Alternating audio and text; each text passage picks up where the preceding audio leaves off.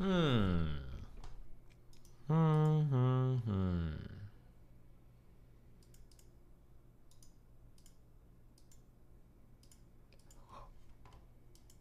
are we doing in the DGG-averse today? Huh.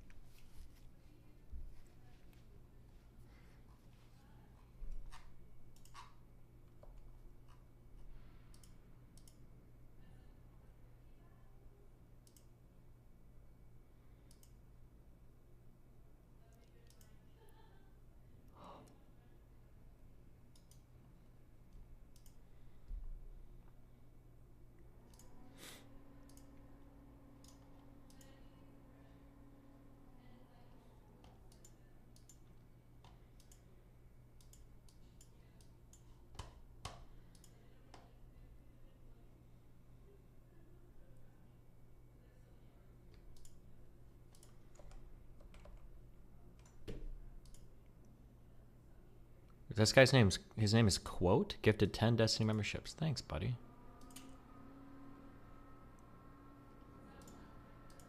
Hold on 1 second. I will start.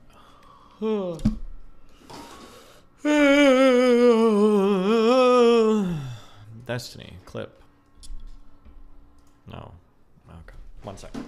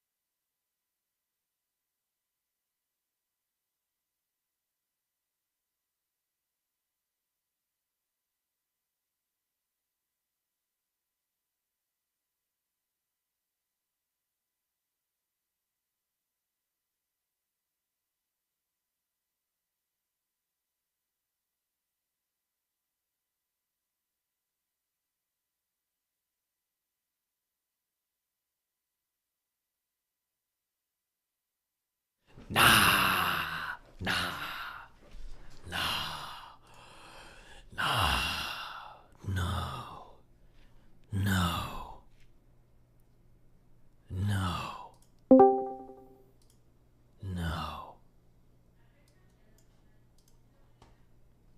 900.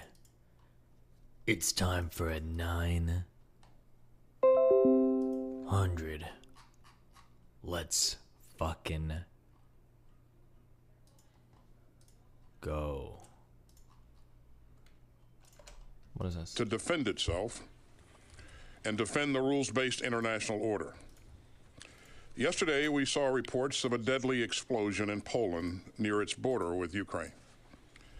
I spoke last night to my Polish counterpart. Sorry, LADallas, bro. Prime Minister and You Minister can't leave for Dallas or LA. I snitched on you. Mom has blocked your credit card and called President Joseph Biden to put you on the no-flight list. So sorry, LADallas, bro. Regrettable, unfortunate, commitment to defend unlucky. Poland. LADallas, biar. We have full confidence in the Polish government's investigation of this explosion, and they've been conducting that investigation in a professional and deliberate manner.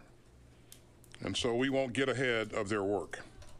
We're going to stay in close touch with our Polish counterparts, as well as with our NATO allies and other valued partners. We're still gathering information, but we have seen nothing that contradicts President Duda's preliminary assessment that this explosion was most likely the result of a Ukrainian air defense missile that unfortunately landed in Poland. Rip. And whatever the final conclusions may be, the world knows that Russia bears ultimate responsibility for this incident. Russia launched another barrage of missiles against Ukraine, specifically intended to target Ukraine's civilian infrastructure. This tragic and troubling incident is yet another reminder of the recklessness of Russia's war of choice. And Ukraine has a bedrock right to defend itself. And we will continue to stand in solidarity with the people of Ukraine as they defend their country. And we were joined today, again today, at the contact group meeting by my good friend Oleksiy Reznikov, Ukraine's Minister of Defense, and by Deputy Chief of Defense, Lieutenant General Moyshuk. I spoke with General Reznikov by phone before this morning's contact group meeting about yesterday's explosion in Poland. And we'll remain in close consultation as we move forward. Ukraine's commanders have shown tremendous leadership and tenacity. And they updated the contact group this morning on the current battlefield dynamics and on Ukraine's most urgent self-defense needs. Ukraine's troops continue to consolidate their gains on the battlefield as they head into the winter. And the contact group continues to push hard to bolster Ukraine's air defenses in the face of Russia's ongoing barrages. I'm pleased to be able to report that the NASAMS air defense systems that we've sent to Ukraine are now operational, and their performance so far has been very impressive. The NASAMS systems had a 100% success rate in intercepting Russian missiles as the Kremlin continues its ruthless bombardment of Ukraine, including yesterday's attacks. We're also working to secure more critical equipment to protect and repair Ukraine's energy infrastructure after Russia's indefensible attacks. We also heard an important update from General Cavoli, our supreme allied commander in Europe. I'm confident that the training efforts spearheaded by the United States and many other members of this contact group will equip the Ukrainian armed forces with the skills that they need to consolidate their gains and to seize new opportunities on the battlefield. I'd also like to acknowledge the European Union's important efforts here. The EU's training program across Europe will do a great deal to reinforce what other countries are doing bilaterally. Also like to recognize Germany and Poland for their leadership in this larger mission. And let me thank the UK for pledging to train another 19,000 Ukrainian troops next year. The contact group also discussed important industrial-based initiatives to sustain our security assistance to Ukraine. Let me also thank the department's acquisition and sustainment team, as well as the co-host of the National Armaments Directors Working Group under the contact group auspices. Now, all of these initiatives help prepare the Ukrainians to consolidate their gains during the winter and to prepare to seize new initiatives in the spring. And you can see this contact group's ongoing unity and commitment in some of the announcements that its members made. I'd like to thank Sweden for coming forward today with a substantial $287 million package of assistance to Ukraine. This package includes key capabilities, including an air defense system that will bolster Ukraine's ability to defend itself against Russia's ongoing ruthless attacks. And Spain has promised to send 2 more Hawk launchers and missiles. And Canada is stepping up with its latest tranche of $500 million in assistance, and Canada remains one of the lead donors of winter gear. Germany has advanced much-needed donations of air defense, artillery, and MLRS ammunition. And Greece also announced an important donation of 155 millimeter ammunition. And Poland has committed additional artillery and tank ammunition, as well as short-range air defense capabilities. And so these contributions will make a real difference. And so does a coordination of our security assistance that this contact group makes possible. So we will continue to deepen our work together. And the contact group has met 7 times this year. And each meeting has produced tangible results that help Ukraine defend itself and its citizens. You can see that progress in Ukraine's victories in Kharkiv and Kherson. Over the weekend, the world saw Ukrainian forces liberate Kherson, demonstrating once again the determination of the Ukrainian people to live free in their own country. Now, our resolve is only strengthened by Russia's indefensible attacks on civilian targets. And we'll continue to stand together in common purpose, because no member of this contact group wants to live in a world where big countries bulldoze their peaceful neighbors. True.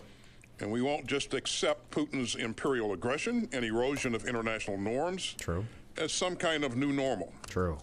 Instead, we will continue to stand up for Ukraine's inalienable rights to defend itself. We'll continue to strengthen our unity and resolve. We'll continue to show the power of partnership. And we'll continue to bolster Ukraine's armed forces by rushing them the capabilities that they need to defend their country.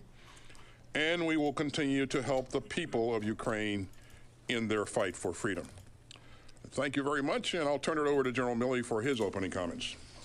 Thank you, Secretary Austin. I appreciate that, and I appreciate your leadership as we gathered today, this morning, for the 7th consecutive convening of the Ukrainian Contact Group, which we've been doing every month, as you know. And thanks also to all the ministers of defense out there who participated, and all of my counterparts, all the charge that participated, and other senior representatives from almost 50 countries showed up at this meeting this morning and continue to take part in these discussions, which are very, very productive. The mission of the group remains clear: to support Ukraine as they counter the illegal and unprovoked Russian aggression, and to continue to supply Ukraine with the capabilities necessary to defend their sovereignty. Through these contact group sessions and other close coordinations that I have and the Secretary has with our counterparts, that I talk to General Zaluzny weekly, and my staff continually talks to his staff, we continue to respond to Ukraine's battlefield requirements and their needs for means of fighting for their freedom. This is a war of choice. It's a war of choice for Russia. True. They embarked on a tremendous strategic mistake. True. They made a choice in February of this year to illegally invade a country that posed no threat to Russia. In making that choice, Russia established several objectives. They wanted to overthrow President Zelensky and his government. They wanted to secure access to the Black Sea.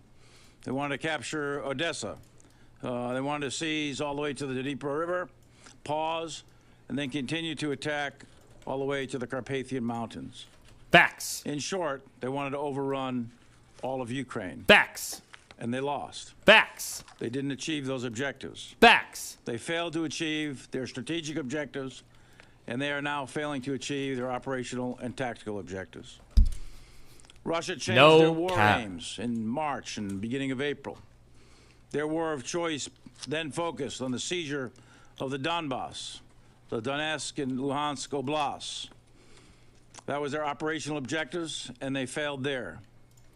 Then they changed again and expanded to seize Zaporizhzhia and Kherson. The strategic reframing of their objectives, of their illegal invasion, have all failed, every single one of them. And we've just witnessed last week Russia's retreat from Kherson. Oof. They retreated across the Dnipro River. Oof. They moved to more defensible positions south of the river. Oof. Their losses due to Ukrainian success and skill and bravery on the battlefield have been very, very significant. Yikes, fam. And it's clear that the Russian will to fight does not match the Ukrainian will to fight. Oof. On the battlefield, that is Ukrainians' offensive up in facts. Kharkiv has been very successful, where they crossed the Oskil River, and they have moved to the east and are near the town of Savartovy. There is a significant ongoing fight down in Bakhmut right now and in the vicinity of Seversk and Soledar, where the Ukrainians are fighting a very, very successful mobile defense. There is limited contact right now in Zaporizhzhia and limited contact in and around the Zaporizhzhia nuclear power plant. And as we already discussed, Kherson's offensive has been successful. So across the entire frontline trace of some 900 or so kilometers, the Ukrainians have achieved success after success after success. Jackson And the Hinkle owes Russians you have money? failed True, didn't we bet on every this? single time.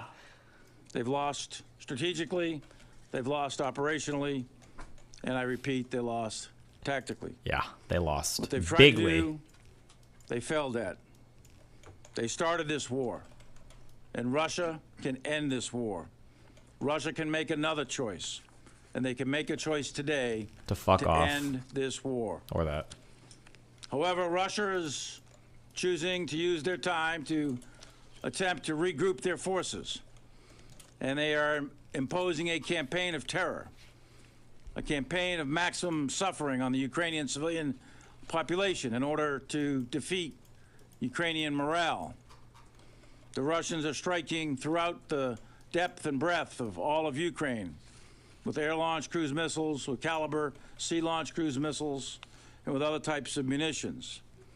They are striking the Ukrainian civilian infrastructure, and it has little or no military purpose. While assessments are ongoing, yesterday's strikes looked like they launched at least 60 missiles, and they may have launched upwards of 90 or even perhaps 100, and we'll have better assessments in the days ahead. But it was likely the largest wave of missiles that we've seen since the beginning of the war. These missiles, again, they targeted intentionally and damaged civilian power generation facilities to cause unnecessary suffering. Is it confirmed the missile came from Ukraine that landed in Polish territory? It sounds like it, yeah. Over a quarter of Ukrainian civilians are without power.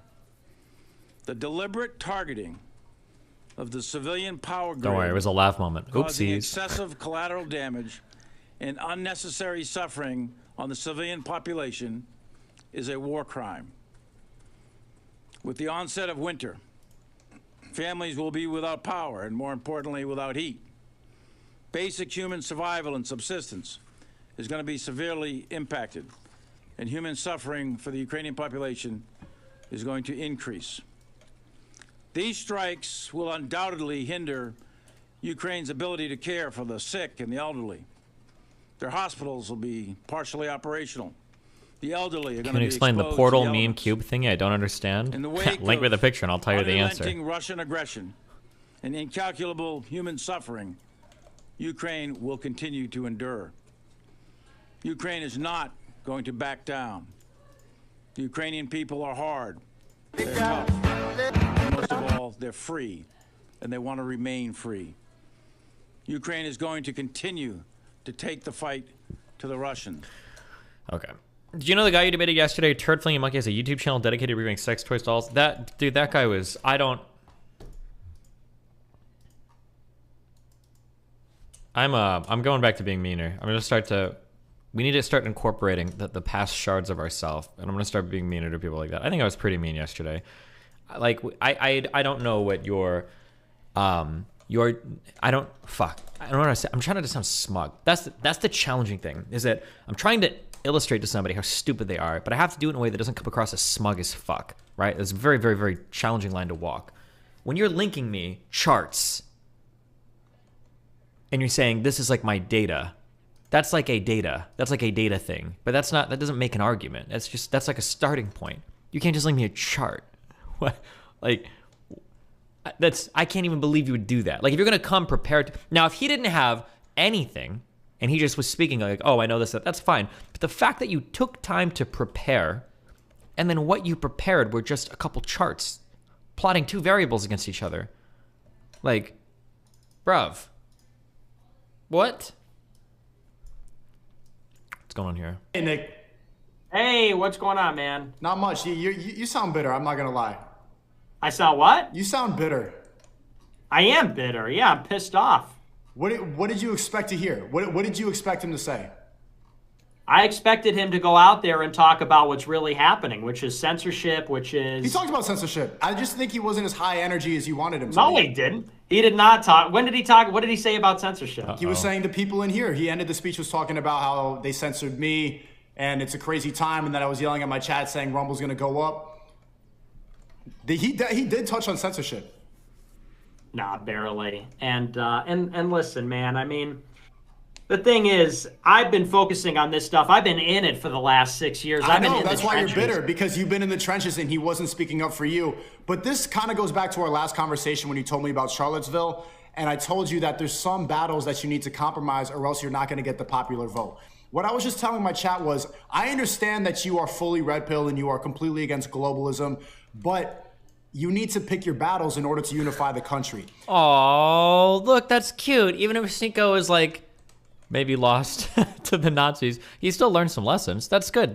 Picking your fights is true. I don't know if Fuentes will admit it to him, but Fuentes knows this as well, right? Like I think that the far right realized that there are some fights that they just looked fucking horrible on. And I was saying, you could win and you could run for president in the future, but there's certain things that you just can't talk about or you're going to alienate too many people. So Trump realized the mistakes that he made in 2015 speech that you love was that he was immediately seen as a racist.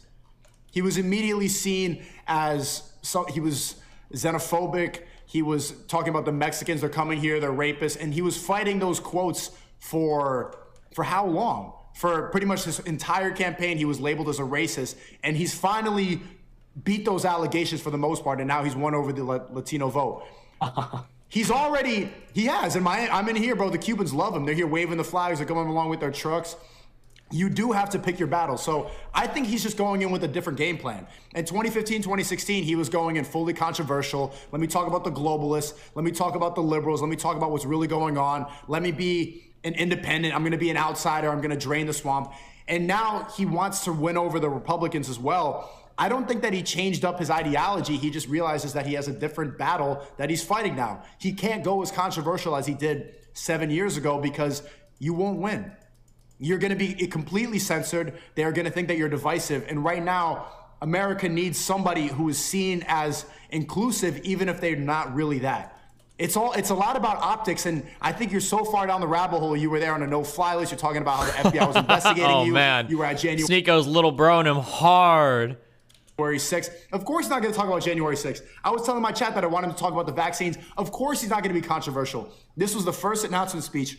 Well, careful. Trump supports the vaccines. In that speech from 2015 was he was first announced. Trump is going from a reality TV star businessman to a politician. A completely different speech. He needs to grab headlines. He has the headlines. He's been the president. Whether you like it or not, you're saying that you wanted to be an outsider. He's already been the president. He's on the inside now. It's a different battle. Well, here's the thing. I mean, first of all, I totally disagree with you about the so-called divisiveness, and even as far as the optics goes, that's an expression I used to use. To me, optics is looking right. Optics is having a good presentation and looking competent. Optics does not mean completely compromising and completely conceding. And the thing is, he didn't. You're thinking that because in 2016, hang on. I'll let you go. So in 2016, holy shit! The prodigal son, after 3 days of not donating, is returned. Evil Fossil with the $9.99. LA, that's a whole Illuminati country away from me. I'll miss you, baby. See you when I'm done setting up for you. Oh, man, I hope you're at our Georgia canvassing event, okay? I'm coming strapped though, so just as a warning. Man, welcome, Evil Fossil, back to the fold. He actually won.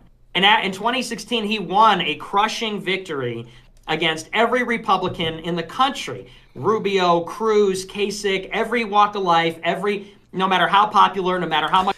This is something, I don't know how I've managed to avoid this. I always try to reanalyze because I'm trying to make sure I don't miss anything. It feels like a lot of people run into this problem where they're like, what would you call it? Like a flash in the pan.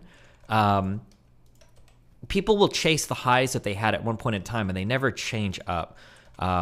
Something I'm always scared of is that, like, you ever see these old YouTube channels and like the people are still posting, but they like just completely fell off. And when I say fell off, I don't mean like, oh, you're not popular anymore, but like they just didn't adapt to the times. They just kind of do the same old or whatever.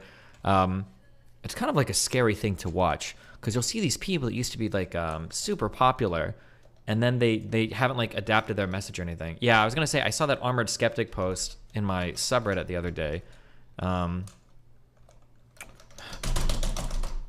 Fucking synergy. Apparently he made a post like complaining about like how he has like no friends or no family or nothing. Like everything is like falling apart in his life or something. I think he became, but I also think, I don't know if I don't want to say crazy, but he might be. Like he did a huge bend towards like Christianity. And became, people were saying he became a cult leader. I don't know if he became a cult leader or not, but it's just interesting to see this guy, his channel. Oh, this doesn't even go back far enough because these guys were popular in like 2017, I think. Does this site only archive back to 2019? But to see a channel with like almost 500,000 subs, struggling to pull like 100,000 views a month, and then to see the people like complaining about it is kind of scary. It's always. I'm completely lost and alone. I don't know what to do and I have nowhere to go. I hate that this is the only place I can even share this. It's all gone. I burned myself out the last 2 to 3 years fighting to get to the end of this. I had hoped that there was something waiting for me, but there's no light at the end of this tunnel. Now I'm broke and hungry. I probably won't even be able to afford internet access soon. Every time I pour my heart out about this, all I get is, you okay, bro? No, I'm not okay. I no longer have the strength to dig myself out of this. Are he and Shu still together? Nope.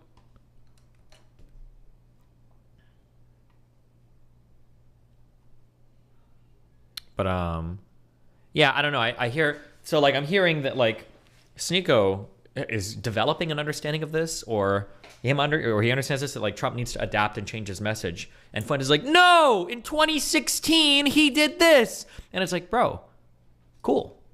What year is it now though? It's not 2016 anymore, my dog. Much money or the dynastic effect. He beat them all. Like he single-handedly consolidated the party and became the most popular Republican literally ever in the history of America, statistically.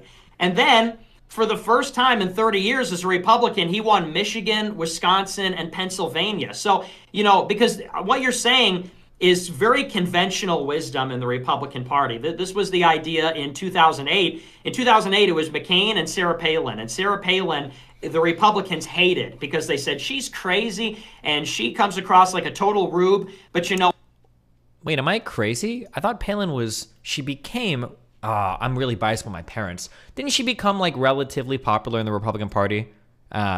She was a nobody when McCain picked her. That was a weird fucking pick. But didn't people grow to like her because she like was more extreme than McCain or represented that? I wonder what Palin poll does. I'd have to find it. My family loved McCain, or not McCain. I'm sorry, they didn't like McCain. My family loved Palin, but my family are more on the extreme conservative side.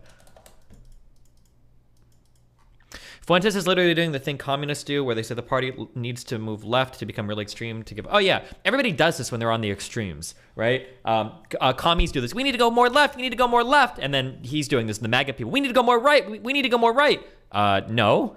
The voters that Trump lost, not Trump, kind of Trump. The voters that the Republicans lost were independents. That's the problem, is the people in the middle. It's always a fight over the soul of the middle. That's why you don't hear us having conversations about, like, what does the squad want? What does the squad want in the House of Representatives? Nobody cares what the squad wants. What we do care about are what Manchin and Sinema want, because they're the ones that are near the center. They're the ones that are the at-risk votes, right? Congressionally speaking, these are the ones that are most likely to lose their seats. It's not going to be people on the extreme right or people on the extreme left that are losing their seats to the other people to the other party.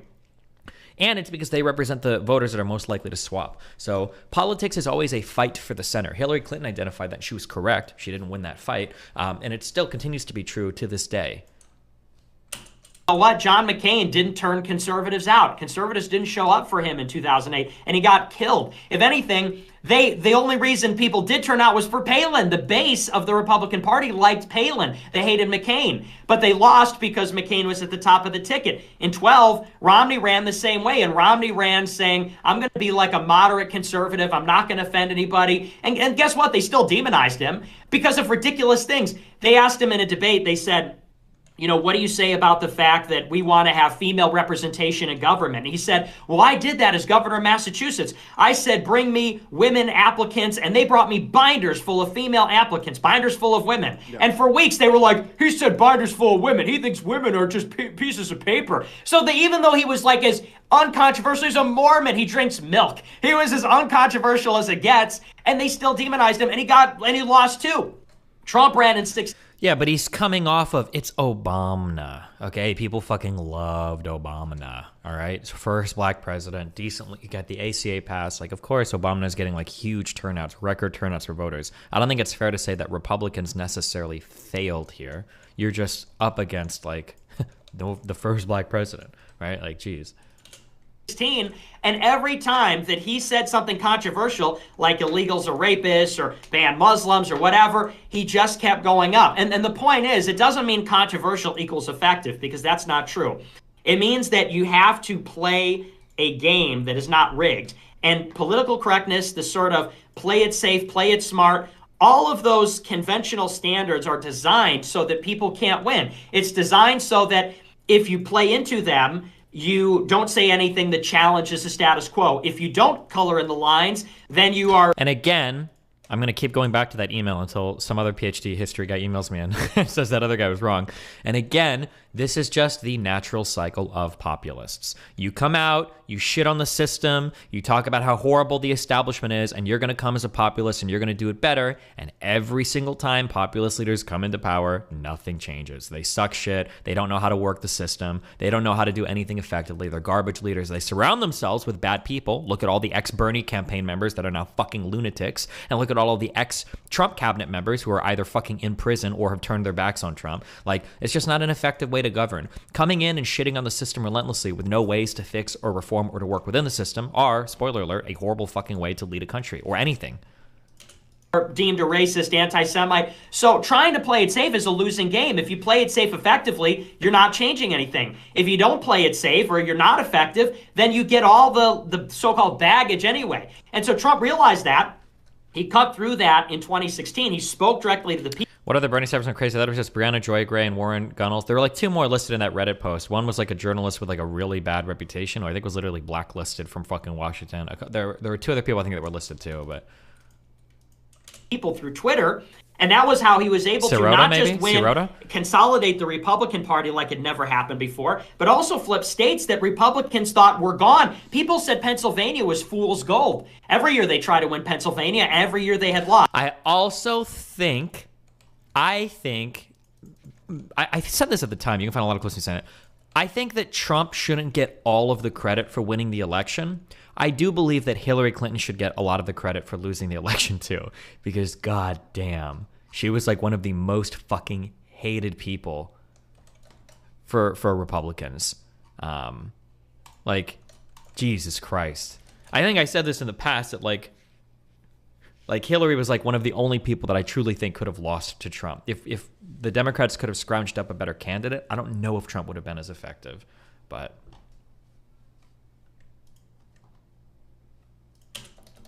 until Trump came and ran the entire table and created a new majority. And this is what people always do. A business will be really, really, really successful. And they'll say, how do we make more money? and they'll go, I know, let's sell everything and let's start something totally new and totally different. Sort of like Facebook. Facebook changed their name to Meta. They're like, we have a great business selling advertisements to boomers, to retard boomers. Let's change it up, and now let's make a metaverse. And it's like a horrible bet. Oh, no. Oh, God, that business analysis is so wrong. The problem with Facebook, the changing of their direction was a good idea, but Meta just might not have been the good change. The problem was that I think Facebook's user acquisition was either down or slipping into the negatives. They were losing users, and they needed a way to reinvigorate the platform or to go in a new direction. You can't usually just trudge forward with the same shit over and over and over again and be successful. Oftentimes, it does require you to change up or move in new directions. Facebook is probably correct in identifying that they need to do something new because people were like dumping off of Facebook. You can't just say that they just tried something new and that was bad. They should have just kept with the old shit, It's terrible, but it's a particular kind of fallacy that people make. This is what the GOP did. They won on Trumpism, and then they said, well, we did so good, I know, let's completely change the recipe. It's like New Coke. Coke and Pepsi were battling in the 80s and 90s. And Coke was at its pinnacle, kicking Pepsi's ass. And they said, I know, let's change the flavor. Let's completely change our flavor, and we'll call it New Coke. And people fucking hated it, and they quickly... Wait, when did this happen? I don't even know. Whatever. A reverse course. And that's sort of what Trump is doing. This is like New Coke. It's like, hey, remember how everyone got excited and we won and it was totally awesome? Well, what if I was like Paul Ryan? What if I was like all those guys that lost? What if we changed all the fundamental attributes to try and gain a marginal little bit more? Okay. And that's the kind of thinking strategically and particularly for this political context, which is completely flawed. But it's a different method. You're talking about Romney and you're talking about McCain, people who weren't already the president. See, the thing is, Trump already has that controversial public appearance. Everybody thinks that he's a racist. The normies, I think that you're too far down this rabbit hole in what you believe in, and you're not thinking about how the average person perceives Trump right now or what the average American really wants to hear. So he already did that. He's already won. He's already been the president. Why would he be controversial again? Why would he try to alienate people when probably the biggest struggle that he had was getting the Republican Party to be on his side? I can't actually believe. I can't believe it. So he goes 100% correct. I don't know if he's been reading something or if he's completely stumbling into the absolute correct answer, but this is absolutely true. Trump had a huge fucking problem getting the Republican Party. He brought a lot of voters out, but he couldn't work with anybody in leadership. He was fucked. He had no good Does Trump have a single good relationship with any establishment figure in fucking Congress? Does McConnell even like Trump? It is such a huge problem that Trump needs to overcome. And Steve goes right. Trump's already controversial. He's already said crazy shit. He's got those people on his side. He doesn't need to appeal to those people. He needs to get the moderates and the people in the center. He needs to get all the people because there are, believe it or not, I know that we hate Republicans here. Yeah, I hate Republicans. But there are a lot of Republicans in the center that are looking at that January 6th shit and they're like, that's really fucking cringe, bro. That is ultra fucking cringe. And those are the Republicans that Trump has to recapture because there are a lot of people in the center right that get turned off by shit like that.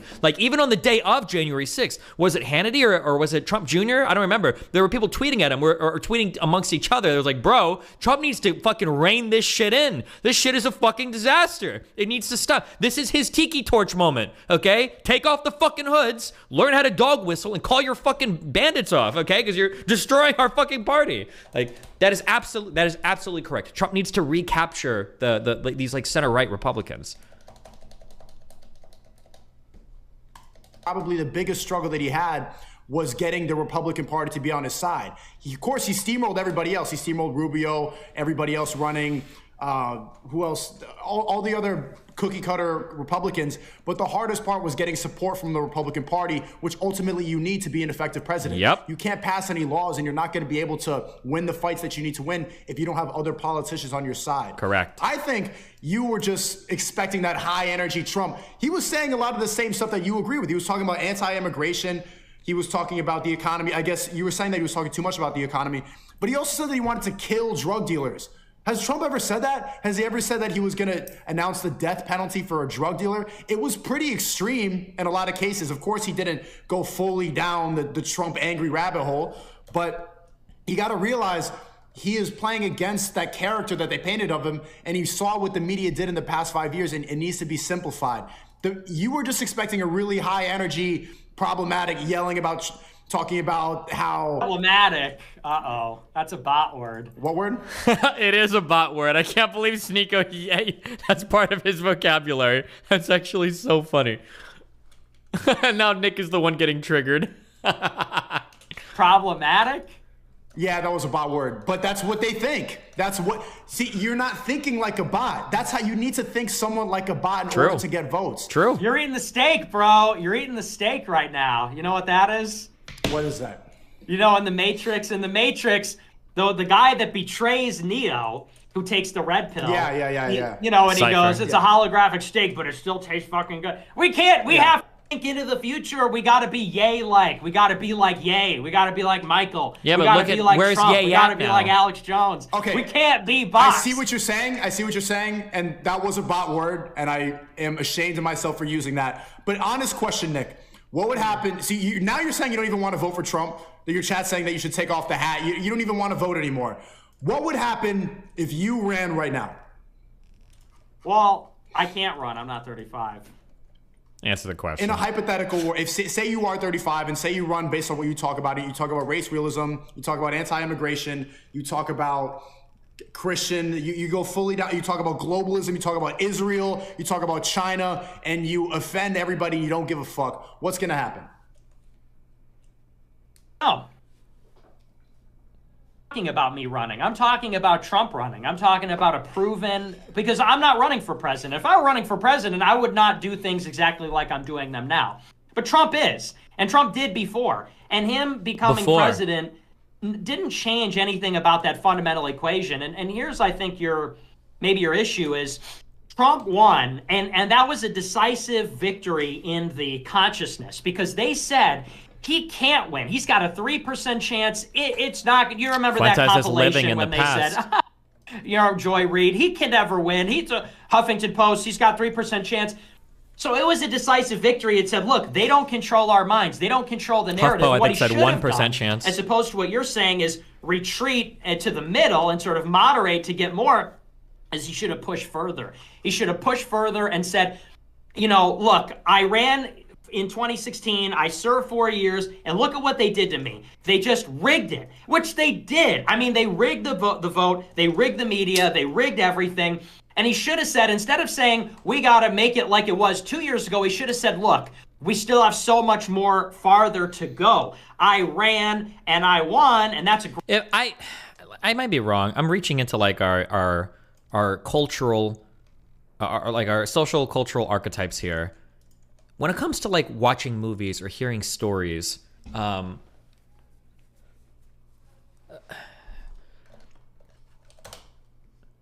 feel like this sounds like a loser line. Like, they rigged it.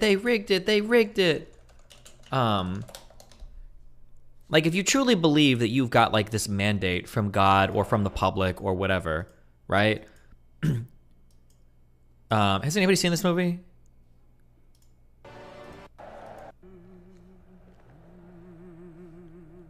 Like, I think I actually haven't seen this movie. I don't even know why I'm familiar with these. I don't know why I'm familiar with these clips. I don't know. I have no idea what the fuck this movie is about. But Kurt Russell's character, before he comes out here to fight this, is it the king? I don't know who the fuck this guy is. But before he does it, he gets stabbed so that this guy's like a higher chance of beating him, right? But it feels like in the Republican world, for some of these Trump worshipers, like imagine if Kurt Russell's character came out and he's like, oh, I'm sorry, not Kurt Russell. Kurt Russell is the Metal Gear Solid inspiration. Russell Crowe. Before Russell Crowe comes out, he gets stabbed. Imagine if he comes out in the middle of the arena and he's like, I got stabbed. It's rigged. And then he just cries about that for like the remaining 10 minutes of the movie. And then maybe they even find out about it. Like, oh, wow, it was rigged. Like, he auto wins, right? That's usually not like the heroic archetype we're looking for. Usually we're looking for somebody that can overcome shitty situations or overcome even rigged situations and come out of them still successful. Like, I feel like a more inspiring message for Trump was like, hey, be vigilant, watch the polls. We're going to do all we can to make sure everybody's held accountable, and we're going to win no matter what. I feel like that's a better message than this like crying over and over and over again. Just from backing up from like a cultural like archetype point of view. I don't know. I'm never going to stop harping on this. I just feel like it's so fucking cringe to hear Trump like crying so much about the election shit. Like, bro, if you're the hero of the Republican Party, like, be vigilant and overcome. Like, don't cry so much about 2020. Like, you look so bad. You look like a fucking loser. Even if it is rigged, you look like a loser. Rise and overcome. Great thing that the democracy triumphed, but then powerful forces arrayed against me consolidated to repel our incursion, to repel our attack. Now we need to go back in with 50,000 personnel into the White House, and we need to change the deep state forever. We need to fire everybody in the White House, bring back everybody from the embassies and the diplomatic mission. We need a completely clean house. You got to build on your momentum as opposed to this stuff. He was just more simplified. He was talking about the deep state. He was talking about the globalists. He was talking about the corrupt politicians. He just didn't say it as fiery as he did before. He got older. Well, I agree with you. He got older. Okay, that's got to be ripped for me. He got older. Well, let's chill. He went from like 74 to 78 or whatever, right? Like, I don't know, like at 70 plus years old, you're probably pretty developed, but I was not expecting a lot, but I was. Wait, Destiny, you're a somewhat sane individual. You're analyzing this from a rational viewpoint. People who cry foul about election and cheating really believe that it happened. In their mind, it's you who is insane and doesn't get it. No. I'm analyzing it from their point of view. Republicans might not realize it, but I'm willing to bet that deep down, if you were able to do some like sentiment analysis or like emotional underpinnings of like people like in their feelings, I think that people were hyped for Trump in 2016 because he felt like the system was broken. A lot of people were unhappy, and he wanted to fucking plow a path forward. He wanted to do a 90-degree shoot-off from where politics was heading and plow his own path. Make America great again. Make America. We're going to do new shit. We're going to close. We're going to lock Hillary up. We're going to fucking lock down the border. It was all these new ideas. It was very forward-thinking. All of Trump's shit from his campaigning in 2016 was all forward thinking. And I think that was an energetic move for a lot of new Republicans, for a lot of young people that were following Trump. It's like, holy shit, this is some new shit. He wants to like plow this totally fresh path. He wants to break through these walls. He wants to do shit. That's cool. And that's energizing. It's invigorating. You feel cool. Make America great again. Hell yeah, let's do it. But now every time it's like, and then they rigged the vote. And they did us dirty at the ballot box, and they rigged it. And it's like, yeah, you kind of got like conspiracy shit. It's like, okay, yeah, cool, I guess they did. But I don't think that gives you the same energy. It doesn't feel as like perspective. It doesn't feel as forward looking. You might still kind of like him, and you'll vote for him even maybe. But I don't think the same energy is there. It doesn't feel like it. But I could be wrong. I was expecting more than this. Why were you so disappointed? You are way more. I was fired up. I was really happy. My chat was excited too. I think he touched on a lot of great points. And think about it this, like, if he doesn't win, do you think Biden even stands a chance? I don't know, but at that point, I wouldn't care. I mean, because if we get DeSantis, it's going to be the same. I mean, Biden's not really running anything in the same way that DeSantis really wouldn't be running anything. Or Newsom or whoever would win. You think DeSantis is actually going to run, or you don't think he's happy as the governor? I think it's more likely he'll run now, yeah. Sure. After Tuesday. Because he won Florida by 20 points, which is crazy. But that's because they fixed the election. To his credit, DeSantis fixed the elections in 2021. No, it's because DeSantis has been a loud and effective leader in Florida. I think I have never... Somebody correct me wrong. I mean, obviously, I disagree with all of his policies, but has DeSantis done anything where his...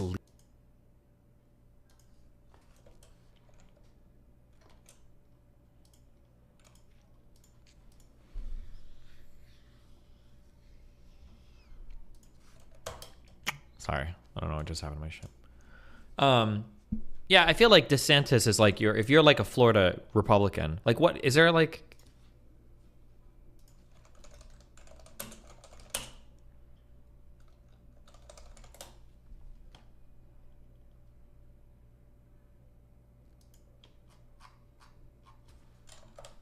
I mean, I think his favorability is just very, very, very, very, very high, and it seems like he's done a good job for the Republican Party. So. And which is crazy because it's like, okay, Arizona's a purple state, and Blake Masters lost by 6%, and Kerry Lake lost by a few percent. Florida, which has always been a purple state, went 20 points, not just for DeSantis, but also Rubio for both statewide offices, and Miami flipped. So on what planet does Florida go red by 20 points and Miami-Dade is red, but Arizona is blue, and Georgia and Pennsylvania? That's insane. The difference is that in Florida in 21, they passed a bill that said, look, we're not automatically sending out... Oh, this is cope. Oh, my God, this is such cope. Fuentes' political chops are destroyed if he thinks the only reason DeSantis won is because they got rid of fraudulent votes.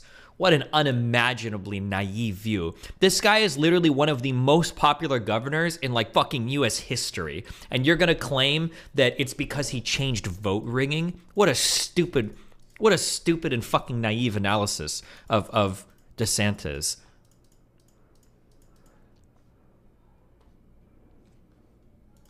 Absentee ballots to everybody. We're not going to open up drop boxes in the middle of nowhere and let people drop off ballots all throughout the night for a month. And we're not going to let people walk around with 200 absentee ballots on behalf of other voters in the back of their car. You know, so they basically reversed everything that happened in 2020 with regards to how COVID and how representatives changed the election laws because of COVID. And as a result, Republican landslide. And it wasn't just DeSantis, because Rubio got the same numbers. Everyone says, oh, it's DeSantis. Well, Rubio's shit, and he won by 17. Yeah, but how much of that is like down ballot voting and shit, right? How much is it, like, we know that down ballot voting is a big thing, probably especially if your governor is incredibly popular, right? Like,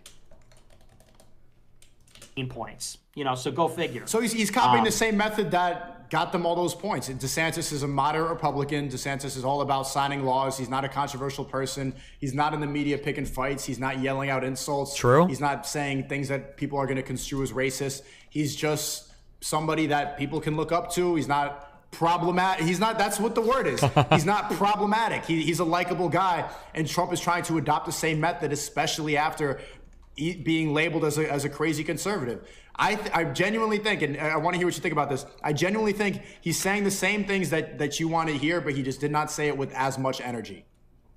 Well, and here's what I'll say about that. I know what you're saying, and I don't entirely disagree with that, because there were a lot of things in there that he said. But it's very important, not just what you say, but what you don't say. Because as far as policy, it's not very, because when you think about it, Trump was not really on board with us in 2016, you know, like Trump. Why is DeSantis so popular? All I've seen of him is culture war nonsense. Why didn't that resonate elsewhere? I think some culture war stuff is people like, but like he also was effective in actually doing something about culture war stuff too, right? Like he got that Don't Say Gay bill passed. He changed recommendations about medications for trans people from the state. Was it the Medicare or Medicaid board or whatever? But also, I think, weren't a lot of Republicans in Florida really happy about the state of lockdowns as well? Like, didn't he do, I'm saying, a good job from the Republican perspective of, like, keeping Florida, like, relatively open while the rest of the country, Floridians saw the rest of the country basically, like, sheltered inside their homes, not being able to leave. And then in Florida, you've got, like, all these people partying at the fucking beach. Even fucking Chris Christie was, like, out at the beach having fun and partying with people while he was saying that people shouldn't be doing it. So, no, I think that DeSantis, from a Republican perspective, has just done, he's just been a really effective Republican leader. He's done a really good job at getting his, the state assembly to do shit, his policies around COVID, his culture war stuff. The COVID shit skyrocketed him. Yeah, that's not surprising. Never said he was against legal immigration, ever. He said, we're going to build a wall and put a big, beautiful door in the wall and people can come in legally. You know, so Trump wasn't even against legal immigration in 2016. And Trump literally, coming into the 2016 election, said that he wanted to ban immigration from all Muslim majority countries. These were statements that were literally on Trump's fucking website, okay? But, okay. Trump was very heavy on the economy and trade in 2016 as well. So the substance wasn't totally different. My problem is not so much what was said, but what was left out. And what was left out? January 6th and the election fraud? Well, election fraud, the 6th, and even in terms of time, he talked about the DOJ and the FBI, but it paled in comparison to how much he talked about Ukraine, or how much he talked about Biden being a retard, or how much he talked about how we're going to deregulate and make ourselves energy independent. And these kinds of things matter because a president can only do so much, and the focus matters tremendously. The bureaucracy is like an aircraft carrier. You can only change it by very slight degrees. And most things in the executive branch are determined at the very lowest levels by bureaucrats. The things that the president accomplishes are his big initiatives that he wakes up every day and pushes his cabinet members and his guys every day. And so if that's not a big part of the speech, if that's not a big part of the platform, it simply will not be done in the administration. So there was no big picture, there was no big vision, there was no big push for the kind of anti-corruption measures you would need to see to change the country. If he just gets in there and cuts the taxes, deregulates, it's going to be deja vu all over again. He'll be in there for 4 years. Economy will be good. That's great. Energy independent, great. Rebuild the military, great. But then it's going to be impossible for Republicans to win ever again. Democrats get back in 28. The cycle continues. So it's got to be a truly revolutionary change that occurs in this election, or else I don't think it's ever going to happen. Who's going to be that revolutionary? Is it even possible that? See, that's why you have a defeatist attitude, and you should just accept what you got in front of you. Trump will win. I think this method is going to make him win. Calling Biden a sleepy idiot, saying that he's low energy, and talking about immigration and talking about the economy, how making money for a lot of people, not coming off as racist, not coming off as a crazy, loud Hitler comparison guy. Yep. If he comes in more moderate and he sticks to what is working, which is money, closing the borders, talking about fentanyl, then he will win. But that guy that you really expect to go and shake the room was Trump in 2016, and you saw what happened. They impeached him. You saw what happened to you as a result. Maybe you just have to accept the fact that it's not that possible to really shake it up, because if anybody was going to do it, it would have been Trump in 16. True. So you need to lower your expectations and be happy that he's probably going to win. I'm not even sure if DeSantis will run, and Biden will not win. Biden's not going to get reelected if with debating Trump. It's just not going to happen. So compromise a little bit. Maybe all the expectations you have, they're not realistic right now. What you're saying is, I know my chat is going to disagree with you a lot, and I also disagree with you, but what you're saying is actually very insightful. This is something that Curtis Yarvin talks a lot about, who I don't particularly like him specifically, but he calls this the clear pill. And what you're saying is a lot more insightful than maybe how it comes across. Because there's a difference between saying, like, oh, Trump is problematic, and saying, well, we have to resign ourselves to the fact that power is very powerful. The entrenched interests in America are very powerful, and there just isn't, maybe radical change isn't on the menu right now, and it may not be for a long time. And I actually don't think that's actually a terrible opinion. I think you may be right about that. And here's what I'll say. Here's where I would kind of meet you in the middle. I'll say that I'm going to watch the race, because I think you're right. Trump is still the change agent. He is still the guy who can deliver the most change to Washington out of anybody. If I was going to vote for anybody, it'd be Trump. And if Trump went against a Democrat, I'd vote for him. And you know what? I think more likely than not, I'll probably be supporting him in a... Do you hate Nick Fuentes? Do you want to make a difference in your country? Do you want to hang out and see me in real life? We're going to be doing Georgia canvassing. Go sign up for the forum if you want to come down and do it. I think I'm paying for your hotel room if you come. There you go. Fantabulous. A year, and in a year, the primary won't even have started. The primaries start in February 24. So in a year from now, it's November 23. Probably within a year's time, I imagine it's likely I'll be supporting him for the reason you just laid out. What I would like, though, is for him to push the envelope, because I think that there's a real historic opportunity. I think the ingredients are there. I think a window is open where more can be done than normally.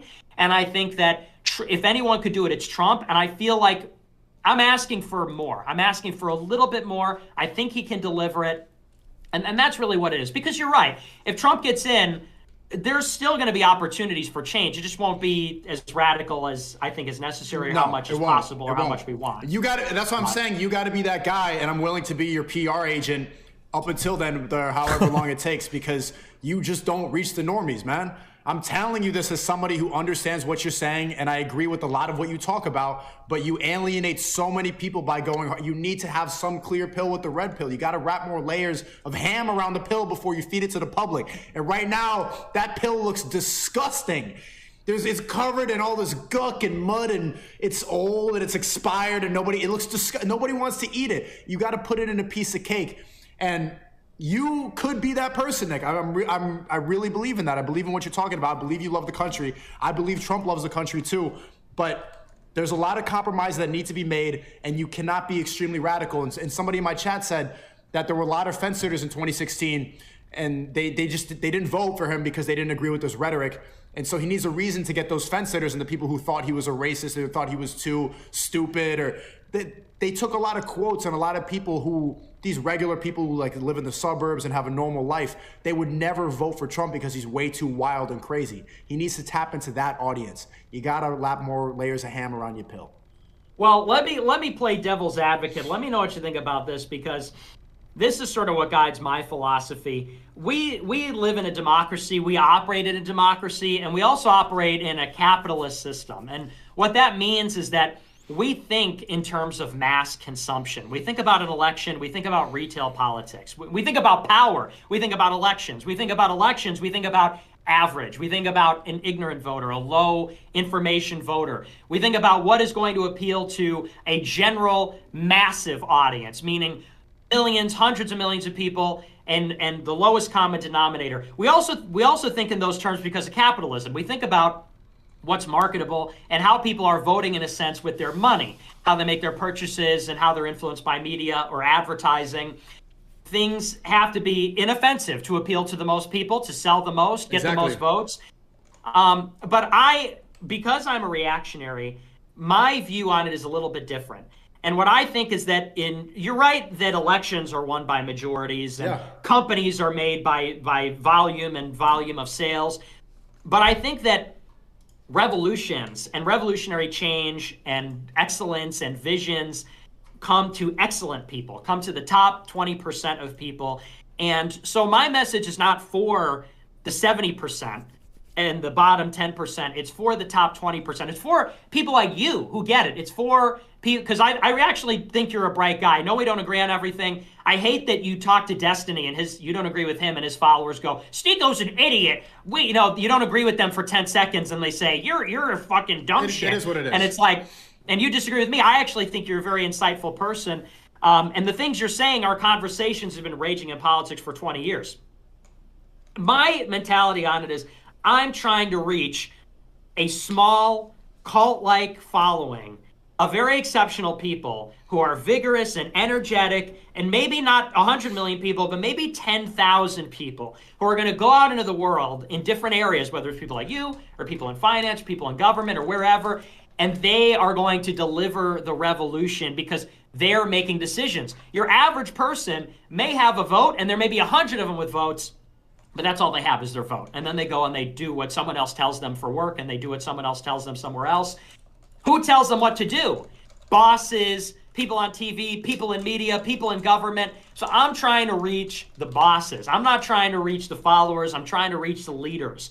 And maybe I won't be the leader. Maybe I will be. There you go. So does you saying that, do you see why you are being too reactionary by getting that disappointed and saying that you're not going to vote for Trump and really denouncing the whole thing in general? If you admit that your ideologies are only for a specific demographic of people, then you need to realize what Trump is doing with that announcement speech. It's a different method. It's not a cozy TV stream. It's talking to the American people with something like 400,000 live people on Rumble. Trump was doing something similar in 2016 because the Trump victory in 2016 wasn't delivered by the people. It was delivered by, well, it was delivered by him, and it was delivered by people on Twitter who were interpreting his message and carrying his message, because there were people in 2016 like you now who were saying Trump just lost. He said that, you can't say that. And then you had this class of people like Scott Adams or Cernovich or Posobiec or Bannon or Jones who came out and said, no, listen to what he's saying. It actually makes a lot of sense. Actually, this. Actually, if you look at it this way, he's right. The facts show that he's right, and so on.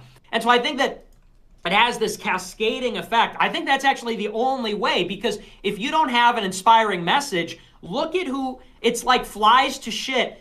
The people that are attracted to the current Trump are just grifters. The people that are surrounding Trump and that have buried Trump are grifters that just want to make money and want influence, want to work in the West Wing, instead of diehard loyalists who are going to kill, rape, and die and steal. Not literally, of course, I'm against those things. But, you know, they're going to do whatever it takes to deliver a victory for him and for his ideas. And so that's why I think that you... Rape is crazy. Do you think it's better generally to build things on Earth and then ship them up here? Or should I just be building them up here? So like, for instance, now I'm working on these second tier science packs. For this aeroframe pole, should I be building these on Earth and shipping them up here? Or should I be shipping the beryllium up here and then building them up here?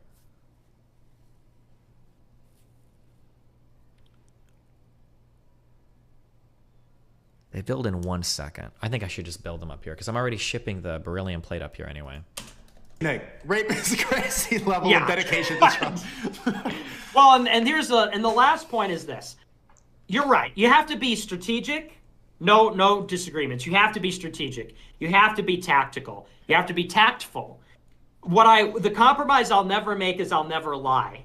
Because if you look at the Bible never says to lie. It says to be clever. It says to be cunning. You know, when Jesus talks to his disciples, he says, get a cloak and a sword and be as clever as, clever as serpents. You can use productivity modules on the ground? Like oh, never mind. We do it on the ground then. And so he says to be clever, and he says to be innocent. In other words, don't sin, be smart.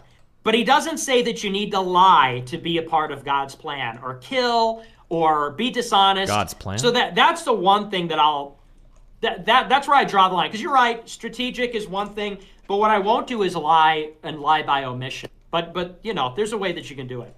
That's why you need a PRA.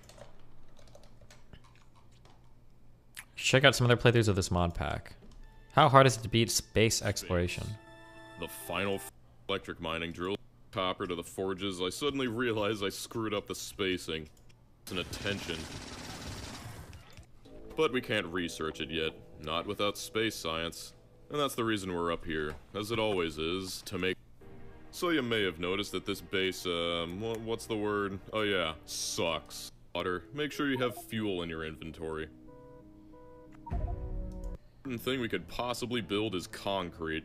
Everyone knows it's not a real base unless it's got concrete. Here's the boring stuff like multi-cylinder engines and small electric motors. Theoretically, we can make rocket fuel from vulcanite, so even though the planet doesn't have any crude oil or water, we'll still be able to fuel our rockets. Also, to do that, we need to remove pretty much every man-made object on the planet first. Using the fuel from the janky Pyroflux build, we'll be able to bring back the mountain of rather expensive supplies we used to build the wall. But after that, we need to explode everything we're not taking with us. And the biters decided to help us out by detonating our nuclear power plant. They didn't survive. Blowing everything up while also leaving is a bit of a tall order since you need the silo to be intact, but thankfully we have artillery. But if we're using artillery to kill everything, who's gonna blow up the blower-upper? Our friends, of course. They're only a little mad. Wait, why is he blowing everything up? They decided to ignore the chests, but this is why I made the backup gun. I don't think he's gonna make it. Sucks, but if you're already mass-producing vulcanite, it's just the easiest way to get rocket.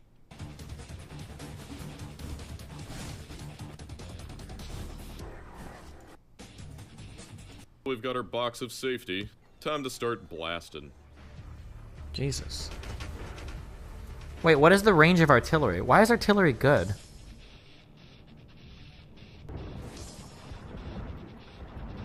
It just seems so annoying.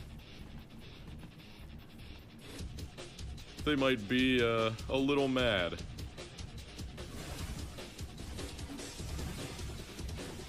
This range is larger when you use the remote? Oh, fuck, dude, I don't have time. We're not even close to clearing this place out. Manually do all that bullshit. Since this enough supply, but of all the... Wait, this guy isn't even close to beating. The design straight from Marielle. Wait, how is this guy doing his rockets? Hold on. Go.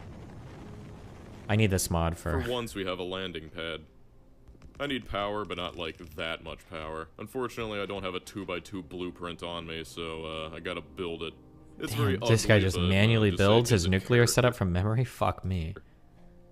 You know how you always forget something going to other planets? Well, I forgot more rails. Or an abundance of coal. We don't have pyroflux either. Theory stone to mine.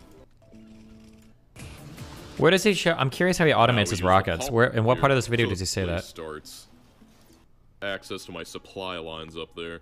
But anyway, let's finally get up there. And for including signals from any little access to my supply lines up. Request to the amount we sent in the constant. Okay, hold on. Space exploration. Perhaps the most infamous Factorio mod, where runs can take anywhere between 200 and 500 hours. It's not the hardest Factorio even mod. Longer than that. I'm at 350. But that doesn't mean it should be taken lightly. The percentage of people who start space exploration runs and actually finish them has to be in the decimals. Oh wait. The glow. No wait, where were we? He was about to explain his rockets. Quest ability with I'll say. Been wired up. Not gonna bother asteroid belt catch eye. So let's set our destination to Nalvis orbit. Wait, he's literally making a spaceship before this kind of ship? We appear to be in spacier space. Wait, how does he have this unlocked? Is this an older version of space exploration? I'm so confused. Well, it works. Except now we're being assaulted by rocks. He found a wreck? You can find that ship in an asteroid belt? Oh, interesting. Okay.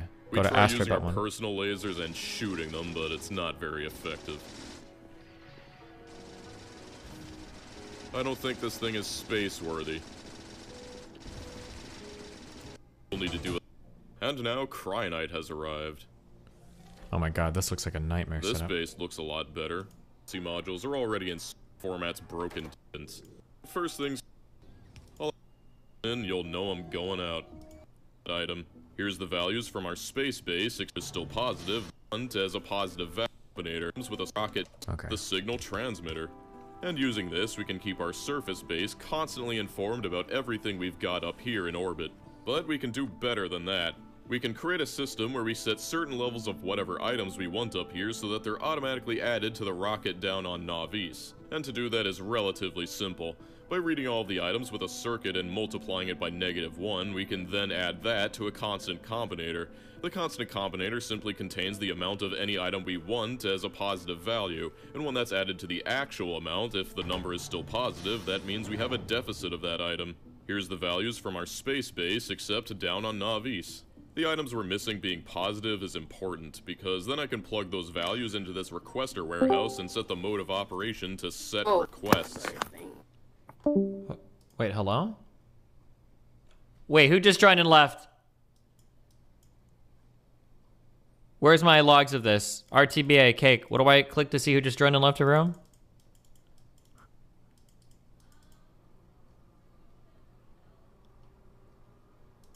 Oh, the Fenty person. Oh, okay, gotcha. Oh, I think she didn't know she asked for permission.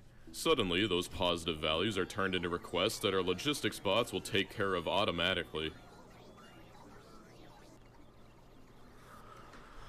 Oh, no. This might be a way better way of requesting things. I'm deep in some Factorio theory right now. What do you want?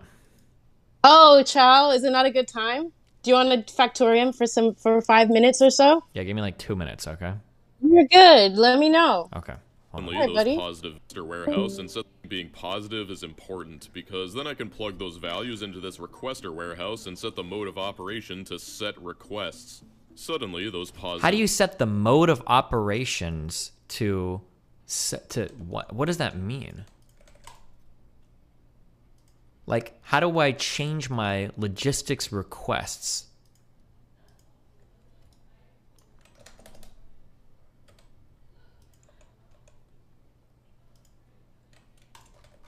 Just connect a circuit network.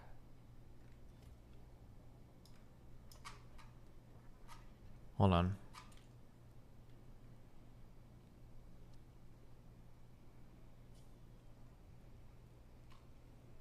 Connect a circuit and you get a pop-up. I sent you this 18 days ago.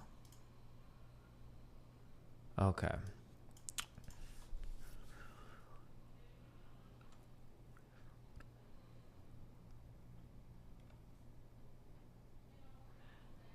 Wow, I feel like I understand everything that's going on, but these are so fucking hard to read. Okay, combine the two signals, just connect them. You now have a signal that tells you how much is missing from your chest and orbit. I understand that. You now put the inserters on your home planet to activate when your item is greater than 0. If the power goes out anywhere, the signal will be 0, which won't activate the inserters.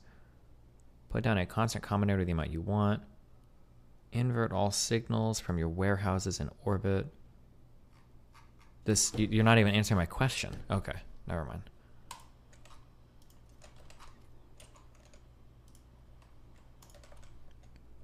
Okay, let's connect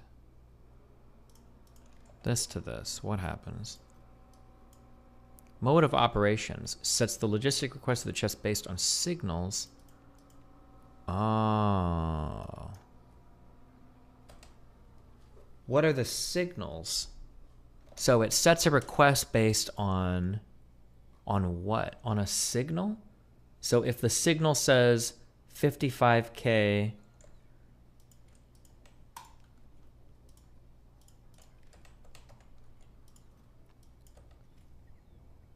55K military science.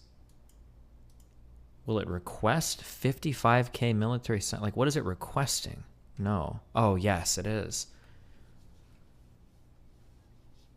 It requests items with a positive value. Interesting.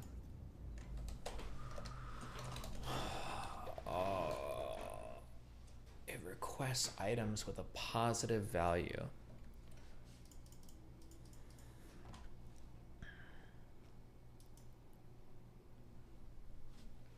Logistics signal in, contents of everything on hand, cost to build a start trying. Clean up input.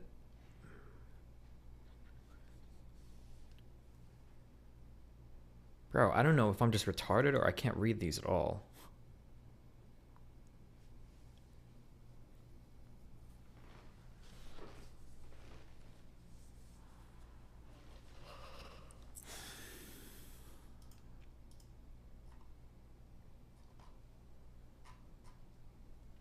Or not retarded, I'm sorry.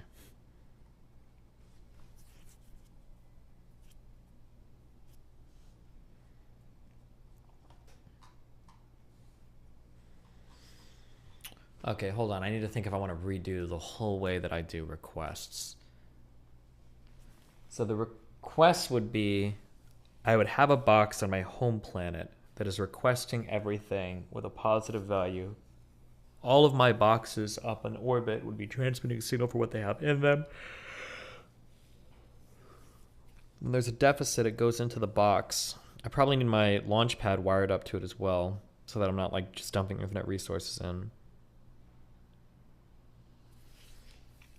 My method uses a lot of belts, so it's not as... I think my method is okay. I think my method is fine. I think. I'm trying to think if there's like a big advantage to doing it this way.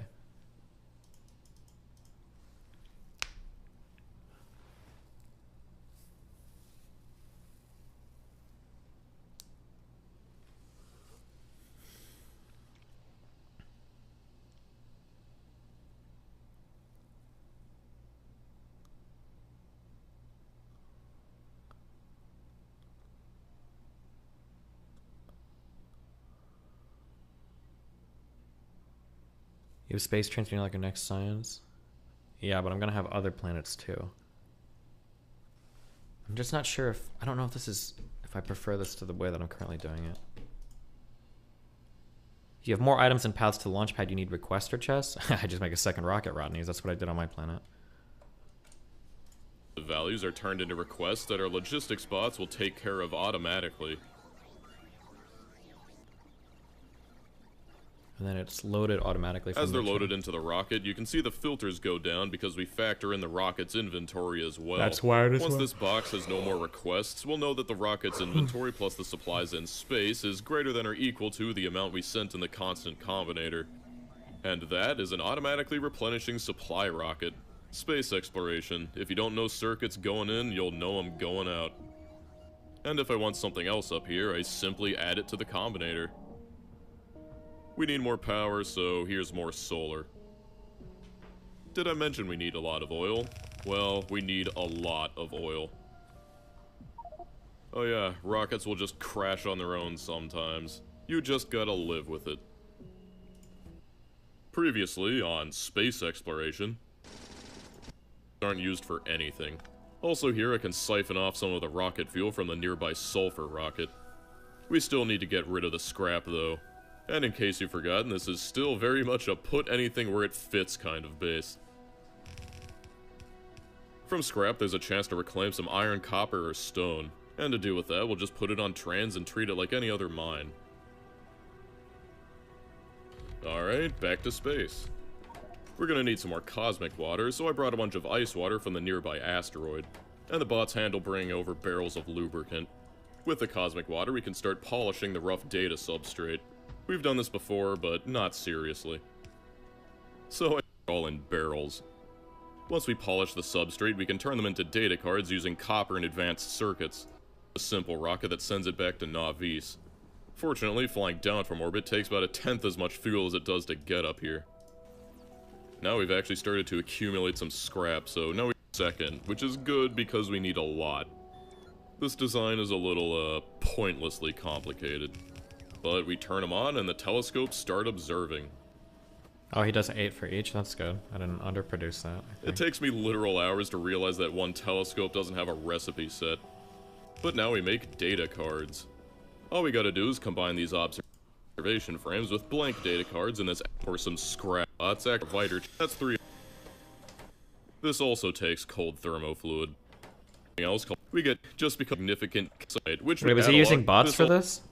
Oh, he is using. With all 4. He must be using a lot of bots. But just because insight for every and the how so apart we have labs, they're using it. There is absolutely gonna turn all of the place into science because I'll need some. Oh, later. He uses so many but bots. Basically, we're at an impasse. Oh my we god. Can't do any more research until we have some new resources. So heavy oil to stacked to 20. The one downside of this process is that it makes stone as a byproduct, but we're just gonna turn that into landfill, shove it in a box, and forget about True. it. Base. Honestly, that's when good. I'm all done with this series, I might make a retrospective video on the whole mod, so I'll save most of my thoughts until then, but let me just say, I'm not really a big fan of every single one of these recipe chains giving you random stone as a byproduct. Also, I forgot to set the filters. There we go. So, what's next in our quest for holmium? Well, this one. Whole base.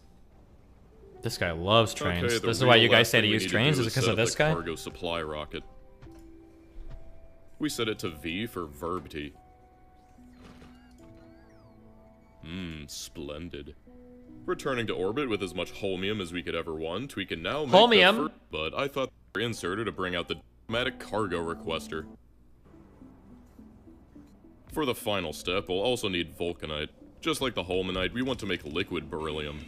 As I can use. Let's watch the whole process.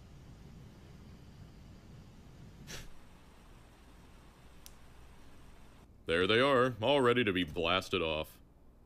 With iridium in hand, we can finally open the door to materials science. If we put up enough meteor defense installations, we could prevent it, but after spending 4 hours clearing out Wayland, I don't think I'm up for another one. What I'm saying is, I actually need to bother building defenses this time. I don't need too much space though, so just this little box will do. Now that we're mostly done with the planets, it's time to address a pretty major problem that's been brewing over the last 50 hours we've been busy. We've almost completely depleted all of the stone inside of our walls. Unlike copper and iron, which are practically infinite thanks to Taurus, we still source all of our stone locally. No stone means no circuits or low-density structures, and that means no cargo rockets. This, what is he shooting here? Is this like artillery, like nuclear artillery, or? Is a perfect task for someone else, while I do more important things, like setting up vitamelange. I put down a landing pad below our erudite on the main bus. Weapons delivery system. So this whole time I just I've been unlocked thinking that. about how I could improve my space base.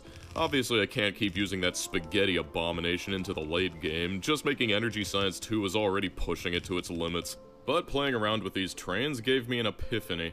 And that starts with Materials Science 2. But you've already seen me do this multiple times. 4 data cards, catalog, science, yada yada. Except this one is special because one of the cards takes a frickin' train and makes 1.5k scrap. Whatever, there's the science. Wait, holy shit, he's on tier 2. This is the tier 2, hold on. around here is a little awkward, but it's legitimately the only place funny. I miss that part. Now, since I don't want any biter meteors falling inside of my walls, I'm going a little overkill with my meteor defense. That other rocket is for Vitamelange core fragments. We'll need them later. The auto-targeting is very dumb, but expensive. This is what it takes to launch a single pile driver, and I checked, I launched about 1,300 of these. After letting it run for a few hours, it's cleared out most everything, but there's still a few camps of annoying stragglers left behind. All the nests are dead, but it still won't let me confirm extinction because there's still a few behemoth biters wandering around. After this, I just let it run for another hour, expecting it to be done when I got back, but still. There can't be that many of them left, and even behemoth biters can't take more than 2 of these to the face. So what gives? Well, eventually I saw it. The auto-targeting is very dumb. Basically, it's a complete crapshoot if the biter will walk out of the way before it lands, and the high HP regen of behemoths does not help. I guess that means you actually gotta use something that one-shots them. Except this one still survived. At least if they're all auto-firing here, it means it's the last one. Finally, it dies after my superior brain manually targets it. But the moment of truth. Finally. That was so much effort. Damn. The main advantage of this is that we can trim the surface and the biters won't respawn. We're expecting it to be done when I won't lie to you though, doing it like this is extremely expensive. This is what it takes to launch a single pile driver, and Weapon delivery capsule, iridium pile driver. I checked, I launched about 1,300 of these. Sit back and relax. With this, we can quite literally nuke things from orbit. Plated scaffolding and— This should be how I clear planets. Oh, this is what I need to do on... I think I just unlocked this tech. So he's using, it's these weapons delivery cannon. That's what he's shooting with.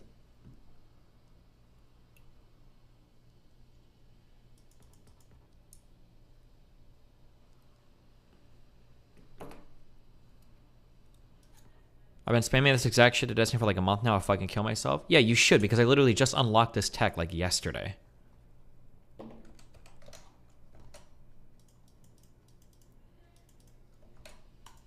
better thruster suits. Finally, I'm not limited to this tiny grid if I want to be in space anymore. The plated scaffolding is great as well, because it makes us walk twice as fast as the crappy scaffolding. Really frickin' expensive to make, though. What I really want, though, is this. You've heard of delivery cannons, yes, but have you heard of weapons delivery cannons? Let me hear him explain these, hold on. Honestly, it's much less a delivery cannon and more just a cannon. Yeah. With this, we can quite literally nuke things from orbit.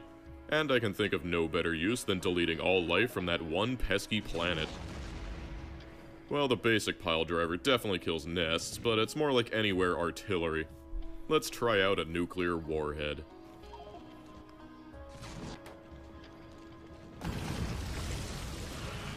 Not bad. He had two other players on that server to help him build the boring things so we can spend time building it. Is that true? Should be able to clear out the entire planet from the comfort of our orbit. So that's exactly what I'll do. They also come with a manual targeting mode, so I can just sit back and relax as they rain death upon my enemies. This is what's best in life. Doing it manually is good too. I won't lie to you though, doing it like this is extremely expensive. Jesus. This is what it takes to launch a single pile driver, and I checked, I launched about 1,300 of these. He states at the start of— oh yeah, I wasn't accusing you of cheating, I was just curious. Can I use a weapons delivery cannon to launch things from my orbit here to other planets in the system? Because what I want to do is I want to clear this fucking garbage planet, Arcanus, because this planet is fucking me. There is so much alien life on this planet. Was he shooting a nuke with every single blast? After letting it run for a few hours, it's cleared out most everything, but there's still a few camps of annoying stragglers Also, how can he see the entire planet? Like, how can he see where there are stragglers at? Behind. All the nests are dead, but it still won't let me confirm extinction because there's still a few behemoth biters wandering around. After this, I just let it run for another hour, expecting it to be done when I got— okay, this is definitely my current project. Okay, that's what I'm going to be working on.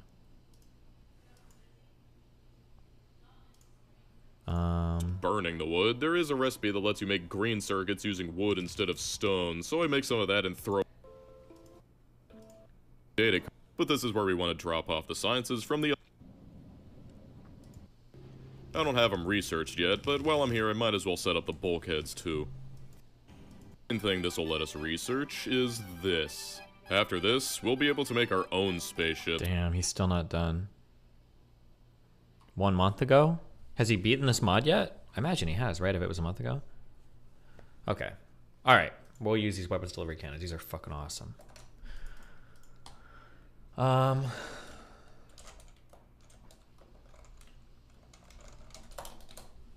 He's giving updates community that he's close. Okay. Jesus. Okay, shit. Hold on. Because the Anasia tried to call me. I will call you right after this. Someone else tried to call too. I'm sorry, child.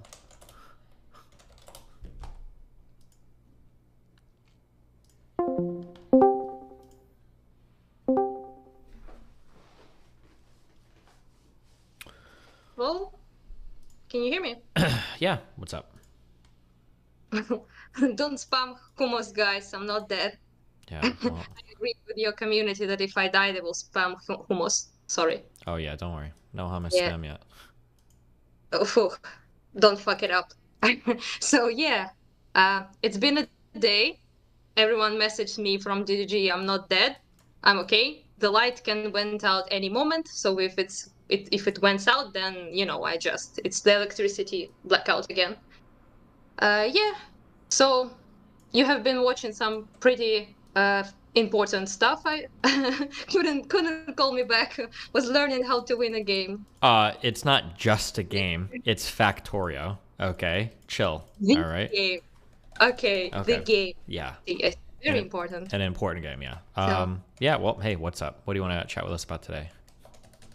Well, mostly I wanted to pretty much tell everyone I'm not dead after yesterday's 100 missiles.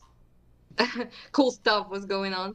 And yeah, electricity is totally fucked in Ukraine, more than it was, so schedules don't work anymore. Pretty much 14 hours today have no light, and yesterday as well. So yeah, sucks, I guess. And also this Polish thing was interesting. If you know what your opinion on that is, basically. So, I think, right, that the missile supposedly was like, and everyone was going on about World War III, like Article 5 shit. So I posted, I jumped the gun a little bit, and I posted a tweet that said that basically Russian missile that was aiming for Western Ukraine, Lviv, hit the Polish, pretty much, near the border of Ukraine. So I was like 90% sure that this is what happened, because they missed quite a lot, and oftentimes they missed their target by like 30-40 kilometers. I don't know, it's like in your measurements how like far that is, but this like little village, little town that they hit is very close to the border, and they had 6 strikes on Lviv yesterday. So I was pretty sure that it just accidentally like passed their target. And yeah, so I posted this, and like a lot of vatniks and tankies like came for me saying that I'm like, so it was a Ukraine conspiracy theory that we tried to start World War III. And, turns out it apparently was a missile. At least that's what United States, I think, already stated. And I'm like, there has been an investigation, which I'm totally cool with, and apparently it was our anti-air missile that tried to hit Russian one that was flying, and it kind of like malfunctioned, and it's hit Poland. Yeah. And 2 people died. So very kind of upsetting, obviously, that people died. And yeah, but I just don't understand why tankies all over the place are like celebrating and like dancing and saying that this is some kind of a huge whoopsie moment for Ukraine. And yeah, so it's very strange. I don't understand. In my opinion, it's still Russia's fault, obviously. They are like launching 100 rockets, 100 missiles at us yesterday. Of course, if you launch rockets so close to Poland, like Lviv is very close to Poland already, so it might end up somehow fucking up Poland and other neighboring countries as well. So we have like bits of missiles dropped in Moldova already. Nobody talked about that for some reason, maybe because nobody cares about Moldova. But it's not like it's entirely the first time. So yeah, I was not lying. I mistaken. I was like too fast with my judgment, and then when it came up, I take it back, I guess. Sure. It was not a Russian missile aiming for Lviv. It was apparently our anti-air missile that just malfunctioned, and still the fact remains that you shouldn't be probably launching 100 missiles at a country and then people will not die. Yeah. I mean, obviously, people are always going to be looking for any way to criticize the U.S. or the Ukrainian involvement here. So any mistakes are going to be like, very amplified, right? Yeah. So basically, not blaming Ukraine for wanting to start a World War III. It's your take, I guess. Yeah, well, kind of sucks that everything is just people just throw in our faces basically all the time. So Russia could do the most horrid shit on earth and they would be like, oh, okay, it's fine. They're protecting themselves. But then Ukraine literally protects itself from 1,000 missiles launched our way, and we are somehow, like the baddie here. Just confusing to me. Yeah. But of course, it's like very, very sad that those people, died. And, also that, and of course that people are saying like conspiracy theorists came out in both sides. So some people said that this was some great Russian Russian master plan to, provoke NATO. Some said it was Ukraine's plans to provoke NATO for something. I think it's all just dumb, basically, because it was an accident either way. Because, I just don't see why Russians would want to provoke NATO countries, but then they are already losing to us, which is very ridiculous in my opinion. Yeah, but I mean, if Russia whatever. had done it, it would have obviously been an accident. And if Ukraine had done it, it's obviously an accident, right? Yeah, I think any reasonable person should have that exactly take. what I said. Yeah. And people were like, why do you think it's obvious? Even guys from your community, they were blaming Russia basically, not Ukraine, but they were like, it's just I think you all need to escape the delusion that Russia is some mastermind strategist. I think they showed that they're mostly just fucking up all the way. So if you don't need to see malice when there is this straight up stupidity and their missiles have been it's known that they fuck up. Sure. They miss locations all the time, so why shouldn't they miss? And yesterday was the biggest attack since the invasion, even bigger than That's kind of spooky. Rip. Well, the speed of light was quicker than the speed of our internet going out.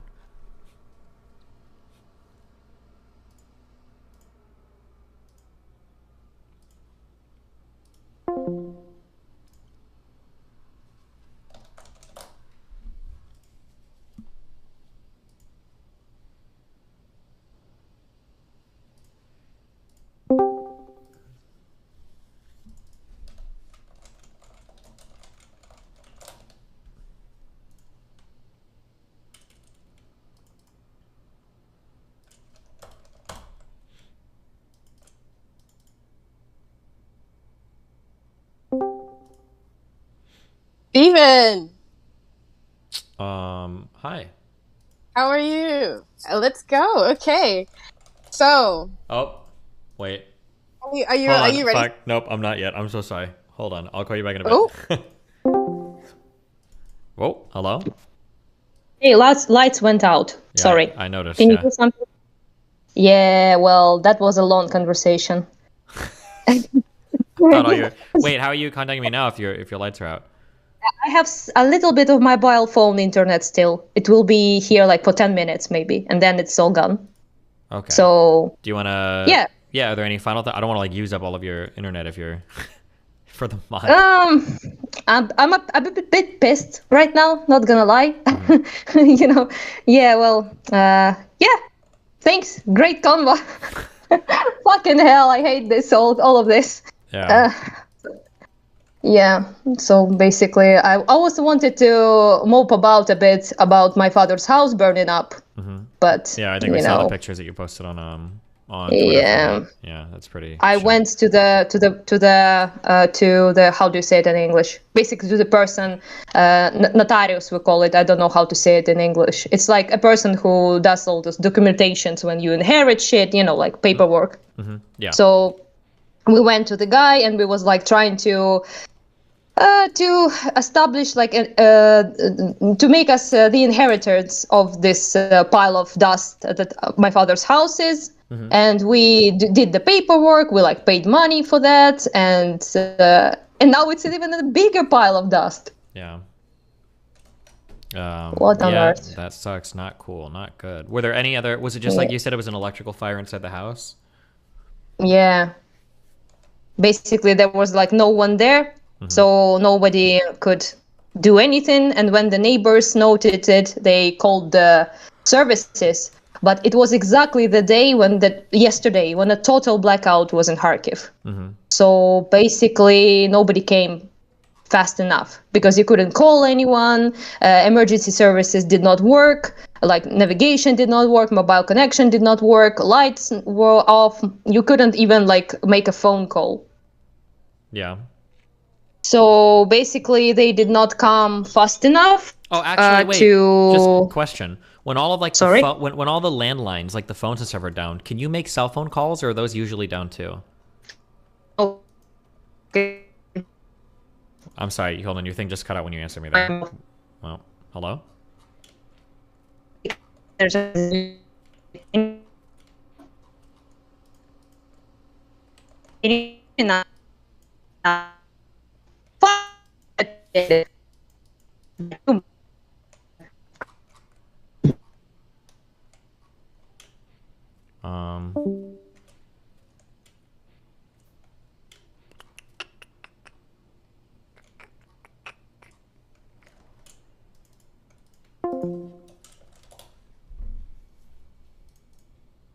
Oh, I wonder if she was getting throttled. Maybe that was the end of her internet.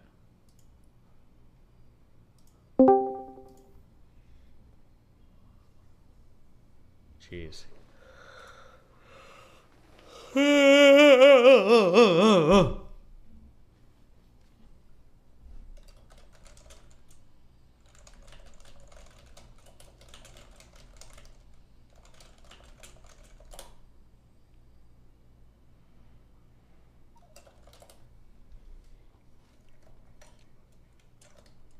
Wait, why didn't we finish this video? It's got 1.5 minutes left. Agent, because look at it, you alienate a lot of people because you don't know how to lie at all and you don't know how to speak bot language. You can't lie. You can't lie. It's not lying. It's just speaking a different language. You have no bot in you and you need to learn some bot. I'll teach you. I'll teach you some bot. Well, I'll see you soon, right? Are you going to be in LA later this month? LA? What's going on in LA? For No Jumper. Oh wait, you have to go in person for that? Yeah, with, well, I don't want to spoil it, but yeah, you know what I texted you about. Yeah. Okay. Yeah, I guess I can coordinate that. Damn. Because you're right. I'm a little bit autistic. Okay. Yeah. Here's the thing. You're black. You're black. I don't know if you know this, but you're black. And you're hip. You're hip. You know, you're hanging hands. I can get sturdy. I can dance and stuff like that. I can go I can do gang signs and shit like that. I know bot. I know how to communicate with them. I can get. I have over 5 billion views on TikTok. You can speak faster. You know more about these issues, and you're more red pilled, and you will never get those types of views on TikTok because you don't speak bot. I know bots. I get them. Bro, let me be your PR agent. That's why I was great. We're on No Jumper. You're there. Talk about race realism with 3 black people on there translating for you. It's a good dynamic, bro. But yeah, I'll talk to you when you move to Florida. I think we should do maybe a once a week podcast or a once a week. I don't know why she's doing this, but I do know why. I actually understand this situation so well, but I can't say anything. Not just because not because I know private information, but just because of how fucked she is. Make a left, Nas. Nas, make a left. Make a left right here. Make a left.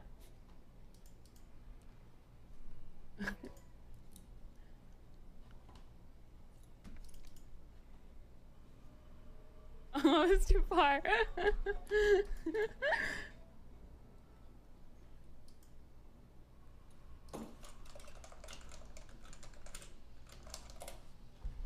Make a left, Nas.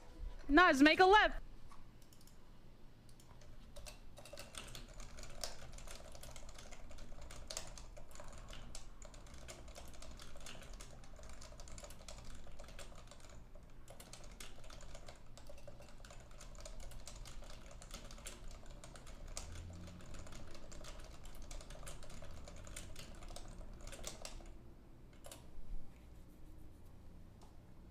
Have you ever met her in person? Yeah. It was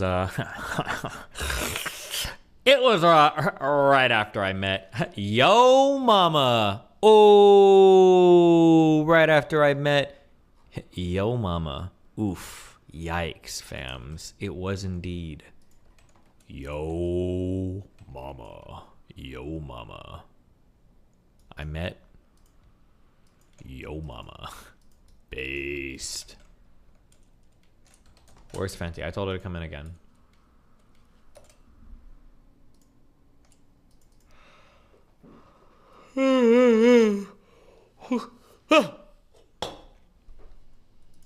Call Fenty, she's crying. I don't know where she's at. I need to make my oatmeal. Hold on. I want to make these cannons today and clear out that fucking planet. One sec. Facts!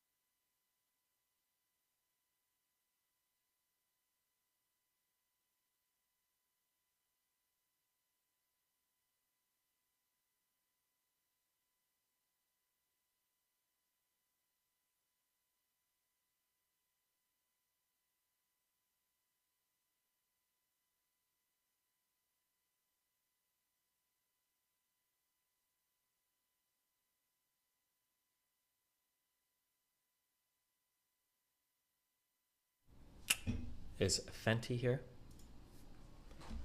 Nope.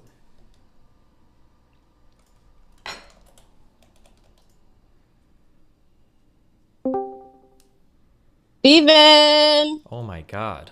Hello. Is it too loud? What? Am I too loud? You were right there. Okay. Oh well. Okay. Oh, okay. Your biracial queen is here to help you come critique the black race. Oh joy. All right. That's what I need. Stronger critiques of the black community. Yeah. Let's go. Okay. So here is my thoughts. Okay.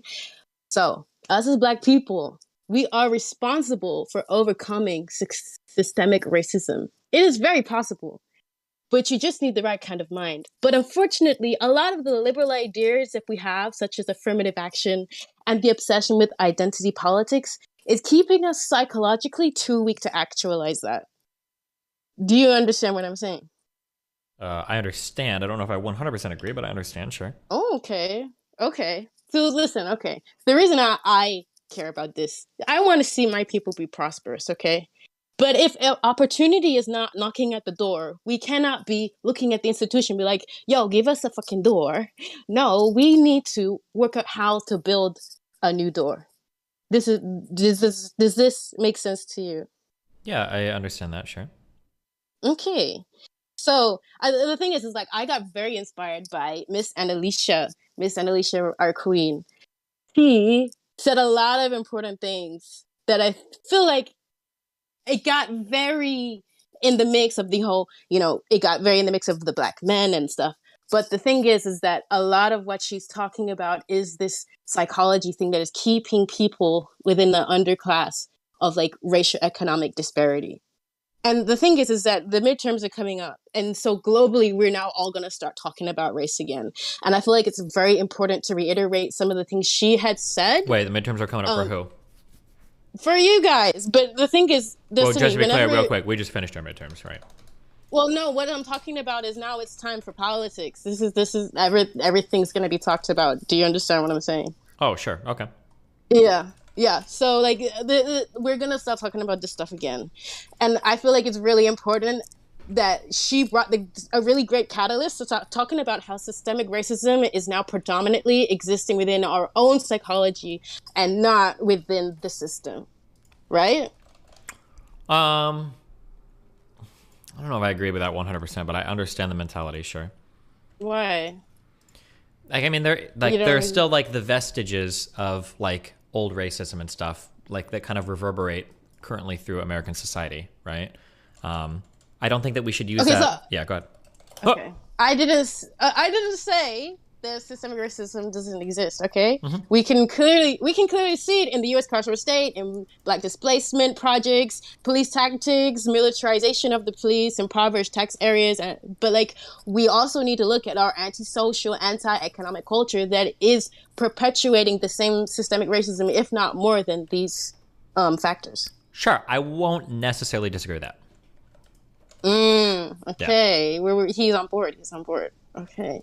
So Stephen, can we agree that when we look at white supremacy and white nationalism, it's really not the most important issue surrounding black people? White nationalism and white supremacy? Yeah, I think those are wholly fucking stupid things that literally nobody should be talking about outside of like a classroom. I don't think that white supremacy or white nationalism has any impact today on the black community. I think that's an insane proposition. I agree with that. Yeah. I mean, like, give credit where credit's due. Since Ferguson and the rise of Black Lives Matter, we've successfully corrected white people's ignorance and uncovered implicit biases to the extent that white people are now academics in their own white supremacy by default of logging into Instagram every couple weeks. You know what I mean? Sure. Like, and like, the thing is, like, now I'm applying for like graduate jobs. Like, at the bottom, they're all like talking about, oh, we need diversity, we need this. So it's just like, it's now actually part of within the system to amend the system. Like, we've actually kind of held the government accountable at this point. A little bit, but okay, sure, I'll buy it. Yeah. Okay, you're gonna buy that one. Okay. Yeah. So I think we mostly probably agree. Yeah, if I mind that, we're probably gonna agree. Yeah. Okay. Yeah. Okay. So the only thing now really left within the systemic racism is the inherent black issues within the community. for what it seems on your own panels, when I look at how, when you talk about systemic racism, a lot of the people kind of forgot what that even means. Like, so you said, so someone asked you, why are Black people arrested the most? And you said because they're committing the proportion of the crimes, right? That's going to be the rage you got. Yeah, for sure. Yeah, the rage you got was like, dude, like, you can't get this guy a break because, like, oh, look at this white dude talking about, he doesn't know what he's talking about. Like, child, like, come on, you can't talk to Stephen like that. You know what I'm saying? Sure. Like, they have no idea. They have no idea that you know what you're talking about. That sentence was really confusing to follow, but say that again. Okay. Yeah. Oh, you want me to repeat that? It's not fair for them to attack me like I'm racist. Was that kind of what you were getting at? Yeah, but now that's you removed the goofiness, so oh, okay, sure, cool, thank you. Okay, okay. Gotcha. But like, despite them knowing that, okay, so when we talk about it, so it's slavery that has evolved through our own society's development, right? But like, I feel like we've lost that, because we've talked about it so much that people think now it's like implicit bias. Yeah, people like, have this is very, very, very, very, very, very, very fucking annoying for me, is that like the reason why systemic injustices were so bad is because they're perpetuated with no bad actors, right? Systemic racism should be able to exist with nobody being racist. Like, that's the whole reason why it's systemic. But a lot of people seem to think that, like, systemic racism means there's, like, a lot of racist cops. And it's like, that's not systemic racism. That's just racism. It was supposed to be a separate thing. But, yeah, it's really frustrating that everybody lost track of that conversation. But yeah. And I feel like what is even more frustrating than that is now when we're talking about systemic racism, we're only talking about how it's embedded in the institution, but we're never hypercritical of how that has affected us and our own culture. Yeah, so like, for instance, like, part of systemic racism, part of systemic injustice is that Black people do commit a lot of crime because of where they live, because of where their families were forced to, and because of the economic opportunities that they were cut off from.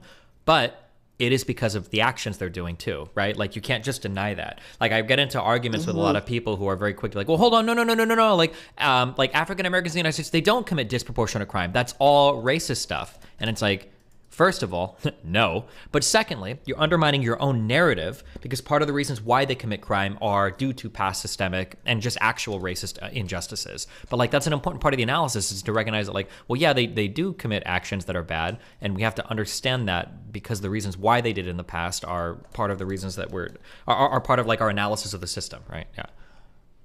And the thing is that I feel like people's history is so bad.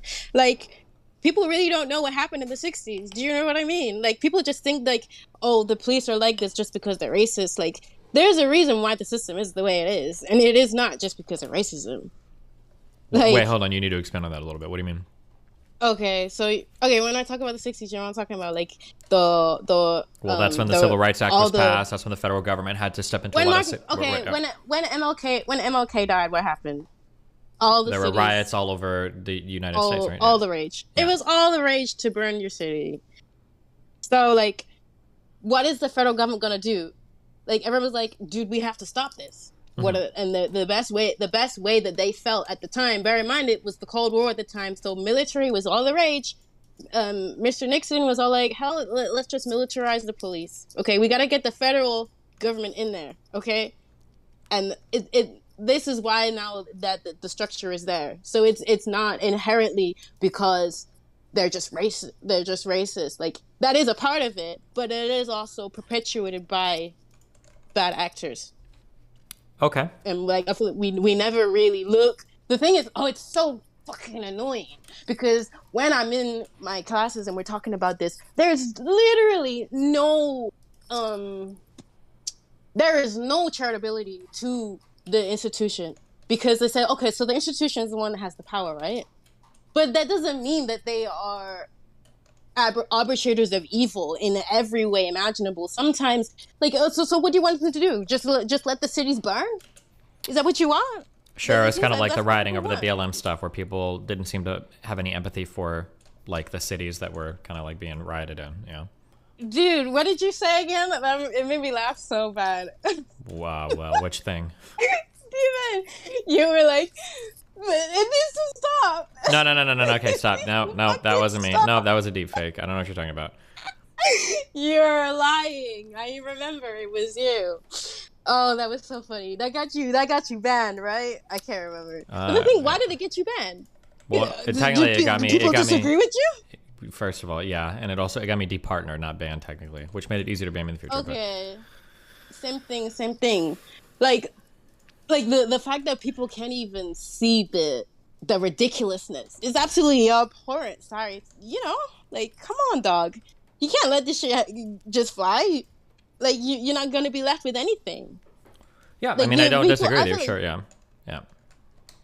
Like people really want to see America burn, and they really just hate this place that much. Like, come on, dog. You really can't. There's something really wrong with that ideology. Would you like? Come on, we're not being real. We're not being real right now. Okay, yeah, I don't disagree. Yeah.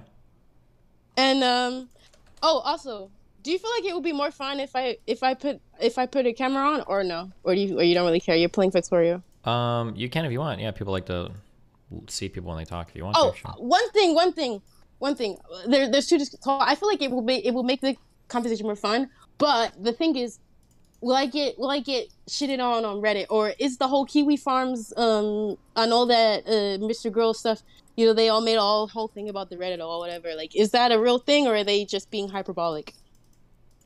I mean, the Reddit will shit on you depending on what you say. I mean, like, it can happen, but it's up to you whether or not you can handle people saying mean things about you on the internet. That's up to you, okay? I love when people say mean things about me. I can't lie. So, I think I'll be fine. Okay. Let me do that. It'll be fun. Okay, let's go. Jesus. So, oh my God. Why? What is the thing on your neck? Why? What? What is that? It's cold. Do you not know how much gas is these days? I can't put the heating on, child. Wait, where do you say like whereabouts do you live? I'm in London. Oh. Why the fuck are you? Listen. Wait, hold on. Have you ever been to America before? Yes, a lot of times. Steven, you forgot our conversation? Listen, there's been a lot of black women through here recently, okay? They're all starting to run together. What? What state are you in? I'm in Florida. No, you're No, you're not? Oh, you don't even remember Texas? Okay, so you don't even know anything about me. All right, You were in Texas. You were in Texas. Yeah, at one point I travel a lot. Your thing said leaving Austin just now. Yeah, well, I don't know what it says just now. Okay, listen, that's fine. Okay, fine. You're in London. It's cold. Global warming is fake. Whatever. I was gonna say I lived in Houston twice in my life. I lived in Maryland once. I know what I'm talking about. Okay. And this brings me to my disclaimer. Before I get chat wet with I can't talk about black issues because I'm not a black American, I argue that is absolutely a false narrative embedded in the U.S.'s issue of looking at the rest of the world like it's not interconnected, okay? Gotcha. Like, the rest of the continents, we're vastly far more aware of one another, whether that's a case of British imperialism or wherever you want to blame it on. But the fact of the matter is the American continents seem to act like they're particularly segregated from the rest of the world. And we need to come to terms with this if we want to talk about anti-blackness, because it is far more an international endemic than a domestic one. And once we understand that, it'll become a lot easier to decipher what is systemic and what isn't, because we can see different institutions and how racism has embedded within each one. And then we can see what is actually culture and what is actually systemic racism. Okay. Does this make sense? Yeah. You agree with, we agree with that? Probably, okay, yeah. Okay. All right. Probably. Okay. All right. Yeah. So, if you think the disparity of extreme poverty that plagues the African continent does not affect you as a black person, yes, the hell it does. If you think that the black American culture with, we're talking about the imagery of drugs and thuggery promoted through music does not affect black people on a global scale, you are also very mistaken. And the thing is, your best little buddy, Forethought. Mm-hmm. He argued something very, very good, actually. The black community, he said the black community was just an imagination that exists amongst black people. And even if that's true, our collective perception affects the general competence the globe expects of us as a whole race, unlike any other. Perhaps not a community, that we have, but there is definitely a collective Black imagination that represents us as a monolith, regardless of the continent you come from. Okay. Okay. Sure. I don't disagree. Yeah, Black people around the world are going to represent. Yeah, obviously, this is the whole reason why Wakanda wanted to do outreach and shit, is because they wanted to have positive representation of Black people in Africa. I remember. Okay, I watched the Black Panther 4 times. Okay. You watch your documentaries, boy. That's fine. Right. So, what I'm saying is our antisocial, anti-economic, anti-prosperity, and competence image, accompanied with the racial economic disparity that is affecting the underclass, is produced across all continents. It's not an American thing. Okay? Okay. And what is fueling the implicit biases and the perpetuation of institutions is magnetizing people towards Nazism and Groyper logic. Okay? Because the way that we talk about systemic racism in the left is just so ridiculous. This is what I'm talking about. Because we have no accountability, no agency within the left. When you take the baseline of the identity thing and then you take it to the other side, that's where you end up. Okay. Okay. So this is why both Annalisa and I, like, we can talk about this stuff. Okay. We've lived, so, like, you know, the housing project stuff that happens in Chicago, that shit happens in London too. Okay, I live there. Like, that sort of same disparity of, like, you know how the prison system, the carceral state, is built within the infrastructure of which people live in. Yeah? You know what I mean when I say that? That the prison system is built within the infrastructure of how people live. What, that, like, no, explain that a little more. What do you mean by that? Okay, so you know the American projects. Let's talk about Southside Chicago, for instance. So, you know those projects there, yeah? I've heard of Chicago, and I've heard of projects in Chicago, yeah. Dude, okay. Yeah. Let me think whether... let me try to remember the name.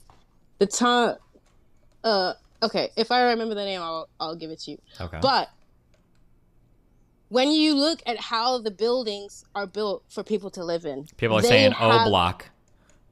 Block? O block. 0 block? O block?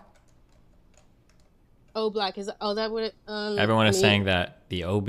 I don't know if that's it or not, but okay. Okay, so basically what I'm saying is that the carceral state is built into where these people are living. So you have cages that are over the balconies of people. Okay?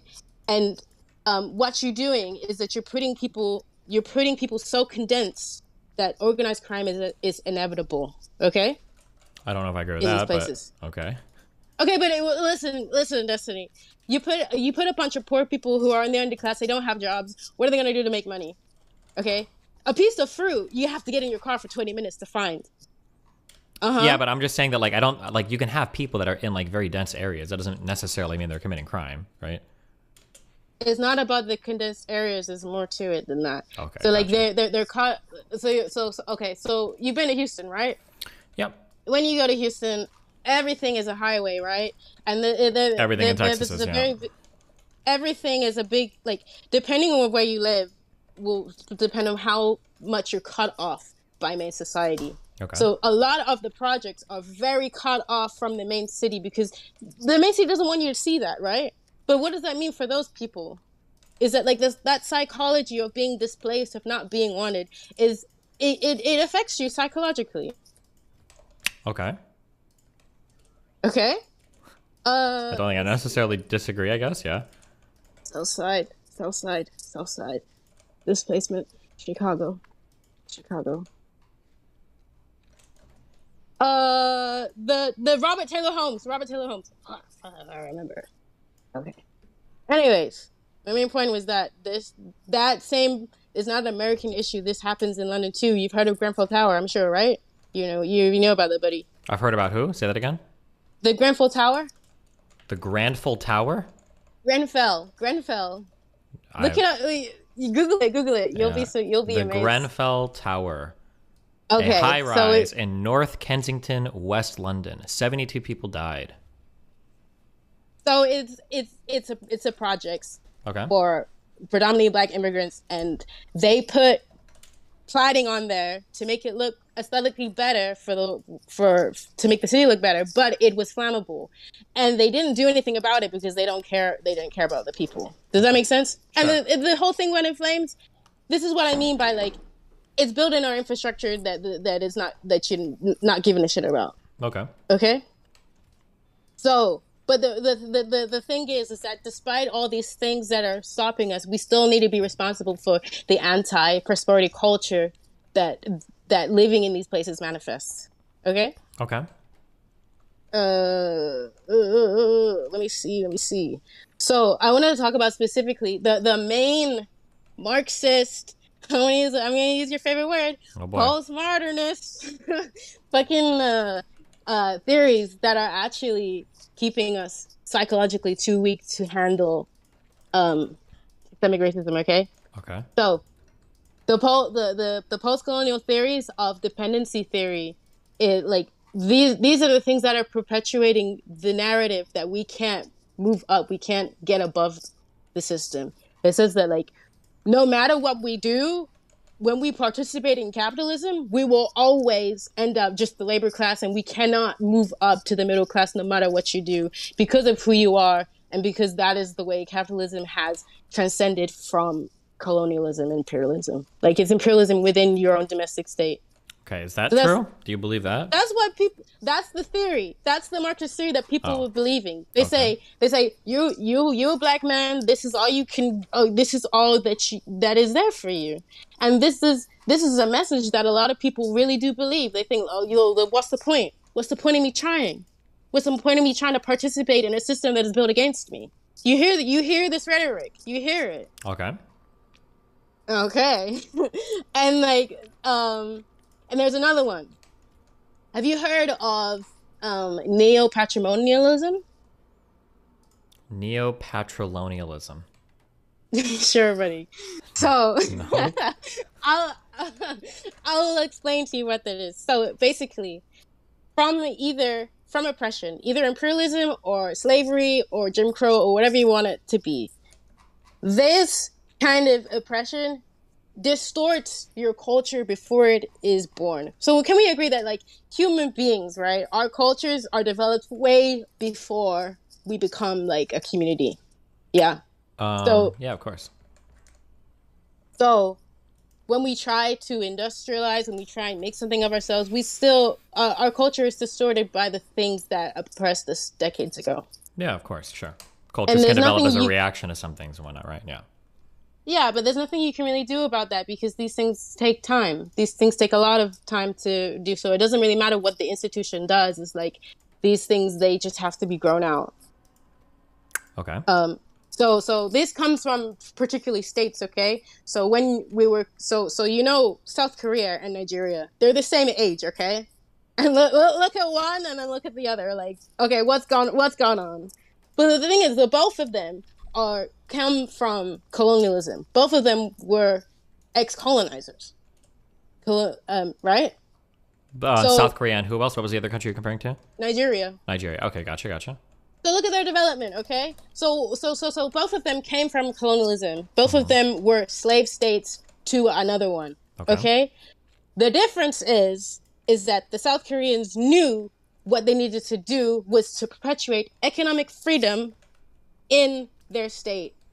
They made sure that every government regulation regulated so that people could start businesses and make something of themselves.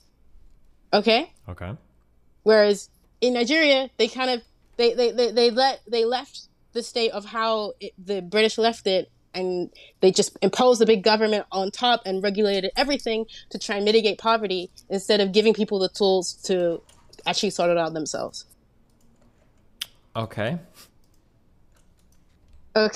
you getting it? Reese, I feel like the histories of Nigeria and South Korea are going to be like, there's going to be a lot more differences than that there, but I don't know where we're going. So even though they're both from colonizers, right?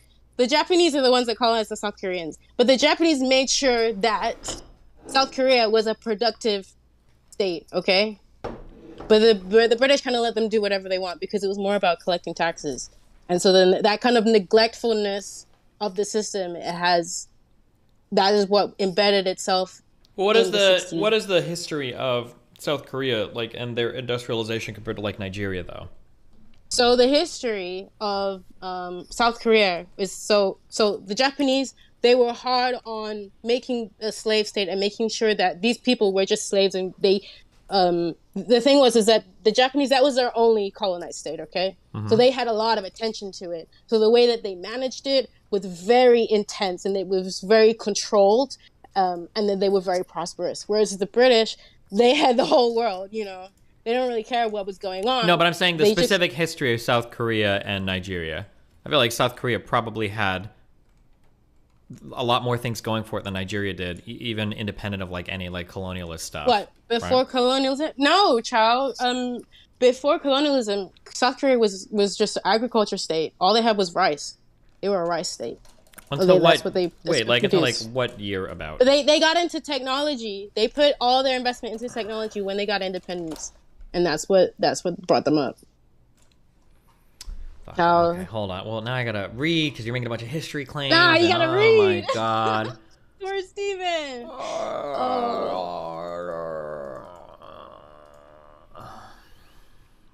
He doesn't believe me. He doesn't believe me. He thinks I'm bullshitting.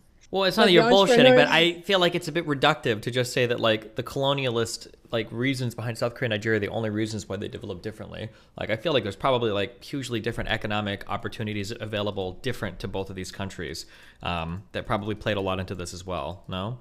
What I'm getting at is that the way that they were controlled is the reason why they developed differently, because the way that their oppression developed into their psychology as South Koreans was we develop. Whereas in Nigeria, that was not the case. That was not embedded into their culture before they got independence. It's the way that the Japanese controlled South Korea versus how the British controlled their colonies. Okay. Does that make sense to you? What you're saying makes sense. I just don't know if it's true, but Okay. Well, I'll help you out. I'll send you my my readings so that you don't have to find the research yourself if you're interested, or if you're not, then whatever. You know what I'm saying? how do you say so? Like somebody in chat says, what about places like India and South Africa? Both of those are British colonies, but they're vastly different in their development. So, India was the diamond raft of the British colonialism, okay?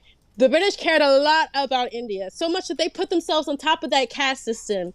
They put the British and then the Brahmins. So, you know, y'all Brahmins don't even come to me about y'all shit. So, the British cared a lot about these colonies. Whereas the rest of the African, like, if you see how much have you ever looked at an African map when it was colonialism?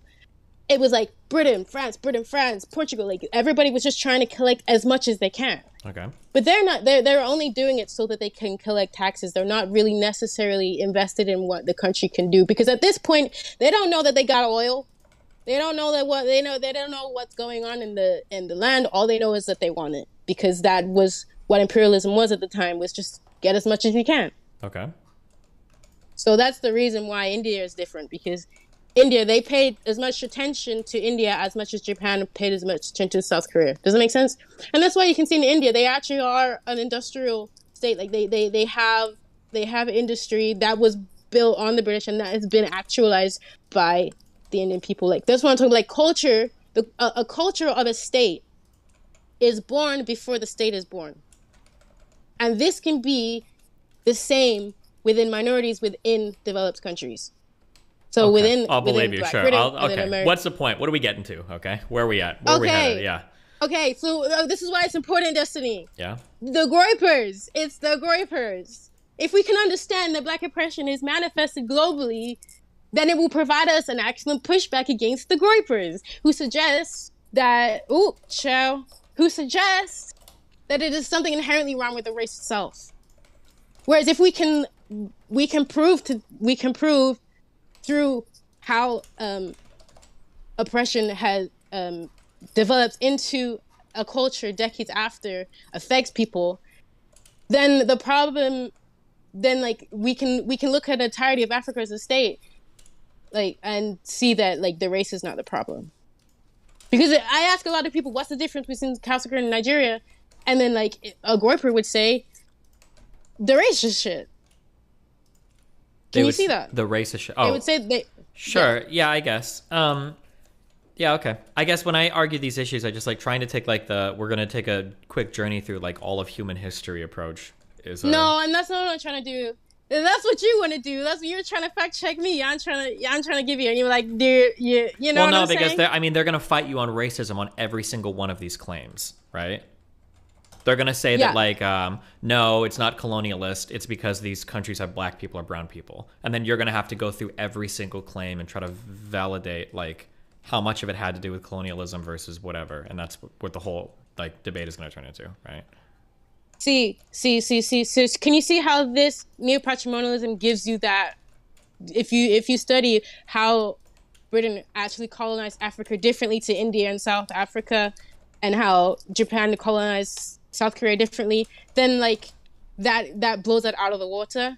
That it's no longer about the black race, but it is specifically about how colonialism affected that area in particularly. Yeah, I mean, assuming everything you're saying is true, sure. I'm just saying that you'd have to fight that with on every claim on like a race realist or whatever is going to argue on all of those. But sure, yeah, I mean, if what you're saying is true, then obviously I believe you.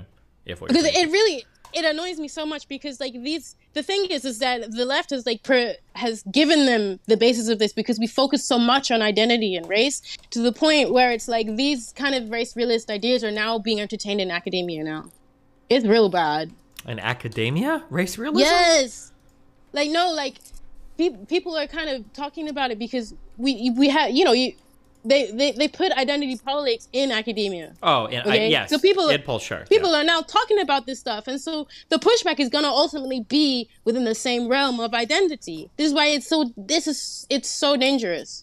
I feel like the left has perpetuated the Nazism in itself because they have given them the foundations for that stuff. Like we need to stop. We have to stop. Okay. I feel like most left-leaning people would probably point to things like, because I hear colonialism is used a lot to talk about. Like, yeah, but they don't know what they're talking about, child. So when a race realist then brings up South Korea, they were like, oh, why? Oh, I don't know. Actually, that's a good point. Maybe you're right. Maybe my IQ is 90. You know? Okay, if you say so, sure. Steven, it's not good. But like, let's be real. Like, if you were to set up a business, look at the entirety of Africa. Name one state that you would happily set that business up in. South Africa? Give me one. Egypt? Tunisia? You wouldn't. If I had to? What do you mean? If you had to. Okay, but you were going to put up with all the political turmoil in these places? As a white man, you're going to put it in South Africa? That's funny. What am I going to... What do you mean? Yeah? No? Okay. What do you think I'm going to get, assassinated on a farm or some shit? Like... Yeah, you're gonna be kidnapped. Okay. You're gonna get kidnapped. Okay. Yeah, they know. You got streamer money. They know. Gotcha. All right. In South Africa, really? Yeah, it's bad. It's getting worse. It's getting much worse. Okay. Listen, if you say so. Okay. So, anyways, so we got it. Systemic racism is real. Whatever. But in order for people to believe that they can overcome it and be prosperous, they're gonna need some kind of the reason that they don't believe that is because of the identity politics. And the thing is that we've lost a lot of our values that gave us the safety net of confidence in our society, I think. And that's why we're like so focused on identity, because we don't have many foundations of who we are other than the color of our skin, the gender we are, and who we're fucking. Gotcha. Okay. Right? So what are we doing? What's the prescription? Yeah, tell me. Get to that point. Go ahead. We need family values. We need family values, Destiny. We need them. Listen, if you don't come from a family, you cannot escape this psychological turmoil. You don't have the safety nets available to you to start taking risks and build an entrepreneurship and build yourself economic freedom to come out of that underclass, because most businesses fail. Let's be real. Most businesses are likely going to fail. You're gonna need a hell of a lot of confidence to go out there and do the stuff you need to do to get your community out of there. But how are you gonna do that when there's no one to fall back on? True. Okay.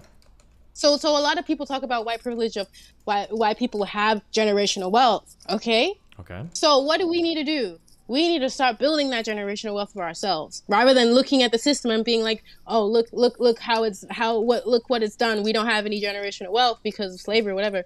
We need to take responsibility for that. We cannot be waiting for white people to fix our problems, because they're not going to. Okay. Yeah, I don't think anybody disagrees.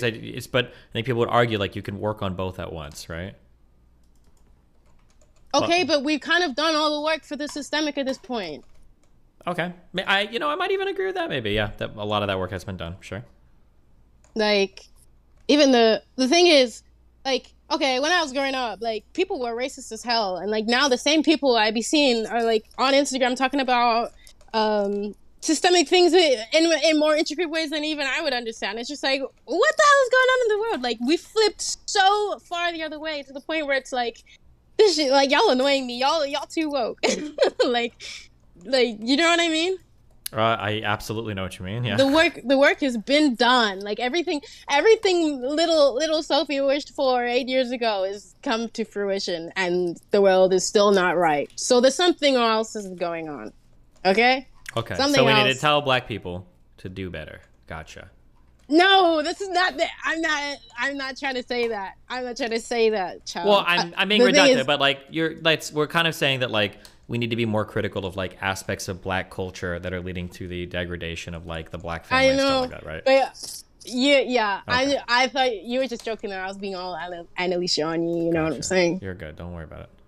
I got you. The thing is, I feel like the only way that we're gonna get these family values is either through the institution of the church or education. And the thing is that in these economic disparate areas, education is a shithole, right? Okay. So we gotta get it through the church. But the thing is that we're gonna have to put up with a lot of restrictions on ourselves as a culture in order to embrace that. Which is why, you know, you're getting so fed up with the homophobia and the transphobia and the domestic violence that you see. You know, the who's that guy? That guy who tried to get you banned. There've been a ton of people trying to get me. The scammer boy. The scammer boy. Oh, the sinner guy? Yes, balls at the bottom.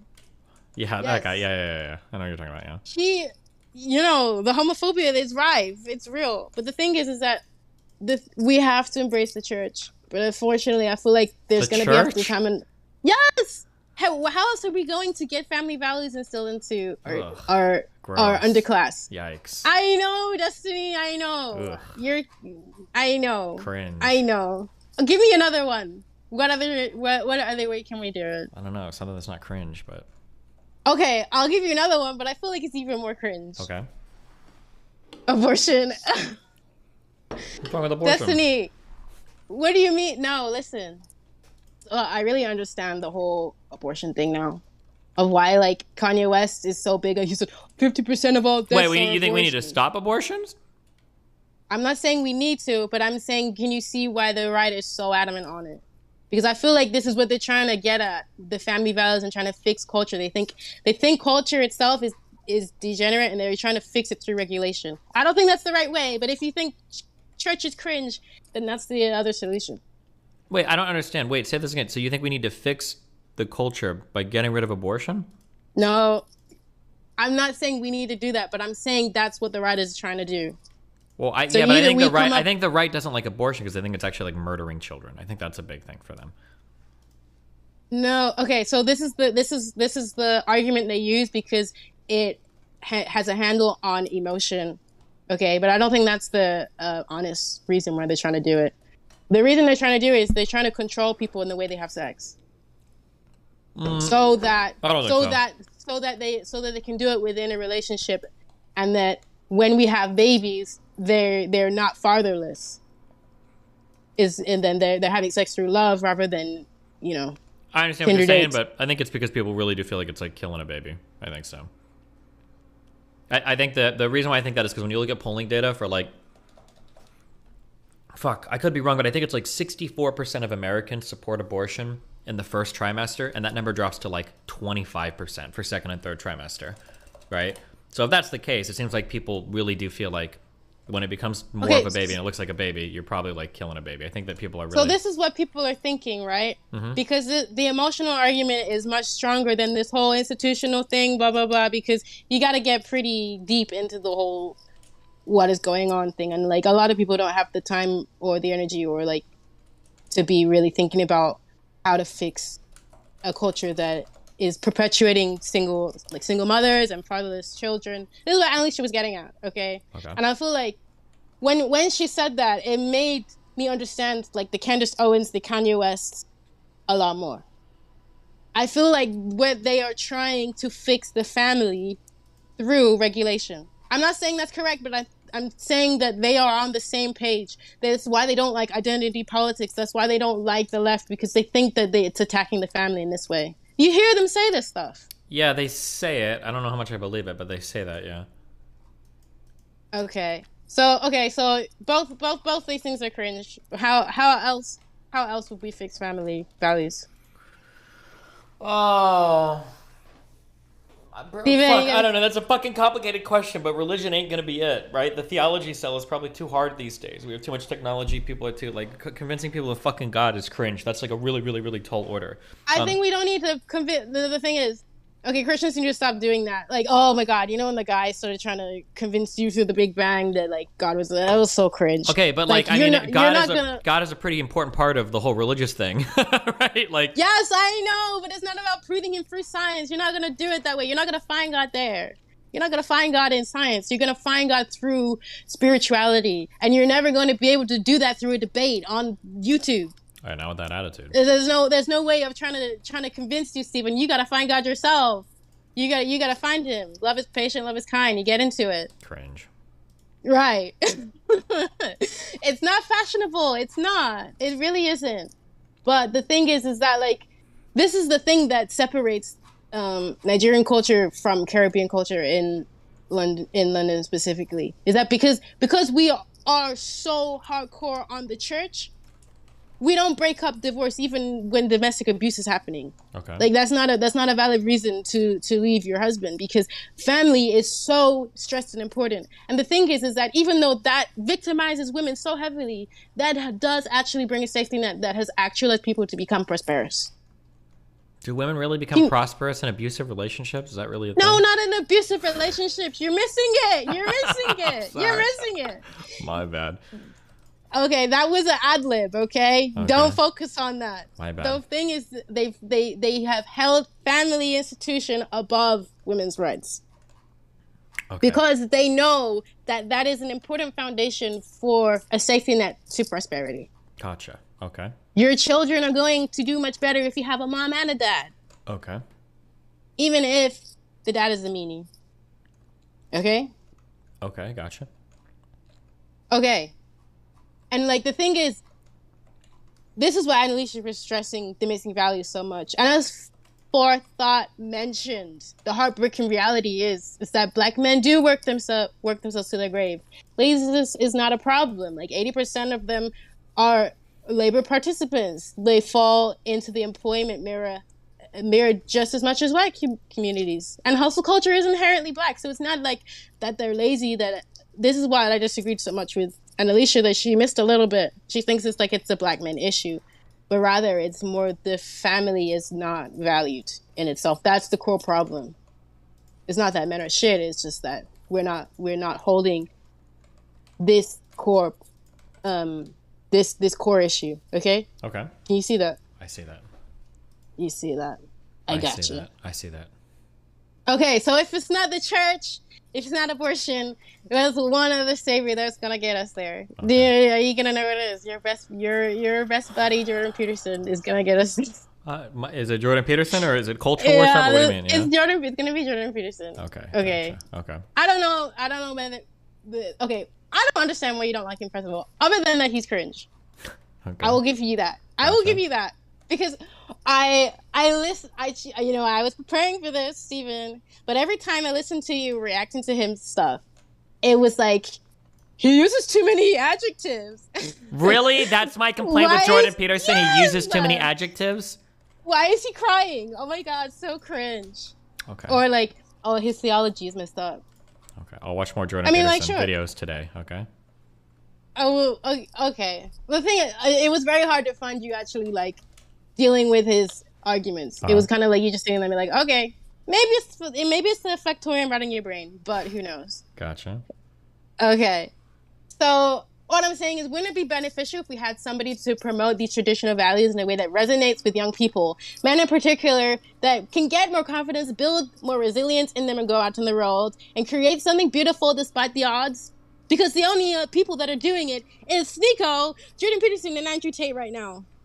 Yeah, I mean, I don't necessarily disagree with you. This is something that I've complained about a lot, that people on the left don't have like positive, like cultural, like warrior symbol people. They hate themselves. Yeah, they want to kill themselves. This is not good, guys. This is not good. We want to feel strong and proud of ourselves, right? Sure. We don't want to talk about drugs and stuff. And that's the thing is, when you let's compare music in the Black community, for instance. We listen to a lot of the real popular stuff. Wet ass pussy, drugs, money, like it's all this. It's a lot of stuff that is just building up resentment within ourselves. Do you understand? Like that stuff. But is I mean, not I empowering. would say that like Black music has changed. Hip hop and rap have changed significantly over the past like 10 or 20 years, right? But the thing is that the song. Okay, we just take right now. Let's look at right now. You thought I was feeling you? That man's a munch. I eat him for lunch. Like this is what we're still perpetuating, regardless of if it's changed or not. Like, well, I think the regardless part is I think the regardless part is really important, right? Because like in like what, like the 90s and the early 2000s and shit, right? Like gangster rap and shit was like mainstream popular, like feuds, Biggie, Tupac, like people shooting themselves, killing themselves, like, all of that was like pretty commonplace. But like now you've got like a lot of like social conscientious rappers and woke rappers and, you know, like your J. Cole's, your Kendrick Lamar's that are really, really popular today. I think that's like a significant change in the direction of rap, right? I think it's worth noting at least. I'm not saying it like it's yeah. But when I listen to Kendrick and J. Cole, I still don't feel like really happy to be alive. What do you mean? Wait, why not? What do you mean by that? So if you listen to like African music, like that stuff is so like liberating. It feels like you're on cloud nine, you're ready to party, you're ready to live your life and, you know, build something and be a part of a community. Whereas like you listen to Travis Scott and it's like, it's more like, it's just a whole different energy. And I feel like culture itself, with like the family values and like just the messages we're listening to, are perpetuating this same ideology that is keeping people weak. Because I feel like the music right now we are creating, it's most what the reason why it's selling is because it's honing in on people's resentments. You see somebody from Southside Chicago make it, and then they flexing jewelry and riding a car. They're not building something with that. They're just showing off how much wealth they have. Like that's not inspiring. That's just building resentment in people. Okay. And like, I mean, for me especially, I was very disconnected as a kid. So I would really look to Nicki Minaj as like a young, you know, 8-year-old. Be like, oh, she looks like me. Wow, let me get into this. And like that gave me a lot of bad values and like made me regret a lot of things, because as a kid, like that messes you up. And especially for me, it's like identity is a big thing. It's just like, okay, like this is what it means to be Black, right? But it wasn't a good message. Gotcha. What do you want, Pixie? Oh boy. Hi. Just like you were saying some things and they kind of caught me off guard. So I'm just wondering, you talk a lot about family values and trying to perpetrate that. But then you also talk about how, what was the culture you were referencing again? The one where you were saying family values above domestic violence? Oh, then in Nigeria? In Nigeria, right. So I just feel like there's a little bit of a contradiction there, because when it comes to households where there is like domestic abuse going on, the effects on those children for the long term are higher rates of criminality as well as mental illness. So you can't really like talk about, oh, like we have to lift the Black community up, we want less violence, we want them to go forward, while saying like, oh yeah, we should keep these family values in check, when those family values are actually toxic towards like the individual, especially the children in the short and long term. So I just feel like there's something there. Maybe you misspoke. I want to know what you mean exactly. So okay, so let me just rephrase what you're saying so I understand what you're saying. So you feel like there's a contradiction in the putting family values above women's protection, because when there is rife within the family, children do tend to come out the same or just as bad as if they had a single parent. Or worse. Okay, so I'm talking from a completely economic basis. I'm not talking about what the psychology or all that stuff. Oh, I'm talking psychological too. I'm not. That's what I'm saying. We're coming from a different angle. Oh no, I'm saying economically as well. Like the long-term impacts that an abused child has are. That's just not true, child. That's just not true. Okay, should we? If you come from a single, listen, girl. If you have a single mother and you have a one income, you're not eating rice and chicken every night. I'm just not disagreeing that single mother households have bad economic effects. What I'm saying is I'm comparing that to households where you have an abusive father or mother. That is what I'm saying. So you're saying like, oh no, single mother households are horrible, two-parent households are better. And I'm not disagreeing with that. But where I'm disagreeing with is two-parent households where abuse is happening in the home. That is a different story than just a two-parent household. I hear you, girl. The thing is that of course it's gonna psychologically be a net negative in some ways, but ultimately the safety net for that child, regardless of the mental illness, whether they come out with DID or not, is not an issue that I'm talking about. Maybe that's the case and we can look into it. Well, yes, I'm certain that we can look into it because the financial constraint or the financial effects that happen afterwards are like huge. And I don't even know if you can say there's really a safety net in an abusive household either, because are you really going to feel like safe enough to rely on your parents that just, hit you or beat the fuck out of you or hold things over your head constant? Like there's a lot of things that go into a safety net. And at the end of the day, I don't think you can call an abusive household one with a valid safety net, I guess. One thing at a time. The thing is, we can focus on fixing the mental abuse when we have the families. First and foremost, we need the families first before we start fixing the mental abuse in them. So the thing is, we can talk a lot about that. That is for sure, and maybe we'd have to get deep into the communities and in culture and specifically. And we're talking about Nigeria, and I feel like that's not going to resonate with the stream right now. So maybe if we talked about what's happening, like that, it's just one thing at a time. And I just feel like we need to get people to have an economic stability first. We have to just talk about economics first, okay? Because the thing is that listen, Black oppression, it's only oppression when it's on an economic and a racial line. It is on an axis, okay? It's when you're affected economically and racially. If you get your economics up, you're good. Like it's not gonna affect you the same way. When you come out of that underclass, but we need to get people out of the underclass first. And if that means that we have to sacrifice a lot of the privileges that we're trying to fight for hard right now, then I think so be it. Because I need to see my people prosperous before anything else. Yeah. Because there's no way we're gonna beat the systemic system if we don't get our money up. And the way we're gonna do that is safety nets. Because the work ethic is not the problem. Yeah, I think I don't necessarily disagree with you. I disagree with you on them being completely separate, right? Because the whole idea of how do people reach economic prosperity? How do people hold jobs? How do people get better jobs? That's very intimately intertwined to psychology. And if you're in a, let's say, abusive household, right, where everything is unstable, that means that there's going to be long-term impacts on how you self-regulate, how you regulate with the world around you, and just your mental stability and ability to uphold a job. So that's what I'm trying to say here, is that I understand where you're coming from, but when it comes to abusive households in specific, we have to be careful, because if you keep advocating for abusive households to stay together because there's some sort of structure there, what you're going to end up is having children who are really fucked up, who are economically going to suffer as well. The thing is, I'm not advocating for abuse. I'm saying is that we have to put it above all the other issues that we're fighting for right now. So listen, I'm not advocating for abusive relationships. I am just saying that we need to get the relationships first, and then we can fix that. I'm not saying that that's not an issue, but that's not the main issue of why systemic racism is perpetuating and people can't get out of that.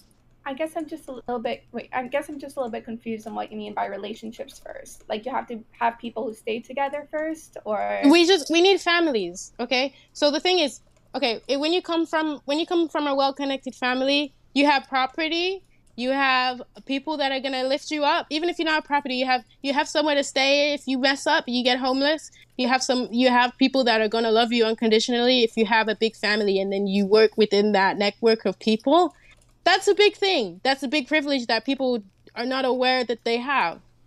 That's the difference between a lot of between the races, is that like we don't have that stability. Okay. So we have to build that first, and then people can start actualizing themselves and build the community and use the income. They don't have to spend everything on their rent because they have a family home. Does it make sense? I'm not saying that these things are not important. I'm a woman. Of course, I'm not advocating for abuse. Like, I'm not going to put myself through anything. Like, but all I'm saying is that there's a big difference in, like, there are some communities that will put the family value above women's safety. And when you look at the differences between who is doing economically well and who isn't, it seems that, like, that is a big factor of it. They know who they are, they know where they come from, and that a part of that is having a family. Yeah, I think I might just like fundamentally disagree with you in the aspect of like, basically what I'm trying to get at is that you can't really say you have a stable family or a good quote unquote family value if there is abuse in the household, because that in itself destroys the family financially and economically. Although I can agree with you on the idea that like we should try to have stronger families and stronger relationships like that, I would just caution you to be careful when it comes to the idea of like putting the family above the woman, because I would argue that a family who does such a thing is not a stable family. It's a family that is going to suffer through like, you know, a shit ton of trauma, which is going to lead to like financial decline as well. It is very traumatizing, and like for me as well. Like I'm not saying it's a good thing, by the way. I'm coming from a very like economic point of view. Does that make sense? Like I see the things that happen to sometimes I'm like, girl, you need to divorce him. It's so bad, and like it's just instilled in a lot of people. It's just like I have to stay for my kids, and I'm just talking about this kind of mentality is what is letting these communities be more prosperous as a whole. Because work ethic. Wait, aren't those kinds of families like really fucked? Does that even work? It does work. They're doing very well. Having shitty families stay together where the people are like, I don't know if I should stay in this marriage, but I should for my children. Is that really like a good thing? Yes, destiny. That's my name. When you live in a nice house and you know that, okay, if I try to make something of myself, I'm gonna be okay. If you have that safety net, that's above anything else, any psychology stuff. But the point is, abusive families don't have that safety net, right? The whole idea of like, I can rely on my parents isn't going to work if you think your parents are going to beat the fuck out of you. Well, why are we assuming that all marriage is abusive? No, I'm not assuming all marriages are abusive. Like, I'm saying specifically families where where the mom feels like they have to stay there because of their children, even though the dad is being abusive. That's what I'm specifically talking about. I just think there's value there. That's what I'm saying. Can you see the value in it, Steven? Steven, help me out. Well, I understand what you're saying, but it sounds like you're saying that like even abusive families should stay together because it's better for the children. I'm not saying they should stay together. I'm not advocating for abusive families, okay? What I'm saying is you can see there's a big difference in the ones that hold family values very highly, to the point where they will even put up with abuse to keep them there. Okay. That was my point. I'm not talking about the abuse, like the whole that was an ad lib. That was an ad lib. That's gonna be okay. Like it's not the main point. It's that even like it's just I'm just saying that when family is highly valued and that people stay together, the kids, there's a certain type of confidence you have, and that is way more. They should be way more valued in our current culture. Okay. Why? Mm-hmm. It's not. Why? Pixie, what she's saying is that like families that value staying together so much so that they tolerate abusive families, those are better societies, even if there are some abusive families. But ideally, you wouldn't have any abusive families. But that like the ones that value family are so important that it's that's what. I get chip clipped so bad. What? Yeah. Does that make sense? Yeah. Wait, Pixie, does it make Yeah. sense what she's saying? I'm not asking you if it makes sense. I'm asking. Yeah, can you hear me? Yep, we can now. Yeah. Yeah, I guess it makes sense in a macro level, right? Family or cultures that have family values could tend to do better than cultures that don't. Yeah. It's just upholding family values above abuse. That statement is iffy for me personally. It's an but I iffy understand statement. what you It mean is. at a macro level. Like, yes, we should have family values. 100%. Give me 1 second. 1 second. Okay. Well, way to go. Hi. How's your day going today, buddy? It's been going okay. I've just been procrastinating, and then I heard abusive families, and I jumped on. Based. Okay. Yes. I'm back. Wait, can I give you hold on. Pixie, this is just a random thing. Pixie, my dear good friend. Yeah? Can I think you do great in conversations, all that blah blah blah. Okay, that's your compliment sandwich. Can I give you one piece of criticism / feedback? Go for it. Okay.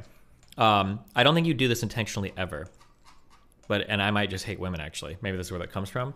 But a lot of the time you jump in, you do this inflection or you ask a question, and it always comes off as being, in my opinion, it comes off as being really passive aggressive, even though I think you don't mean it that way. Like, I think that sometimes when you come into calls and you want to argue with somebody, I think it would be better for you to just say like, hey, you said this and I disagree with this, rather than like you do this thing where you phrase it in a question when you first pop in, and I always think like, god damn, like I wonder if people think she sounds really passive aggressive when she says this. I don't think you do it intentionally. It's just like a random thing that I notice when you hop in sometimes. Okay, so you think next time I should just be like, hey, I noticed you said this statement. Mm-hmm.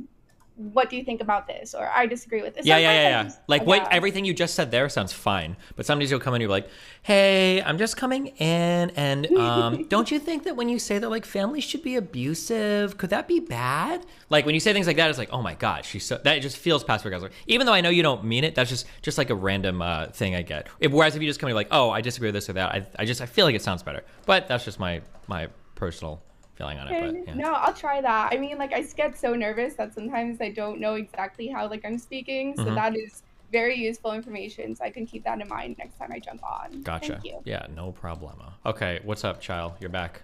Fenty. I'm back, child. Okay. So my main point is that we need to adhere to a culture we can be proud of, right? Okay. One that we can look up to. And the thing is, okay, get your mind back to Ferguson 2014. When you ask people, why are you burning down your own community? People would say, like, we're displaced here. There's nothing in the community. There's no jobs or opportunity. Everything's just miserable, right? Okay. But to what extent can we as individuals do something about that? So that we can be proud of where we live. Are you asking me? Yeah. Yeah, what can we do? If your community has nothing in it, what can you do to fix that? I don't know, build your community somehow? Yeah, what would you do? Yes, that's the answer. That's the answer, Steven. What you gonna do? You can't build a factory there, that's for sure. I mean, the answers are always going to be like, they always are hugely complicated things that feed into each other. So things like valuing education in your family, like it probably starts at home. It starts before home, which is family, which is everything. If you're a parent, like probably the single most important thing you can do to be in control of your destiny and the future of your community is don't have a kid until you're ready. That's probably like the most important thing you can do. So tools like abortion, things like birth control, that's probably like the number one most important thing that like an individual can choose to exercise choice over that is going to have the biggest direct impact. So that'd be number one, I would say. Oh my god. You're so pedantic. That's not what I meant. Okay, I'm sorry. Hold on. You should make a better, brighter culture for everybody to be happier and merrier, and then you can all like go and like frolic in the forest as you like self-reinforce yourselves by loving families and education and music and all that. That's not what I mean either, child. You don't know. Okay, it's fine. I was kind of going for like you can start a club in your community. You can maybe start a choir, or you can go to the school and maybe start a project to plant some flowers. Yeah, these are all things you can do too. Yeah, I agree. You asked me for one thing. That's the biggest thing. The biggest thing is if you're a woman, okay, don't have a kid until you're ready. That's the number one biggest thing. But past that, there's a ton of like positive contributions you can make to like your local communities and your local culture. Sure, of course, all of those things are acceptable. Yeah. The thing is that these things are best achieved through which institutions? For the church and schools. So they can be, yeah. Or they can be achieved through really strong schools as well, right? But when you are in impoverished tax municipal areas, what's the likelihood your schools are going to be having the funds to do that? I mean, where does your church get the funds to do it? From the people giving the church funds. You know how when you go to church, everybody gives money? Yeah, you do the same shit at school. Okay. Right? Did you ever do like school fundraisers where you've got to go and sell tickets to like concerts and shit to family members? Oh, that's true. Yeah. Okay, fair enough. But it's also like the teachers got to also be into it. Like if the teachers hate where they're working and the kids hate it, like, you know what I'm saying? I think that in general, I could be wrong, but I think teachers generally have a lot of passion for what they do. Like, especially ones in shitty communities. Like, you're not working those jobs because it's like, because they pay well and you just like, oh God, like I'm so happy to work at like a poor inner city school. Like, I feel like a lot of those teachers, at least young ones, like go in with a lot of passion. Like they really do feel strongly about like improving those communities and the lives of the children.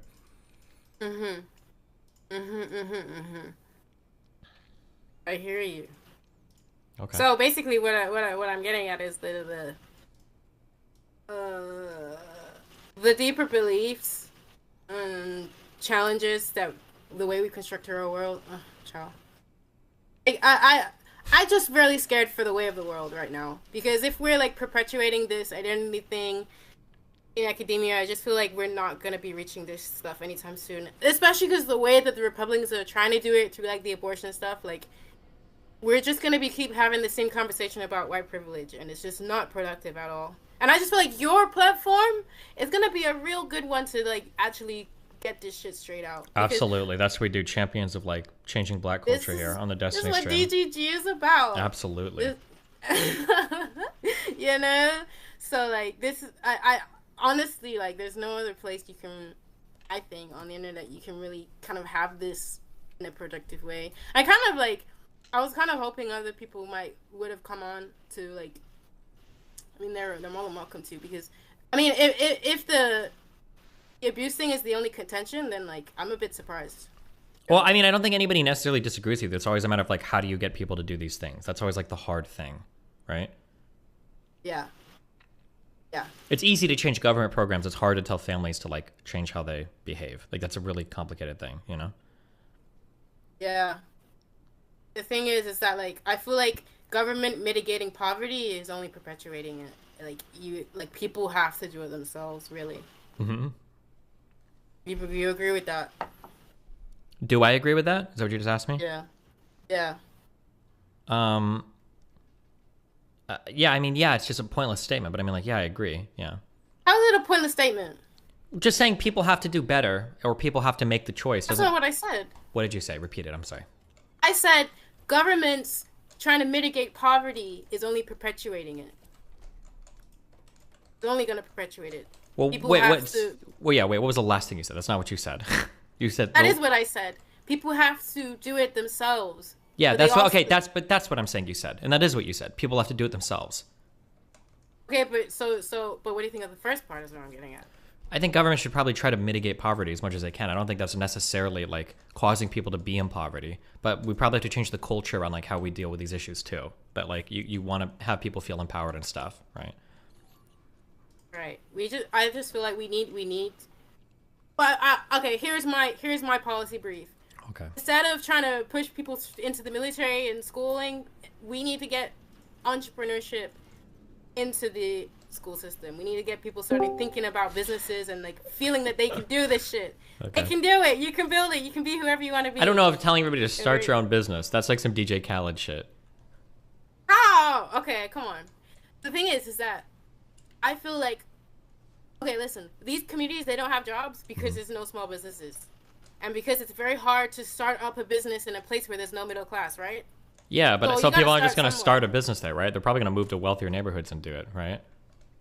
No, what happens is that like a lot of white people with a lot of money invests into something, some kind of coffee thing. And the thing is that like the jobs don't actually get given to the people that are living there because they just start employing things through clientelism, right?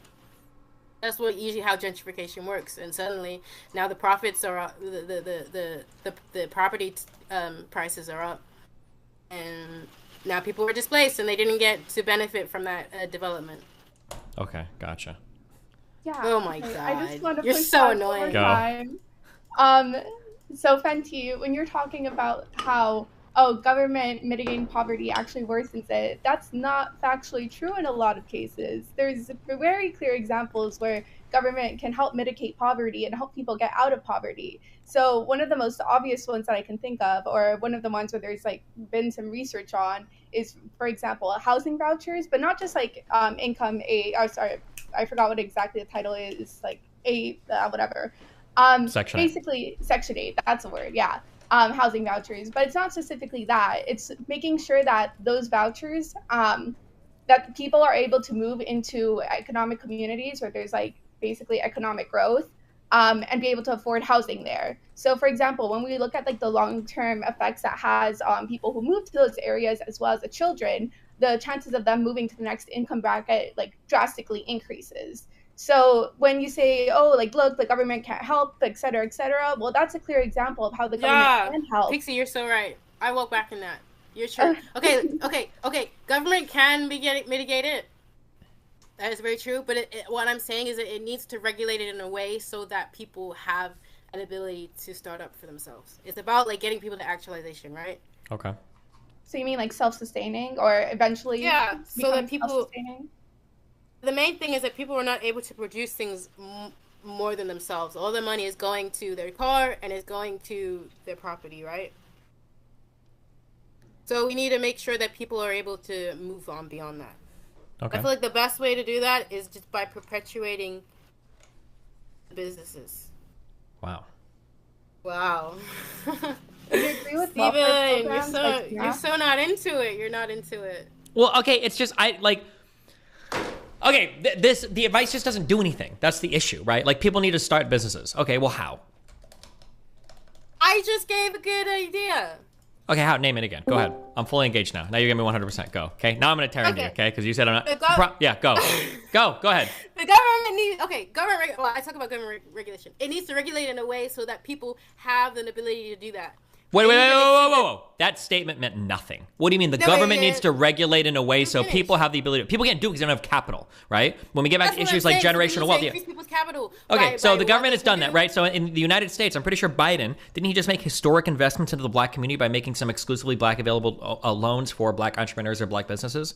That's perfect. That's what I'm talking about. That's good. Okay, so that's one step. Okay, cool. So that is like being worked on, sure. Yeah. And then we need to make more council houses so that council houses suck. Even in the UK, aren't council houses kind of shit? Well, no, I mean, like, having, like, having, hold on, I'm sorry. That was just, what I just said was just fucking stupid. I'm sorry. Having housing available for poor people is really important. Arguably one of the most important things. I agree with that as well. Like, being able to subsidize poor people so that they can afford housing is paramount, is probably the most important thing. For sure, I agree with that. So this is what I'm saying. We need to do more of this rather than telling people that, like, yeah, we are doing this, but I want you to be aware. Now you've completely reversed course from your original position, which is now you're saying like, okay, we need big investments in the government in order to do entrepreneurship. We need big subsidies from the government for like Section 8 housing. Now your answer has changed entirely to we need to do whatever we can like with the government in order to fix these issues. Whereas it feels like before when you came in, you were like, we need to do what we can culturally because the government's not going to fix these issues. No. I didn't walk back on anything. It's a full picture, man. It's a full picture. So we can't. Okay, wait. I agree with the full picture too, but that was my thing. Well, yeah, I agree. It's a full picture. Like we need to encourage changes from the families and the culture, but also like there does need to be some amount of government assistance as well because these people are starting from very far behind, right? And the thing is that the government, like the thing is, we never give credit where credit's due, right? Especially on the left. Okay. Like, we don't ever talk about the good things the government does, for instance. We're always talking about this, the system is racist all the time, right? Okay. And the thing is, I feel like that is what got, Ronald Reagan, he had that whole thing of like, oh, yo, Reagan, what happened to the war on poverty? He said, well, I guess poverty won then. Because it's just like, whenever you try to do anything about it, people are never going to be happy. Yeah, victimization is bad. We shouldn't burn their stuff down. Yeah, we shouldn't have people that victimize themselves. Yeah. Yes, yeah, for sure. Why would the government invest in a place that they know that in a few years they're going to burn down because a police there's another riot happening for whatever reason? Gotcha. Sure. So we need to hold our culture accountable. And the thing, okay, one thing that I do think is an American thing. Y'all are so quick to violence, more than any other democratic, like, developed place. In the United States? Yeah, the United States is crazy. Like, y'all go straight to violence as soon as you don't like something. I don't think that's true, but okay. I think that's very true. Bro, you kill yourselves over like football players over there, okay? Calm down, chill. Okay? No, okay, that's only the men. And that's a very distinct amount of people, but like, listen. Okay, only half your population, the men. I'm sorry. Okay, my bad. No. Okay, listen. Listening. We don't kill ourselves over that. We don't. That's it's a football match at a time, okay? Okay, but I the gotcha. thing is, you guys, an election happens and you storm your Capitol. That happened one time in U.S. history, okay? Chill. That was a few years ago, so clearly there's a problem. Yeah, there is. And, Sure. and the thing is that the state knows that people have the ability to do so because of the Second Amendment, right? That's the whole point. Yes, that we have guns so that we can Hell yeah, we do. keep our institutions in check, right? Because you're going to get Yeah. shot. Yeah, Pelosi, watch out, right? Well, Jesus Christ, not like that, but I know what you mean. Well, that's what they were trying to do, was it not? They tried to storm the Capitol so they could kill Pelosi. They just wanted to get AOC shoes, okay? It was a mission Okay. it was a mission of peace, okay? That's what it is. That's what it is, okay? The thing is, out of curiosity, earlier when you were talking about like, oh, why would the government invest in a place that is just going to burn itself down in a couple of years? I was wondering if you can think of any examples of places that were like doing economically prosperously or were improving by a lot that then like burned itself down. If you can think of. Suppose 2011 in London, we had riots there for the same thing because a policeman shot Mark Duggan, and then people went to the streets and burned everything down. And so specifically in the UK? Yeah. Okay, I don't know much about UK. Wait, hold on, wait. Repeat that last thing again. I'm sorry, go. What did you just say about the UK? Go. Okay, so Pixie asked, is there a place where it is economically prosperous and they're still burning themselves down? And I said the riots in 2011 when the police killed Mark Duggan, and then there was a Black Lives Matter riot. Well, before Black Lives, it was a black riot. Okay, but that was in response to like a particular event, right? Yeah, but like on all kind of protests in response to particular events, most of them. Well, I'm just saying it's not like they were. Or wait, Pixie, is your question like, do you think that places that are economically prosperous are resistant to all kinds of rioting, or? No, I don't think they're resistant to all kind of rioting. I just think if you have people who are, let's say protesting against like violence of the police, or because of like, poverty or things like that, they're not going to be very likely to burn themselves down if they're doing economically prosperously, because they would just be self-harming at that point. So it's usually, or at least when I see riots in giant scale, usually those areas or neighborhoods or places where people feel like they have nothing left to lose, which is why they go to such extreme measures. I don't think it's very, and that's why I'm asking, maybe I'm wrong. Very often where people are doing prosperously, where they burn themselves down, if that makes sense. Where they, oh, that's a complicated question. He's gonna get banned again. Who's gonna get it? Why? I'm not gonna get banned. I'm on fucking YouTube. Chill, child. Okay, calm the fuck down. Okay. People are saying that those riots were mainly in Woolwich and Peckham and Woolwich. Woolwich. Are these really wealthy areas? Are they actually like super wealthy? No, very impoverished, very for sure. Well, wait. Then it sounds like then it wasn't economically prosperous areas that were rioting. It was. Yeah, you're right.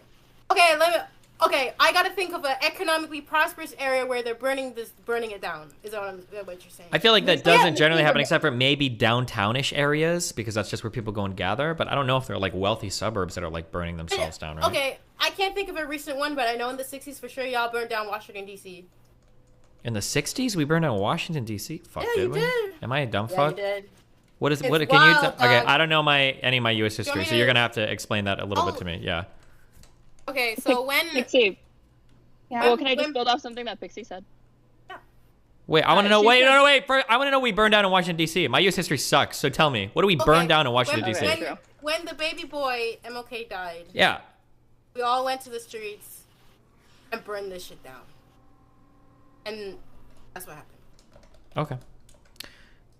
Because the thing is that at the time there was a lot of displacement going on where white people were moving out of the cities and black people were moving up from the south. Okay? So when you get, and the thing is that when you get to there were riots in DC in '68 after MLK was assassinated. Was it really? Did they really burn down DC? Was it like as bad as like the whole? Flames. Okay, all right, maybe. Okay, Oh, I don't know. Okay, gotcha. Missed it. Looting and arson. Like, was this as bad as like the LA riots or like the BLM riots or anything, or was it? Oh, just... you betcha. That's why. Okay. That is the the reason DC why. Fire and Emergency Medical Services reported 1,180 fires between March 30th and April 14th as arsonists set buildings ablaze. Okay, so yeah, it was pretty fucked. Okay, gotcha. All right. 1,000, child. Gotcha. 1,000. Over a thousand. That's facts. Okay, thank you. Gotcha. Okay, cool. I don't know. I feel kind of skeptical, like at least when it comes to DC specifically. Oh yeah, do you? I'm so sorry. I don't know why I said that. Go ahead. No, just ignore I said that. I'm sorry. Wait, let her finish. I'm so sorry. I don't know why I said DC that. is like a political capital, right? So I feel like. Wait, careful. That's not necessarily true. There's a lot of people that live in DC that are in like rough areas and shit. Like, oh no, I'm not disagreeing with that. What I'm saying is that with like, I feel like riots or let's say burning down DC or that specific area holds more of like a. Well, I guess all riots have political sentiment, right? I don't know. I think where I was going was with was that it's more of a political statement towards DC and what's happening like there, or like the fact like, does that make sense? I feel like I'm stumbling here, but like, do you guys see where I'm getting at? I understand. You're good. Yeah, child. It's not like people are necessarily just like their own house per se. Well, See, building off of what you said, and something. This is a question that I wanted to ask you. It's Fenty, right? Yeah. What do you think the like social and economic conditions are that lead to people rioting? So what is happening is so the reason they riot in the cities they're okay with burning it down is because there is no infrastructure there in the first place, right? So there is really nothing to lose. Does that make sense? And the thing is, okay, since social media it's a bit different, but the only way to get people to react to the systemic racism that is prevalent and real is to make enough ruckus so that we get media coverage of what the hell is going on. Does that make sense? Yes, I agree. I agree with that. Like that usually is the purpose of a riot, insofar as there can be a purpose or whatever. It's to draw attention to like economic deprivation or social conditions that have just degraded so much that people feel like this is the only way that attention can be brought to these issues is to burn it all down effectively. What I'm saying is that all you gotta do is get your money up. Right, but you said earlier that governments trying to mitigate poverty is only perpetuating it. Yeah, and I walk back on that. Yeah, keep right, up. Okay, why? I did. So I promise. Yep, she did. Yeah, I know. But what was the thing that like made you change your mind? What Pixie said. She was. What did Pixie say? Okay, so I got a bit reductive. I was all like, all government mitigation is wrong. But Pixie said,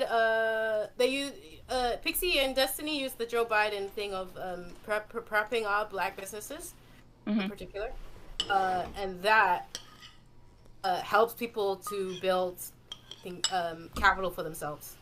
Right. I think that's where our like contention is like, why do you think that more people within more black people and black Americans or black people where like in the UK aren't trying to start small businesses themselves? Because it sounds like you were saying earlier, it's like a lack of a strong enough mentality. Do you think it's that? No, I had a whole thing of family security net. We don't have generational wealth, so we need to focus on building that first. So the generation after us can do that. It's the whole process. Like this is gonna take like maybe a decade or two. I think it will take a lot longer than that. But no, we can do it. We can do it in 10 years if we focus. If it only takes 10 years, why haven't these communities done it already? Because we can't focus. Because we don't have this is why I'm saying that like if we had an institution like the church where we could still like adhere to values and like actually like collectively work on building our community rather than like this whole individualistic like having sex with anybody, and now we have like a lot of bastardized children, and like it's just all a mess. It's just a mess, child. Like the thing is that like if you look at all other communities, right, they are instilled in values. okay, even though they're not adhering to them now, like that's the foundations of where they've come from, and that's why we have Destiny over here, big Cuban family. You know, everything's all well. He's got his connections. Like if his streaming stuff falls off and he loses all his money, he's gonna be okay, right, Stephen? Yeah, not because of my family, but yeah. Okay, Yeah, so but like if you comparatively, lost what's a everything. successful demographic that you're saying has like better values than Black people right now? All of them. Name one. What do you mean? I literally Because like, you're looking saying at like anything. these other like quote unquote communities. You're saying like look at them, they're prosperous, they have businesses, they have Well, I use the generational wealth, Nigerian anecdote. We have generational wealth in our in the Nigerian communities because we hold family high. If you get homeless, you will be okay. So there's generational wealth that you would say like Nigeria is an economically prosperous area then? No, I'm not saying that. I'm saying that people have safety net of family. Okay. I thought when you were saying that you were appealing to like a demographic entirely. I don't know if did you mean like an entire ethnic group, a racial group, or like a country or a state, or what did you mean? I mean like wait what are you trying to wait, can you repeat that? I'm confused. Because you're saying that some of the issues within the Black communities lie in the fact that there aren't strong enough values guiding them and undergirding them to support them as like a strong enough infrastructure to will the people within these communities to build economic prosperity independently.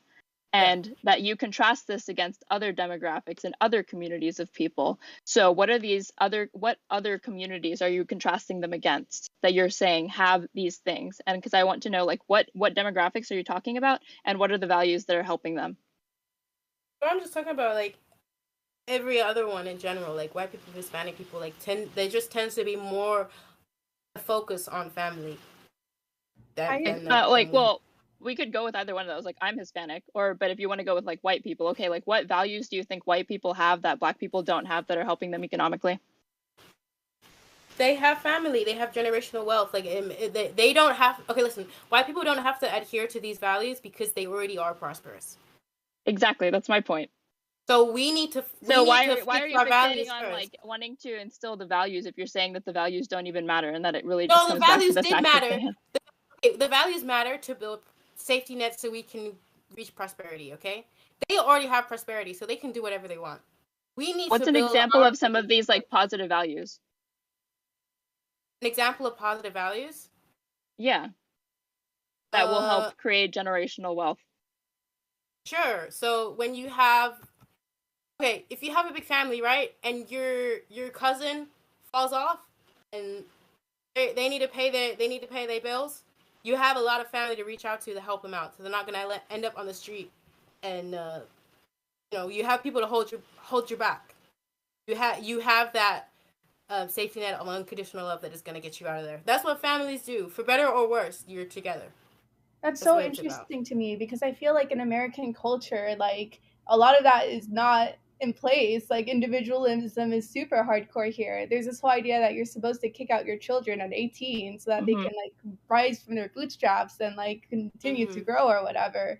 So I'm not sure if that's necessarily true that like America has strong family values as a whole, because there is like this intense culture of individualism. You have a bunch of people who don't want to take care of their parents because they're like, why the fuck should I? Like, I'm my own person. I shouldn't be beholden to them.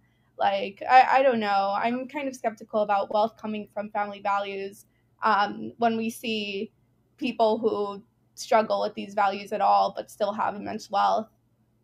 When you say like these safety nets that these other that are present within other racial demographics and communities, I think you're conflating like a social support and like a familial support with like an economic safety net, and those are not the same things. Like you can have an extended amount of family, but that doesn't necessarily mean that if you hit hard times economically that they're going to support you economically. They'll be able to offer you social support, but they're not going to be able to necessarily like give you money or like close a poverty gap for you. Having a place to stay is so important. Like, it's not like the abstract is that you are going to be okay. You're not going to die if you fail at this. Life is not over if you fail. There is someone that is going to be there for you no matter what. And That's you what think family is black people? about. Do you think black people are so atomized that there's nobody within black families right now that black people can turn to within their own families to hear that message? It's not necessarily a black issue in that sense, but I'm saying is that the underclass of what is happening with systemic racism, a way to get out of that is to have that safety net so that people can move up the class brackets. Does that make sense? I'm not saying that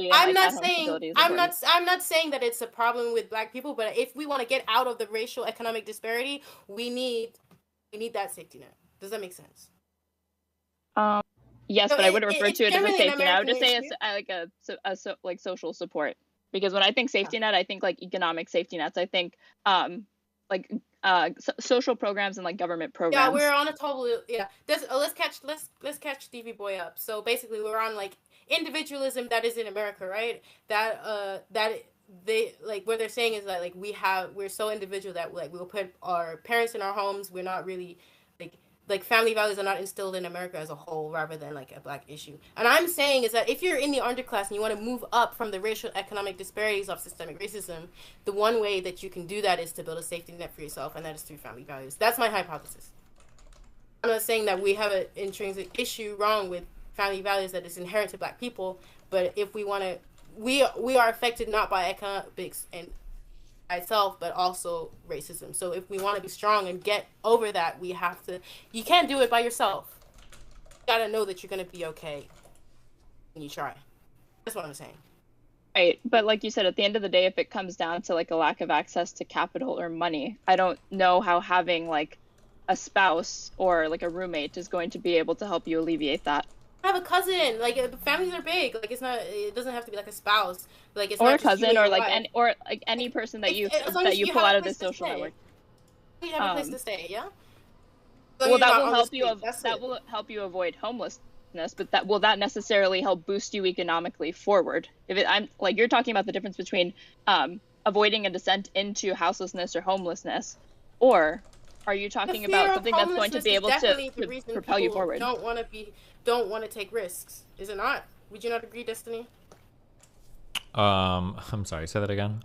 The fear of homelessness is that not a reason why people don't want to try and risk it all and do something, right?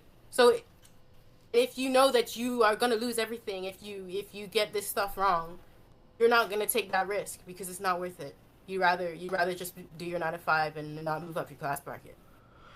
It probably helps a little bit, yeah. He's so out of it. I'm trying to figure out how to set up these fucking nuclear reactors, okay? I don't know how to... Oh, God. I'm sorry, Steven. It's okay. It's okay. It's okay. No, I'm sorry. I got you. You are right. People feel more empowered to take risks when they have more safety nets at home, right? That's one of the big reasons why people are empowered to go to school. School is a bit of a risk. You have to spend 4 to 5 years in a class and not earning any money or doing anything. You're only empowered to do that if your family is like decently well off financially, right? Mm-hmm. Yeah. Steven, are we boring you? No, I don't know how to use this. I don't know how to do this. You keep saying that you feel like there's a lack of, I guess, church being centered as like a pillar within these impoverished communities. I'm using it as an example of how we can do that. But I feel like Black Americans at least are some of the most religious people within our society right now.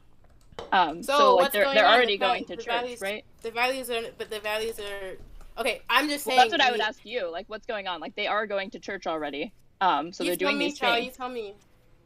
Well, okay, that's my hypothesis. So you can bring something else up of how we can do it.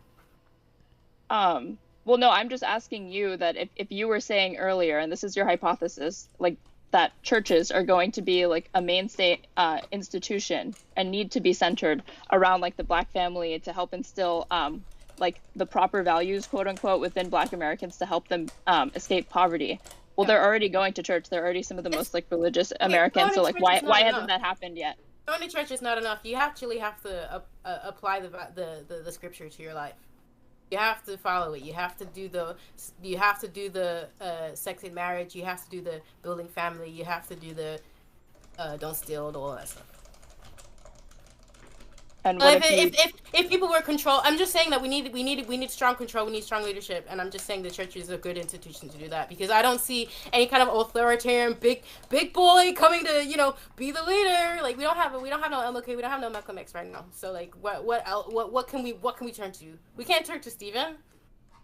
Could he lead the black people to economic prosperity? I don't know. Hell yeah, I could. I think that Stephen could single-handedly lead a revolution of black people personally. March revolution.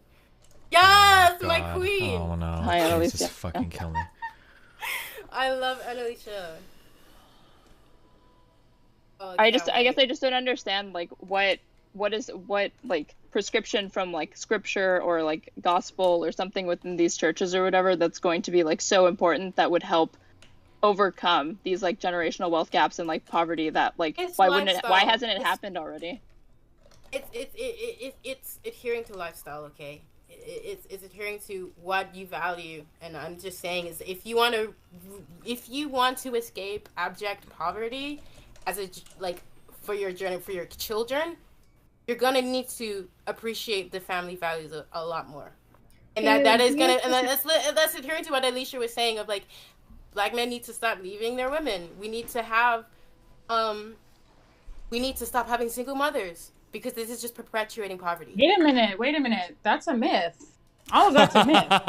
You brought up single mothers. Now you're fucked. Now you're completely fucked. That's a stereotype. What do you mean? What do you mean? Mothers have no responsibility. It's all on the fathers.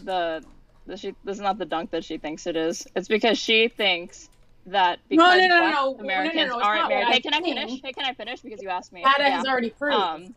Make it funny. Make it funny. You said that because Black Americans aren't married, that means that they're necessarily absent from their children's lives, and I was telling you that that's not the case. That's not what I said. Okay, what did you say then? I said that absenteeism is at the top of the list in terms of what's negatively contributing to the community, the culture, family values, and the nuclear family. That's what I said. Ooh. But you were overstating the extent to which absenteeism is even a disproportionate I wasn't issue overstating within the Black community. If anything, you were understating it, because Lav came up. No, and she really had the receipts, and she said, "Hey, once a month, that's a really low bar."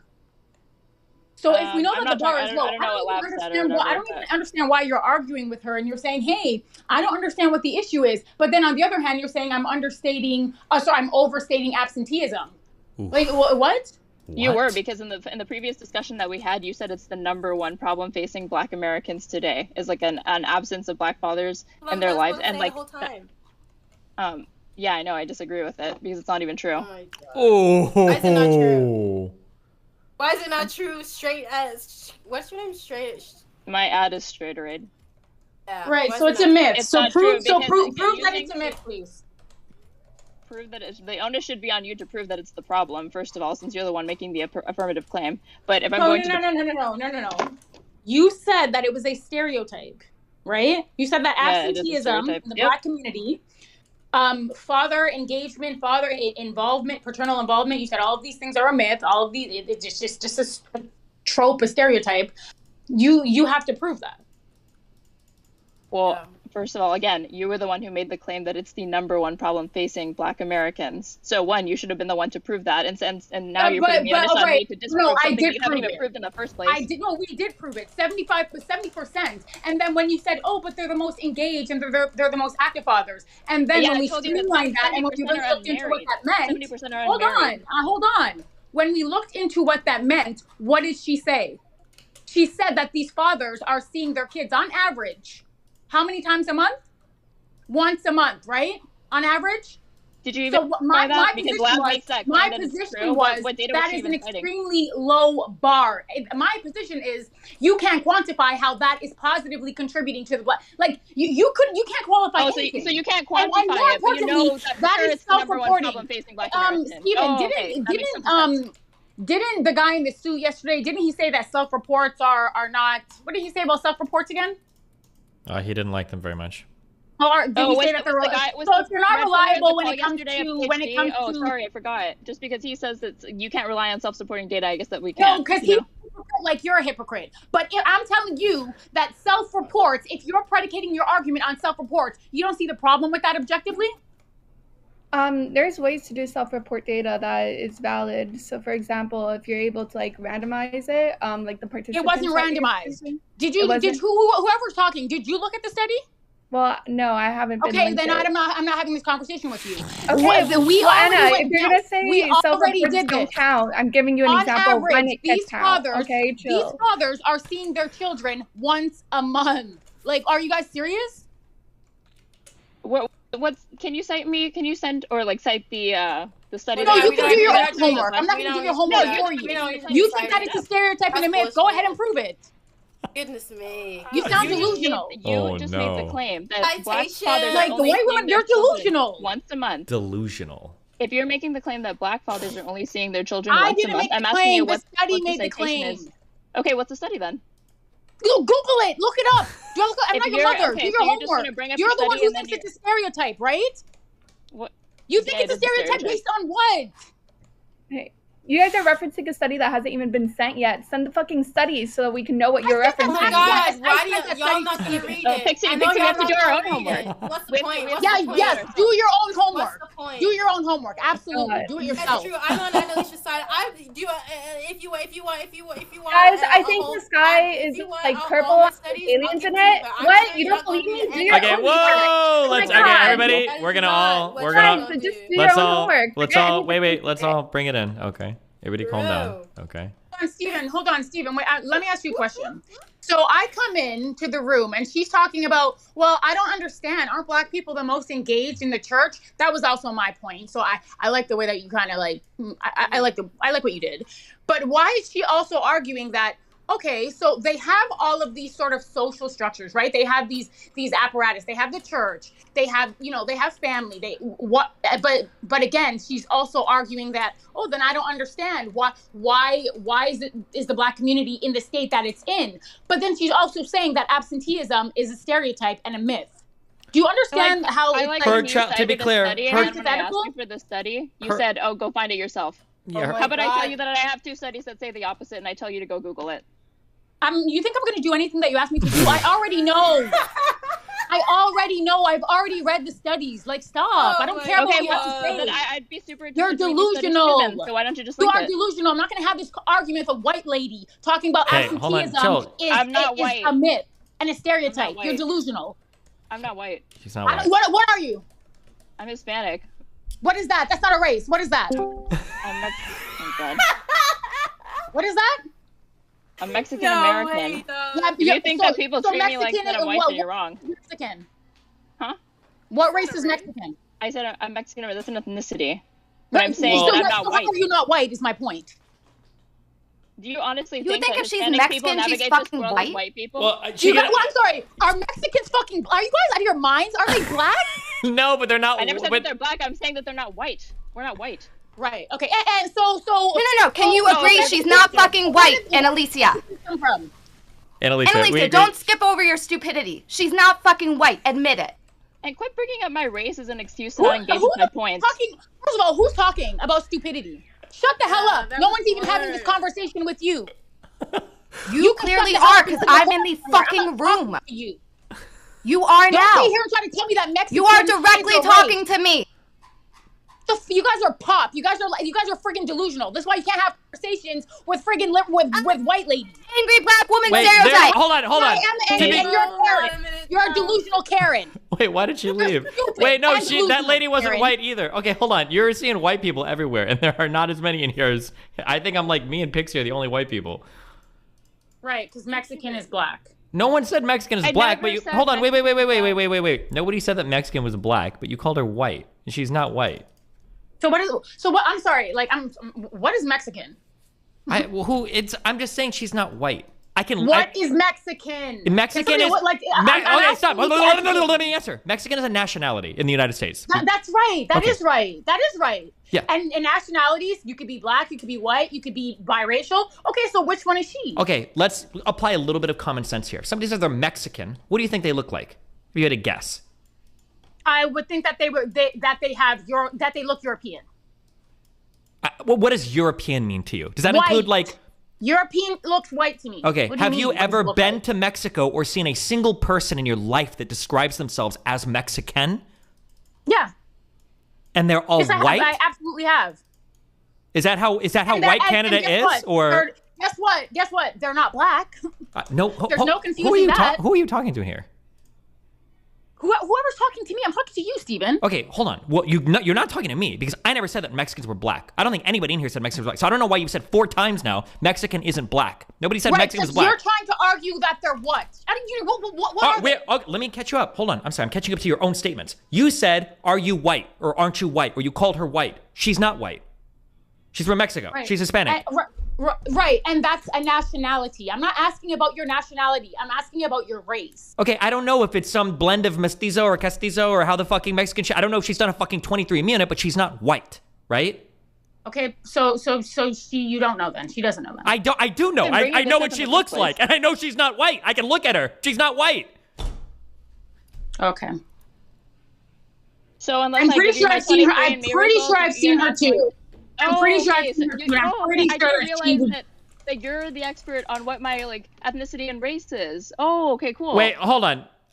We've made a justification. I just want to see. Hold on. I'm super curious now. I'm sending you a YouTube video. Would you describe this person as white? I was gonna say yes. Like the same skin tone.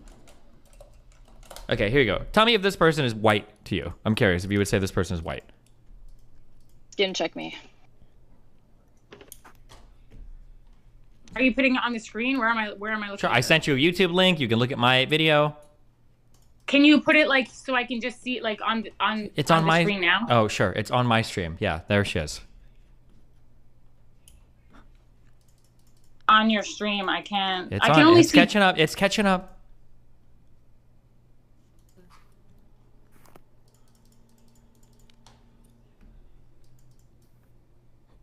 Did you see it yet? Are you okay? How far behind is the stream for you?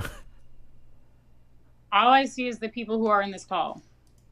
Oh, I can't show it in here. You have to either look at my stream or you've got to look at the link that I sent you.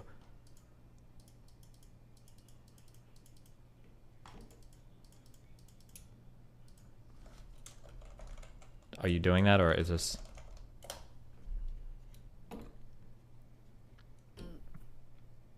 What's she doing? I think she... Yeah, no, I saw. I'm sorry, I can see it. Okay. Is this a white person to you? I mean, you guys look like you could be cousins. I don't know. Okay, Annalicia, I hate to inform you of this, but you are also a white person then. Do you understand that? Okay, that's fine. Okay, let's all right, go we're with all that. white. I'm glad. We're all white in here then. Okay, that's great. We can go I'm with glad that. we're on the same page, except for maybe Wait, listen, Fenty. if absenteeism is a stereotype and a myth, Uh-huh. listen, I'll live in your delusion. We could do that No, all no. day. That's fine. The reason why you even brought up my race is because why exactly? I don't understand how that's even relevant to any of my arguments. Why did you bring up my race in the first place, Annalicia? I guess it's relevant because you being white, having absolutely no experience, no true insight in the field, probably has to do with it. Yeah, probably. We just established she wasn't white. No, you guys established that. Anna, you can look at a mirror and then look at her. Like you guys are. Like I come in here and she's having a conversation with Fenty talking about, oh well, black people are the most involved in the church. So what's the problem? I don't understand why But then last week she's talking about, oh no, absenteeism isn't really the problem that you guys think it is. If I were a little bit darker, and I said the same thing, what would you say then? How about I'm not speaking to you. You're in a Discord room with everybody. Of course you're speaking to all of us. What do you mean? No, let me see if I can get this.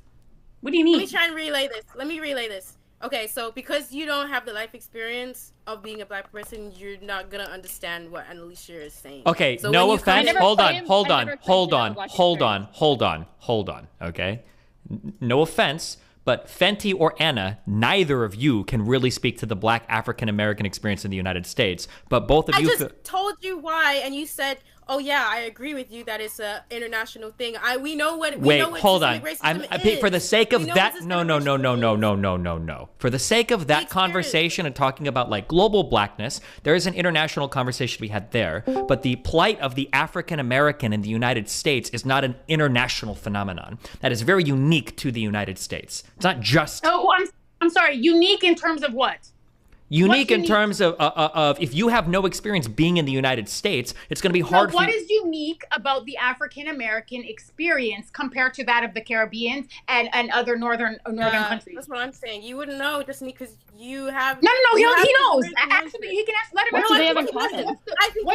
think he doesn't. Qualified. I think because he's. I think for most people, if you've never experienced racism, you've never had somebody call you a nigga, they would say that you don't really know the black experience in America. That's absurd. I know people who are black as No, night don't tell me what's who have never been called nigga. So we're not going to qualify niggadom or being black, whether it be because you've been called a nigga. That's ridiculous. It's something that you clearly can't understand. You don't know what that experience I'm waiting for Stephen to answer my question. You want the white guy to answer you, right? That's what you fucking want. Yeah, go ahead. You talk to Destiny. What's unique about it? Harry's fun. Yes. White boy, you tell us. Right? I don't have to talk. What's unique about it? Stephen, please, tell us. The history of the descendants of black slaves in the United States, okay, and the entire culture that they were brought up in and created, and the relationship they have to the United States and the rest of the world is unique to the African American in the United States versus black people around the world at large. Right, and how do you know that?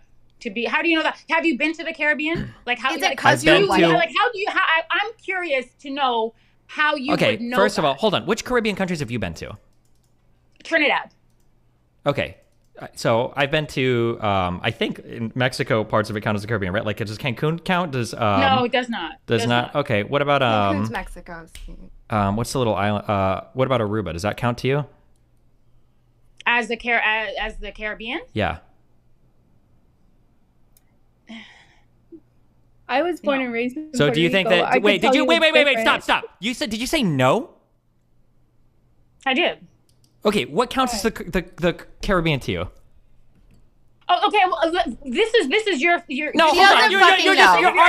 No, stop. You're arguing for the sake of argument. Okay, chill. Yeah, okay? Aruba is absolutely a Caribbean island. Of course it is. It's a Caribbean island. Fine. So you went there. What did you see? Actually, hold on, wait. is part of it too. Hold on, I just want to. You brought it up. Okay, I will bring it up. Let me argue. Shut the fuck up for a second. Jesus fucking Christ, okay? I'll argue this if you want, but before we go down this road, I want you to make the profoundly stupid statement that you think that the African American experience in the United States, that's not a unique black experience. It's more or less similar across the entire world. First, I want you to make that positive statement, and then I'll fight against it. But I need to hear you say it first, so I don't list a whole bunch of shit for why you're obviously wrong, and you go, oh, well, I never said that, Stephen. So I want to hear you say that first. You think that the African American, the black African American experience in the United States, that's like a pretty universal black experience around the world. You believe that? Yeah. No, I want to hear Annalise. Did you say yes? Sorry. I believe that the black diaspora, yes, is absolutely shares universalities. Sorry. That wasn't the question. That wasn't my question at all. But that's my response.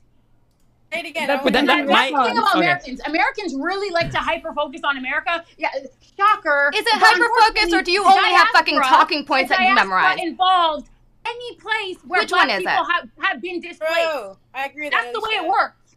Okay, well, I was born. And more importantly, before my people came to Canada, they were in the States. So, like, that's what I'm saying. You guys, are you guys serious? Wait, okay. What the? I'm checking out. I just probably got too triggered. Okay, Jesus Christ. I was born and raised in Puerto Rico. You could consider that part of the Caribbean. I can tell you for a fact that like skin color, or race, or the way that you treat that is very differently in Puerto Rico than it is in the United States. So please do not tell me that they're the same experience in both places, because I know for a fact that they're not. So it's different. So you're saying that darker skinned Puerto Ricans are treated the same as lighter skinned Puerto Ricans? That is not at all the question. Oh my God. No, that is my question. Okay. Because if you think that doesn't have anything to do with colonization, which has to do with slavery, which has to do with imperialism, which has to do with all of these things, because they're all interrelated, then capitalism, you have to make that argument. I first of all, I didn't say that. But second of all, what you guys consider black in the United States is even considered black in Puerto Rico. People don't like the way that people conceptualize race is like so radically different in Puerto Rico than it is in the United States. Like the way that people are able to classify one another is basically like as gringo or not gringo, right? Like that's a major defining point. That's not to say race is non-existent in Puerto Rico, but it is definitely not treated the same way it is in the United States. It is. It's on. The only difference is the way that it's defined and the way that that's the only real difference. All the underpinnings, all of the racism, it all is still exists. The way that it's defined and the lens that's used to see it is different. And what does that mean? There's racism in every fucking country. That probably has more to do with culture, but that's fine. But at the end of the day, which country was it? Was it Cuba or was it? I think so as it was a Canadian, Cuba. You're gonna speak on. It was where the fuck are we veering off to? I think it was Cuba. Where the government actually encouraged the whitewashing of Cubans. Does anybody remember what it's called? No. Gusano. Isn't it? No. No. I'm trying to think. Like it was actually legislated. It was like literally Is it? I'm reading this word. I've never heard this before. But is it blancamiento? Yes. Okay. Yes. So that's another example of sort of like that secular element of things that affected people who are a part of the diaspora, and like to think that the Black American experience is exclusive to Americans. It is only that's only something truly that an American could think of. To be honest, or it would be anybody that's had a Black American experience would tell you that that's obviously true. But you don't sound like you have But anybody that. who's had a Black American experience, who's traveled and met other people, would also know that that's not true. Who's peeing? It's fucking you. Lycan just got kicked and lost his perms. Good luck. What the fuck? Wait, maybe he was pouring a drink. He's extra why would like he? that. He's fucking. Okay. Good luck, Lycan. Ask somebody back for him. Here's a question. I don't understand what that statement means. Anna, do you think that like Black immigrants in the United States, like somebody coming from Nigeria or Kenya, is going to have the same experience as an African American in the United States?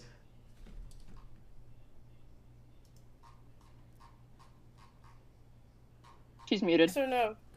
She's muted. Anna, Alicia, come back to us.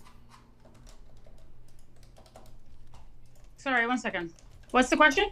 Do you think that a Black immigrant from Africa that comes to the United States is going to have the same experience as an African American descendant of slaves from the United States? Do you think they're going to have the same or similar experience in the U.S.? It will be similar, wouldn't be the same. That's not the argument though. No, hold on. Stop saying that's not the argument. I'm trying to figure. Okay, my bad. Oh my God, I thought I was going to get to talk for more than 2 fucking seconds before you ramble for another 12 minutes. My bad. Probably not. Okay, No. Okay, gotcha. Okay. Can I ask you a question? What does it mean when you say that only Black Americans would think that their experience is different than everyone else's? Like, who else is supposed to think that? It's not just a Black American thing. It's just Americans in general feel like they're so segregated from the rest of the world. Do you think if maybe Black Americans are telling you that their experience is different, that maybe you should hear that? No, it's not. No. Hold on. My argument is not that it's different. My argument is that it is exclusive and that it has only affected the American people in the way that it's affected them. That's my problem. Is that's an American thing to say. It's like no one is saying that. This is a special club, and Black Europeans, they have absolutely no claim to it. Canadian Black people have that's my no position. claim to what? Racism in America? Can I ask a question here? Racism in America. Okay, hold on. It's a global thing. That's what we're trying to say. Okay, wait. I want to ask this question. Hold on. Okay, Fenty, how many countries have you been to? 3. Wait, 4. Wait, let me think about it. Okay, here's the thing I'm going to put into words, but if people haven't traveled as much, I don't know if this is the case, okay? This is like my general impression, okay, that is unique to the Black experience inside the United States. Now, I haven't been everywhere, and I haven't been everywhere in the places I've been, so maybe that's not necessarily the case, okay? But I noticed that, like, when I've been to London a couple times, when I go to places in other countries, okay, across Europe or New Zealand, that when I find black people in these countries, they tend to be like pretty integrated into like the societies that they're in. They tend to be. Now, maybe like there are going to be some cities where this is somewhat of an exception, but like they feel very much like they're part of those local communities. In the United States, an interesting aspect of like African American culture is that even if I seem like an African-American person in like the northeast part of the country, if I'm up in New England, or if I go to the southwest part of the country, place in LA, there's kind of like this unifying African-American culture that exists almost independently of itself, but is still like very related across all of the United States. That seems to be a relatively unique phenomenon in the US. Listen, we're not saying that it's exactly the same. Of course, that racism is going to manifest itself differently in different institutions, okay? You guys had slavery, which is very different to how racism manifests in imperialism, okay? So, yes, it's a unique experience, but racism in itself, the same sort of, the virus that is bred into our institutions is not unique. Yes, I don't know what you're responding to. I'm just saying that the African American experience in the United States is a relatively unique one. That's why like all of the culture that was created by African Americans in the United States like resonates throughout the world in a unique way that it did in other countries. The African American experience in the United States and the way the history in the United States is going to be a lot different than black people across the continent of Africa or black people that existed in other European countries. I'm not saying that it's not unique. Like you literally are saying that it's not unique. Yes. That's not what I'm saying. Oh, okay. Then we agree. Then I don't know what you're. Then we agree on everything. Then we agree. It's unique. It is. Then boom. Then we agree. But the thing is that But the thing is that you're using that point to say that we don't have any valid. We have no validity. I'm saying you have to be really careful when you speak of. It's to say that you aren't the authority on it, because it seems like anytime somebody questions you or challenges you guys, you're dismissive. Like Annalisa saying, "I'm not listening to you because you're white," even though she's fucking Mexican. Don't care.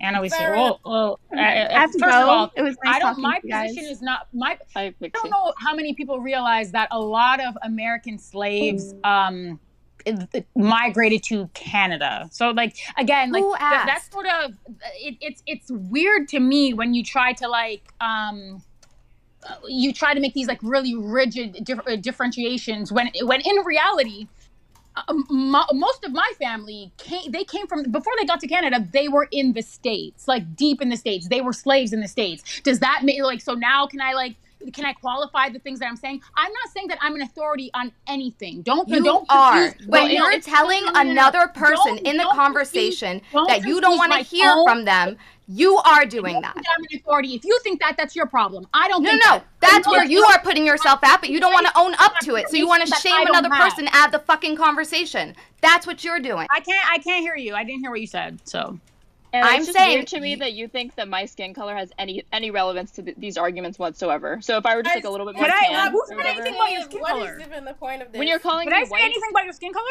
Yes. Yeah, yes. That's literally why I hopped in here. Hold on, wait a minute. Do you guys think that being white is it's just a skin color? It has nothing to do with facial features. It has nothing to do with phenotype. It has nothing to do with hair texture. I think being white does not fucking matter to you unless they disagree, because you can't fucking wait to hear from Steven. True. What do you mean? If I'm having a conversation with Steven, I ask him a question, I want him to answer it. Oh, my bad. I forgot. He's the only person that can. Go ahead, Steven. We're trying to talk to Steven. All right, this conversation is going nowhere. Americans. Yeah. So, I mean, if you guys really think that unless you are from America, you can have conversations about America because it's so used to America, it's so unique to America. My thing is, why would you? That means that you shouldn't be able to talk about Russia. You shouldn't be able to talk about. Hold on. No. I'm just saying. Wait. I'm just saying. Hold on. Chill. Outside of your national. Oh my God! Stop! Chill! Hold on, Anna. Chill. What I'm saying is that the problem. If you want to have conversations about these things in general, that's fine. But if you want to start polling like credentials for race, a white kid that's growing up in the ghetto in the United States is going to know more about the black experience in the United States than you will. Because if you aren't a black person living in the United States, here, this is what I will tell you. If you ask any African American in the United States, okay, not a second generation Nigerian immigrant, if you ask an African American in the United States, States, what you and Alicia, somebody that sounds like they're in middle or upper middle class or whatever the fuck, Canada, well-educated or whatever, they're going to say you have no fucking idea about any part of the black experience in the United States. That's what every single African-American will tell you that. You might find some people that are like first or second generation immigrants that'll agree with you, but every single person that's grown up in places like fucking Baltimore or LA or like places in all of these cities that grow up in fucking projects or that have part of like the African-American experience in the United States, they're going to completely disagree with you. And they're going to tell you know about as much as a wealthy white person living in a San Francisco suburb.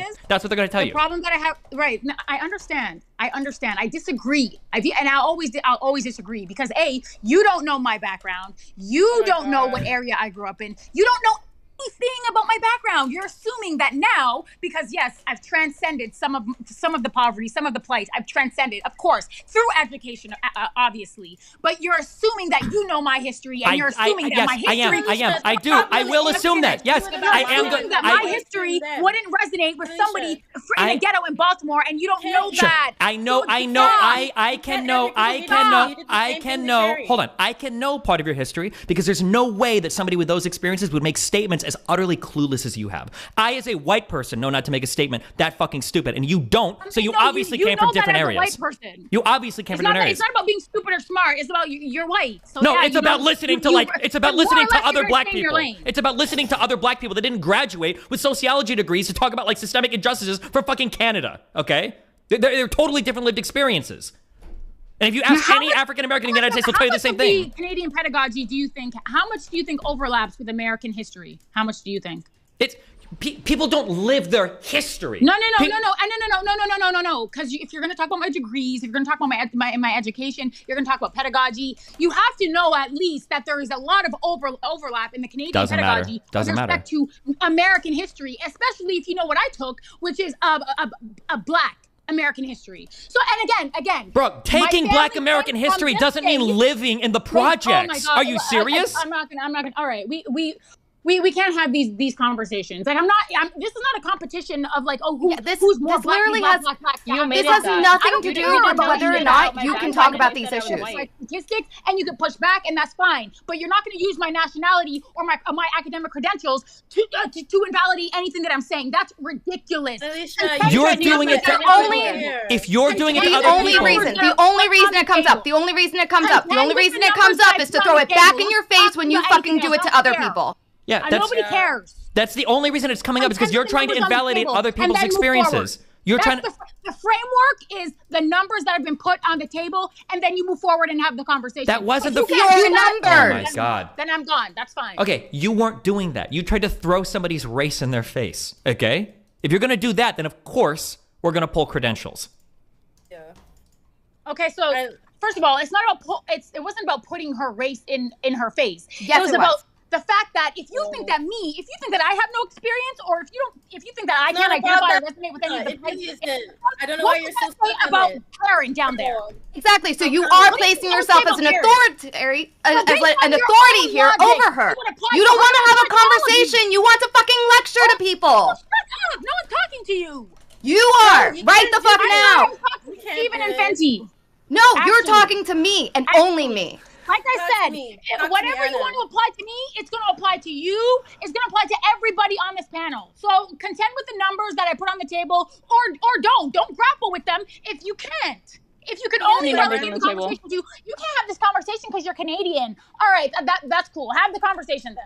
Anna, no one's throwing Canada in your face till you throw white in another person. Listen, I'm not worried about Canada. We're good over here. Don't worry about Canada. What I'm saying is stop calling numbers that I put on the table, or shut the hell up. Anna, do you understand the only reason this has come up was because you tried to call out Erin on her race? Do you understand that? What did you say? The only reason why this came up was because you tried to throw race in Straight Rate's face. You asked her, "Are you white? You white woman?" That's the only reason this came up. What did Erin say prior to that? It was about black absenteeism. It doesn't matter. No, doesn't matter. Specifically, is there an appropriate time to say that?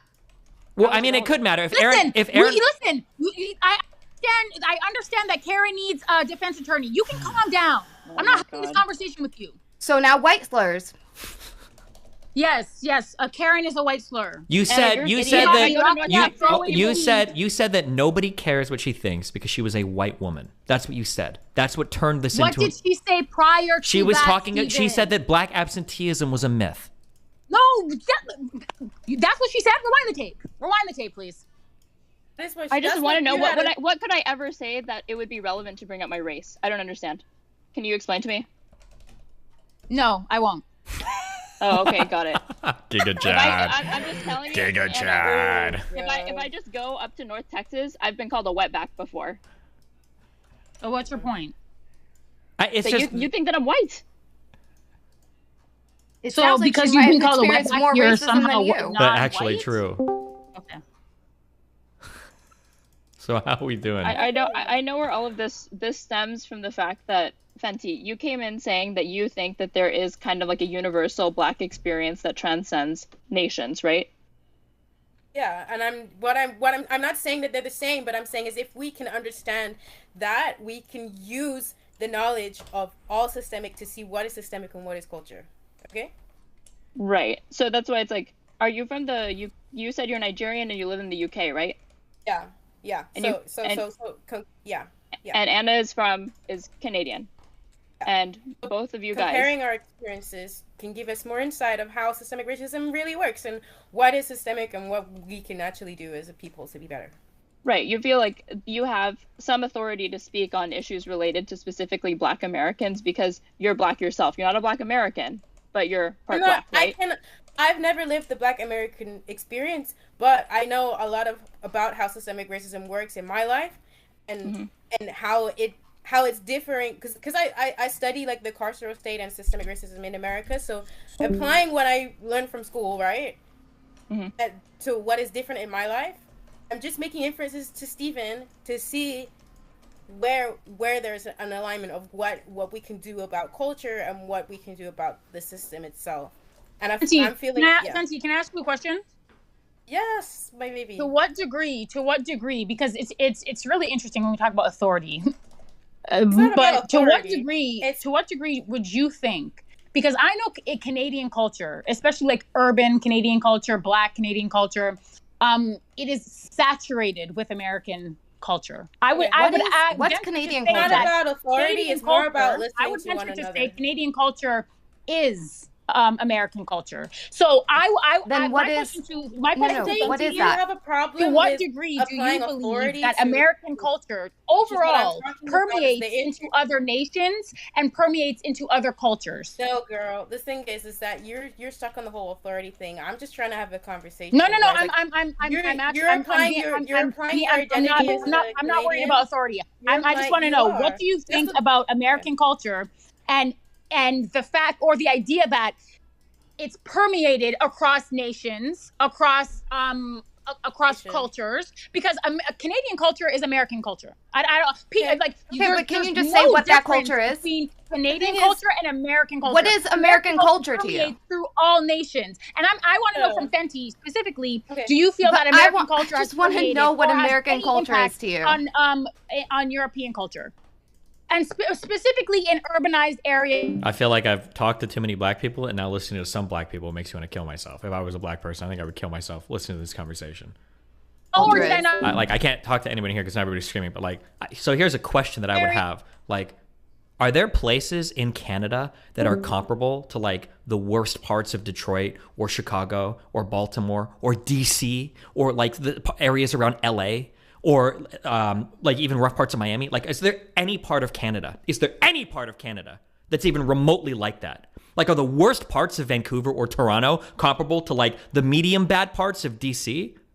Like, I could be wrong, but like the experience sounds completely and totally unrelated to me. Like, it doesn't sound even remotely close. Like things related to gang or drug culture in Canada compared to like the United States doesn't even sound remotely close. But I don't know. Maybe I could be wrong, but in the parallels, we can see what is systemic and what isn't, and how we can empower ourselves to overcome it. That is. So in terms of culture, so when in terms, like I said, bro, I'm the whitest person. Well, now I actually am the only white person in this conversation, and I feel like I'm listening to two white people talk about African Americans. That's what it feels like right now. It feels like I'm listening to two white people. You've got somebody that went to school in the UK and studied black people, and then you've got what sounds like a sociology graduate in Canada talking about black people in the United States.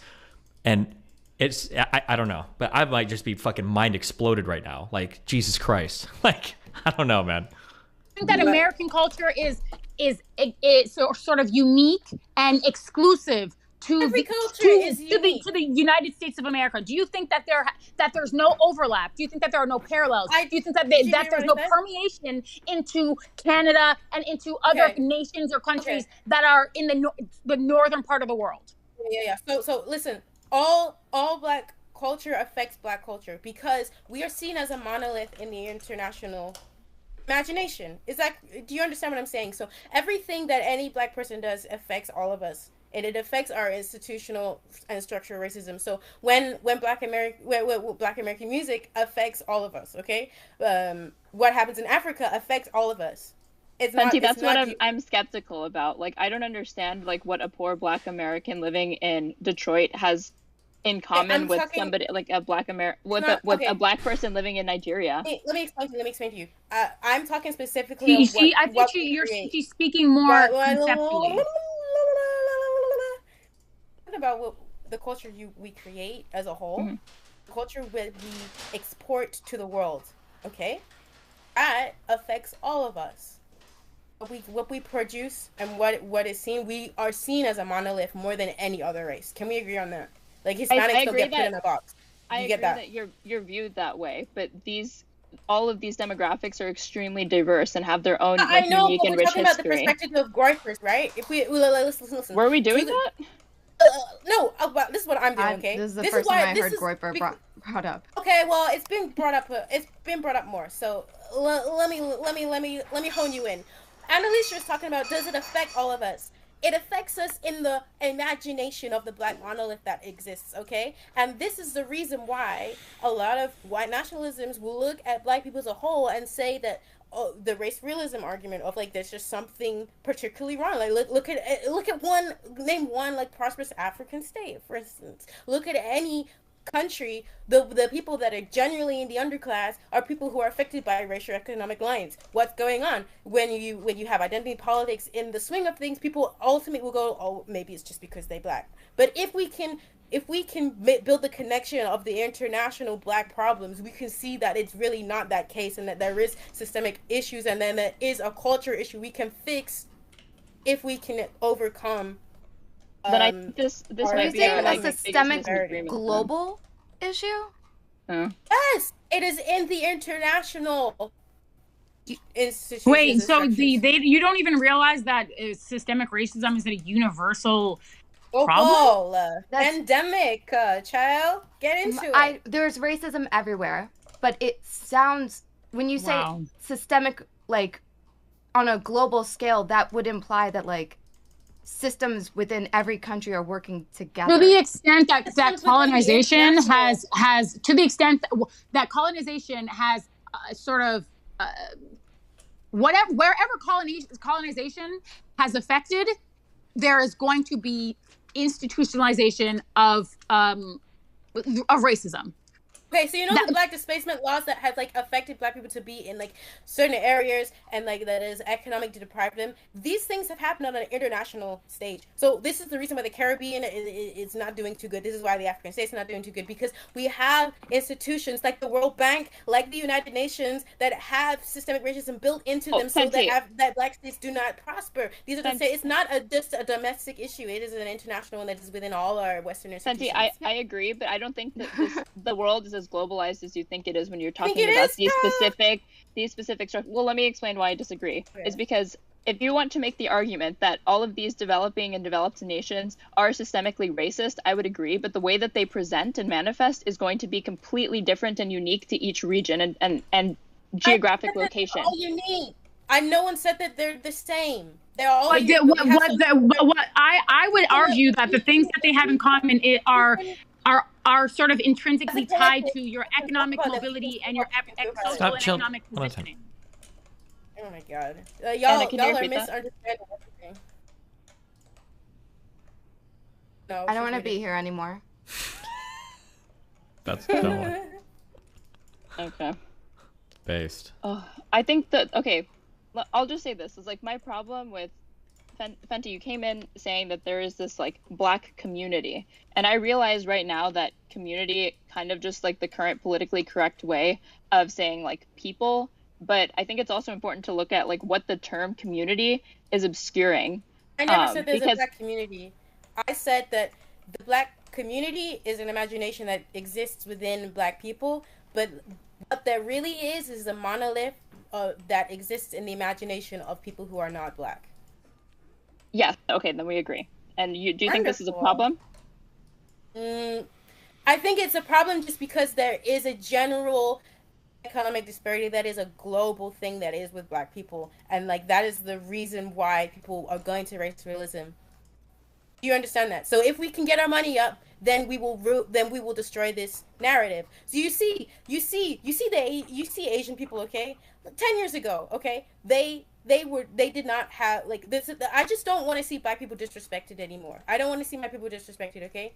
See, Asian people like 10 years ago, they were more disrespected. There was more racism hounded them. But when they got their economic prosperity up, people you will not really hear you won't hear racism towards Asian people anymore. We're all on K-pop. We're all on K-pop. Right? That's well, I feel like that's an argument to favor, because like even the term Asian American, that's just a census category, and like that alone encompasses just like a widely fragmented group of people today. Like that's going to include Asian American will include more than 20 million people, 40 like over 40 I think different ethnic backgrounds alone, probably over 100 languages. And I think the majority of like Asians in the U.S. are like first generation immigrants, if I'm not wrong.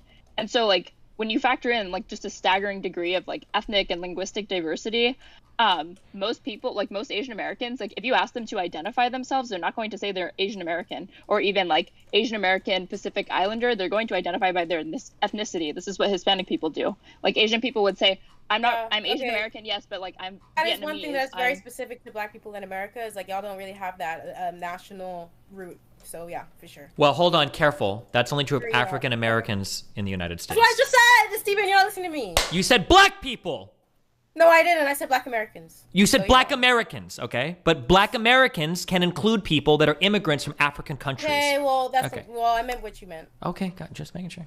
I was just trying to say that when you said like, look at Asian people, like you were treating them like a monolith in the way that you're asking that people don't treat black people. Oh my God, y'all are so into misrepresenting me. I said, okay, 10 years. That's what they do. Go back to 10 years ago. We used to do that, okay? People used to do that. People used to be very racist to Asian people because they were not prosperly. Yes, but now it's not so much. Now people respect them a lot more. Now we got the K-pop, we got everything. Child. Well, there was arguably just a spike in like hate crimes against Asian Americans specifically. Oh, I wouldn't know about that. In the United States. That's what I'm imagination. saying. I'm talking about the global imagination of the races. Okay. Okay, but at what point do we leave the realm of like idealism and do we start contending with like the practical reality on the ground of how these communities actually manifest themselves? Whenever you want to, Chow. But that's what we're talking about. That's not what we're talking about. Okay, well, are we like pretending that groups are not separated in North America? Is that like what we're doing? Hold on. That statement didn't mean anything. No, because it sounds like you're saying, well, you know, in the imagination of it, or the imagination of the imagination part is saying that like people imagine that all black. No, I know what it means. I know what it means, but it's almost like when you say imagination, it kind of sucks out any validity to any differences in culture or socialization or community or you know, the community functioning and stuff like that. Like, are we like people when they come to North America, they are split up and divided into groups based on these things? Is that like? I don't know what your question is. Like, people will view Asian Americans as being the same thing, but different people are going to have way different backgrounds, right? Like, Vietnamese people that married a white husband and came over after the Vietnam War are going to have a way different experience in the United States than some family that immigrated from Beijing 20 years ago so their children could go to, like, fucking Harvard, right? These are, even though they're both quote-unquote Asian Americans, they have vastly different backgrounds. Like I looked it up, and like according to Pew, from 1970 to 2016, the gap in the standard of living between Asians near the top and the bottom of the income ladder nearly doubled, and the distribution of income among Asians transformed from being one of the most equal to being the most unequal among America's major racial and ethnic groups today. So like, for example, like today, a rich Asian household is over 168 times more wealthy than a poor Asian household. So like the point is that no matter how well-intentioned these concepts or imaginations of like a concept like an Asian American community, they have almost like no material reality. You're talking about like because we're talking about a category that includes undocumented immigrants. It could include Asians are respected because they are imagined to be prosperous. No, hold on. That is wait. Where does black disrespect come from? Wait. Hold on, just real quick. That statement was just not true. Okay, somebody's gonna treat like a very, no offense, but a very white-sounding Asian American male in San Francisco with like glasses is gonna be treated way differently than like a Vietnamese woman that runs a nail shop in Alabama, right? Just because they're Asian doesn't mean they get the same treatment. There are way different types of Asian people across the United States. What affects implicit racism more? Like what we perceive the block as. This is what it is. But we're just talking about commonalities between these groups of people. The reason that systemic racism exists everywhere is because the overall imagination of black people is linked to poverty. We have to fix that. That's what my point is. The Asians have sorted it out. Some of them are prosperous, some of them are not, sure. But the overall imagination is different for them. And that's why they have more respect. I know, but you're just talking about people, like this imagination, you're saying like this is a conception that's projected onto these communities, and I'm saying that the material reality, like on the ground, how these communities actually are structured. It's going to be different on every ground, so. Yes, exactly. Like they're not, like, it's just that's a fiction. You know, so I feel like you're trying to propose solutions based off of the imagination, but you're already saying that that doesn't exist. That's just like a stereotype. It's an idealist notion of those things. Like, how are we even supposed to understand what the problems are when you're just referring back to like an abstraction or an imagination of these things? Like you're saying, those are stereotypes. Thing is that my main thing is that it's not about that. Okay, my main thing is that the issue is that we have to get our economics up, and I just do not want this next 2 years to be all about white privilege. We need to stop talking about what we got to do as a race, and we need to get our money up and look internally at the psychology of how it's affecting us, because that's what every other race has done. Like the Asians did it; they got their money up, and now it's not an issue. I mean, yeah, I agree, get money, but like even I have a problem with you saying that like Asian Americans have gotten their money up. Like I just told you, there's a ton of income disparity between Asian Americans. But like they know what to do. And it also doesn't make sense because like in the United States, I think some of the highest educated groups are Black Americans. Like I'm pretty sure Kenyans and Nigerians, I think, are the two biggest like postdoctorate degree holders like in the United States. Why is that, Destiny? Because they got a strong family that is pushing these kids to do well and prosper. Yeah, sure, but I'm just saying that like that doesn't seem like it's changed the opinion of Black Americans as being like uneducated. Yeah, because listen, look at the underclass of America right now. What race is predominantly that? Right, wait, can you say that again? The underclass of each society. Like, who is representing that? I don't know. Could you answer that for me? Destiny, do it. He knows. Who is it? Black people? I don't know. You tell me. Wait, are you asking who represents like the most violent crime in the United States? Is that what you're asking? Who's on top? What are you saying? Listen, because of the racial economic disparity, people tend to be the underclass in a lot of developed countries. So what we need to do to overcome that, we need to fix the economic stuff so we can get over the racial systemicism that is keeping them the underclass. Does that make sense? When you say underclass, are you just talking about like lower class, like poorest people? No, I'm talking about people who cannot get into employment because they haven't got good education, and they're forced into crime because where they're displaced is full of crime, and there's police that are militarized. Like things are not working in their favor because of the racial economic lines. Does that make sense? Okay. Sure. I guess I just don't think that like an overemphasis on like academic concepts like white privilege are what's holding like Black people back from achieving economic parity. So. Annalise Yeah, she derails a lot, but I like we got a lot of places where it's just like, girl, this is not productive, you know? The yeah. rest of it. But like, this is the thing. This is why the imagination is the way it is. Okay, and this is why it is the case in everywhere you go. Okay. I guess I think we got it. Oh, who's here? Jason. Shin. Buddy. You guys hear me okay? Yeah, loud and clear. Oh, awesome. All Hey right. guys, this is Joshua. Wait. Real quick. Can you either use push to talk or turn the sensitivity down? The beginning and ending of your statements are getting clipped a little bit. Oh.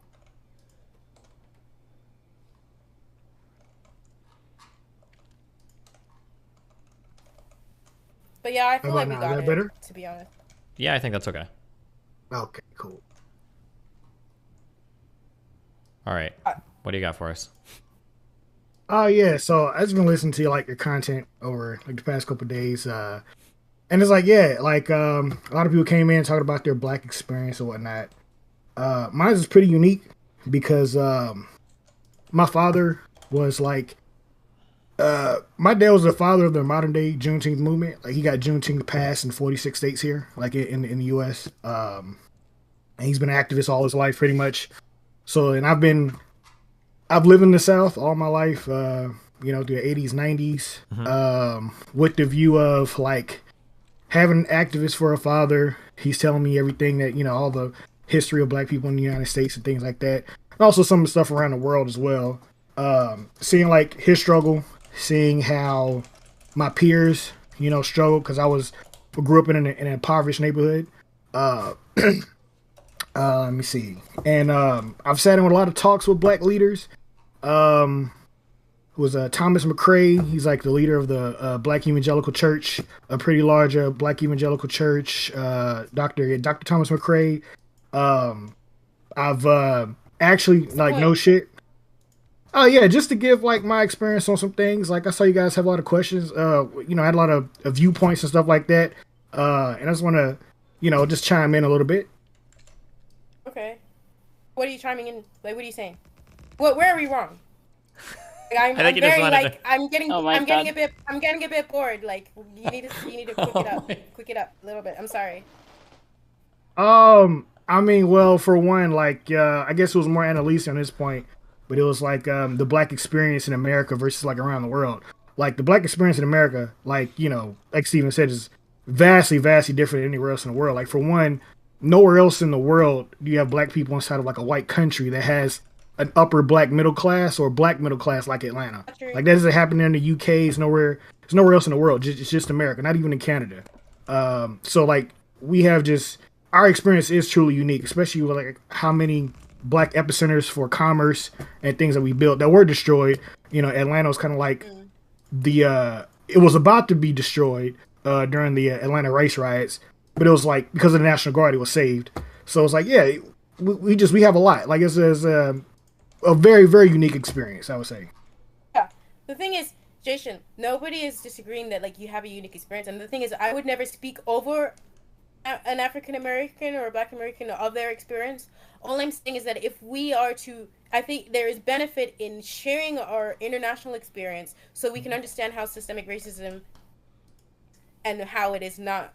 We can see what is culture and what isn't. Does that make sense? Like nobody is saying that like Black experience is the same and that like I could never speak for you. Okay, you can only speak for you. True. Yeah. Okay. I feel like when you said you were bored just a little bit earlier, you were kind of speaking over him. Oh, because I'm not getting what he's saying. Like he's just talking about some church minister. Like I don't know. I don't get it. Like just got. Like, I mean, he was introducing himself. Yeah, but it was taking like 10 minutes. I'm sorry, I didn't mean to drag on, but yeah, it was just an introduction. No, you're hold on, wait. Well, real quick, hold on, you're good. You weren't dragging on. You're totally fine. I'm sorry, but sorry. No, jeez. But I think it's just because what? Because you kind of shit all over the guy. Juneteenth is like it's a federal holiday in the United States. It's like a decently big deal, right? Yeah, oh yeah, big deal, man. Yeah. Like, yeah, bro. Like my dad was fighting for this forever. I wish he would have got a chance to see it. He passed in 2018, but yeah, I wish he would have got a chance to see it. He would have been like jumping all over the street. He would have had a own personal parade across the country, like just him marching. I'm sure he would have done that. But yeah, it's a really, really big deal. A lot of elbows are rubbed, a lot of feathers ruffled to get this passed. Okay, yeah, but that was the introduction. Okay, gotcha. Okay, so we had comments earlier about what I don't even know what you want to chime in. We went all over the place. Yeah, what do you want to say? Go for it. Let me see. Man. Or I'll give you a guiding question, then you can talk around it. Okay. Yeah, please. So one of the topics that Fenty is kind of bringing up that people have been kind of speaking around is it seems like there's questions of when it comes to the black community in the United States, obviously there are problems. How much of the onus needs to be on the black community versus like people in charge of systems to remedy a lot of these problems?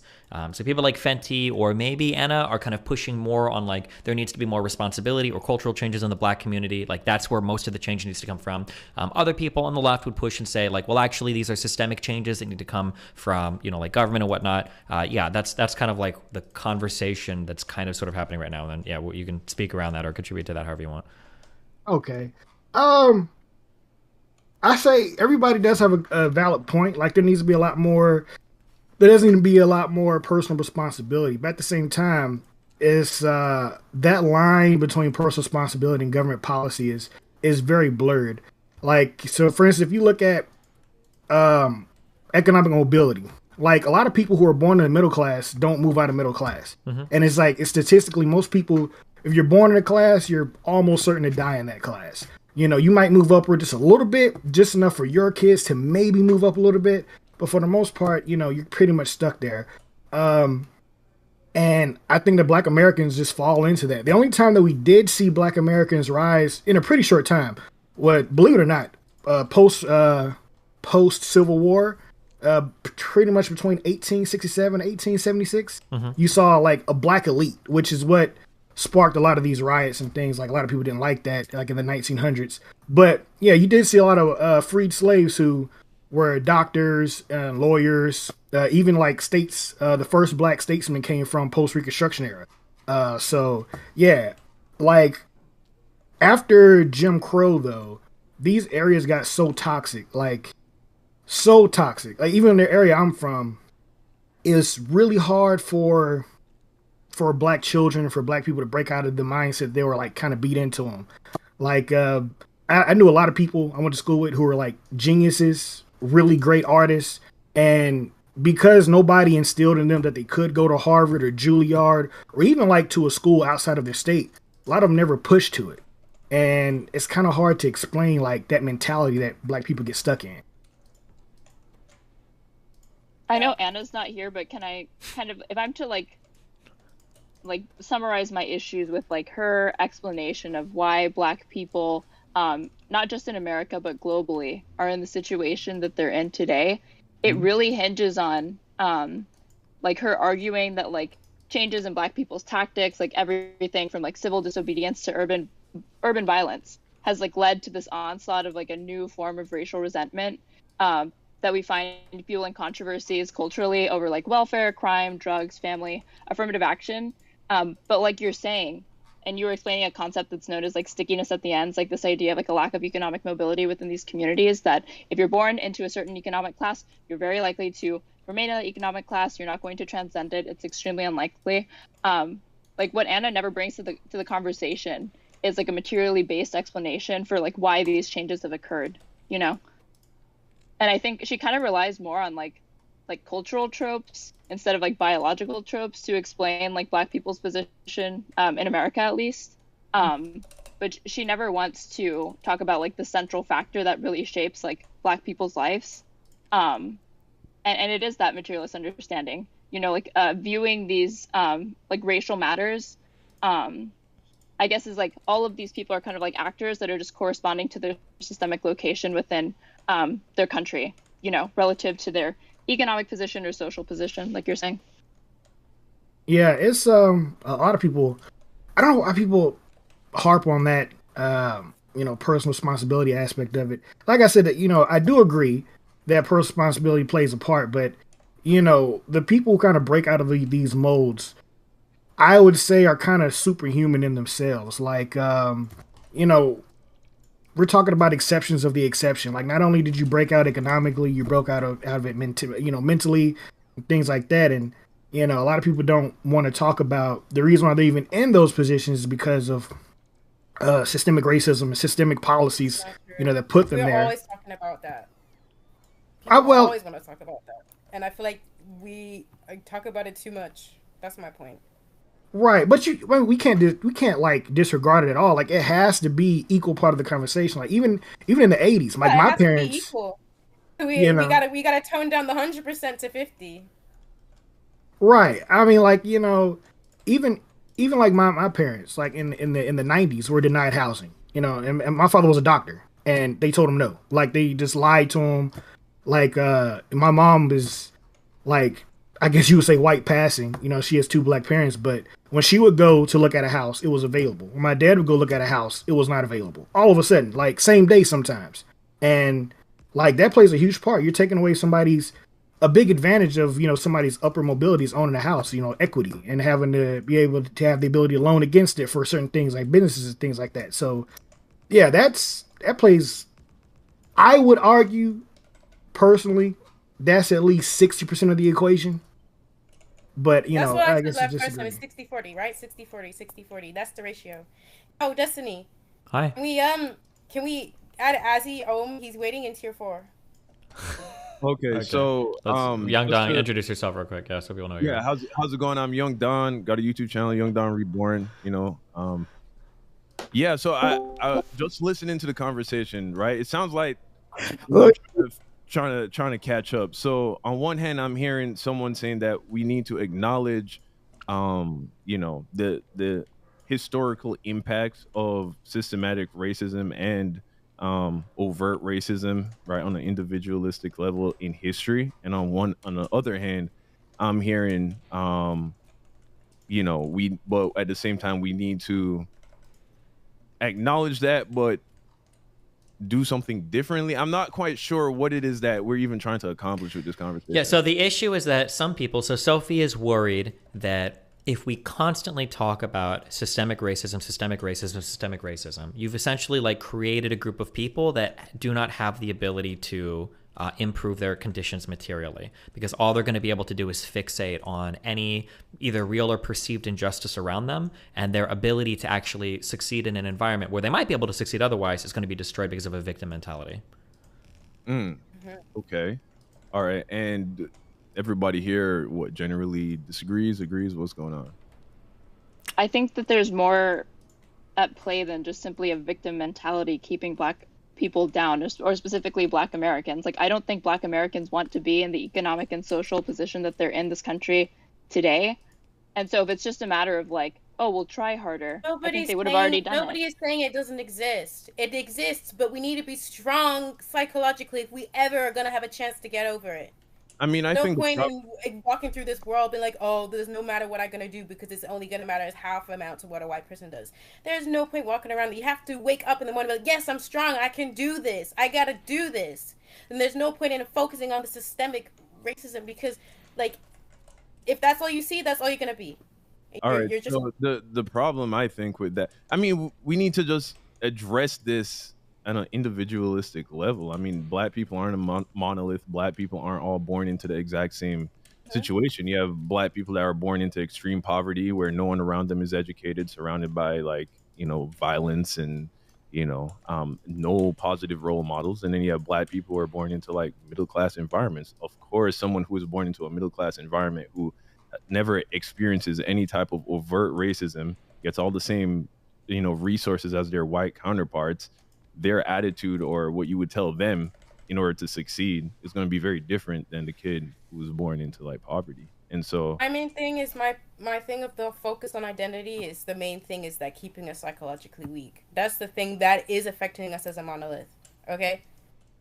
I mean, particularly, that put me down a hell of a lot when I was young. When I figured out what systemic racism was, I got hella angry at everybody around me, and I had to get myself psychologically out of that trap. And that's what the liberal left are doing. They're perpetuating this weak mentality that keeps us victims to the systemic racism that does exist. I'm not saying it doesn't exist, but regardless of whether it exists, that we still have to be prosperous. Fenty, I feel like you're talking about some of the most like resilient communities psychologically when you talk about like Black Americans in terms of like taking just like a sober understanding of the amount of deprivation that like Black Americans have faced in their entire legacy within this country. Well, 460 years worth of. I brought that up. I said, listen, Black men work themselves to death.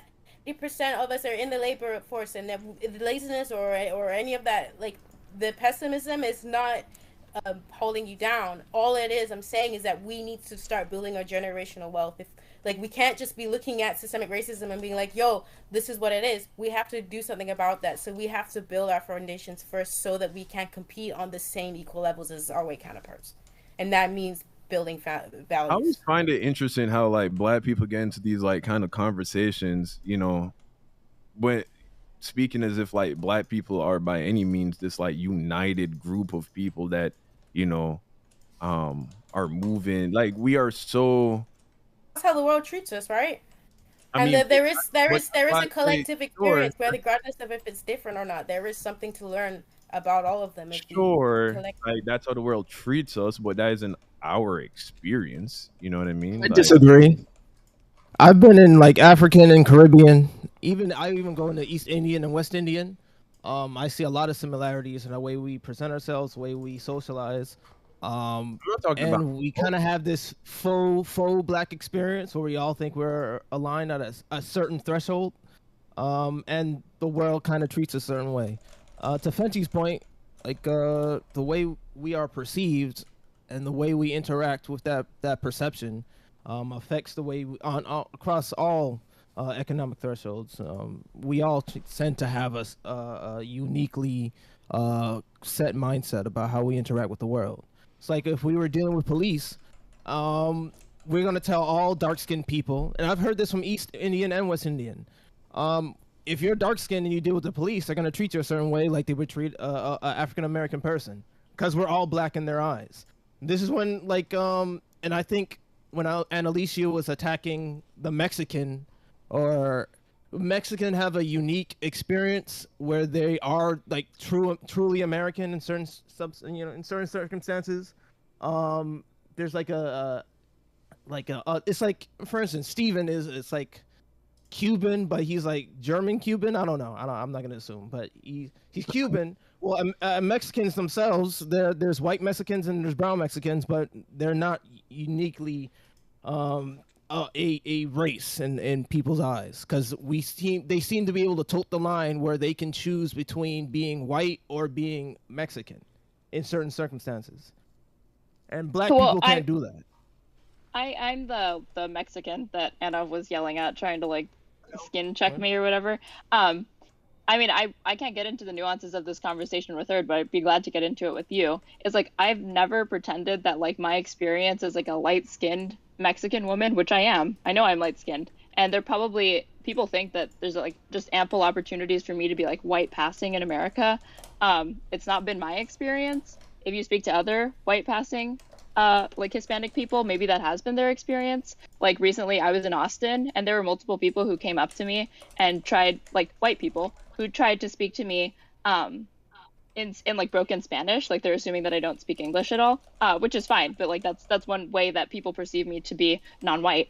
And I recognize it again, like since I'm white, I'm light-skinned Mexican. My proximity to whiteness is closer than that of like a darker-skinned Hispanic person or a Black person, but that doesn't mean that I'm going to like incur all the benefits and privileges that like a white person has in this country. And I feel like Anna wants or thinks that I do, but it's just not true. Like, I don't think that at all. I don't think she was saying you are incurring the benefits. She's saying that you have access to the benefits more than, I mean, she's inferring it without saying it. You have access to certain benefits that certain black people or Black passing people, even if they're not even American Black, even if they're not even Black, but if they look Black, they will not have access to those benefits. They will not have access to those rooms. They will not have access to those opportunities. What do you even see that? No, wait. You're doing this like general, like broad sweep. Like, are you insinuating like Jaden Smith is going to be treated the same way by police living in Beverly Hills as a dude living in a over Well, the thing well, is, real quick on that. To some extent in the United States, yeah, unfortunately, right? So like, there was that. You don't believe that Jaden Smith is gonna like get treated the same way as some like dude growing up in the hood of Chicago? So right? do you remember that? Wait, hold on, wait. Do you remember the story of Henry Louis Gates? Yeah.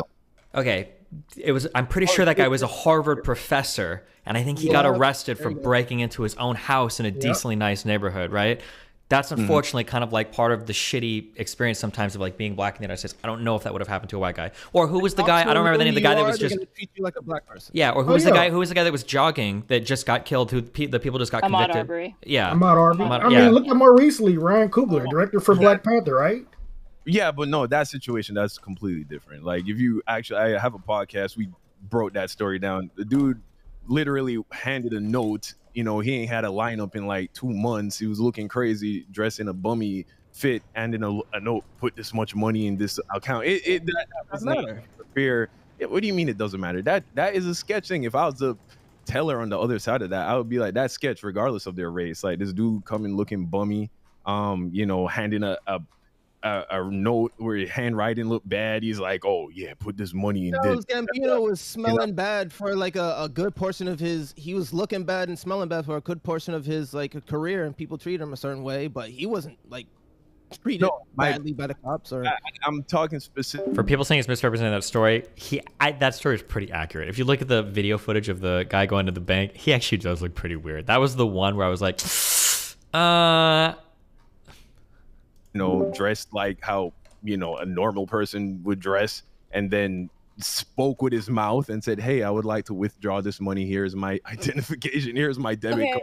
I don't think there's a problem with that, right? There's a problem with that, right? No, there is. What? Steven. Why are you talking to me? What? I need to tell you something. I never watched ABBA, so take that what you will. He's not my brown sugar, so work it out. I'm gonna catch you later. Oh, okay. Thanks a lot. Have fun. Be careful. Hey, yo, peace and love, Fenty. Bye. Bye, Fenty. Yeah, no, greater point that I would make earlier, right, was that I'm not saying that black people, by and large, don't have a different experience than white people, regardless of your, social status or your financial status. But what I am saying is that all black people aren't in the exact same situation in every context, whether it's interacting with the police, whether it's the opportunities that are presented to you. And so what I'm saying is that we oftentimes speak in terms as if the solution is this one size fits all, like broad like issue for all black people, when it's not. You know what I'm saying? Like, yeah, but the one size, the broad brush is to fight the perception. It's not to fight the individuals, the diaspora of black people. It's not to fight that. Yeah, in reality, we're all different, and if we act a certain way, we're going to be treated a certain way. But we're not just dealing with reality in certain aspects. We're dealing with people's imaginations, their stereotypes or their implicit biases, right? And we can't. There's no specific stimuli. It's very hard to pinpoint how somebody subconsciously feels about us. But there are certain things we can do as a community over time. It's going to take a lot of time in order to fight those perceptions and those false imaginations. Like, in order to fight racism, the concept of race is a imaginary term, and if you go purely scientific. But we're dealing with beyond just like science. We're dealing with how people socialize with each other. So but I think that's the issue. It's like we're trying to fight racism. Like it's too big and vague. You know what I'm saying? It's been around for so long. But I think it's been around for so long. It's become a staple in how we deal with each other. If you like look at individual situations, like look at a group of children in a very specific community, and let's address their needs on an individual level. You know what I mean? Like, equip them with the knowledge they need. Maybe they do live in an over-policed environment where they are more likely to have a negative physical interaction with the police. All right, let's equip them with the knowledge and wisdom they need to handle that, but also let's give the resources to them that they need to lift themselves out of that. Like I think to the young lady whoever just left, I think she was the one who was speaking to the whole constant talk of systematic racism.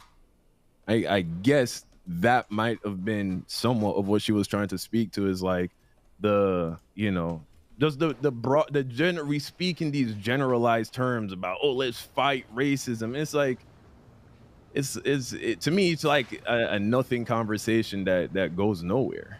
It can go somewhere if we stop trying to use mitigated like academic terminology to purely just like we have this thing of like trying to use data to get rid of how people get rid of the stigma of how people or the full realities of how people deal with each other, right? Like we try to get rid of like how people socialize by saying, oh, it's not really how we socialize because the data says otherwise. And it's kind of like, I think it's kind of it shows our lack of grassroots engagement, and it shows a lack of I'm lacking words on this. It shows our lack of I don't want to say ignorance, but I'm gonna say it. You sound kind of ignorant when you go straight to the data and say, like, I'll say this to Alicia too. And I'm sorry, Strader. I'm gonna say this to you too.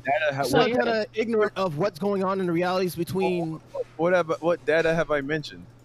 No, I'm not talking about you, Don. But okay. I'm saying we can have this conversation, but we need to stay within the realms of this conversation and not try to insert data or insert what we believe and how we feel, and just deal with what we're talking about. And if you haven't had this experience, like we were trying to discount it. Oh, not me, but you guys were trying to discount each other based upon your experiences instead of just dealing with the set experiences of the situation, which can be seen globally. So then that's a problem, because then you're gonna get into this nothing of a conversation like Don you're talking about, Don. We're trying to just insert. It's like I'm a Muslim and I'm trying to talk about like the Christian, or I'm a Christian. I'm trying to bring in a Muslim doctrine, and it has nothing to do with each other. Now we're trying to discount each other, and it becomes like a shouting match. Look, it became a shouting match because there's some context missing from that conversation, because I've engaged with Anna multiple times before, and the only reason why data had to be inserted into in that particular conversation is because she has no understanding, or is reckless, or is not careful enough to properly contextualize or like understand the stats that she's citing. So I'm sure you've heard the saying that like I comprehend the way she uses her stats, and the way I comprehend them the same way. I just wouldn't engage in a conversation the way she deals with it. I think the way she deals with conversation affects our perception of the way she's using the statistics. Can you repeat that last? As in, I, as a viewer, understand everything she was talking about in an academic, because in my academic journey, I dealt with a lot of the same data points that she was talking about, and in class and in conversation and in life, and I can understand them and comprehend them in a certain way. But I think that we are engaging with her a certain way because she's like bold and reckless, and she's mean and rude.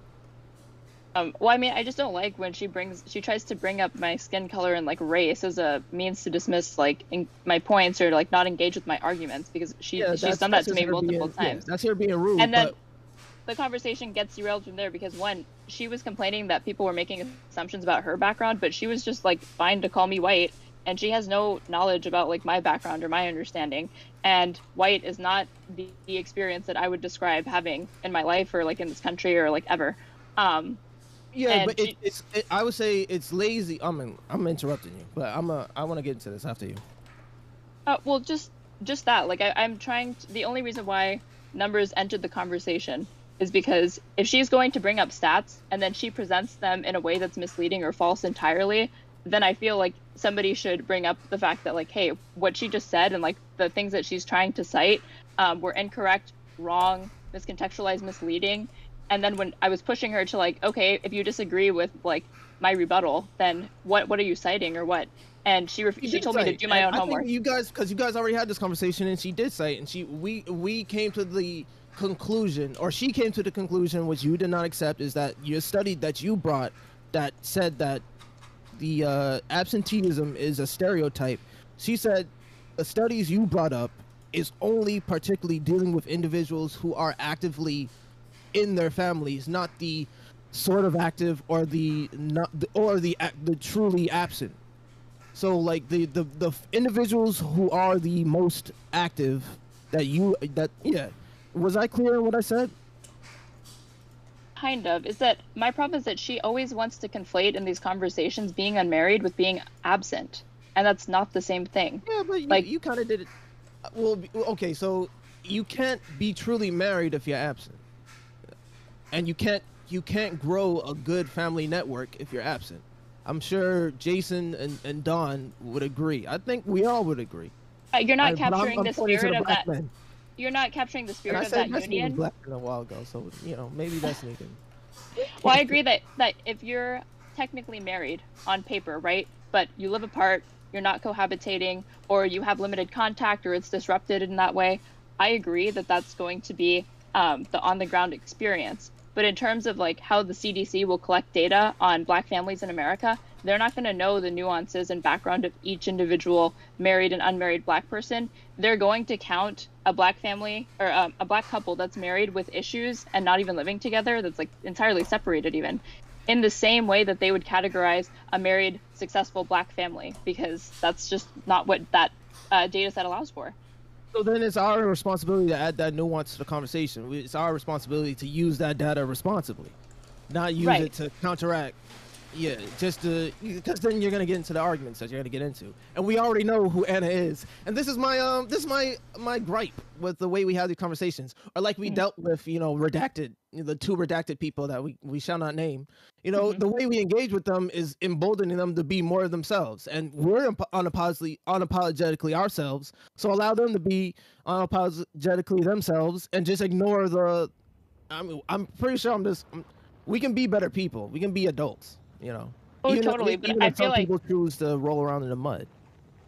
I agree, but I feel like Anna is kind of the one who like derails these conversations. Like she literally derailed that entire conversation because she just had to insert that I'm white, but I'm not white, and just even trying to correct her on that.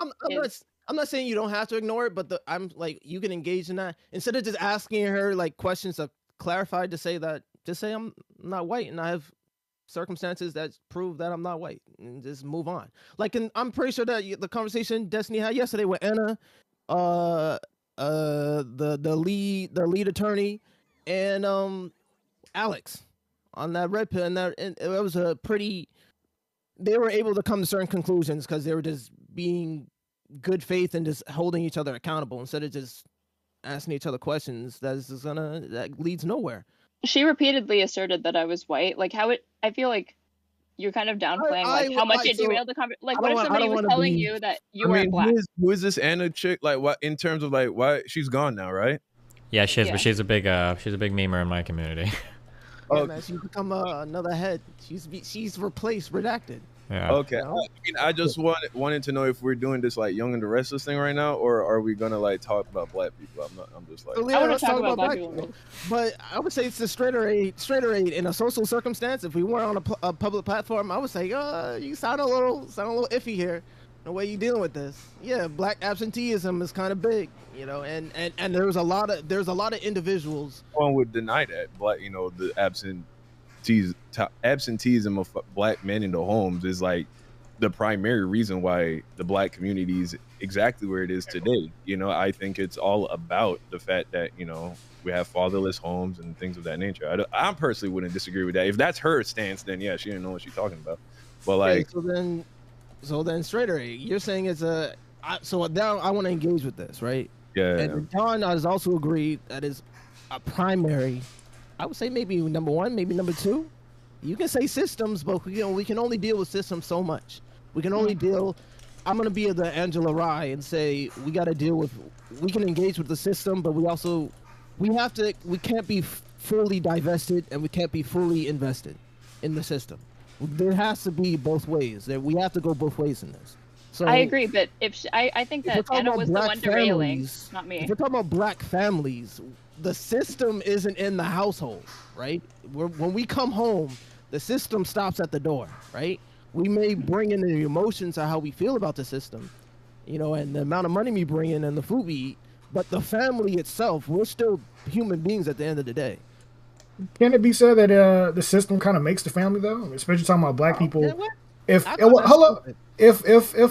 if you have policies where like for instance, black people were denied housing, so they all went to these projects and things. They're like, hey, guys, you come stay over here. It's, it's close to the factory jobs that your husbands or whatever have.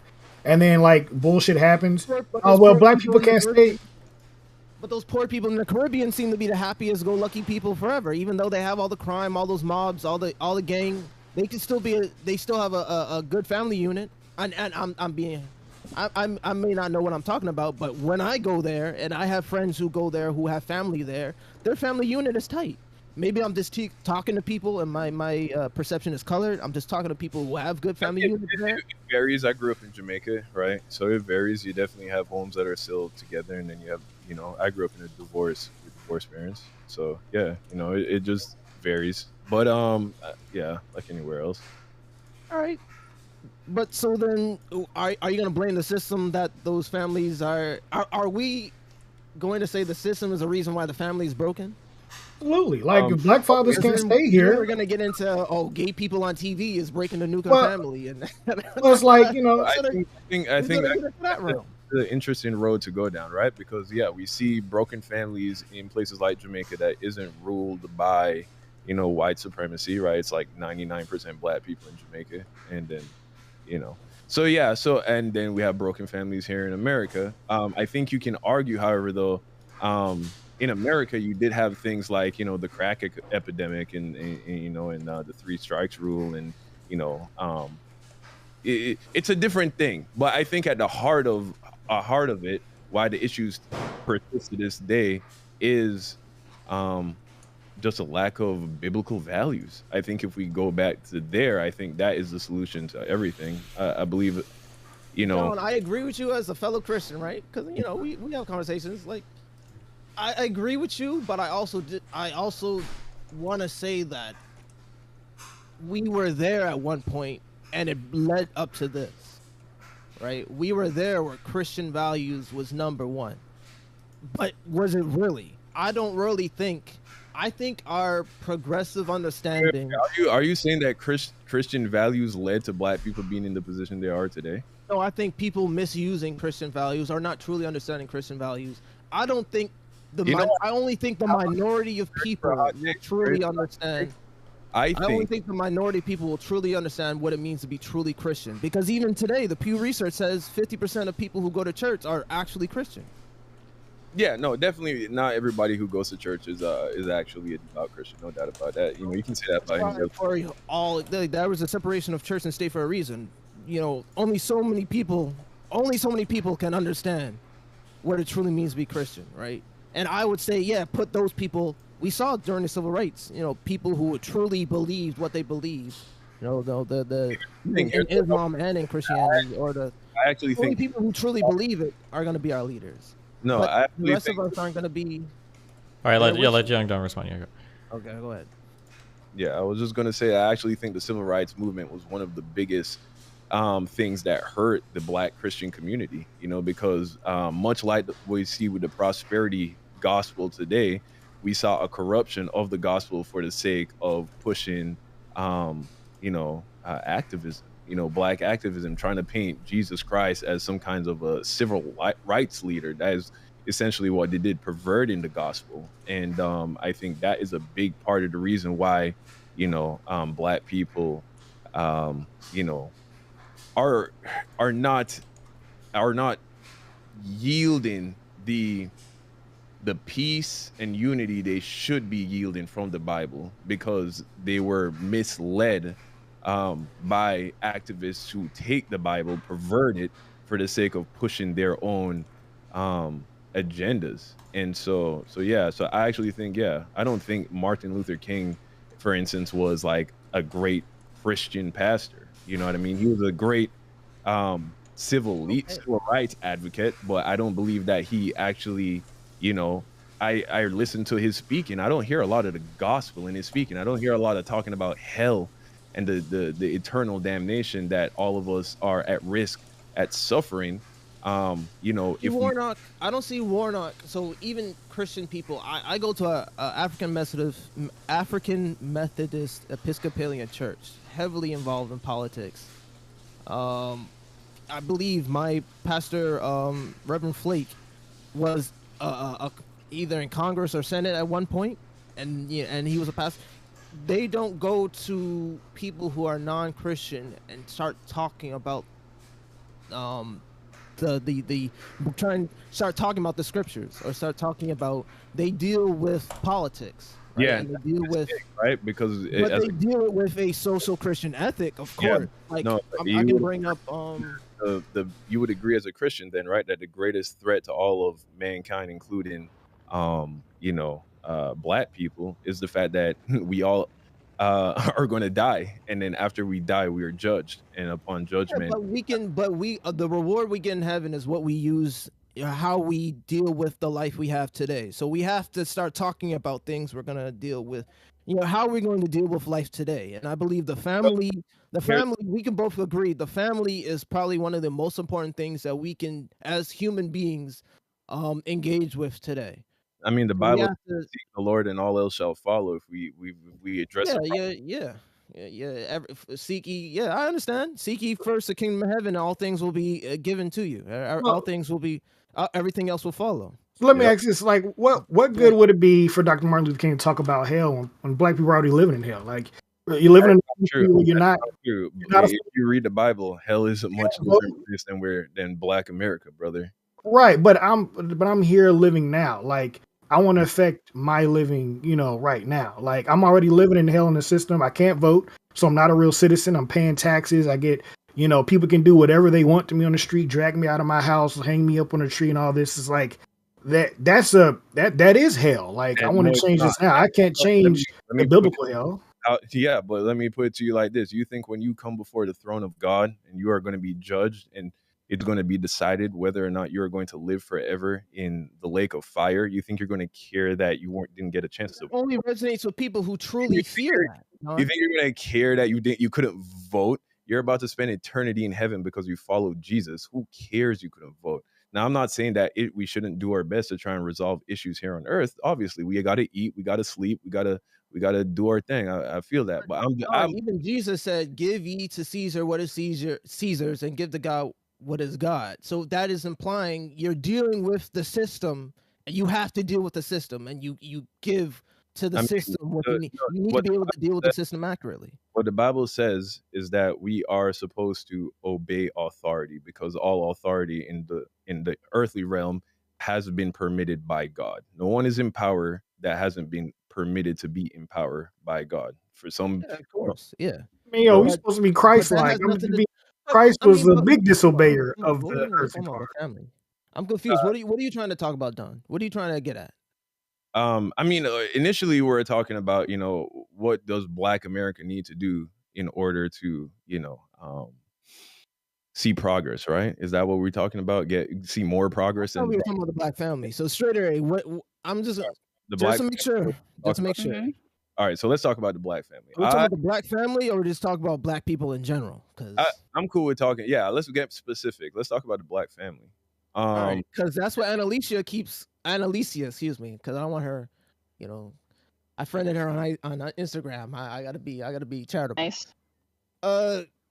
Annalicia is saying Black men, and she's putting all the onus on Black men, and she's saying Black women at large are trying to do the best they can do, and Black men aren't following suit. And I think, all right, I'm gonna say my piece after that. I think that's the conversation that we're trying to have. Is it, what does a Black family need to do, and whose fault is it? Or not even fault.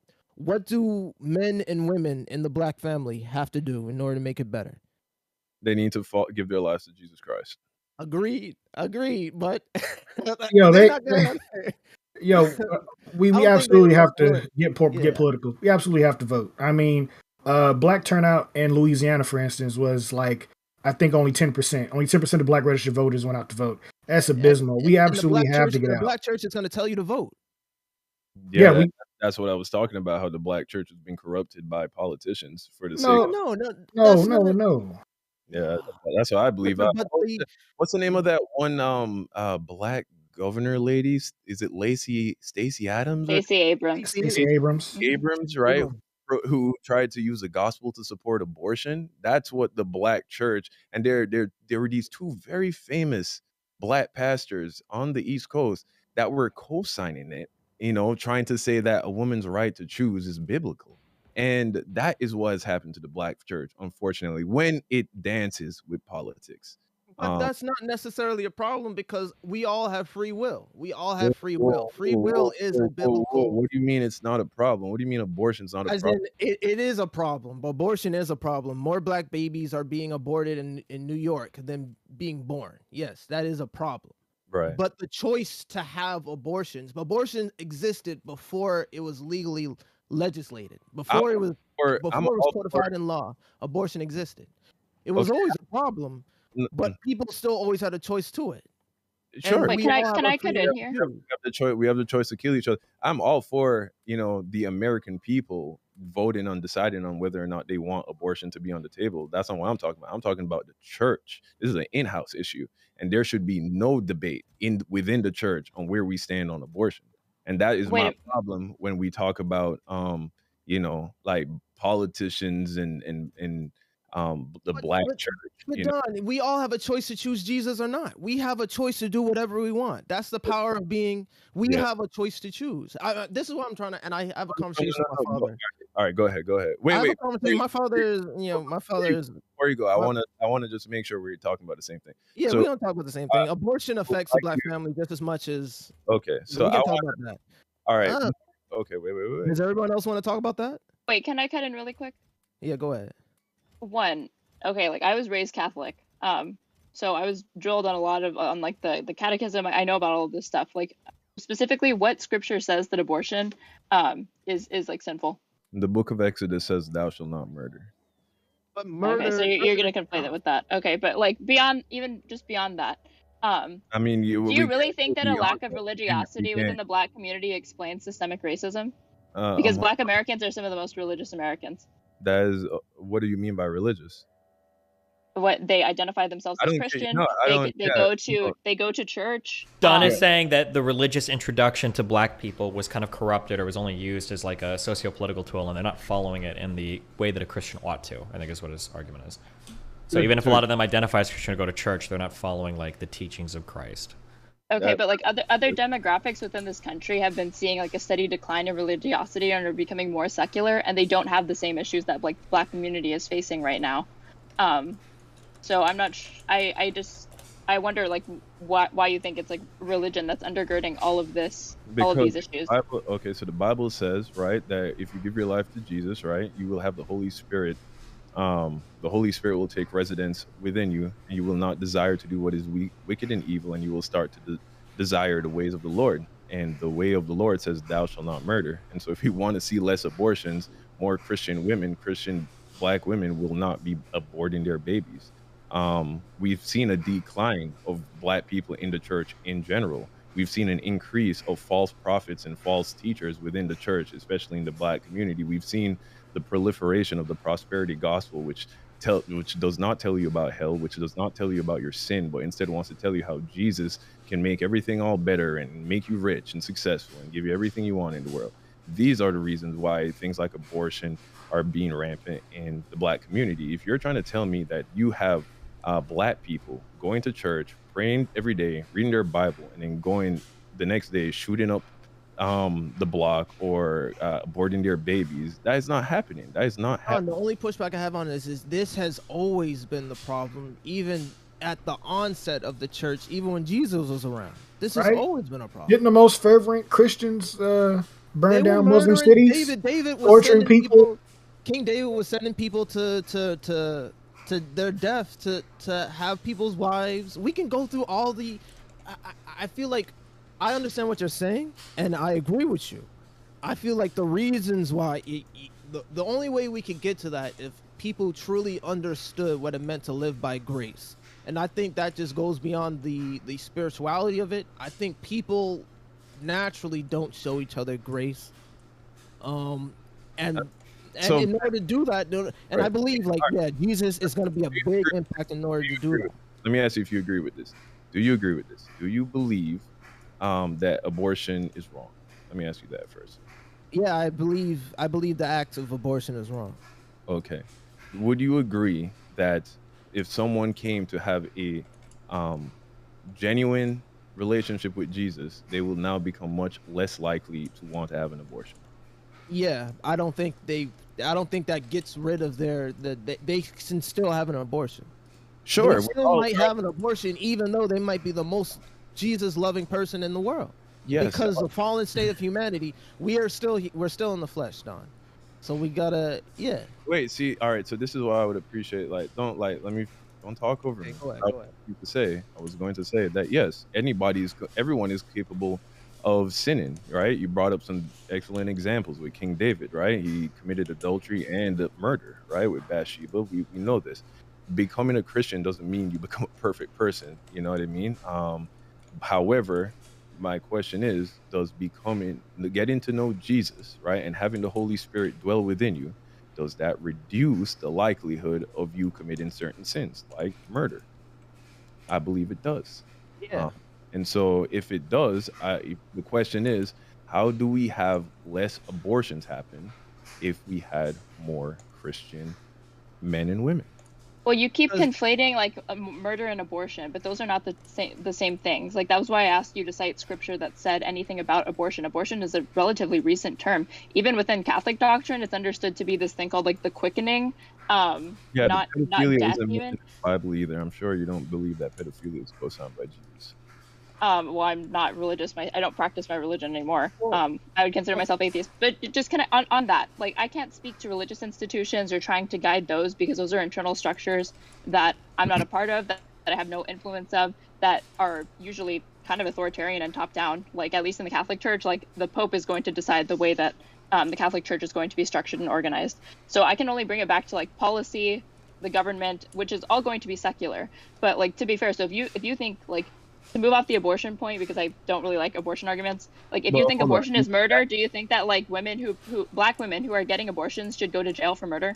Wait, so you asked me, let's talk about whether or not abortion is spoken of in the Bible, right? So the Bible says that we were knitted together in the wombs of our mothers, which suggests that our personhood begins within the womb. Secondly, we have to define, okay, what is murder, right? Murdering is, we can agree, killing somebody. Is that murder to kill somebody? Well, just as a real quick aside on this, because the Bible's not going to talk about like abortion being immoral, right? Like, if your wife is unfaithful and she gets pregnant by another person, like the Bible has a description for literally ordering that woman to have an abortion, which seems strange that you would murder a baby if it's caused by infidelity. So I don't think the Bible considers abortion to be murder. Wait. Stephen, you would have to quote me that verse just so I can be sure what you're talking about. You're saying that the Bible says if a woman becomes pregnant as a result of adultery, the baby should be aborted? Yes. Okay, yeah. You gotta like send me that verse. Gotcha. Okay, so Numbers chapter 5, verses 11 through 31. I'm gonna speed run this super quick.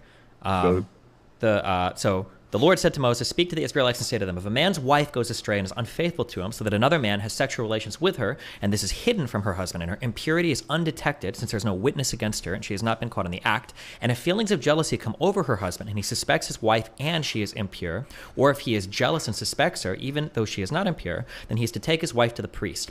He must also take an offering of 1/10 of an ephah of barley flour on her behalf. He must not pour olive oil on it or put incense on it, because it is a grain offering for jealousy, a reminder offering to draw attention to wrongdoing. The priest shall bring her and have her stand before the Lord. Then he shall take some holy water in a clay jar and put some dust from the tabernacle floor into the water. After the priest has had the woman stand before the Lord, he shall loosen her hair and place in her hands the reminder offering, the grain offering for jealousy, while he himself holds the bitter water that brings a curse.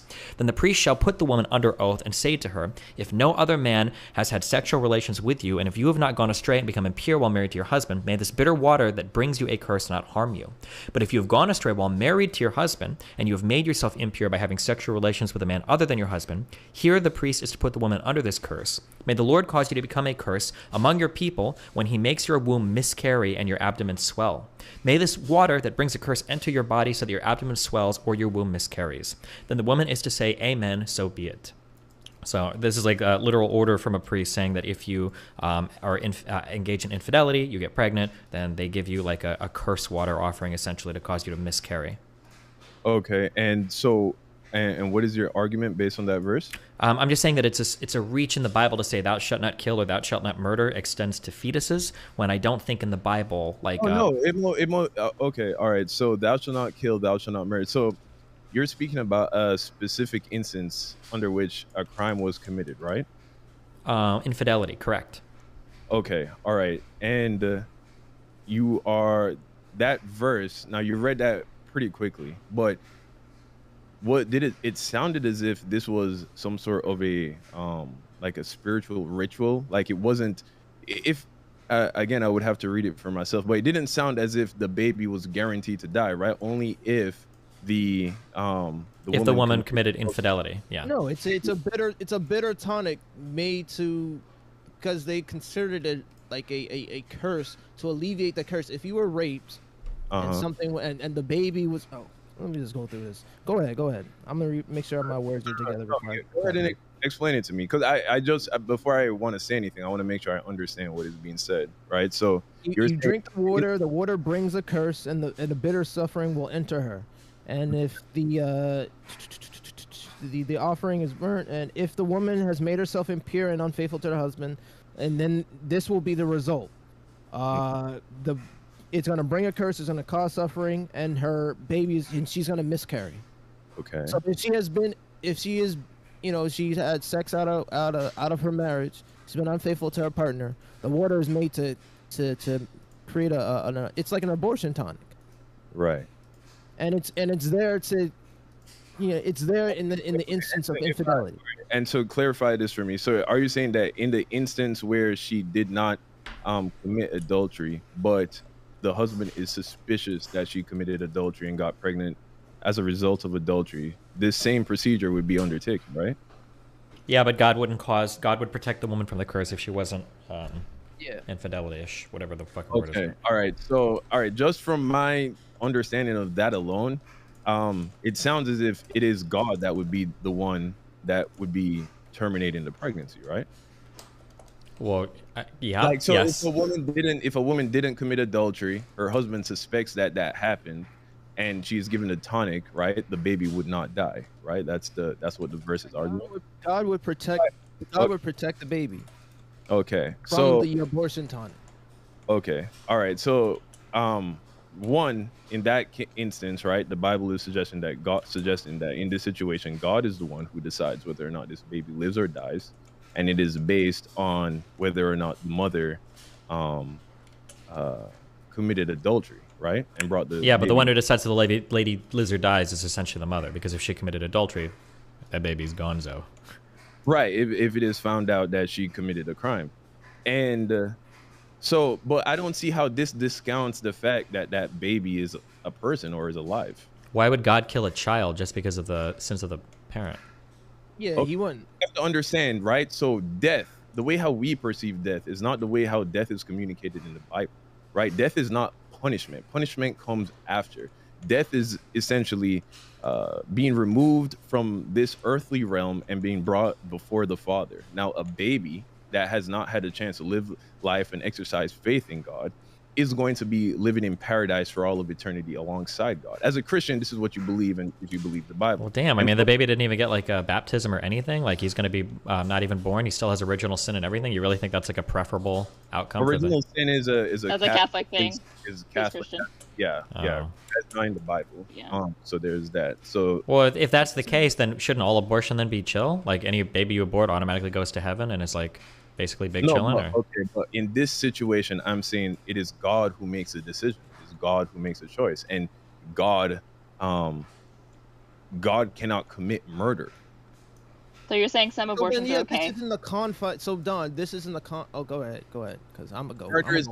Murder, right? Murder is the unjust taking away of the life of a being that was created in the image of God, right? And you're saying like a bastard child deserves to be aborted? No, what I am saying is that God has every right to give life and take life at his discretion. That is completely different than us making an independent decision, right, to end the life of somebody else who was made in the image of God. Agree. Can I say that just going back to something that you said earlier, where you were saying that you didn't like MLK's particular interpretation of scripture and how he used it for his political ends? I agree with you, and for the exact reason that this conversation is even happening, because we could go back and forth all day over your interpretation of scripture, over the Old Testament, the New Testament, Catholicism, and we really should like remove religiosity from these conversations entirely, because we are living in a like liberal secular democracy, and the insertion of religion in politics and policy to begin with is inappropriate because of these reasons, because there's way too much disagreement, and there's a lack of consensus among like how to interpret scripture. It's not for lack of Bible literacy that Black Americans find themselves in these situations, or that abortion is legal or not illegal. Like really, Republicans are not getting rid of the right to choose to have an abortion or not because of scripture.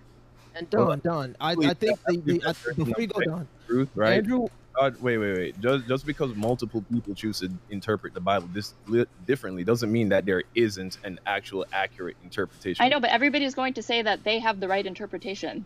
That's why government needs to be secular, and like there needs to be separation of church and state because of this reason exactly. Well, one, the separation of church and state was established for the sake of keeping politics out of the church, not church out of the politics, So that's one. Secondly, wait, hold on. Just to be clear, that's absolutely not true. We literally just came from the monarchy in England and everything. It wasn't true. I think both can be true. No, all right. Explain to me, Destiny, why what I just said is incorrect. For a couple of things. So firstly, there are multiple times in the Bible, Genshin spoke of one of them. There are multiple times in the Bible where Jesus compels us to follow the laws of the lands that we live in. Render unto Caesar what is his, right? And also, when the United States was coming from England and we were declaring our independence and everything, I'm pretty sure we didn't want like the Church of England, like that type of like state religious institution to be a part of our government. It was part of ensuring like religious freedoms in the United States. I don't think it was because we wanted to keep politics out of the church. I mean, Destiny, come on, bro. Where do you think we get our laws from in regards to like, not murdering, not kidnapping? All of these stuff these are laws. These are morals that were established by the Bible. These are morals that were established. Hold on, wait. First of all, they're not established by the Bible. These have been laws that civilizations have abided by for 10,000 years. It's not the first time in the Bible that these showed up, right? Not universal, right? There have always been civilizations that had what's the word? For every man for themselves, Wild West type of situation. Not every single culture has been ruled under the rules of murder is wrong, right? Not that is just not true. They did have certain laws. If you murdered somebody, they had laws in certain in civilizations that had laws on murder. Well, okay. They punished murder.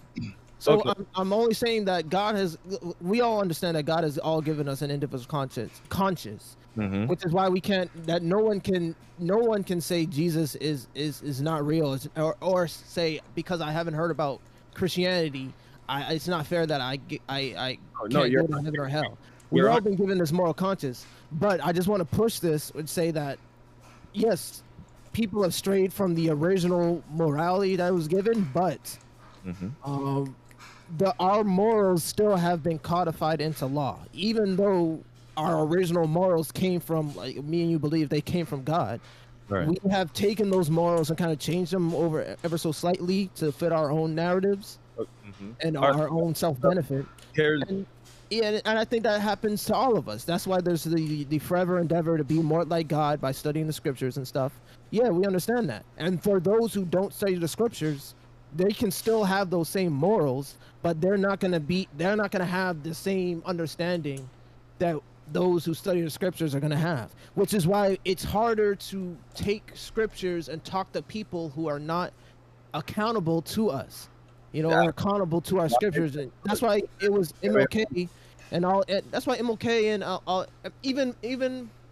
even all religious figures, they don't go and start using their scriptures to try to dictate what people should do, based upon what they believe. They say even Jesus went to the Pharisees and say, how do you interpret the scriptures? What do you believe? He didn't start taking what he believed and start pushing on other people. He gave them a chance to. Okay. So you the question, right? We started with the premise. You asked me, what is the solution to the problem in the black community? I gave you a very simple answer: Jesus Christ, right? And I agree. And then I would push it even further and say, we need to have more faith in Jesus. Not because there's plenty of people. There's wait. I don't want to have to like do the Destiny thing where I'm like, oh my gosh, you've been talking for like last 20 minutes. Do the Destiny. Go ahead. I don't want to have to do that. Okay. All right. So the conversation shifted when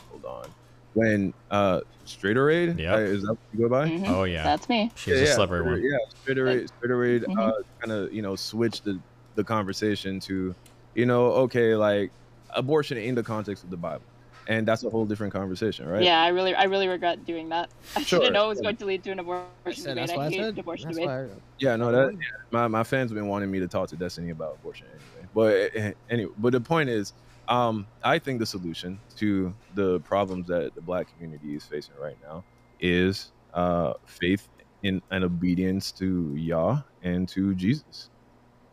Okay, I disagree. I promise you that the reason that Black Americans are in the economic and social positions that they are today has very little to do with religiosity at this point, or like a failure to interpret scripture properly. What do you mean by religiosity? Being religious. Being religious. High belief in God or whatever. Okay, and what is your definition of being religious? Adhering to the tenets of the Christian church in general, man. Just, all that. Like following the 10 Commandments. Following the teachings of Christ. Just that. That's pretty much Christianity in a nutshell, right? Okay, and what is your evidence that obeying the laws of God and loving your neighbor as you love yourself and loving God with all your heart, mind, and soul will not yield a better situation for the black community today? Because we were doing that all throughout slavery. Christianity was forced down our throats. Like, that was the only book we were allowed to read.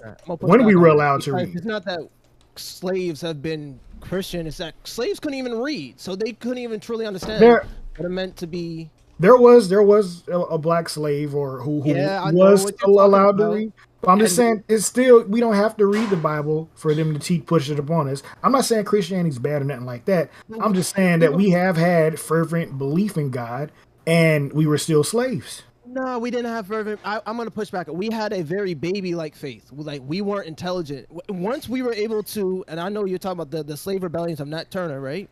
And once he was able to read it for himself, and he figured out that slavery is not tenable under true Christianity, we weren't, and that stuff wasn't, once we were able to tend for it ourselves, we were able to, that's why we had the rebellion in the first place. And he went around and started telling slaves, like, they're pushing to us certain parts of the scriptures. We were given an incomplete faith in God, an incomplete belief system, and that's why we were stuck in slavery. Black people were not enslaved because they were not praying hard enough, or because they weren't Christian. I'm talking about during slavery. That's what Jason brought up. During slavery, we were given Christianity, but we weren't giving a complete Christianity. And I would say even the white people who are pushing this on us were practicing an incomplete Christianity, because even the forefathers didn't believe in slavery, even though they had slaves. But their conscience was they were being convicted because they were truly being real, like what Don is calling us to be. We were truly being like strong in our faith. We wouldn't have been, and the way we dealt with slavery wouldn't have been even there in the first place. We wouldn't have had gone through 400 years of and I actually completely disagree with that, saying that black people were these devout Christians, living in Africa, and that is why, we were mixing it. We were mixing it with Yoruba faith and all that. There were all kinds of pagan worship happening. And in fact, if you actually look into the argument proposed by people like the Hebrew Israelites, for instance, right, they actually go as far as to suggest that the black people who were sold into slavery, you know, they had actual Jewish roots, right? And I don't endorse the idea of like, you know, the people who are identified as Jewish today are somehow like fake Jews. But what they do argue is that many of the black people who were sold into slavery were of Jewish descent, who were being disobedient to Yah, their God. And we know that God will oftentimes use other people, non-believers, as a means of casting judgment on his people. And so we don't know that. We don't know to say definitively that the reason why black people are in the position today has nothing to do with disobedience to God. That is you speaking on behalf of God. We don't know that. But what I do know, right? We can all speculate about how people were behaving hundreds of years ago, right? But what I do know is I look around today, and when I look in the black community, I do not see obedience to God. So I'm just saying, how about we try that out? Yeah, if we do that for a little bit, and then we're still in the exact same position, then I'll concede and say, yeah, no, you're right. I guess it has nothing to do with God. But in the 1920s, 30s, the Bible talks more about money than anything else. It does not more about money than God. What are you talking not more about them. You know, of course, no. The Bible speaks to Jesus. It's a revelation of Jesus Christ. But the Bible, when the Bible delves into principles, they delve into economic and societal principles more than moral. They'll interpret it through moral compass, but they delve into money. It's like one of the most spoken of things, if not the most spoken of things, in the Bible. And I will say that people have usurped that. They've taken the principles. Like you see a lot of these self-help people. Yeah, New Age Christians. I even say Tony Evans is Tony Evans, right?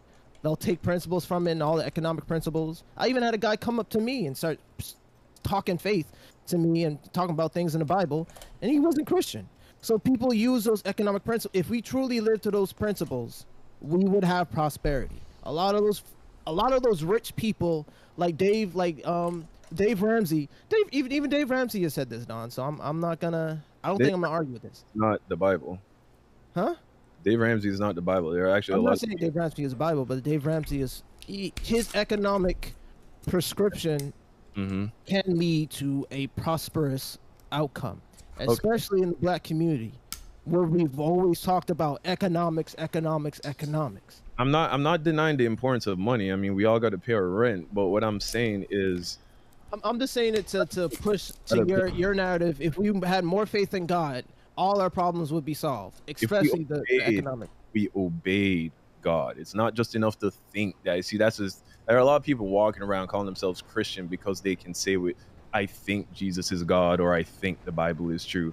Are you living a Christian life? Are you obeying God, right? We know that there are consequences to living a life of sin.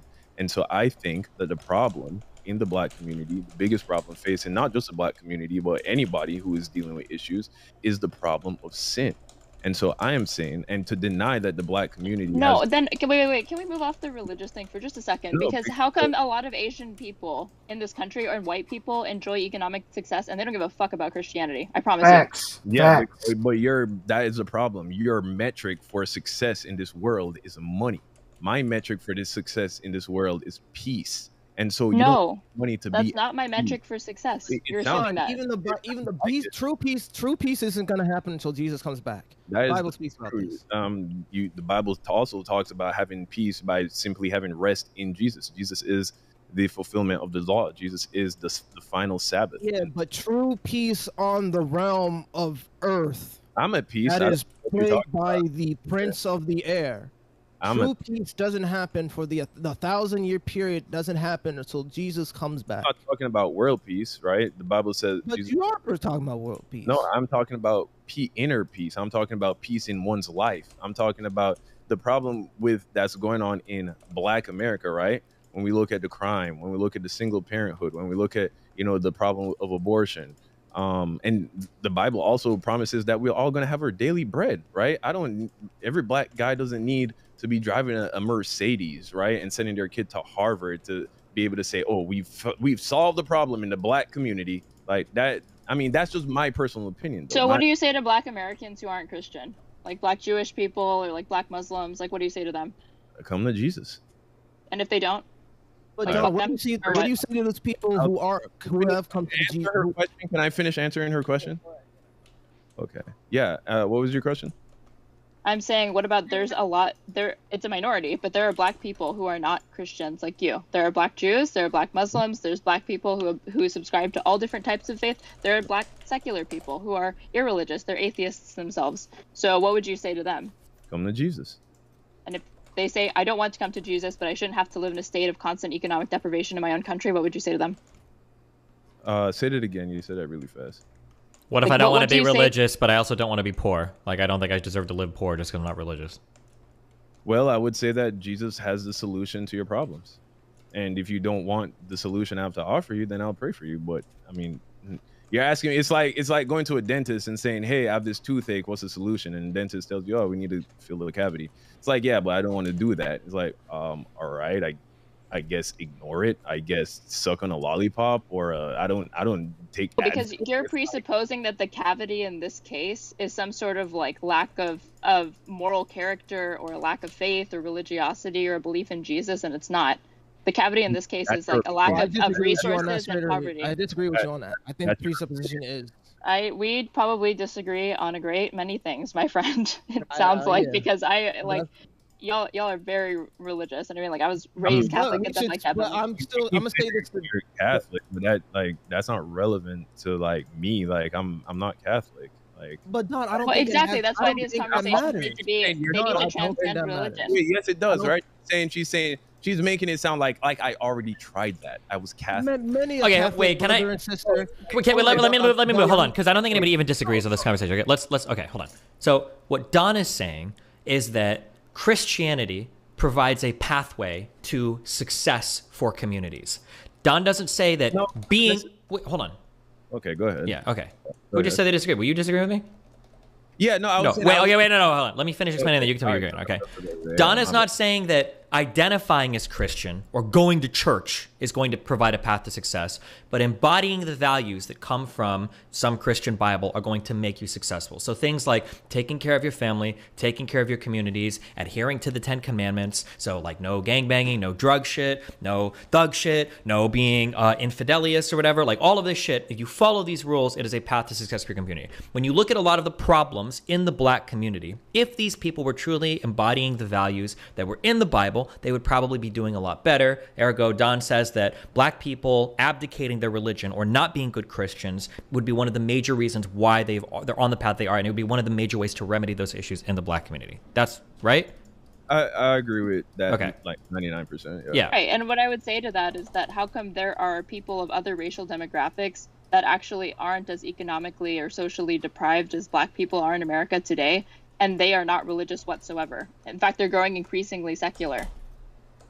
Okay. So doesn't that kind of tell you that like a lack of religion or a lack of faith in Jesus? Or so Aaron's counter argument is like, look at Scandinavia. There's a lot of secular people here. They do pretty well compared to, say, people in the United States in a lot of different ways. But that's a really secular society. So it seems like there are other pathways to. Yeah, go ahead. They're heavily monogamous in one racial dynamic. And yeah, there's the they don't deal with the problems we in the West deal with. So okay, I think brother, you just made a really good point that no, it's not a good point, but keep going. Yeah, he does make a really good point, right? So just because you don't identify as Christian, if you live a life in accordance with the moral wisdom of God, you are going to see the benefits of that. Sin is the problem, right? So whether or not you call yourself Christian or not, if you don't cheat on your wife, that's going to have a positive outcome. So that's one thing. So that's in Stephen bringing that up. And that's a problem we see in the black community, right? We see rampant adultery. We see rampant fornication.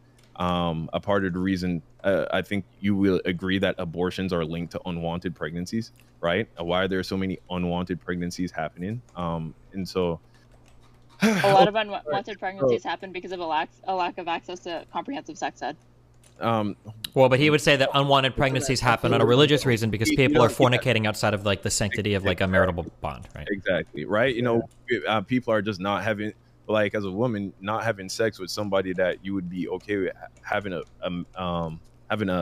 offspring with, I would say that that is just unwise, right? Because the possibility is always there. So it would be in your best interest that everyone you have sex with would be someone that if you got pregnant by them, you would be like, okay, yeah, cool. I could make this work. That would be the ideal situation. And Not that's sex ed 101. That's sex ed everywhere. no, Don't okay, have okay. sex No, if you- that's not. All right, you can call that sex ed if you want. Really, that's just a watered down version of what the Bible tells you to do, right? The I Bible agree with tells you, John, but I'm just saying, I'm just the she person said you want sex to ed. marry, right? The watered down version of that is only have sex with people you would consider married, right? You can call that sex ed if you want. I just call that watered down Bible. But yeah. So I do not. I'm not, and also I'm not saying that follow the Bible you get rich. Follow the Bible and you break into the upper middle class. That's not what I'm saying, right? I'm saying follow the Bible and you will have peace in this world. I don't believe money is, having an excess of money is what equals peace in this world, right? I believe that your daily bread is what we all need, and God promises that you'll have your daily bread, and so, yeah, but Does anyone disagree with that? Well, I think it's like, yeah. Or go ahead. Go ahead. I'm sorry. Go. It's like, yeah, he's right on a certain point, but it's like, man, if you're so poor where you can't have your daily bread, I mean, the Bible doesn't give us anything to kind of, remedy that. I would go as far as to agree with you that, yeah, if just churches in general provide people a way of networking on a common ground, which would be your religion, yeah, that would help. But I wouldn't say as far as the end all be all, or that it would provide, any measure of peace for a general population. As, like I said, we've had that before in the 50s, 40s, 60s. We could read, we had the full faith in Jesus, and we were still facing a great deal of inner turmoil because of the society we're living in. I would disagree with that. I would say just like how they brought up the facts earlier that 50% of the people that go to church aren't actually Christian or something like that. Someone brought up that statistic. I'm just pointing out the fact that just because people say that they believe that they are Christian doesn't mean that they're actually living a Christian lifestyle. But again, I offer that my solution. I don't think I've not witnessed that in my lifetime. I just think that would be the solution. If you think that, us going from, so wait a minute, do you not think that fatherless homes is a part of the problem? Yes, but it's one part, and Anna was saying that it was the number one problem. If it's okay, I think it's a big part of the problem. I don't know, maybe it is. I mean, the I number would say one it's problem. single parent households and like a lack of money. Problem households is a part of the problem. Do you not think removing that as a problem would help the overall situation? Yeah, of course it would help. But I'm saying that if you're trying to look to the black family structure and like absenteeism and like divorce rates and marriage to explain you're talking systemic to racism, like you're not going to be able to because black families are not the only people who are broken. If my father was Christian, my parents would not have gotten divorced. Like, what are you talking about? The Bible is the solution. Jesus is the solution. Yeah, but that's also a problem. But I've seen Christians get divorced. So everything you're prescribing against. Right. White people get divorced too. And white people are not as poor they- as black people on average. Okay. What is your point? They get divorced. They also get married more. So yeah, they get divorced, but the black marriage rate is considerably lower than the white marriage rate. And again, my metric for success is not having equal bank accounts, like the same amount of the same number in the bank account, But I mean, yeah. I mean, if We're talking about like y'all have a better. So what's your solution then? Since Jesus isn't doing none for nobody, what's your solution? The thing is that I'm not trying to discount the personal enrichment that can come from religiosity, from spirituality, but I'm saying that can't be a replacement for systemic change and ways of addressing the problems within the black community. That's just one part of it. It's not ever going to overcome like poverty within the black community. Because you think when you say that like your only metric for success is money, it's not. You make it sound that like, I'm particularly like materialistic or like looking at like, who can flex like the most luxury from between each racial demographic. I'm not. I'm talking just about like people having like basic needs met, and like a ton of people within these communities, quote unquote, these people live below the poverty line. Like they don't have anything. So what's the solution, right? I gave my solution in 2 words. What's your solution? And well, wait, do you think that your solution would be better because you gave it in 2 words, just Jesus Christ? I'm just saying I could communicate. So we were holding Annalicia to the same standard. I That's a communicate question. my solution very simply and clearly. Jesus Christ. What is your solution? Economic policies is a solution. Yeah, exactly. Policing policies is a solution. So okay, how would policing policies help your life, brother? The police policy not first of all quotas, because like there's no specific law targeting black people, but the way these laws are enforced do target black people, by the officer's discretion. So removing their discretion to even have to do things like I have to get a certain number of tickets in or else I'm in trouble. That has to go. That removes black people from from the crosshairs of police officers. Get rid of the war on drugs. Everybody likes to get high. You may not get high, but white people, black people, we all like to smoke a little weed every now and then. Removing that is a huge benefactor. Like, why should I go to jail for years for doing something, for holding an eighth or whatever that this white kid does too? That's a huge thing. So that keeps black fathers in the home. Black fathers stay in the home. They're there to be a role model. Hell, if the black mother and the black father stay together, maybe the black father is able to go get a better job to provide a arrested for having weed on them. You think that's what's the problem today? That is a huge problem. Like, black dude, I think what's the stat? I don't remember the exact number, but I know that there are, for nonviolent drug offenses, black people do you have any jails. black friends that are dads that don't live with their kids? Do I have any black friends that are dads that don't live with their kids? Yeah. No, but most of my friends don't have kids, so no. Yeah. Do you want to So ones that I do, they're not in jail. Let's wait real quick. Wait. So there's not gonna be a one size fits all answer, okay? But I think the problem is that the religious answer is obviously not the answer either, because by your own admission, there are a lot of people that engage with religion or religiosity in a really negative way, right? Like, you've even got like gangsters will like kiss a cross and then do like a music video about shooting people up, or people will like say a prayer before like doing drive-bys.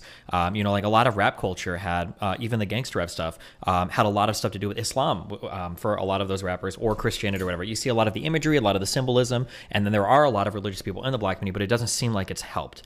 So there's two potential solutions here. We've either got they need to be more religious just in the right ways, which I don't even know how we begin to address those problems, right? Because every pastor, every minister, every archdiocese, everybody does things a different way. Or two, we look at how every other society in the world works and we say, well, as long as people have economic opportunity and educational opportunities, safe places to live, access to like food and shelter, I think generally people do okay. They don't even need religion, right? So we look at Scandinavia, you look at white communities or Asian communities or any other communities in the United States, like it's not like God is saving everybody but black people. It's that most people have like the economic opportunities and educational opportunities available to them to be successful. I think that's probably the thing that we can push on the most, because saying like just do God better is probably not the answer that's going to work, would be my guess. Yeah.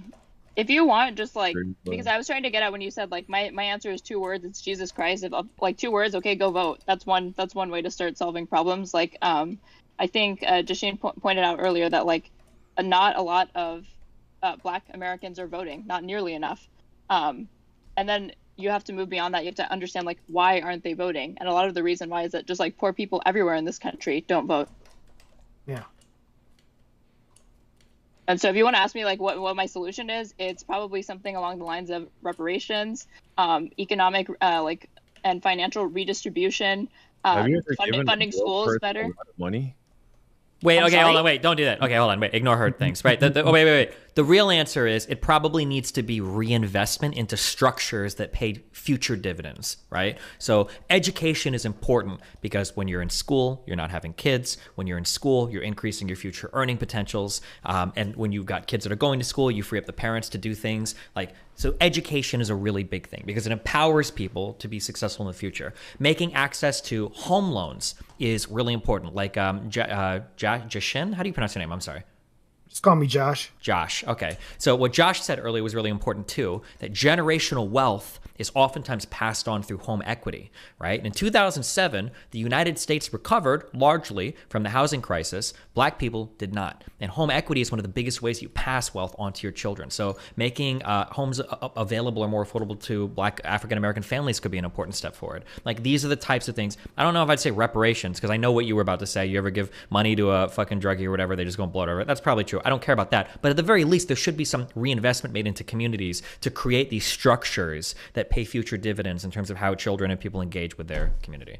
And I wouldn't disagree with that. I'm just saying but I think that you see that happening more when people are following Christ, personally. On that point, though, you just, in response to, like, my answers and, like, my concrete solutions to these things, you were like, are you serious? Have you ever seen what happens when you give Black people money? Like, I feel like no matter what I could say to you, you were going to say that, like, that's never, that, like, my solutions By the way, be careful, careful. I said that. I might have strawmanned him. He might not have going to say that. Sorry, go ahead. He asked me, he said, have you ever given a Black person a lot of money? I've never said that. I never He didn't say that. I finished that statement for him. I cut him off before he said that. So what were he you might going not, to say sorry, then? Yeah, go ahead. I said, have you ever given a broke person a lot of money? I heard Black person. I'm sorry. If you said broke person, then yeah, I agree with whatever. Yeah. Broke people usually do, throw away their money. I mean, they've never had the experience of having it. So once they have it, it's kind of, goes quick on frivolous things. But they kind of, agree with you a little bit, Don. Like, yeah, let's say, I'm trying to agree with them a little bit here. If Black people were in the church more, then yeah, we could network more, okay, through Jesus, okay, and we could do things like putting our money together, practicing group economics. Like, let's say I can't, buy, let's say, this apartment building, but 100 of us in the church could. And then we could take that, fix it up, rent it out, blah, blah, blah, and build equity on that. I'll give you that the church can provide those facilities for those things to happen and create upward mobility. I mean, they do that. They do that in Queens, New York. Alan AME, they have like apartment complexes, they have geriatric facilities, and they facilitate that all through the church. Right. I mean, like, it's the Skelly's talking about. Because then those funds circle back into the church because they're paying tithe, and it's helping the community facilitate itself. Right. I mean, like, at the scale he's talking about, it needs to happen more. I'm not saying it doesn't happen, but it definitely could happen more if more Black people were in the church and networking. Yeah, so then I asked Don, why did you say, have you ever given a broke person money? Were you talking about them mentally broke or actual broke? Mental. No, I mean, have you ever given somebody who's never had a lot of money? Yeah.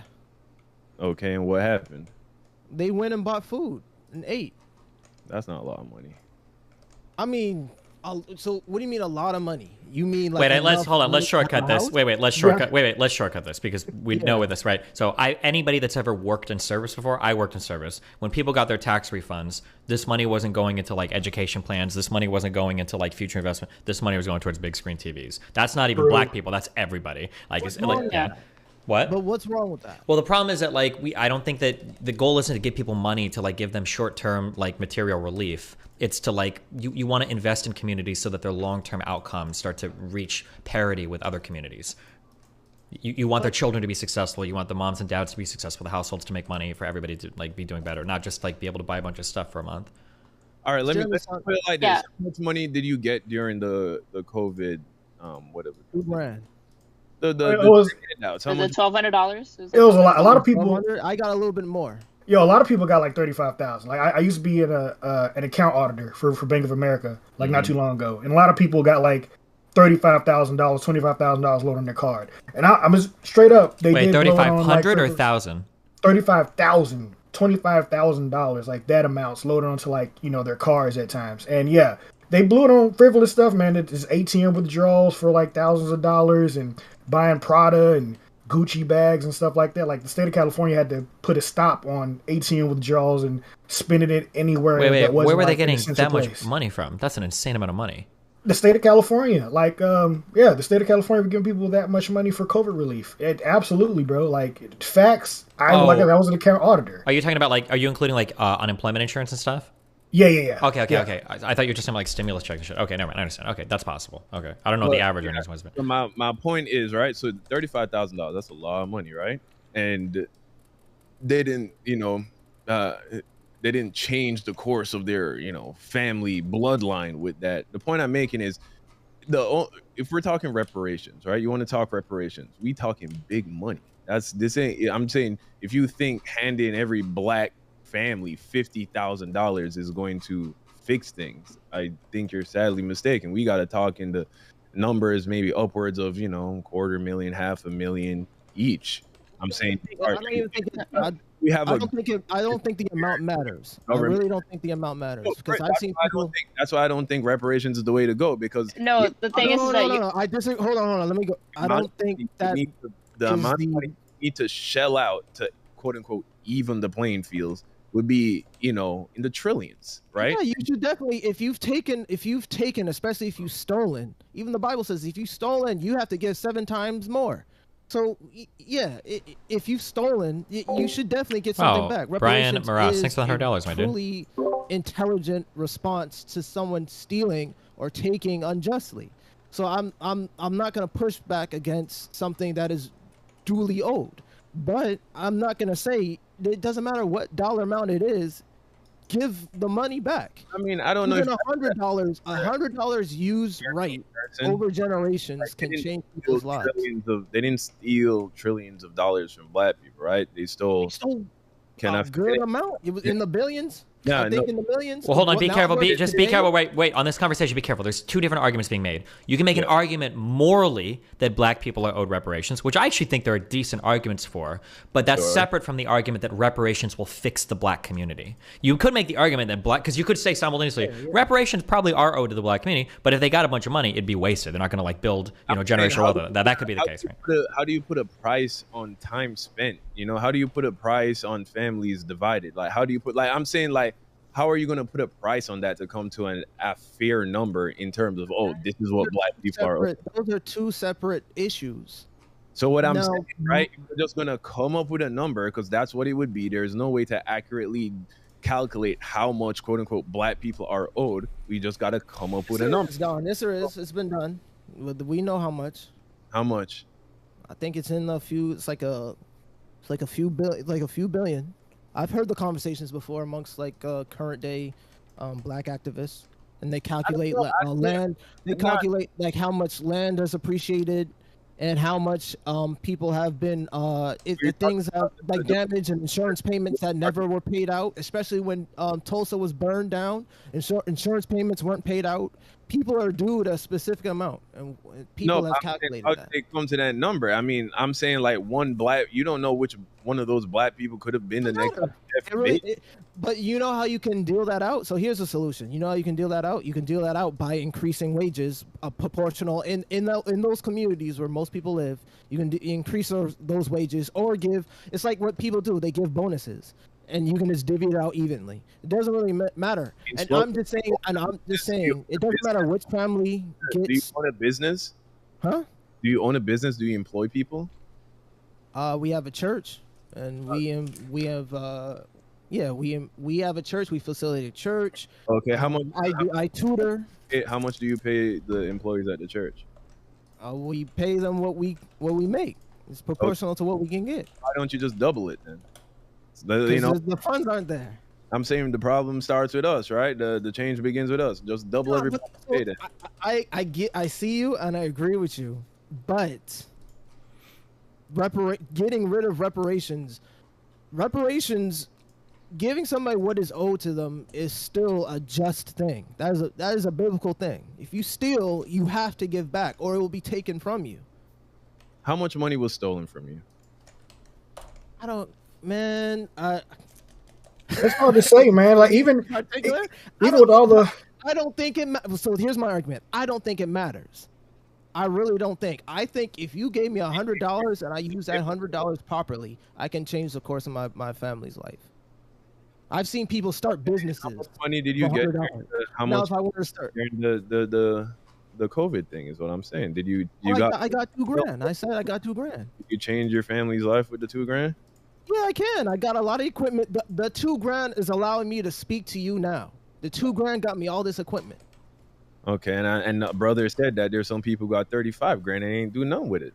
They slackers. We don't talk about them people. We can't keep thousands of dollars to every black person. Is that what you're saying? Well, here's something that's better. Like, we could give, if it was possible, like we did for Native Americans, we could do like free college. If it was possible to prove what black person was a descendant of slave and wasn't, you know, which at this point I don't think it is, you could do something like free school. So that way, if you want to apply yourself, if you want to make the personal decision to better yourself, yeah, it's a free school. Free. I would go even farther and say, even if you were mixed race and you had a parent that was ADOS, you should get your due too. Yeah. Okay. Because what if the half of your family that's white participated in slavery? I mean, yeah, people. There's a lot of white people I saw who went to college for free because they were like a 6 Native American. It's like the white based upon my faith in God. If you stole from part of my family, you owe me. No, I'm saying, but then the white side of your family pay the black side of your family, right? Yeah, go ahead. I mean, you should anyway. But they probably are. They're y'all family. We're married. Yeah, no, but no. The point I'm making, I agree with Steven and I agree with Joshin. Is that how I pronounce your name? You can just call me Josh, man. Josh, yeah, I agree with you guys both in the sense that, yeah, no, the idea of my problem is putting a check in the hands of indiscriminately just because you have black skin. I don't think that's the solution. I do agree that putting money into resources, right, like education, like recreational centers and things like that, I think that is definitely the solution. My argument, however, is just that a country filled with selfless, loving people who are following Christ is more likely to get that done than a country that is run by selfish, materialistic, self-centered people who are just because we would forgive the debt.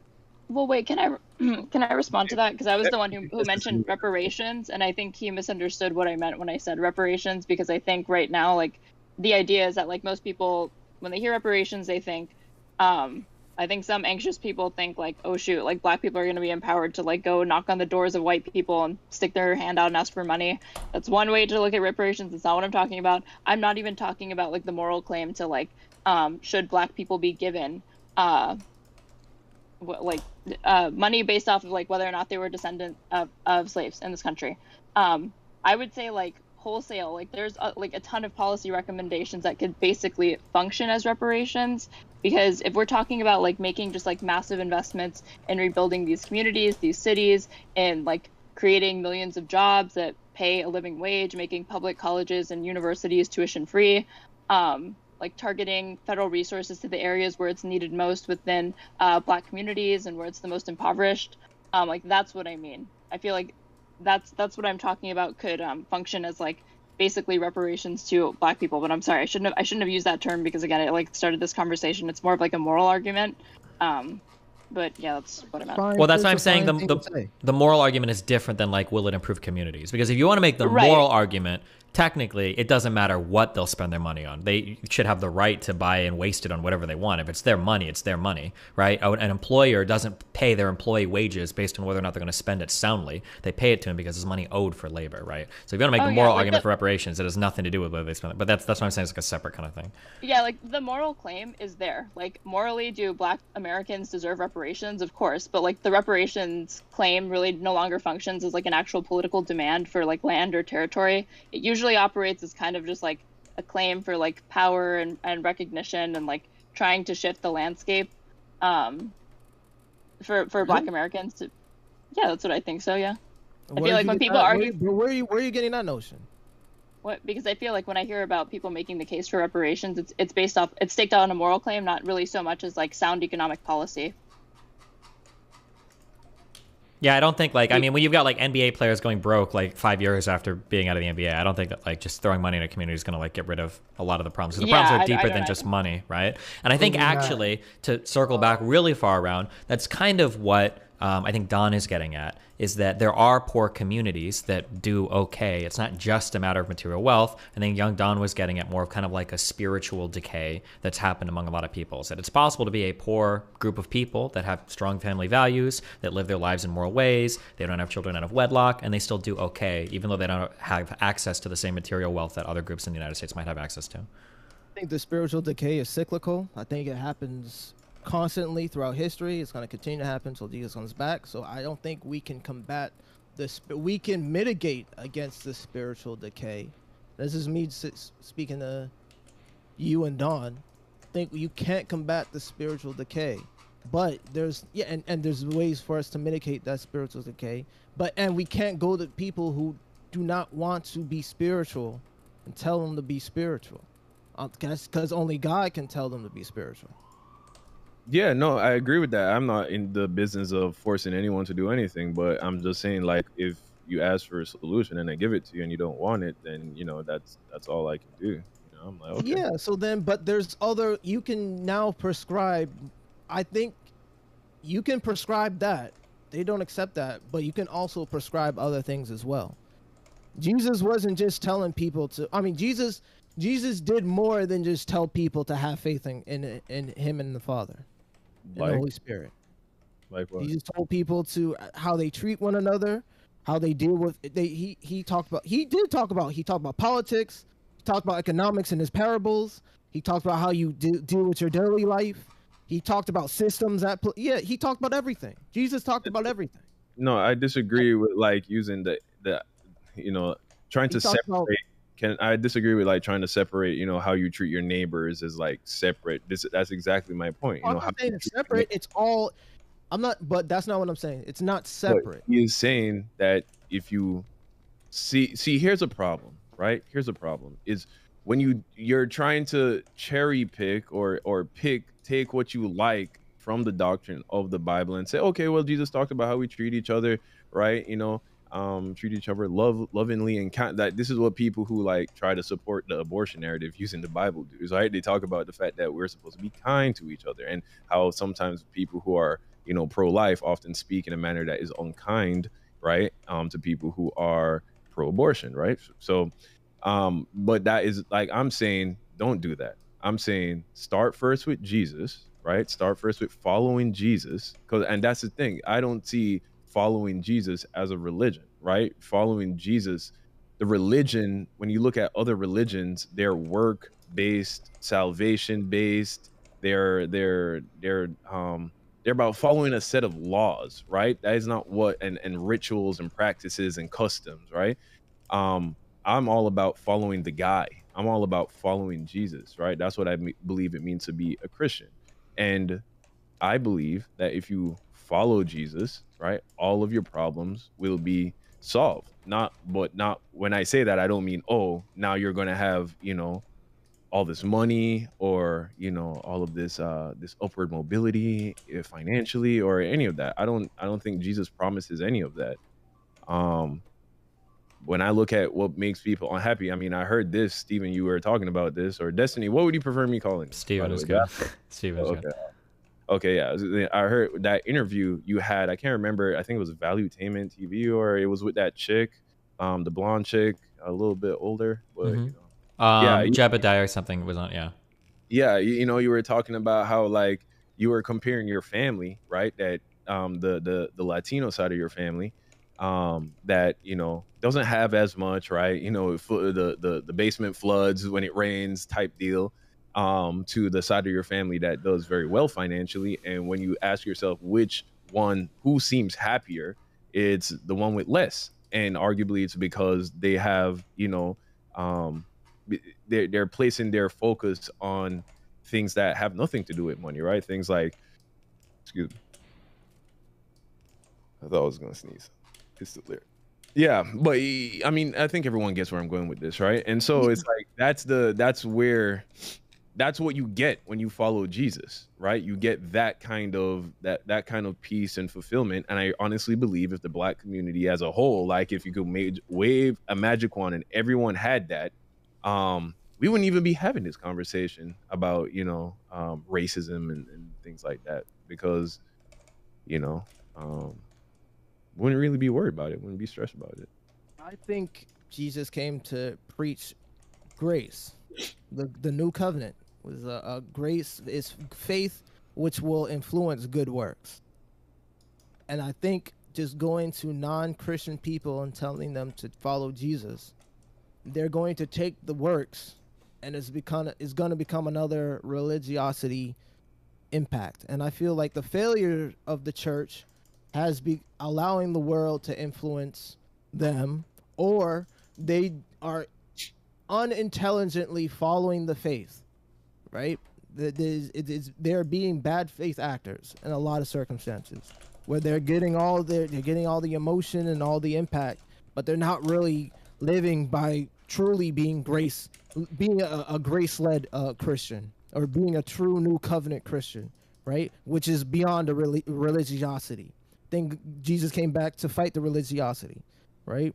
I feel that politics is, I said this on Prime's panels. I think the politics can be a form of religiosity, where you there's a form of idolatry the way you're in dealing with the system, and your ideologies have become your idolatry. So, but I think that's going to be inevitable, because even when God first came to deal with the Jews, they rejected him, right? And they sent Moses to be the person to be the liaison and to be the speaker for all of them. And they still fell in the same tropes at the very first instance, right? Of freeing the slaves, right? Freeing them from Egypt. So I agree with you. Everyone should have more faith in Jesus, right? But there are ways for us to be, because this is how I think of, there's people who follow Jesus and the people who don't, right? And we're all roommates until Jesus come back. And there's ways for us Christians to speak to people who are non-Christians and say, and deal with it, like Andrew Warnock, right? There are ways for him to speak to people beyond just a Christian frame. He's going to be heavily influenced by his Christianity, but there's way to speak beyond the religiosity, right? And that's where I think, and so that's what I say to Dawn. And Straighter Aid, I disagree with you. Like you said, we disagree on lots of things. Yeah, and I think that we're gonna keep running into this. It's gonna be a stalemate continuously because no one's willing to show each other grace. Yeah, I agree. Yeah, I appreciate that you're able to like have the conversation with me without it devolving into like a screaming match like it usually does with Anna. Yeah. Wow. Yo, she always like that? Yeah, she's special. Yeah, but I think we can deal with her in a pleasant manner despite her devolving into nonsense. Said this on Chud's I said this to Chud. The viewers don't need to yell at redacted. We don't need to get in the mud with the pigs, right? When Annalicia right, Michelle Obama wow. said they go it's a low, great phrase, high. man. No, When they go low, if we they go high. low, I'll go lower. That's usually how it works. See that? But then, hey, then I can't wait till Jesus comes back. That's why I say no. To me, it's like the onus is like never on people like Anna or whatever to not bring up stuff like that. It's never going to be on them because they're always, and even to redacted people that we just had to kick out. It's never going to be on them because there's a level of unaccountability, or they're just being themselves. That's just them, right? Anna said, yeah, I'm not like this in my real life, but when I'm with y'all, I'm going to be a certain way because I don't know you. So yeah, she's never going to turn the other cheek. She's never going to be she's not going to be like us. So, and this is like the you know what this is like? This is like diversity and inclusion, right? We want them here, right? But they got to be like us, right? We're only inclusive when they're like us. Like what?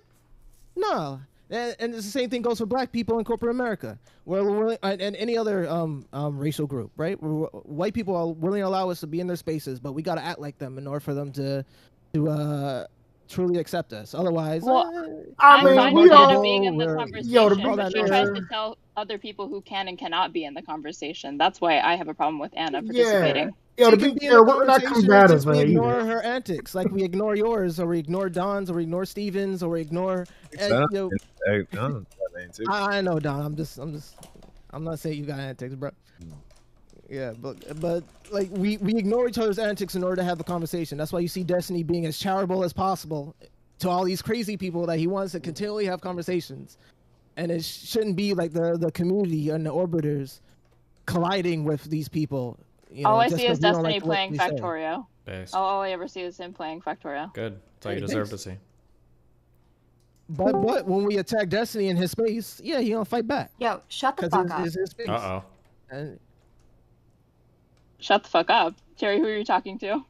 Ozzy. what's going on? And Cherry, I'm gonna be mad at you because you called me a troll streamer when I came in and asked a simple question in your stream. Let's get into drama if you don't come in here to start drama. We can do that. You want to come in here and start drama, or you trying to ask me a question? When was this? This is a long time ago. I'm petty. Yeah, so who the fuck cares? What are you talking about? I'm just. This had to be like a year ago. You're here, so I'm talking to you. Are you holding on to some year-old shit? Go ahead, bring it up. I'm just saying, you're gonna bring up drama. We can bring up drama, but Okay, then bring it up. What happened a year ago? This is my gripe with you now. When Annalicia came in, you got in the mud with her as soon as you came into space. Yeah, That's my because she gripe was with you. fucking obnoxious. So what? I'm gonna be obnoxious back. What's your problem? Okay, there you go. And now you look just like her. Silly. Goofy. I understand what's how the wrong right with thing that? to do is like people Wrong with- escaping okay, so consequences then- like that. No.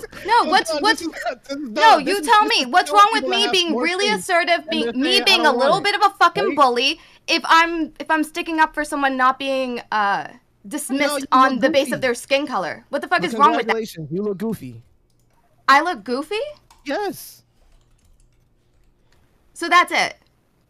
Yes, I'm asking you. Doesn't matter if I'm doing the right thing. It doesn't matter if I'm doing the right thing and I appropriately and positively shut her down. It's just it comes off goofy to you, so I just shouldn't. If you thought that was positive, I've seen you. You think it didn't come off really fucking clear what she did? I've seen good Cherry. That wasn't good Cherry. I've seen it. We've seen it. You've been around in this space long enough. Like when we called people to be better, like we were lecturing. I'm gonna just say her name. Freak redacted. When we're telling Lav to be better, in all those instances, you're a smart individual. Just be more confident in your positions. We're telling her to stop saying stupid stuff, right, and stop engaging in conversations. Yet we're doing the same thing we're doing. Now it's just becoming a roundabout. Yeah, it's good content. But at the same day, like everybody's like we're living less now. We stress ourselves out and we're living like a lesser life because of it. I'm not gonna take years off my life rolling around with Lav every time she wants to engage in stuff. No, like, obviously they bring us based upon her history down a now, notch. Now Listen, that we've had the time to analyze her patterns and her history, she told us who she was multiple times, and yet we kept attacking her on it. So that's like telling the drug addict. You know, we're trying to attack the alcoholic. Stop being an alcoholic. Stop being an alcoholic. But we know she's an alcoholic. So let how that are you person gonna become put a their non-alcoholic in their own behavior time. on like alcoholism? That doesn't make any sense. That makes complete sense. I'm saying Their you're dealing behavior with in somebody comparison to an addiction? Yeah, it's the way she herself said, I come here to be disrespected and it's addicting to me. She said that. Thing, Ozzy, is that like I feel like I could make the same case on you. Is that how come instead of you taking a bunch of time to defend Anna for basically race checking me, I don't understand why you can't just say like, yeah, she shouldn't be doing that, and like we move on. No, At the beginning of this conversation, when you came in, you were like playing she's defense fully for it. able to defend herself. I can do that. I can say she's not racist. She sounds racist because we've heard racist people say the same thing she said, so it sounds similar. So she seems kind of, it's kind of nasty when we hear her talk. Yeah, but I'm not gonna say she's racist because of all the other things I haven't seen in her life. She hasn't done anything to, besides her words. Her life hasn't been something that attacks black people, right? Besides she her hasn't negatively words, hurt isn't black that how most black people are attacked? Oh my goodness. What? No, Jerry. What? Jerry, Are you you get what I'm saying saying, that- or am I talking? You're saying too much? that you don't think she's racist besides the words that she says. Yeah, she says a bunch of dangerous things like Kanye and Dave and. So do you think that Kanye is not racist? Oh God. Oh boy. No, I don't think he's racist. I think he's just reckless and he says a lot of dangerous stuff to get people's attention. And he's just being unapologetically himself to the detriment of everybody else. You heard Fenty. You heard what Fenty isn't it said. fair? Wait, isn't it fair can to I- ask let's people see- to be a little bit better than for themselves? I just honestly, I feel like you just don't like Anna. I think you don't like Anna. I think that you think that I'm someone who's more aligned with you, so you're holding me to like a fucking higher standard for no other reason than that. Yes. That's the And you only don't- reason I can have. and you Jerry, don't think get in that- you want to be a pig? Jerry, you want to roll around in the mud with the pigs? That's what you're saying to me. She's being condescending, so I can be condescending back. That's what you're saying to me. And that's what a lot of the gripes I have with a lot of the...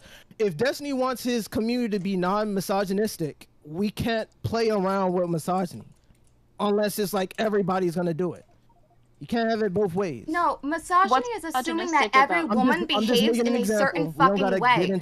Whether you like it or not, there are women like me who just pop off sometimes. I'm a little temperamental. I'm a little fucking angry. If you want to be less misogynistic, make fucking room for me to exist I'm not in saying this what you're fucking saying way. is misogynistic. I'm just saying it was an example of we're calling... No, you're saying my behavior is misogynistic, that I'm emboldening it, right? No, I'm not. I didn't You say having that at all. higher standards of me and just me in this think you're not a good situation, I listener, think is 'cause you being of fucked now. up. I don't think you're a good listener, but that's based upon now. I'm saying I made an example of comparing how your conduct of telling Anna to be better, but you're doing in the same conduct. It's the same Who as told Anna to be better besides not be fucking racist? telling somebody not to be racist is telling them to be better. I think. Okay, did I behave racist? Like, You where am make- I a hypocrite I here? think we all make edgy jokes every once in a while. I don't know your history, but have you ever made an edgy racist joke?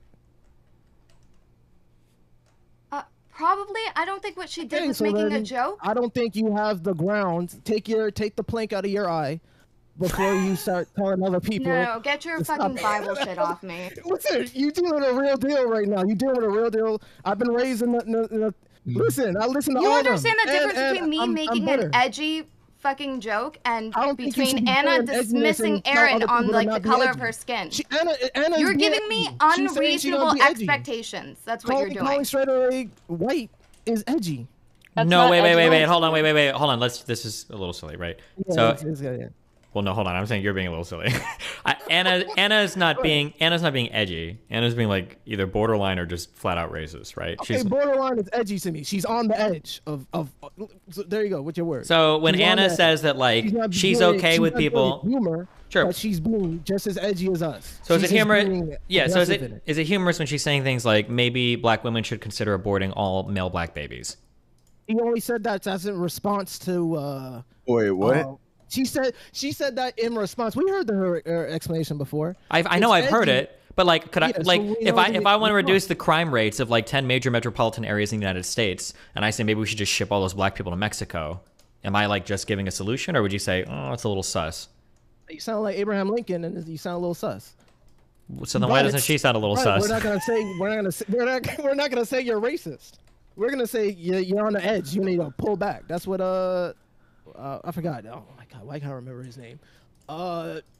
Josh. Who was the black activist who told Abraham Lincoln, don't send all the black people to Liberia or something, or not Marcus Garvey. not Marcus Garvey. It was oh my god, why can't I I'm remember drawing his a name? blank too, bro. Dang, oh my god, see that? This is what I feel bad right now. I'm the black guy and I can't remember I hear his name all the time. Shame on me, bro. Shame on me. But there is a guy calling Abraham Lincoln to be better. He wasn't calling him racist. Someone in chat says Frederick Who Douglass. said, don't say, what was it? Someone in chat, two people in chat said, one guy says Preston Garvey, one guy says Frederick Douglass. I don't know. Frederick Douglass. Frederick Okay, Douglass. there you go. Someone who said Preston Garvey is stupid. Okay, Sorry. he's stupid. There you go. Frederick Hey, M, you just got called stupid. So there you go. I'm gonna be honest. When you I call love that you, guy brother, stupid in my but chat, I I'll was say a little you're looking a dumb. little I love you, goofy. But just I'm a little stupid too, because but I didn't remember his name. But yeah, he was telling Abraham Lincoln to be better. He didn't call him racist and just start shouting at him. Okay, I think you're giving Anna a level of charitability that borders on dishonesty. No, yeah, and you're being uncharitable uncharitable to me. You're giving no standards for her, and you're putting every fucking standard No, on me. Standard. I came to Destiny and said we're giving her fire, and I said she's kind of grifting in a way, and she shouldn't do that if she wants to be taken seriously. She came to Destiny and said, "How can I make my presence better? Should I just be red pill?" I'm like, what are you doing? You shooting yourself in the foot. Of course, I didn't say that to her. I said that to Destiny. Wait, why do you worry about her shooting herself in the foot? Are you like... Because if she wants to be a good spokesperson and you're if she just wants to have rooting for good her, influence, regardless of what her beliefs are, right? She could What? say probably Oh, yeah. 10 bad things in a row, and you'll try to find a way to be charitable to her. No, But you've I already wouldn't. written If me she off, starts- if right? she starts- Whatever the fuck happened a year ago, you're hanging on to that? No, I'm not. That was me being petty. Then, I yeah, admitted that's that. what I'm saying. Your fucking criticisms of me here are absolutely petty. No, my criticisms in the moment of what happened today, I'm not gonna hold it against you. Of what You just happened did. between us. That was me being petty, and I'm sorry if that colors. But you how just did. You told think of me. everyone in this call that we have to behave better than Anna. Yeah, I'm and talking what about we in did the was moment. wrong. I'm not saying it's a Instead of straight A, addressing because what the straight fuck A is Anna being did. Good faith. I think Straighter A and Josh, but I think how you came in was the same way. It was wrong in my eyes. I don't think you should have done that, right? Why do not? you think you should have done that in order to Why get not? her? If you really wanted her to change, do you think your approach was effective? Do you think that maybe I saw over You wanna answer the the question? span of several conversations Alright. that this woman doesn't respect other people? She walks all over them, talks all over them, and places an authority in herself over them. Why would I engage with that person in a respectful manner? I've seen So then my enough to prescription know was, enough. my other prescription was, if you're not going to be as charitable as Steven, then don't engage with her, ignore her. No, I do engage with her. I check her Okay, so fucking then- black card, and I fucking shut it down. Here's the spiritual decay that I'm talking about, Don. Like, you're trying to give them the good prescriptions, and they don't want to do it because they just want to do what they want to do. I So mean- now you got to be able to talk to them, you know. And so, Cherry, this is what I'm saying to you. You are perpetuating the loop that we're trying to No. be better, that we're trying to bring ourselves out of. You are perpetuating like just a different standard for different people. We are both black yeah, women, we're all and you're different. holding We're- that standard we're for all me different, and not of for course. her. No. Hold on, hold on. Absolutely. Hold That's on, let's just exactly go on. what the fuck you're doing. No, because number one, I haven't even talking to Anna yet, and I have a lot to say to Anna. I have a lot of prescriptions for Anna, and I don't think she should be in this space. She's not willing to do it, but it's Destiny's choice to keep letting her on. And I've seen Anna at her best, right? We've seen her at her best. So What I is don't her like it when best? she, and so this is my same standard I have. Wait, to what's you. her best? I've seen you at your best. I don't think you need to demoralize yourself and get in the mud with everybody when Anna demoralizes herself and gets in the mud. I don't think you need to. I think I'm using the wrong word. I might be butchering a word. I don't think you need to lower yourself. Better word. I don't think you need to. You both don't need to lower yourselves. Excuse me. You both just need to stick to the good standards that you've already I swear set. to- You set bars for Okay. yourself already. Listen, I know. I've had conversations about black issues with other people, very respectfully, very thought out, and all of that. I've done that. This isn't a situation for that. She is not a good faith actor. She is not a good How do you know? conversationalist. She's been good faith in I have multiple watched accounts. enough of her fucking content. I've seen the same amount of content as you, and I've come to a different prescription. If you've She's come, trying- So either if we're you've both come to lying the or we're both idea delusional. that she is good faith, then you are just blind. No, I'm saying when she lowers herself to become a bad faith actor, like we all do sometimes. So then you acknowledge that she we've was lost bad the faith. conversation, and we have the capacity to be good faith actors. Why would you challenge me on her being good faith and and then acknowledge that? Jerry, do you hear what I'm saying? Are you gonna loop? I don't Are you think gonna I'm the one continuously looping. Are you gonna deal with what I'm saying? Once what you're saying is honest, yeah.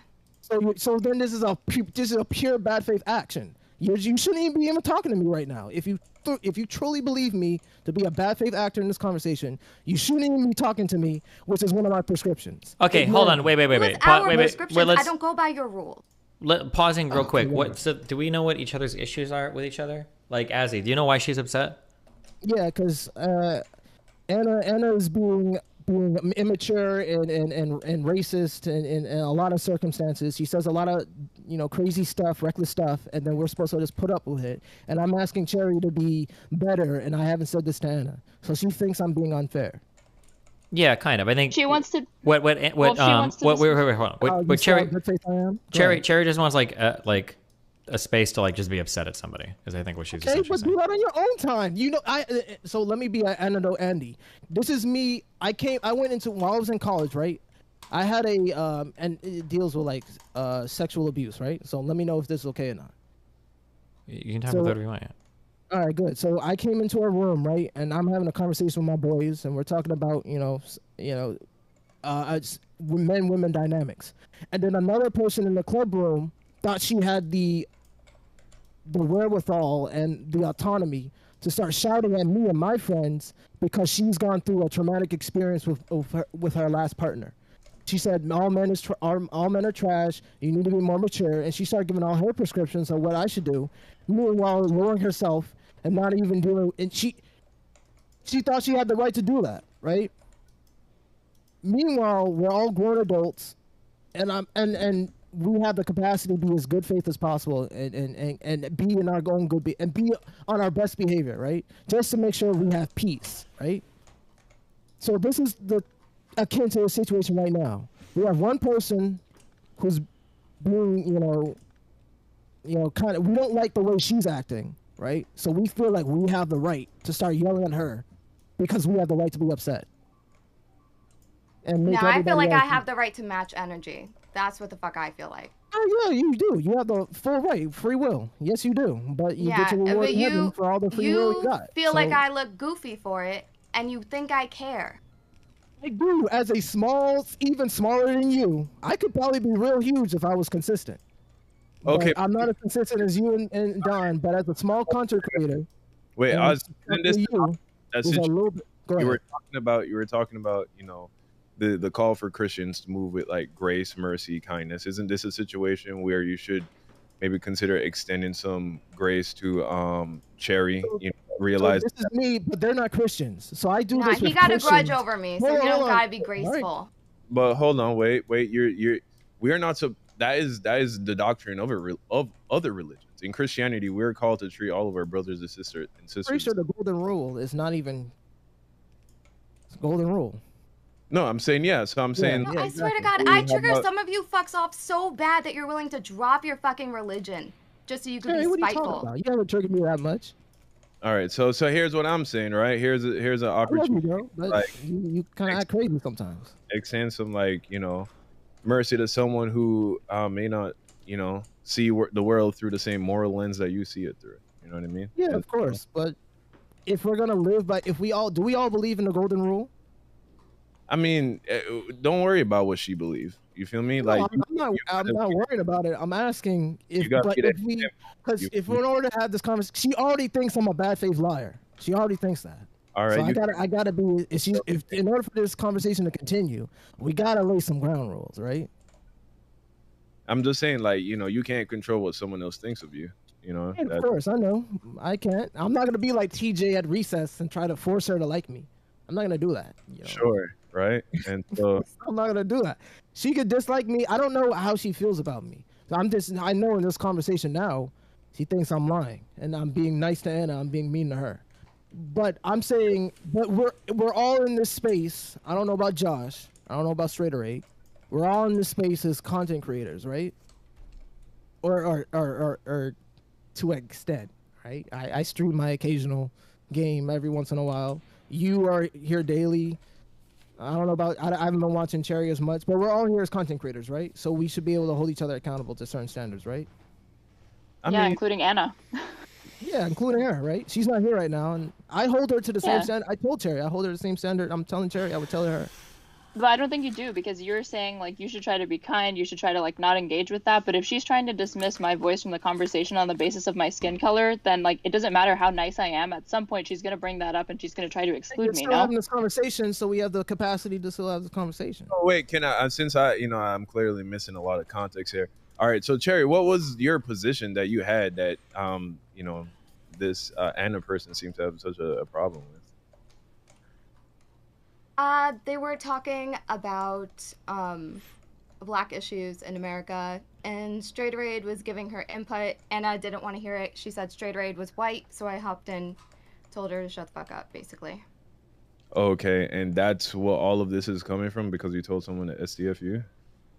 I mean, I didn't really cut in to say shut the fuck up, but that's like the energy that I had. Yeah.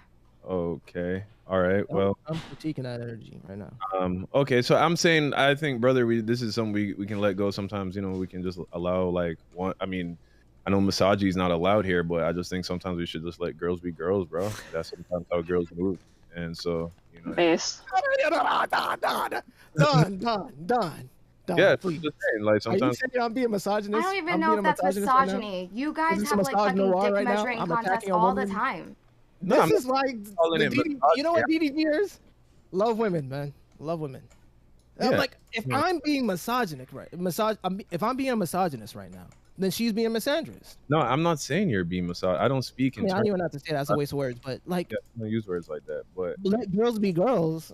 yeah, I like mean, girls. A girl but came in. there's And, guys here too, so they're in a shared space. So yeah, and you know, all right. Well, if you want to be the girls, go get the go have a girls' night out and be girls with each other. But you're here on Steven's space, and every time Yeah, so true, Azzy. I am here on his space. Done. That's why I Here's the jumped thing. in when Here's I the felt thing. like it and yelled Destiny at her. allowed the girls to be girls. And you know what? It got so bad, he had to step in, bartend a little bit, and say, chill. Okay.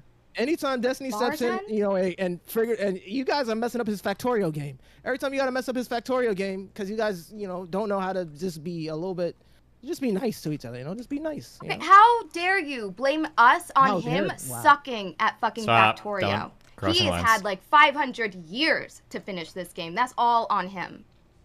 What are you talking about? It's a long game. It's probably goes since it probably is a perpetual game. It's like SimCity. I don't know if it ends. It does. Probably a long Don't worry game. about that. We don't need to It talk was about that. supposed to I'm not end worried like a about that. month ago. Why is it? How dare me for caring about his game? As a gamer, I care about his game. What are you talking about? True. How about don't? Wow. See that? This is what happens when you let girls be girls, Don. Oh God. I'm telling you, heard Tree. You heard Tree. If you're gonna be with the men, you gotta put on your big boy pants. You gotta start acting like the boys. Oh boy. And the boys gotta be Maybe respectful. you should start acting like a boy. Ooh. Wow. Okay. This is I felt that coming. You see that? But, you know, but Cherry, like my love for you I love you as just as much as I love Anna. You know, but Okay, but can you explain to me what any of this has to do with gender? Because like you guys are like, let girls be girls, let boys be. What the fuck? Free love. Conversation It's unconditional love, Cherry. You don't need to do anything from my love. What I mean by that, to clarify, let girls be girls, is in my experience, sometimes girls get catty, and as a man, you're not supposed to think too deeply into it. Like, But you boys flame guys each are. other, bro. We flame each other into the ground. We will destroy each other for thousands of Right. people. I mean, Can you we'll remind love me? each other the next day, but we will destroy each other. Azzy, Like can the- you remind me what the fuck happened a year ago? black. That's the black Uh-oh. thing that Anna talked about. We will. We've got flame a each we've other got to a the year ground ago when we come reference. so- We got to call out Yeah. what happened a year ago. No, I'm all Azzy, over this. Azzy. The Azzy. thing Go from a ahead. year ago, was that from the someone saying something about white people were inferior to black people? Was that The panel only that time we I had to ever follow? engaged with you, I think it was from like a no. It's because I met you. I found your panel. I found your stream because you did some art for Heme.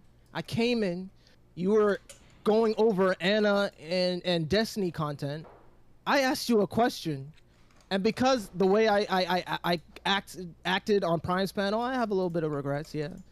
I used to like joke around a lot. I think I joked around with you a little bit. Kinda You called me a jokes. troll streamer, and in front of everybody, you kind of mocked me in front of your stream, and it hurt me a little bit, right? And I couldn't, you know. Why did I think you made were me a seem like troll? less of a. You kind of attacked my masculinity there. Like you said, I was less of a person in front of What does everybody. that have to do with their masculinity? What made me think that you were a troll, Azzy? Because I was trolling like everybody else. Oh, But so called you me a were troll trolling, streamer. and then I thought you were a troll. You painted me with a broad brush This and called sounds me a troll horrible of streamer. me. How You probably hurt awful my of me. viewership. You have no idea what happened. I have no idea what happened. Maybe if you were nicer to me, maybe I'll be just as big as you. Why We never know do what I happened, have right? to? I'm Are petty. you saying that your streaming career was harmed because of me? Yeah, you have no.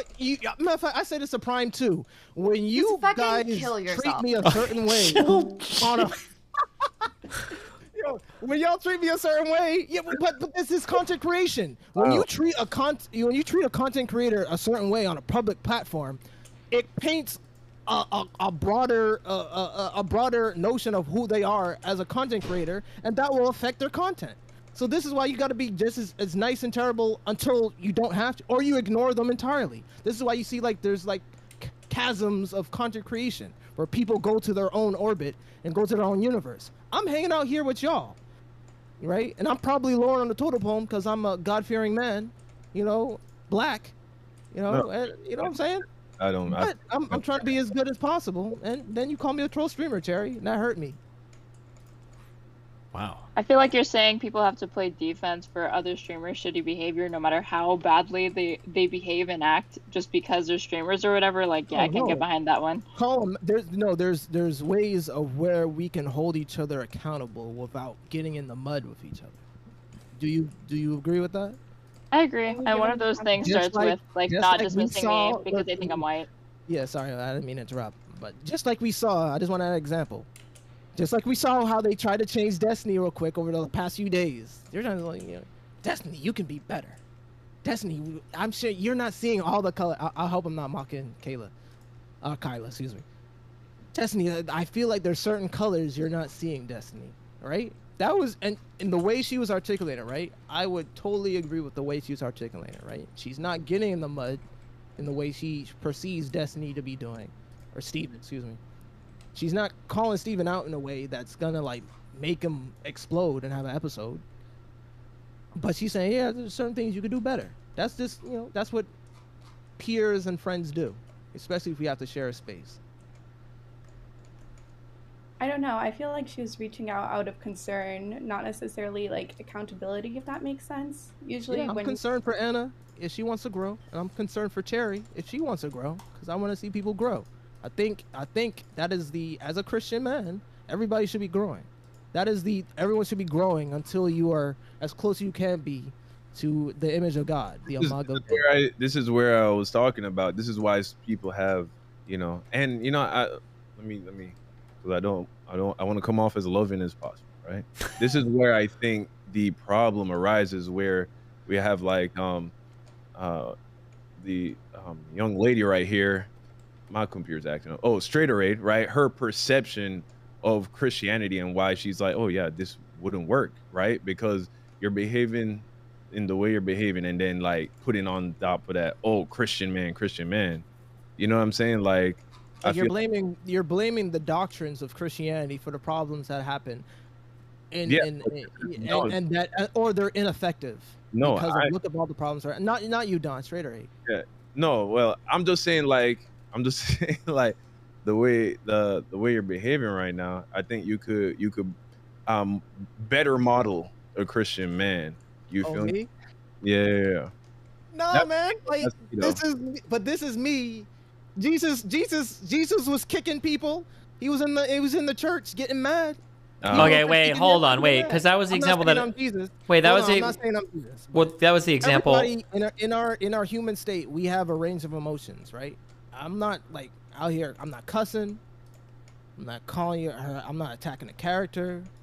I'm not saying you did anything evil and wrong. You shouldn't be here. Am I doing any of those things? Let me know.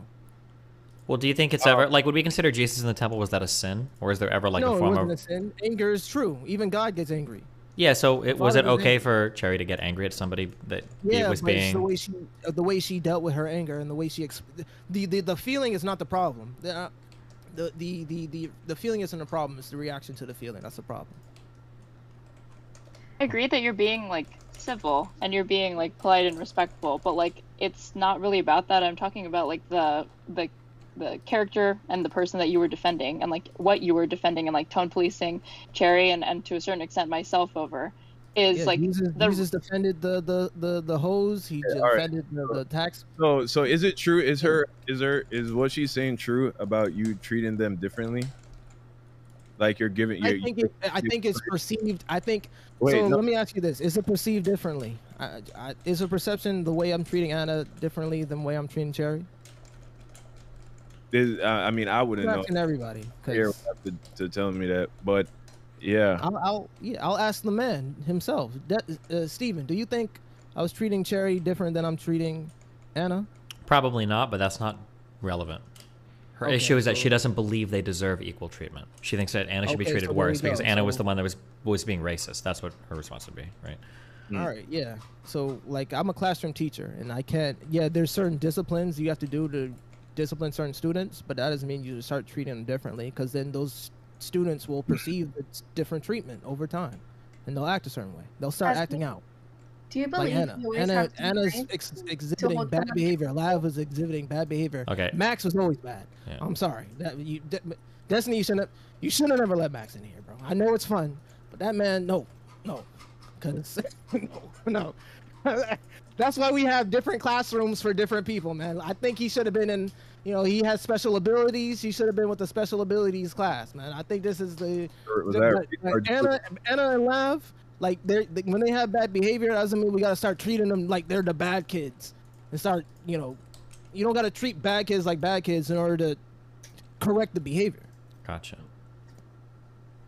And what were you gonna say? Well, I was asking if you think somebody always should be nice when they're holding someone accountable, and I think that kind of just answered the question. You don't, but you don't gotta be. No, you. Do you have something? Was that the question, or you had something else to add? Well, yeah, no, that was the main question. If you always have to be nice to hold someone accountable, and I feel like your answer was yes, basically, but now you're saying no. So no, I'm not saying you gotta be nice. See, so there's, I think, okay, and I apologize now, and I apologize ahead of time because I'm very passionate and I'll interrupt you. So you gotta, let me know, all right? And I'm working on that. That's one of my flaws. I interrupt a lot, so but I don't think you have to be nice, but you don't gotta be mean. There's an in between. There's you can be strict. Be strict. You don't gotta be destitute. Like you don't gotta be like. What is the problem? What do you mean? This is Do you think there's ever what is a the time problem? I don't get what the problem is. Like, why? What are we fighting about? What are we arguing about? Like, are we chastising a grown woman for her tone of voice? What is it that we're doing? I'm just like. Because this is I think sometimes we can be more than racism, and I feel like racism is probably a bigger problem here, right? So it's like we're treating Anna a certain way because we think she's racist. Is Anna? I don't think she's racist. Yeah, they thought people have said, I think you're racist. I don't think she's racist. Anna's not here though, right? Anna's not even here. Yeah, that's the thing. Okay, right. Like, I can't really talk about Anna, but we're talking about Anna, so I'm just talking about Anna. Yeah, but I would treat if Anna was here now, I'd probably treat her the same way I'm treating Cherry. Like, what are y'all doing? Y'all look goofy. All right, so okay, but I would love to shift the conversation if I would love to shift the conversation now. So okay, all right. Yeah, someone came on talking about gender. You guys want to talk about gender? You want to talk about hell? I like talking about hell. Do you guys believe in hell? They don't believe in hell. No. Let them talk. Yeah. Okay, all right. Not really. Yeah. Well, all right. So on a scale of 1 to 10, how much do you not believe in hell? Like 10 being you are 100% sure without a shadow of a doubt that hell is not real, and After this conversation, I'm gonna start to think that there's a hell. I might actually be in it. You might. Well, I don't blame you. You got two brothers. You got two brothers in Christ. Don't go to hell, bro. So this ain't hell. We not hell yet. I mean, okay. So all right, yeah. So is this a 0 to 10? How you feel? Like for real? Like you know what I'm saying? 5 and 5, man. I mean, I don't have any. I don't have any evidence for it. You know, I believe in God, but it's just I'm not a. I don't know where people go where they die. Maybe there's not a hell. Maybe people have to come back in shittier conditions. I don't know. Mm-hmm. Yeah. Okay. What about the other ladies in the chat? 0 to 10.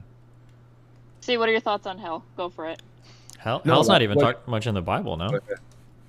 No, yeah, hell is in the Bible. Well, I mean, like barely though, right? Like I don't know if Jesus ever meant. I don't think Jesus mentions hell ever. Does he? Well, actually, Jesus is the most. I don't like, he's, understand why we're no one talking about speaks about hell. hell in the Bible more than Jesus actually. Wait, what are like a couple examples of Jesus talking about hell? Yeah, he talks about the Jewish hell, like Gehenna, which is like Right. different from the fire and brimstone hell. It's like a hot waiting room for the undead, kind of. No, that is not waiting room. Let me. John, as a Christian, I don't think we should be talking about hell. I think there's Whoa, better things. this I don't is the think we should be talking about hell. problem with modern churches. They don't want to tell why. No, that's not the problem. I think the problem. Go Let ahead. me wait. The idea that we should not be talking about hell is absolutely ridiculous and the opposite of what the gospel says. Who cares about Jesus and the fact that he died for you if they don't know why he died for you? Wait. Hold on. Wait. Stop. Hold on. Wait. Why do you think Jesus died for us? Jesus died for us to save us from hell. No, Jesus died for us so that we could join our Father in heaven, right? Yes. No. Why do they call it salvation, Stephen? What are you being saved from? From purgatory, from not being reunited with God, the Father. All right. Catholics. From hell. What? From hell. No, hold on. Wait. Stop. Random. Hell, hold on. but hell Young is the Don. focal point of the conversation. Yeah. Wait. No. Hold on. Before. Let's Stephen talk. When Jesus rose from the grave, who did he bring with him up to the Father? Do you remember? There were a couple people I believe that he brought. When he brought those people back up, He brought one person. was it Lazarus? I don't remember who. No. Two thieves were being crucified on the cross along with him, right? So there were 3 crosses. Yeah. Sure. One of them. I'm just saying when he went to heaven, right? Jesus took with him a few people, I think, from purgatory. But nobody was in hell. I don't even think the concept of hell existed. Okay. Right? No. All right. So you're speaking about Hades, right? You're speaking about Hades. No, I'm not speaking about Hades at all. I'm saying that there is this nebulous concept known as purgatory that essentially once you died, your spirit couldn't rejoin God in the afterlife, right? Unless there was only one way to do it, and I believe that was referred to as an ascension, or there might have been another word for it. But some people, or an assumption, I'm sorry, when you were directly assumed to heaven, right? But that's pretty rare. I think there were only a couple people in biblical history where that happened to. But it's not like everybody just existed in hell before that, right? When you talk about like eternal damnation or whatever, I don't think they're talking about hell. They're talking about being separated from God the Father, right? So all right, let's just establish this. For one, Jesus describes what hell is. He speaks about hell very clearly. In the Gospel of Matthew, right, chapter 10, verse 28, Jesus says, "And do not fear those who kill the body, but cannot kill the soul. Rather fear him who can destroy both the soul and body in hell." What is the context of what is he talking about in Matthew 11? Was this chapter 11 you said? Chapter this 10. is Matthew chapter 10, verse 28. Go ahead. I'm reading for a second. I don't think the focal point was hell, bro. No, it most certainly was, right? I mean, no, because I think we all have a conception. Let me finish, because you're doing, in my opinion, you are doing people a disservice by trying to water down. That's an opinion. We all finish. They're trying. You're doing people a great disservice by not telling them about hell. You see, that is what is at stake, right? People believe all kinds of things about what happens after death, right? But what the Bible says is that after death is, your soul is eternal. You cannot die, right? Death in the physical sense that we're familiar with is when your flesh, your earthly body dies. However, your soul, what you perceive as you, your consciousness, that is eternal. And after which you will be brought before the Father, and he has to determine whether or not he is going to allow you to live with him in heaven, or if he will send you to hell as a result of you living your life in rebellion to him, committing crimes against him, and you did not accept the salvation which he offered you. And so, why should I believe in the Bible? I'm curious. I mean, you can go down a long rabbit hole of that, but in a nutshell, because it is a trustworthy, accurate account of the life, death, and resurrection of Jesus Christ.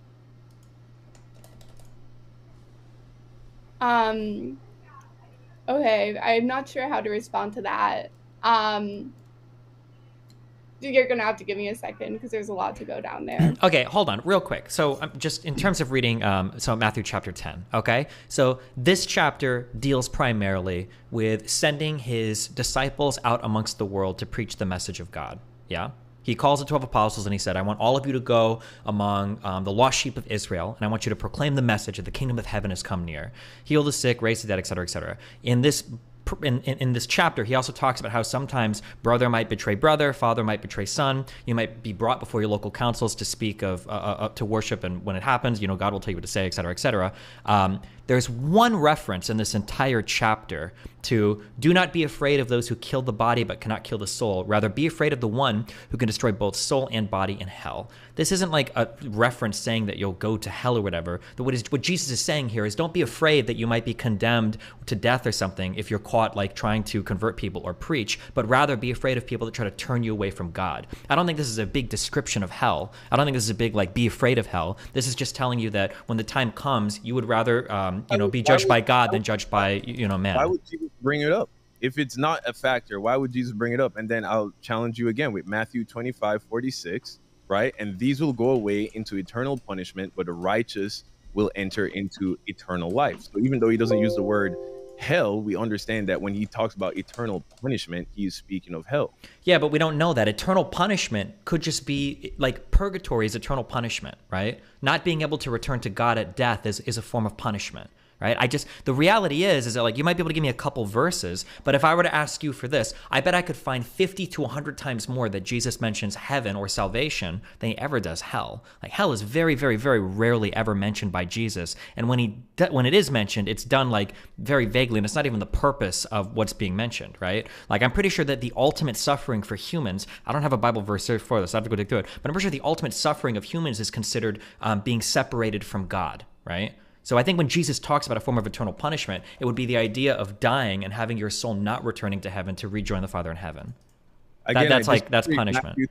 Matthew 13, verse 50, and throw them into the fiery furnace. This is, of course, Jesus speaking. And throw them into the fiery furnace. In that place, there will be weeping and gnashing of teeth. Yeah, it's talking about the occurrences that's going to happen in hell. Yeah. Yeah, he's concerned about.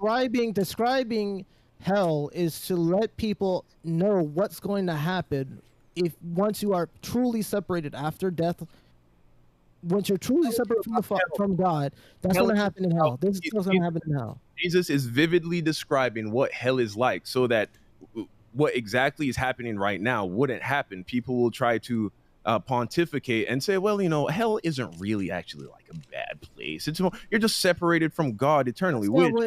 That's not what we're doing. I mean, well, and also, hold on. I think that if you're preaching from a Christian background, right? Yeah.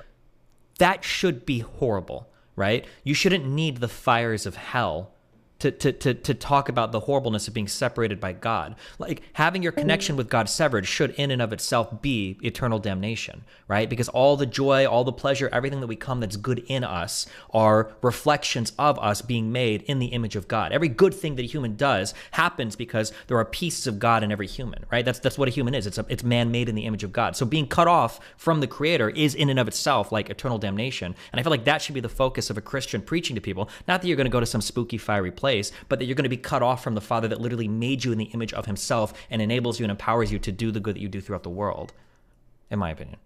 Yeah, no, but I disagree with that completely. I don't believe one, to quote the great Destiny, why can't you do both? You know what I'm saying? There's no reason why you can't talk about the benefits of obeying God in terms of having favor here on earth, right? Living for eternity in heaven. But also, how about we talk about the very real possibility of the fact that you will go to hell if you do not attain salvation, right? So I agree. Jesus was a hellfire preacher. He spoke about hell quite often, right? You say he doesn't speak about it a lot. I already quoted you 3 verses, and I can continue to quote more if you'd like. So there's that. Also, this is the thing. We're all going to die, right? We're all going to die. Every single one of us will die. What happens after that? It doesn't matter. I believe in like death after life, not life after death, personally. Okay, as an atheist, that's cool. But yeah, here's what the Bible says, right? What the Bible says about hell that it's a very real place, and you only will go one of two places after you die, right?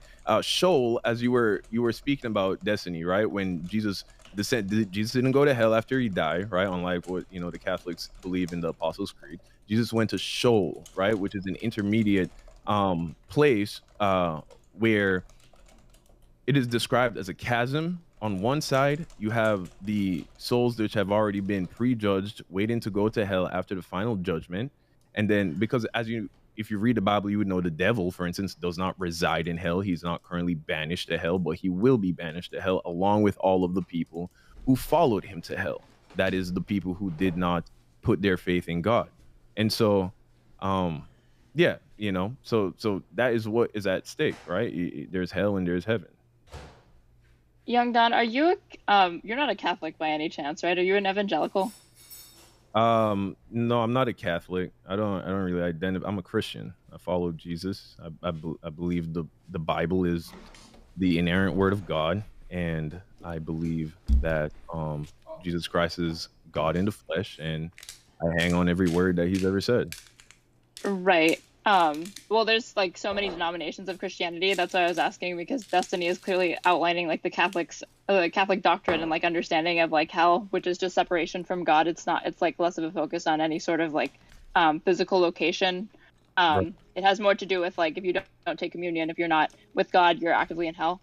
So I'm assuming you're like a Protestant or something like that, because you're focusing on like verses and stuff.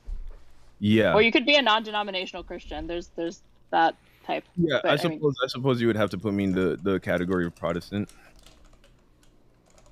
Yes, that makes sense where like the disconnect is, because yeah, there's less of an emphasis on like hell in the way that you're describing in like Catholic doctrine. That's why.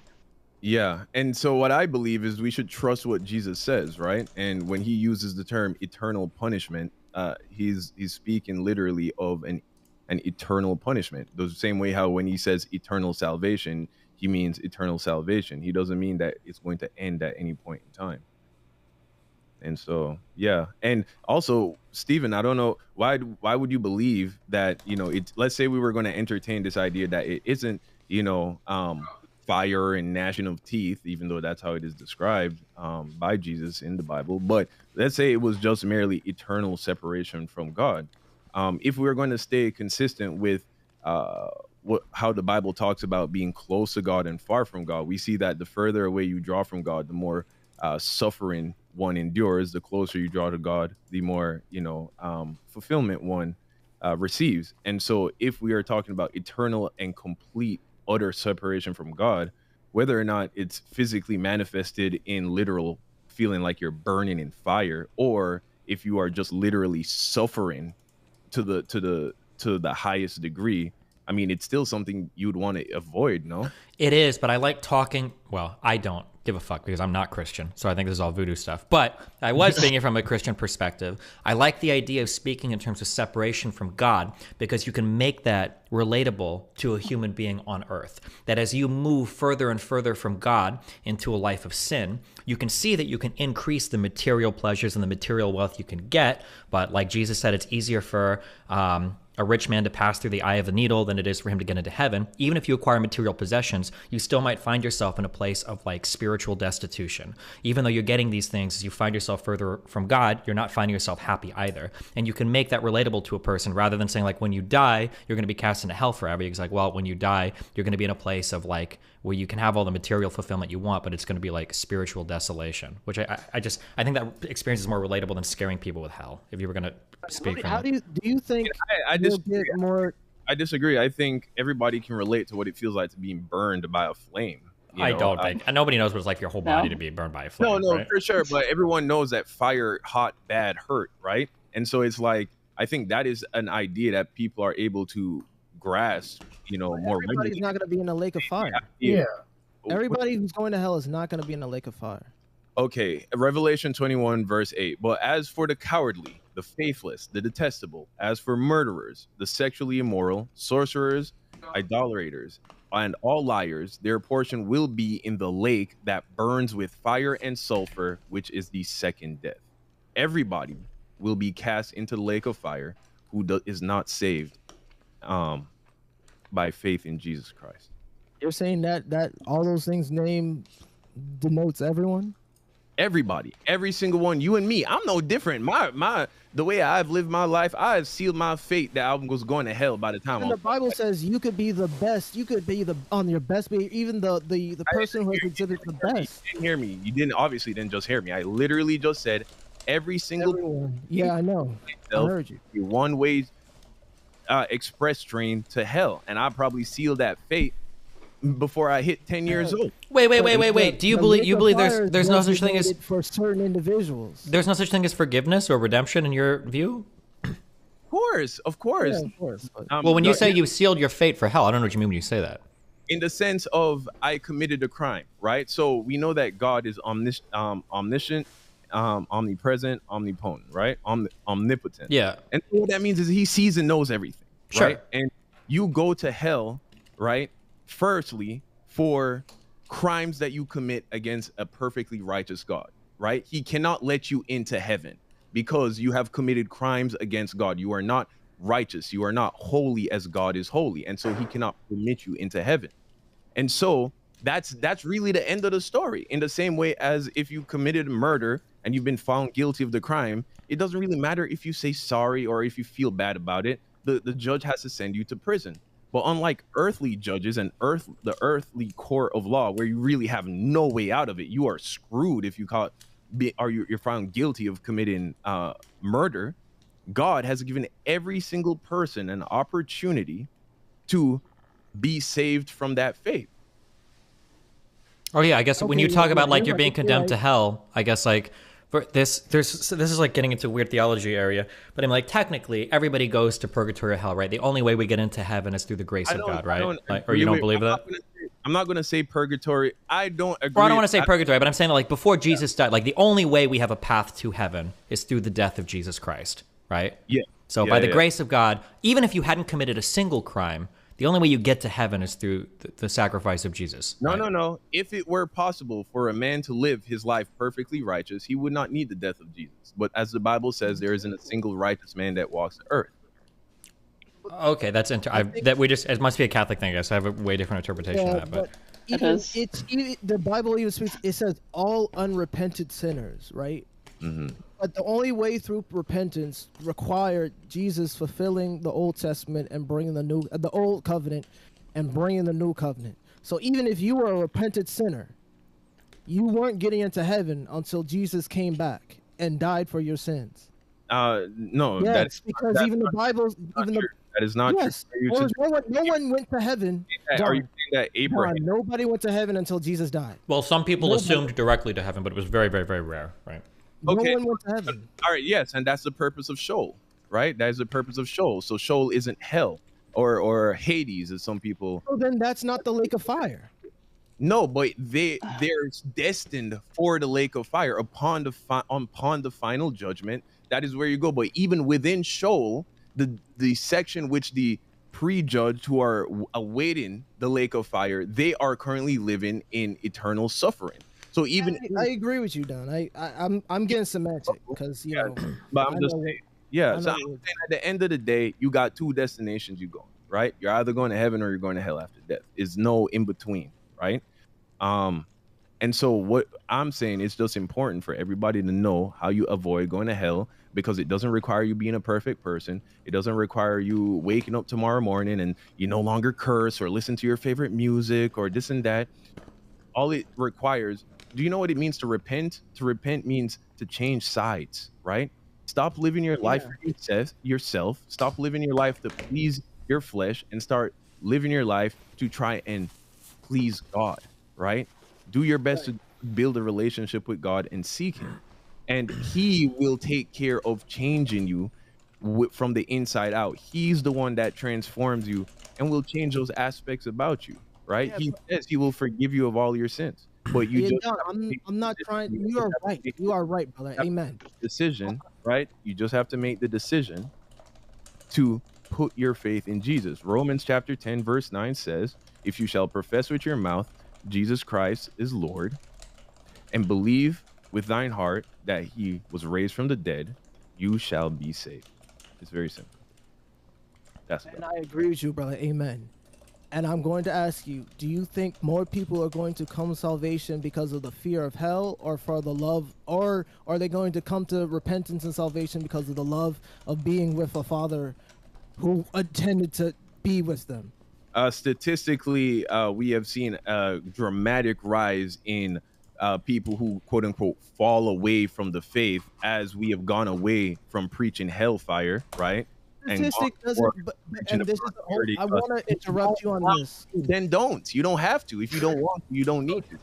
Okay? I'm just saying, yes, as we've gone away from warning people about the very real threat of hell, people don't, there's no more urgency. You know what I'm saying? Like, look at this. Everybody here, I can't speak for everybody, but most people want to hold down their means of making an income, right? There's Can I finish? I'm saying, I personally, my experience, there's more motivation to do what you need to do to make sure you can make ends meet and pay the bills than there is to work my butt off to try and become a multimillionaire, right? The fear of something bad happening is oftentimes more compelling than the thought of something good happening. But Don, don't you think? Okay, wait. I'm gonna let you guys go back and forth. I'll let you guys go back and forth this one more time, and then I don't want to do like a 12-hour religious debate on the stream. Yeah, so, I don't want to loop on this, and I'm just gonna say Hebrews 8:17. How long are we like? Hebrews 8:17 talks about going away from the old covenant and starting to embrace the new covenant. What is the purpose of the new covenant? The purpose of the new covenant wasn't to dwell on hell. It was to start to get more into what it means to be in a relationship with God through grace and good works. That's incorrect. So, I don't know if this is a space I have a debate about the covenant. But I'm just saying that theology, but that is incorrect. There is nothing that is spoken of in the. I literally did Bible study for an hour with my Patreon today on the book of Hebrews, chapters 8 and 17. Don 8:17 says that. Yeah, but he starts speaking about this concept of the new covenant all the way back in like chapter 5 or 6.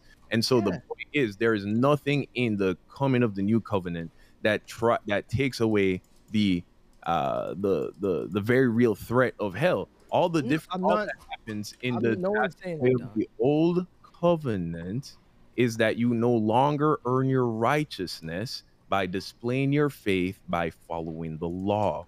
You earn your righteousness by putting your faith in belief in Jesus as God. That's right. And how do you uphold the law? How do you uphold the law? Because I feel like there's been a falling away from Christendom because a lot of people have been preaching law and they haven't been preaching how to uphold the law. So I'm asking you, how do you uphold the law correctly? What are you talking about? So then this is what I'm talking about, old covenant versus new covenant, and this is why we see the spiritual decay occurring again and again and again. No, I'm saying you're asking, how do you... Well, I'm going to answer your question. No, how do you follow thou shalt not murder? By your faith through God. No, by not killing anybody. It's pretty simple. Don, but then, Don, yeah, it's simple just to say don't do this, but then how do you rectify all those people who did it anyway? What are you talking? What? I'm saying all those people, especially those Christians who committed that murder and continuously failed to uphold the law, was an indication of the strength of their faith. I don't get what you're getting at here. Well, this is where I've been through my Bible studies and through people who have led me. They've told me if we started talking about more, and I think Destiny said it too, even though it's crazy because I'm an atheist. So I think Destiny low-key Christian, he just being rebellious out here doing whatever he want to do. I just had a big Catholic education. Yeah, Fuck religion. If we started talking about more about the love of God and talking and modeling that for the communities, you would see less people breaking the law. The proof of the law, Paul says the proof of the law was to show in Romans, I believe it was Romans, the proof of the law was to show that you cannot uphold the law without God. Jesus was able to uphold, we had this conversation before, Jesus was able to uphold the law because he was forever with his Father. Yeah. So in order to uphold the law, you have to have this strong, mature faith. I don't get why we don't tell people about hell based on what you're saying. You can tell people about hell, but hell isn't the focus. What's more, you can tell people about hell. Yeah, I'm not saying that's a problem, But if you want more people to not fall away from their faith and not continue to break the law, how do people look at destiny, bro? Yeah, well, here's here's. Hold on, wait. I'm saying there are a lot of people who are living lives that they're thoroughly enjoying at the moment, right? yeah, people would live a more Christ life. No, but I'm saying if you're going to preach about the love of Jesus, right, without the context of hell, it's like, oh wow, Jesus loves me too. That's great, because my life is going awesome. Otherwise, on top of that, and so it's like a lot of people don't understand the love of Christ anyway. That's why they're falling away. One who feels like they have all the love they need. Their family loves them. Their friends love them, right? They're good with the ladies. You know what I'm saying? Their bank account is looking good. Like this extra love that supposedly comes from Jesus, they'll leave it or take it. They'll take it. Done. Wait, hold on, real quick. I think the goal is to show that like when Jesus talks about like whether you should follow God or not in the Bible, that's why I'm saying there's not that many references to hell. There are a lot of references to like if you follow God, these are the types of spiritual fulfillments you'll have. Have you ever heard of like the Beatitudes? Yes. Right? Like these are like the idea that like if you act in certain ways, right? If you mourn, you'll be comforted. If you're meek, you inherit the earth. If you show like forgiveness, you'll be forgiven. Shit like that, right? Like it feels like the idea is that rather than preaching to people, you need to follow God, or else you're going to fucking like a fiery brimstone. I think the idea is that like if you follow God and you live your life in these ways, you'll actually find that you'll have like a spiritual fulfillment on earth. I think that the issue with a lot of like religious, I don't want to say scare tactics, but the way that a lot of people kind of preach is that like Christianity sounds like it kind of sucks shit. I have to give up a whole bunch of fun shit, and if I don't, I'm gonna fucking burn to death in fires of hell. That sucks.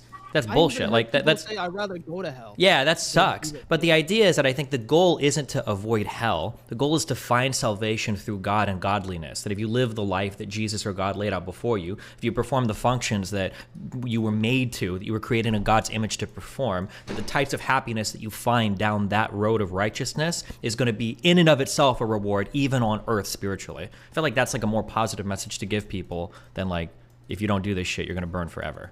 I mean, Steven, let me show you why I think I disagree with you. I think you might change your mind on that, right? Let's say that you actually believed in hell, as I'm describing. Right?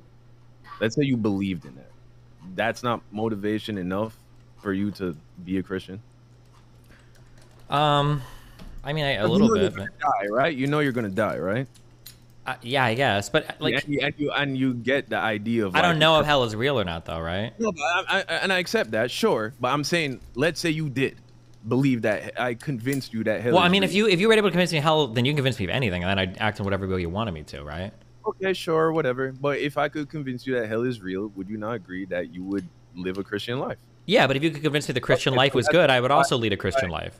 No, well, yeah, but you might also fall away from it, and also if your life is already good, you may not. Feel like you need that. I mean, do you feel like your life is missing anything? I personally don't, but I live a very fulfilled life. All right, exactly. So it's like, but I think I'm an exception. I think there's a lot of people that have a lot of like spiritual like desolation that could be cured by living a more whatever Christ-like life or whatever, right? Yeah, but here's the thing. And you were saying this multiple times, and it's not 100% correct. Yes, there are some benefits that to be experienced in this world by becoming a Christian, but you become a Christian, you face persecution. I mean, all the apostles were executed because they're a Christian. You face persecution, you turn your back on the world, and so the world says it does not know you. There are opportunities that I have lost. There are bridges that I have burnt, friends that I have lost as becoming a Christian. Back when I was, talking all that, worldly stuff, I was in the good graces of a lot more, popular online personalities. All of that, I got people trying to cancel me and all this stuff because they're painting my Christian faith as bigoted homophobia and all that. And so it's like, okay, well, this idea of that, oh, you become a Christian, your life becomes automatically better is simply not true. So if someone's in a bad position right now and I try to sell them, hey, become a Christian because it's going to make your life better. And then the opposite happens. Not only does your life not become better, but it becomes arguably worse. Now they're ostracized by their friends. Hold on. You know what I'm saying? Yeah, I understand what you're saying. It's just, I understand what you're saying. That's just, it's totally wrong. It's absolutely wrong. If you are a Christian, your belief should be that being a Christian is going to make your life better. Even on earth, it will make your life better. So, for instance, somebody in my YouTube chat said, I heard the gospel, Stephen. What? That's Joel Osteen. No, I'm not talking about prosperity. I'm not talking about. So someone in chat says, "I disagree, Destiny. We have to deny ourselves and pick up our cross, not follow God and be rewarded." Right? What? Somebody in chat said that, okay? That's what Jesus said. Sure. No. But you don't follow God to get rewarded. The reward is following God. Every step you take towards godliness, every step you take towards being a righteous person, in and of itself should yield great spiritual fulfillment on earth, right? But that's essentially what you're saying. What? You're saying follow God to see a reward. No. The reward is following God. That if you act in a certain way, if you get a woman, you save yourself for marriage, you have sex with your wife, you get the joys of having sex with a monogamous woman who's never shared her body with anyone else before. You get that gift that God has given you to build a family. You have children with that woman. You stay together. You have a strong and healthy relationship. All of these structures have been granted to you by God, the ability to have those relationships, to have children, to be happy and healthy. That's why we say grace for meals and everything. We're thanking God for giving us the ability to put food on the table, for our health, for the capabilities that we have. All of these things, people pray to God, right? They don't pray saying, God, please make this decision in front of me more difficult. Please fuck my life up. You pray to God to ask for guidance, for help through life. And this closer your connection is to God, the more he ought to be guiding those decisions and helping you pick better choices for you. The average life of a Christian should be better than the average life of a non-Christian. That should be the case. They should have better lives on earth, right? Regardless of material possessions. That's just not biblical, though, Stephen. That is. Oh, no, it is biblical. He's talking about the fruits of the spirit. In Galatians 5:22. Cannot say. Do you know the story of Job? Yes. Okay, tell us the story of Job. He was as endearing and faithful to God as possible until he broke. Whoa! God came to him. It sounds like that is not what happened. Job was one of God's most loyal and obedient servants. One day, the devil approached God and said that the only reason why Job is faithful to you is because you have blessed him heavily, as Stephen is suggesting, right? He was a faithful person and God blessed him heavily. And the devil then said, if we were to remove all of these blessings, I promise you that he would curse you and he would forsake you. And then God said, go ahead, remove all of his blessings. The only things you cannot do, you cannot kill him. And then the devil goes and pretty much strips him of everything. He was a fairly wealthy man. He had children. He had cattle. He lost everything, became diseased, and theologians have calculated that period of tribulation that Job was under lasted between 2 and 4 years. The entire time, he continued to praise and worship God.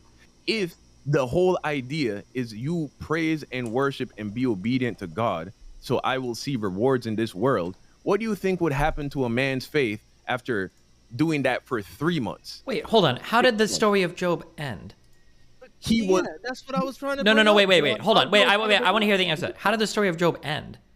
The story of Job end is that God returned onto him multiple fold what he lost. So is that not like literally a parable for what it means to live a godly life? That there might be sacrifices that you have to make. For instance, you might have to forgo some material wealth. You might have to forgo hooking up with a lot of women, but that the reward at the end for living a godly life will be twice fold as good as it would have been living the materialistic life otherwise. I feel like Job is the perfect illustration of this. It wasn't a parable, right? The Bible proposes this as an historical. Sure, regardless historical or not. Is that not the lesson we ought to take from that, though? I mean, you can take multiple lessons from it, Stephen. The point I am making, however, though, is if your faith is contingent on your life getting better, the reason why a lot of Christians fall away is because their life does. Yes, you become Christian. My life has become better in several ways as a result of becoming Christian, right? Yes, it's hurt my career in some aspects, but it's also benefited me in a lot of other aspects. And so that's great. But my point is, if your basis of being Christian is contingent on seeing reward for obedience, i.e. a works-based salvation, right? Then karma-based salvation, right? Then when you go through times of tribulation, and also you're looking at like American Christians. There are Christians that are getting their heads cut off. There are Christians under constant persecution in the Middle East who do not get that reward that you would anticipate they get in life. They would be much better off forsaking God and pledging allegiance to Allah, for instance, in certain regions, and then they wouldn't be under persecution anymore. And so the idea that there needs to be something stronger, and those two things are, yes, there is a positive thing that compels you. It is a reward, but it's not in this lifetime. It's in heaven, right? So that I 100% agree that is one of the things that compel you. No, doesn't the Bible talk about the kingdom coming to earth? You are still talking about a reward that comes after death. No, there is a kingdom coming to earth. Oh, go ahead and tell us about this kingdom coming to earth. It's not, so we won't experience it in this lifetime. We have no idea. Maybe in the future, yeah, everybody, there's going to be, in the book of Revelation, it talks about the rapture, everything will fall away, right? And it's going to be us abiding with maybe I'm bringing up something that's not non-congruent with the conversation, but I think it speaks to the character of the message of the Bible, right? Where it speaks to the end result is the earth will be redeemed so the kingdom can abide upon earth against the prince of the air, which is Satan. So I think we should mostly talk about Satan, not hell. That's what I'm trying to say. Especially when we're talking amongst unbelievers, I think we as a church have failed in the aspect of our politics with each other, the way we treated one another, and the way that we pushed hell more than the love of God. Not saying that we can't do both, but it's been more hell than the relationship with God. God came to earth to establish relationship with man. And there is a repeated rejection of God. Man has rejected God. Wait. Can I cut in between the two of you? Uh-oh. Because Don, whether you realized it or not, what you asked Destiny earlier when you said, shouldn't the existence of hell be enough of a motivator to believe in God? It's called Pascal's wager. So hold on. So I could pose to you, what if you're wrong about Islam? Shouldn't you believe in Allah? No, because I believe in Christianity because the evidence suggests that Christianity is true. What's the evidence? The Bible? No, we're not doing that. We're not getting into the whole what's the evidence. That's absolutely not happening right now. There's no people here who are Muslim, so. Yeah, just to cut in real quick, Fenty says that this is finding God is a spiritual journey. We should be talking about science over here. I mean, I don't want to be like. I think we can do both.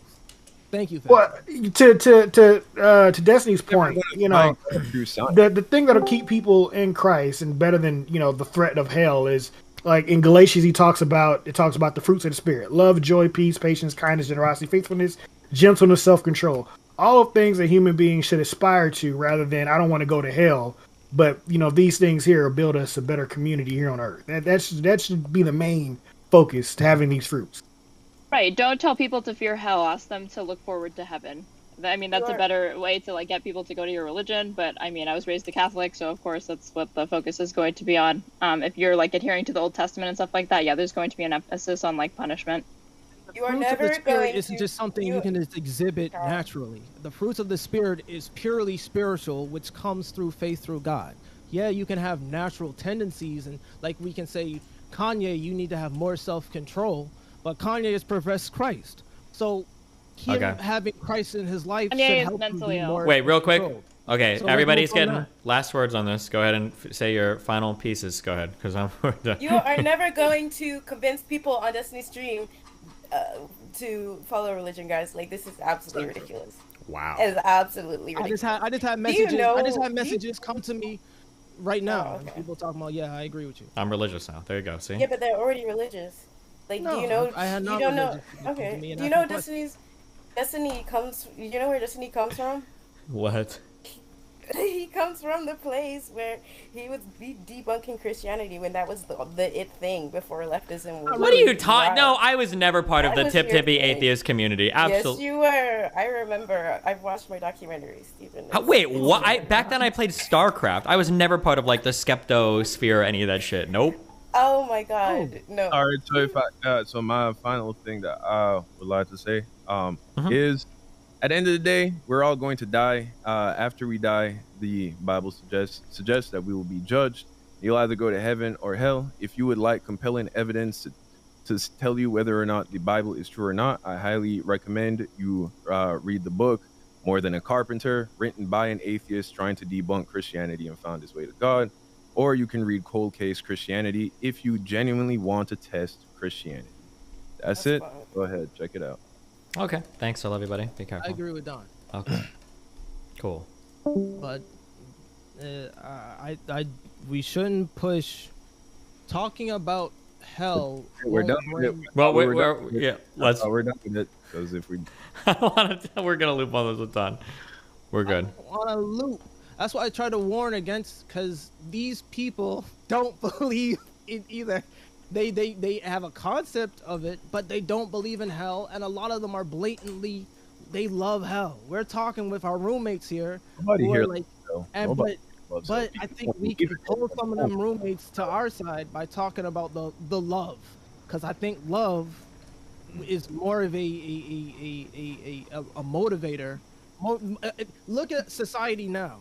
We can't have good families because people don't know how to love each other. Can I just say I love hell? Okay, I love hell. I'm dipping. All right. It was really nice talking to you guys. I'm gonna go party with Satan. All right. Bye. Careful. Oh, sacrifice chickens for me. Yeah. Yeah. Oh boy. Okay.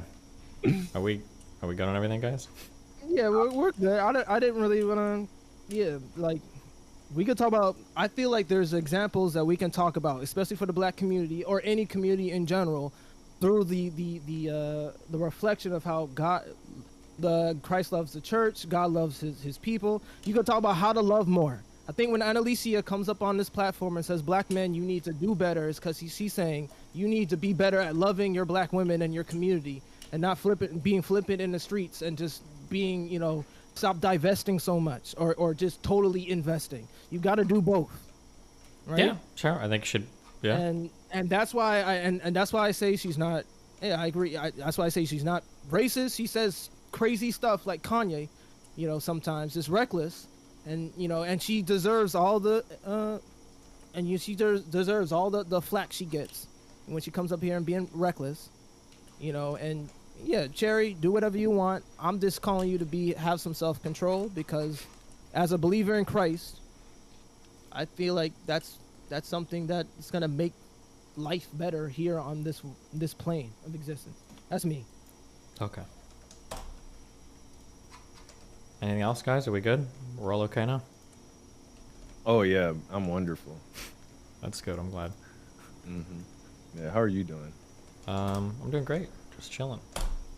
Yeah, you inspired me to try and do the whole streaming and gaming thing. At first, I felt nice, incredibly hard at first. I don't know how you do the have debates while you're. Well, I'm generally just listening to you guys and then trying to moderate if you guys are getting off course or whatever, but not doing too much active talking. So. No, I know it's doable. I took with some practice. I figured it out. I get it. Yeah, you ever play Minecraft? You ever got into Minecraft? Yeah, I'm a Minecraft professional. Okay. Really? Yeah, duh. Oh wow, cool. Well, not like professional. I just play a lot. Yeah. Yeah, you got like a server or something? Not at the moment. We make one every now and then. I'm on a Factorio binge now, so this is taking over my life, unfortunately. But I will say, if you guys live near Georgia, we're going down there to canvass for Warnock. Oh, you guys probably aren't Democrats. Never mind.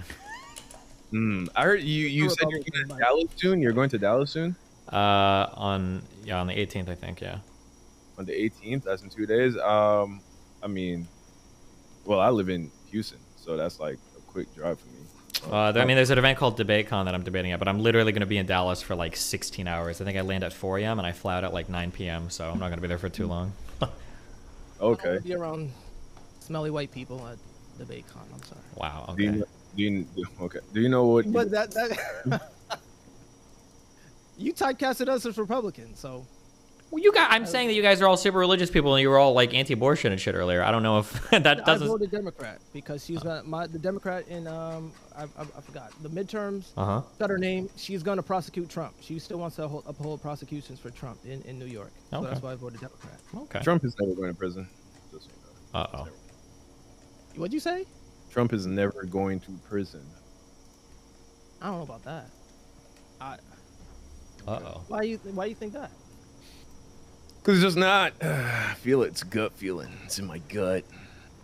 Yeah, maybe his kids will go to prison because maybe they helped him out. It seems that everybody around Trump seems to go to prison. Maybe not Trump. So I'll be happy.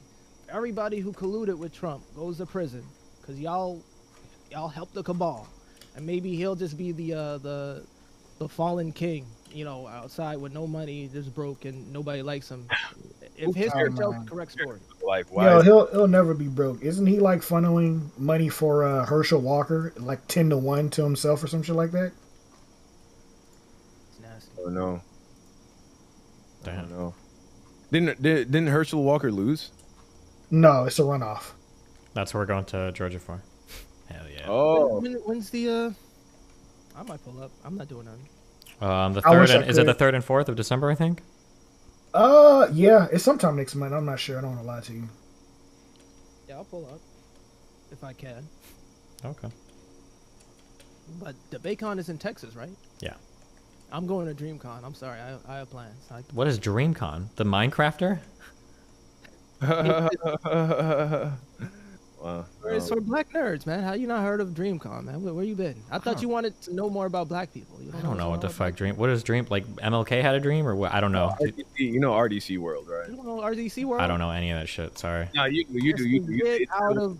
I thought you touched grass. Skits, you know, the LeBron skits or the anime skits. A group of like black dudes. You're not a weeb, so. Yeah, I have you no idea. really no the RDC World don't ring a bell? Nope. That's interesting. Well, yeah, they have probably arguably the most successful and biggest like YouTuber convention ever. Like where everyone else kind of like folded, they did really well and they like double in size every year. Okay. People are saying apparently I've watched them on stream before, so I guess okay. Yeah, they're super popular. Like I feel like if you saw one of them, you would recognize it. Okay. I feel the target market is like when we were trying to hold Gideon accountable. Right, for all I feel like the target market should be the black men or black people who have divested from, or who have saturated their life with everything else, and they're not dealing with the system that upholds the saturated lifestyle that they have anyway. Gideon doesn't know that all it takes is one law, or any content creator on YouTube. All it takes is one law to ruin your jobs on YouTube or content creation in general. Pretty sure Sneeko came up and had a clip of you and him. What was it? Congress? Yeah. Yeah. So No, all it takes is. I wasn't in that. That was not me. I was not in. I know it wasn't you, but all it takes is Destiny slip up with toxicity and sneak. Nah, that was a Nick Fuentes. That was just because of Nick Fuentes. Why that even happened? True. Yeah, but Destiny platformed this. True. I'm sorry. I'm sorry, Destiny. I'm sorry, man. Oh, I did. I loved it too. I loved every second of it. So. Do what you want, man. I do. Don't worry. Okay. Listen, but listen, time is running out. For what? Got to come to Christ sometime. Oh Jesus. That's what. Do what you want. I think Satan has influenced you guys so much where you don't think he exists. So I agree with you there, Don. Like we should talk about Satan more, and talk about hell. He's gonna drag y'all down. I ain't really concerned about Satan personally. What happened? I ain't too concerned about Satan personally. That's more like in-house conversation amongst Christians. You know, I don't think Satan is like the talking point that you should bring up when talking to people who don't believe. Damn. What? Personally. Okay. I mean. Yeah, personally, I don't think it's like he's a very compelling talking point. Wow. Okay. That's interesting. Mm-hmm.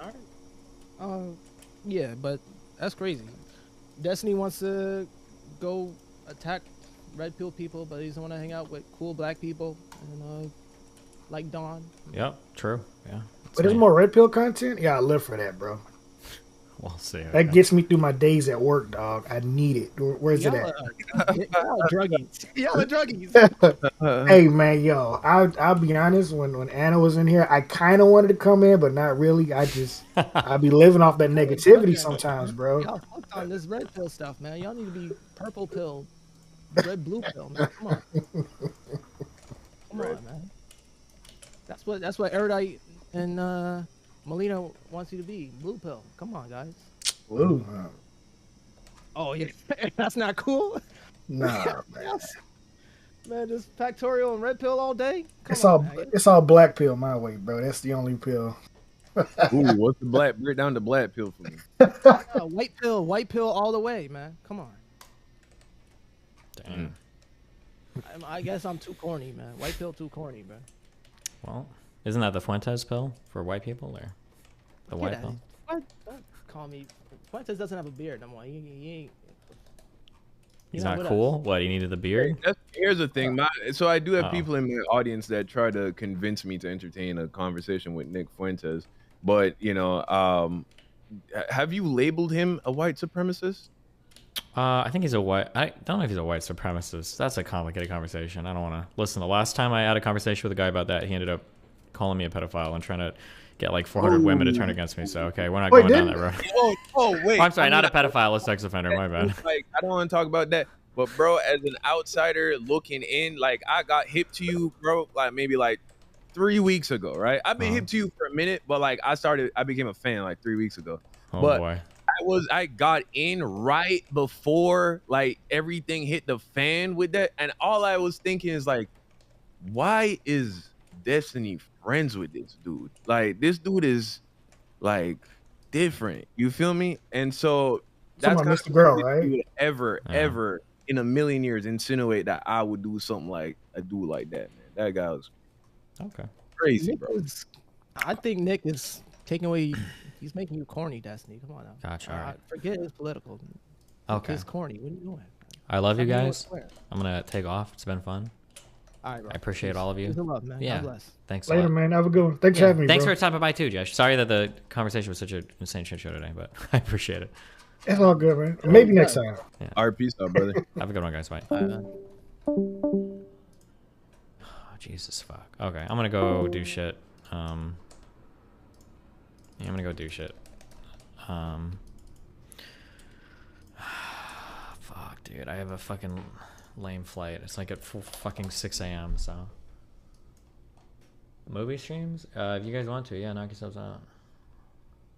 Let's see. The Michaela Peterson interview got rescheduled because she said they're making a studio in Miami and they want to do a live show. So, fuck. That's going to happen in January now instead of...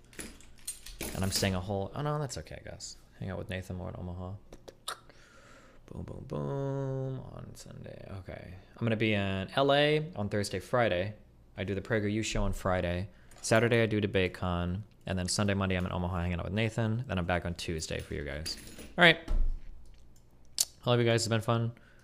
Ripperino, cappuccino, pappuccino, cappuccino, cappuccino, cappuccino, cappuccino, cappuccino, cappuccino. But also, hold on. Hold on.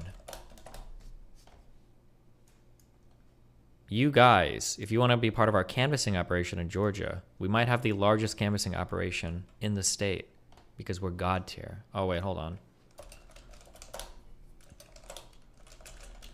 Wait, fuck, hold on. This guy wants to chat. Here. Sign up for this, or canvassing shit. I'll buy you guys hotel rooms, but that's it. You're gonna have to make your way there, figure it out. Hold on, these guys want to chat real quick. I don't know what for.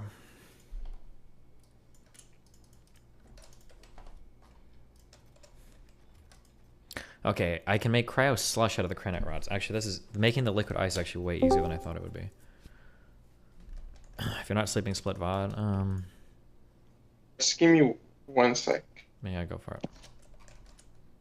Can you hear me fine, by the way? Yeah, fine and yeah, clear. Hi, chat, GGL. How do I add Alex to the call? Does he have Discord? Yeah. In the top right, there should be an add friends to DM button. Just give me a sec. Sorry about that. It's extremely But yeah, frustrating when I see- I just wanted to ask you, like, while we're waiting on him, like, how did you find the debate with the MGTOW guy yesterday? Because I don't know if you've done debates like that before. It just reminded me of old debates with uneducated people. What Yeah, he's considered as like one of the smartest like MGTOW people, but oh, that's I guess really his thoughts disappointing. weren't that convincing. You guess how what? Sorry, say what? His charts didn't convince you that much? Well, that's just not. You understand that like that a chart doesn't say anything, right? Like you need a little bit more. Yeah, I know. Right. Yeah, I was fucking around. Yeah, Okay. it was fascinating. There's this guy who really wants to talk to you. He's like the dude who tried to beat up Fresh and Fit. It's just like you guys weren't really available at the same time. You know Is the it? guy? Yeah. Have I talked to him before? Yeah, briefly. Gotcha. Yeah. Allende, Authentic Alphas. Yeah. I mean, I can talk to that dude at some point. Yeah.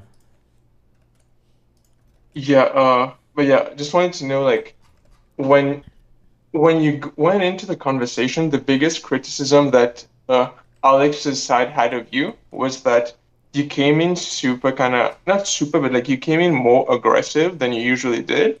Because like when I was reading through the chat, that's kind of yeah, that's basically what they kind of brought up to you. So I wanted to know like why did you choose this approach? Was it like you were in a bad mood, or did you have like a rhetorical intention behind it? After Lav and Mr. Girl, my charitability meter is like very, very, very low. And that guy that I was talking to like needed to be treated like a high functioning Down syndrome kid, and I didn't have it in me to like deal with that at the moment. There are like better ways to handle those types of conversations, but like if somebody's gonna throw a chart at me and say two variables can give you causal relationships and like complicated socioeconomic issues, like the amount of like emotional preparation that I need to put myself through what is inevitably going to be 30 minutes of psychological torment to try to explain to this guy why he needs at the very least an abstract of a study and not one self-made chart that this guy was working on in Discord chat rooms late at night with his Red Pill friends. It's so much. It just needs a lot. And right now my battery is really low on that type of charitability. Probably in like a couple weeks, I can return to like combos like that where I try to be like nice and polite and tell people why what they're saying is like beyond fucking stupid. But I didn't have that in me at that point in time. And holy fuck, that guy was stupid.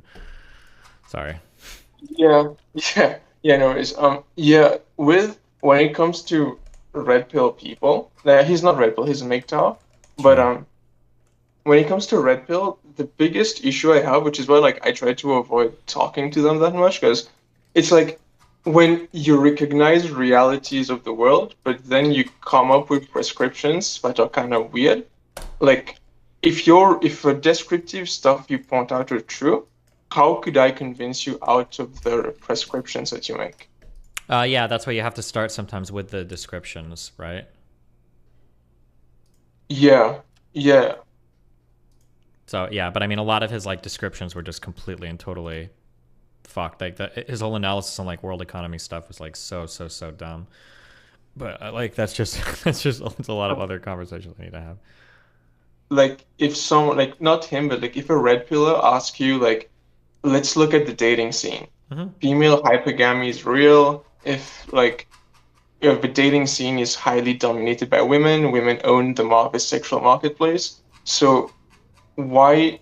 And if a guy who's super rich will always fuck more than a guy who's poor.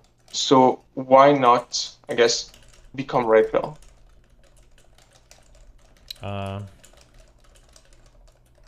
See what I mean?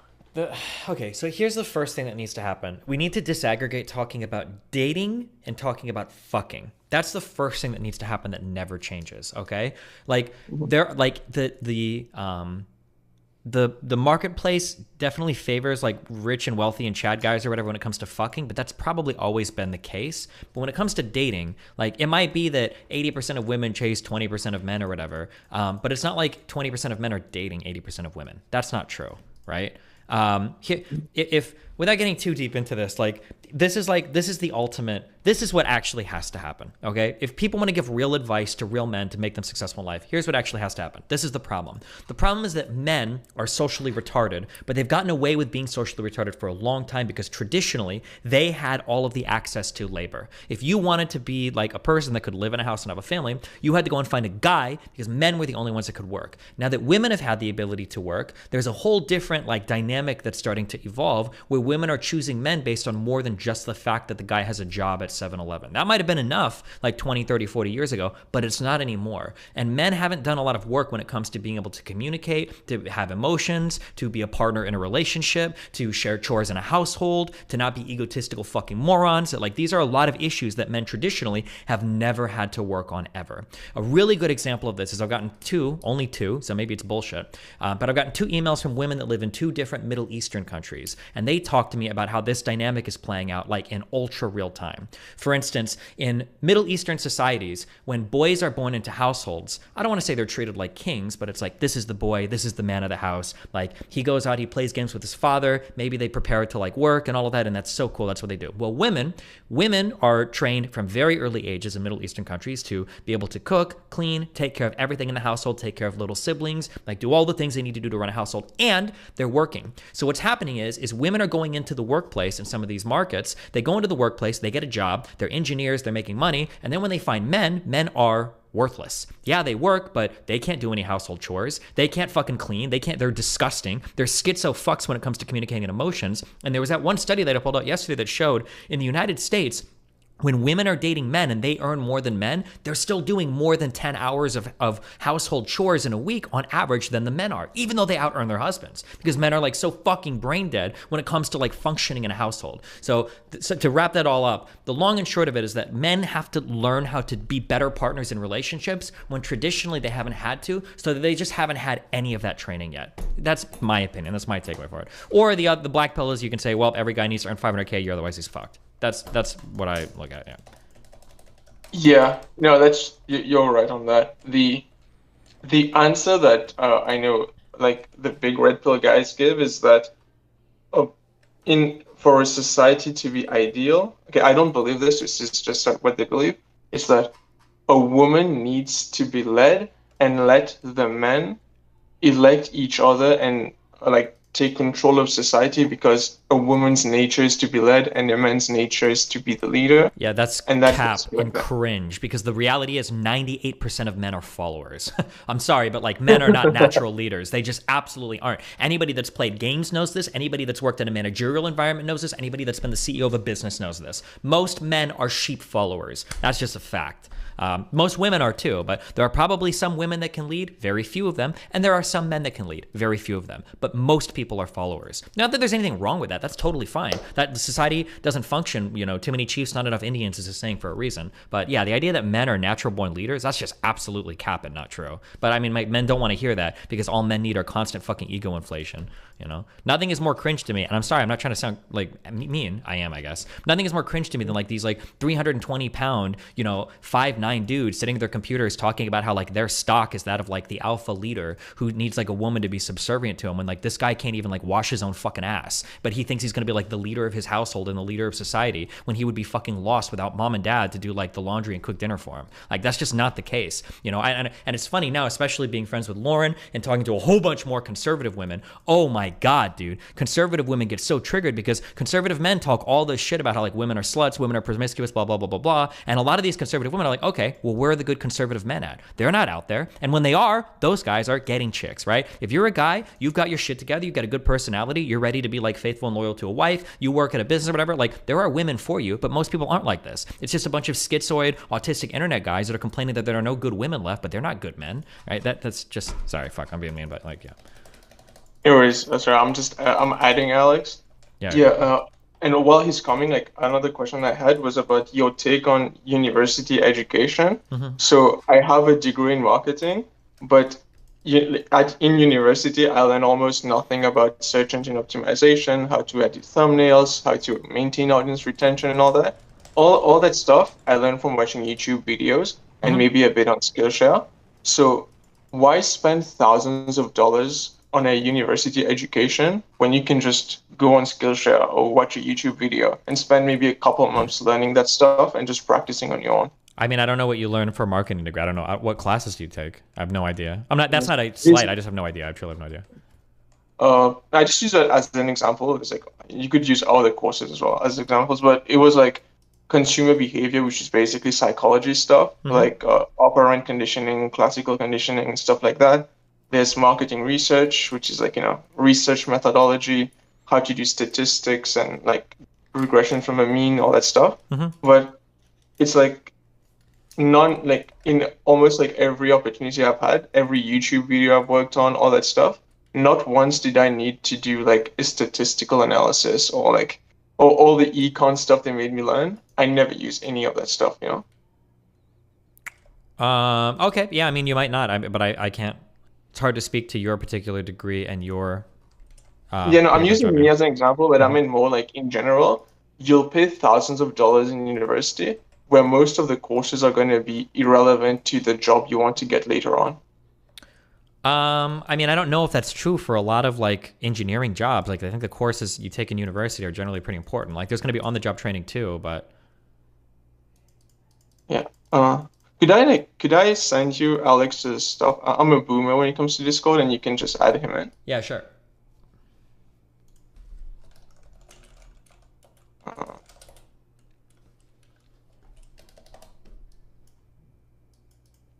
right. I gave you his thing. Yeah, no, when it comes to engineering or maybe medicine and stuff like that, I can see it as important, but I guess it depends. I feel like it depends on which field you're going into. And one question I had too, like, it's just like a personal, it's about content creation. When you're speaking to your audience, are you always thinking about how to maintain the audience engagement or like how to keep the audience interested, or is it something that you don't really think about? Like, I don't think about it too much. I think it kind of comes naturally for me, just because I'm used to like speaking to crowds, and the topics we talk about are usually like pretty interesting and stuff. So it's not like a thing that I have to worry about too much. okay, because yeah, that's an issue sometimes I face if I'm doing like a 1 hour video, because like I worry like how can I be sure that the audience will care and then just get bored like 10 minutes in, you know? Yeah, yeah. I mean, it's important to have like I don't know, or you're asking me, so I'm just being super honest. I think for you, I think a really important thing would be working on inflection. Some people have a way of talking where, English is also your second language, isn't it? Did you tell me that, or am I making that up? Yep. French is my first, English is my second. Yeah, fuck, dude, that's so fucking hard. Getting fluid in a language and being able to speak with inflection and variety in tone is really important. Otherwise, everything ends up sounding like kind of the same run-on sentence, and the audience retention is going to go way down because stuff like this is excruciatingly painful to listen to for long periods of time, right? Like, it sounds kind of like minor, and it's difficult. I can't imagine how difficult it is to work on with a second language. It's really hard. I guess listen to good speakers and try to emulate it, but yeah, being able to vary the way that you speak. I've noticed for a lot of ESL people, it's very difficult to have an entertaining grasp of the English language, I think. That's why, like, foreign language, like the Russian professors and shit for math classes are so horrible to listen to, you know? Yeah, it's something I'm working on, but I'm not there yet. And after our last conversation, this guy who works for Linus Tech Tips, he reached out to me and he told me like my biggest issue in content creation is that the way I'm growing is because like people are not watching me for me, they are watching me for who I'm interviewing. So it's like that's not always bad. It just depends on the style of content that you're going for. If you want to be an interviewer, then you make content interviewing entertaining people. If you want to be the content, then you have to be entertaining. But like that's fine. Like for instance, like you know like the Channel 5 guy? Yeah. I might be wrong because I don't watch a lot of his content, but I think like he's usually interesting because of the people that he interacts with. But if he started releasing like videos of him just like hanging out and like chatting with like chat and stuff, those videos probably wouldn't do very well. That'd be my guess. Yeah, that's true. And by the way, I gave you his thing. The number and stuff. Oh yeah, you did. I'm sorry. I don't know why I didn't add him. Hold on, I'm being dumb. No worries.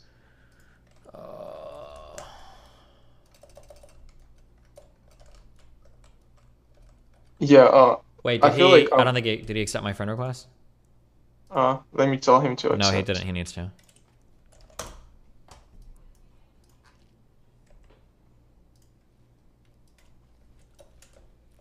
Okay, he's gonna accept it now.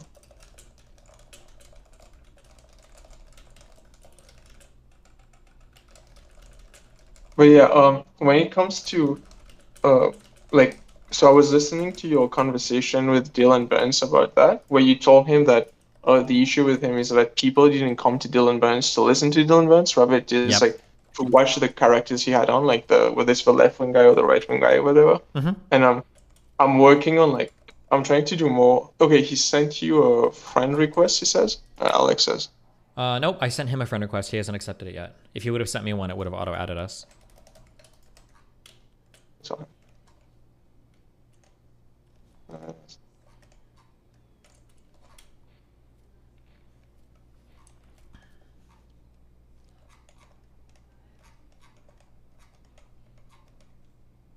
But yeah, my point about that was that with Dylan, his issue is that what he thinks is entertaining is not really what actually entertains the audience. Like what he finds, what he likes in the content with the Ukraine stuff, it's not at all what his audience want to see.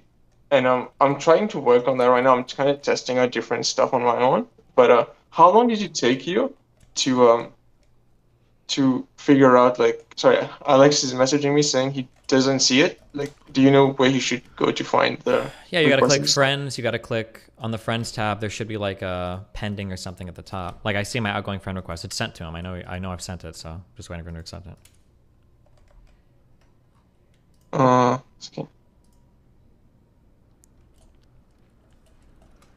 Can I send you a photo he sent me? Can you send me what? A photo that he sent me? Sure. This is it.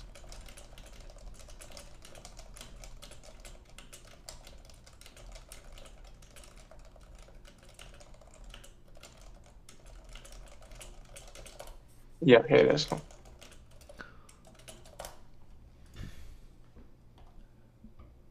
Okay, so he sent an outgoing friend request to Destiny with a lowercase d. It has to be with the uppercase D. Yeah.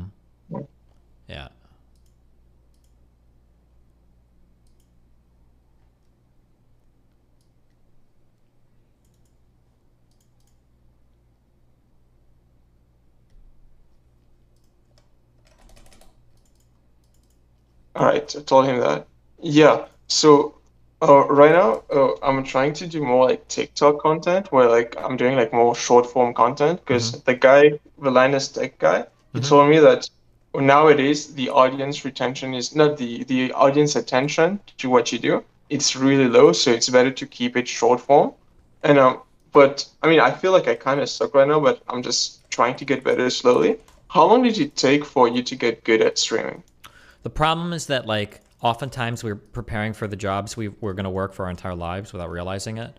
Like I was always like making jokes and doing stuff in school, right? I'm like, it's never been like I had to learn a whole bunch of shit to be charismatic. That was just kind of like who I was. So I don't know how I would like tell somebody to practice it or train it. Unironically, this is where people like Alex would come into play. Like I couldn't teach somebody it. It's just stuff that I've worked on kind of my whole life, you know? I can give you tips for practicing it, but you're probably going to know more of those tips than I will, right? Things like approaching people at random and trying to strike up conversations. You know, like basically, it's probably going to be a bunch of stuff that you guys talk about when you're teaching like game or whatever, I would imagine. But yeah, I don't, like teaching it, yeah, it's going to be really difficult, yeah. And he sent you the request now? This one's the correct one. Okay, gotcha. I see that. Oh, it was a different name. Okay. Yeah. You got it? Yep.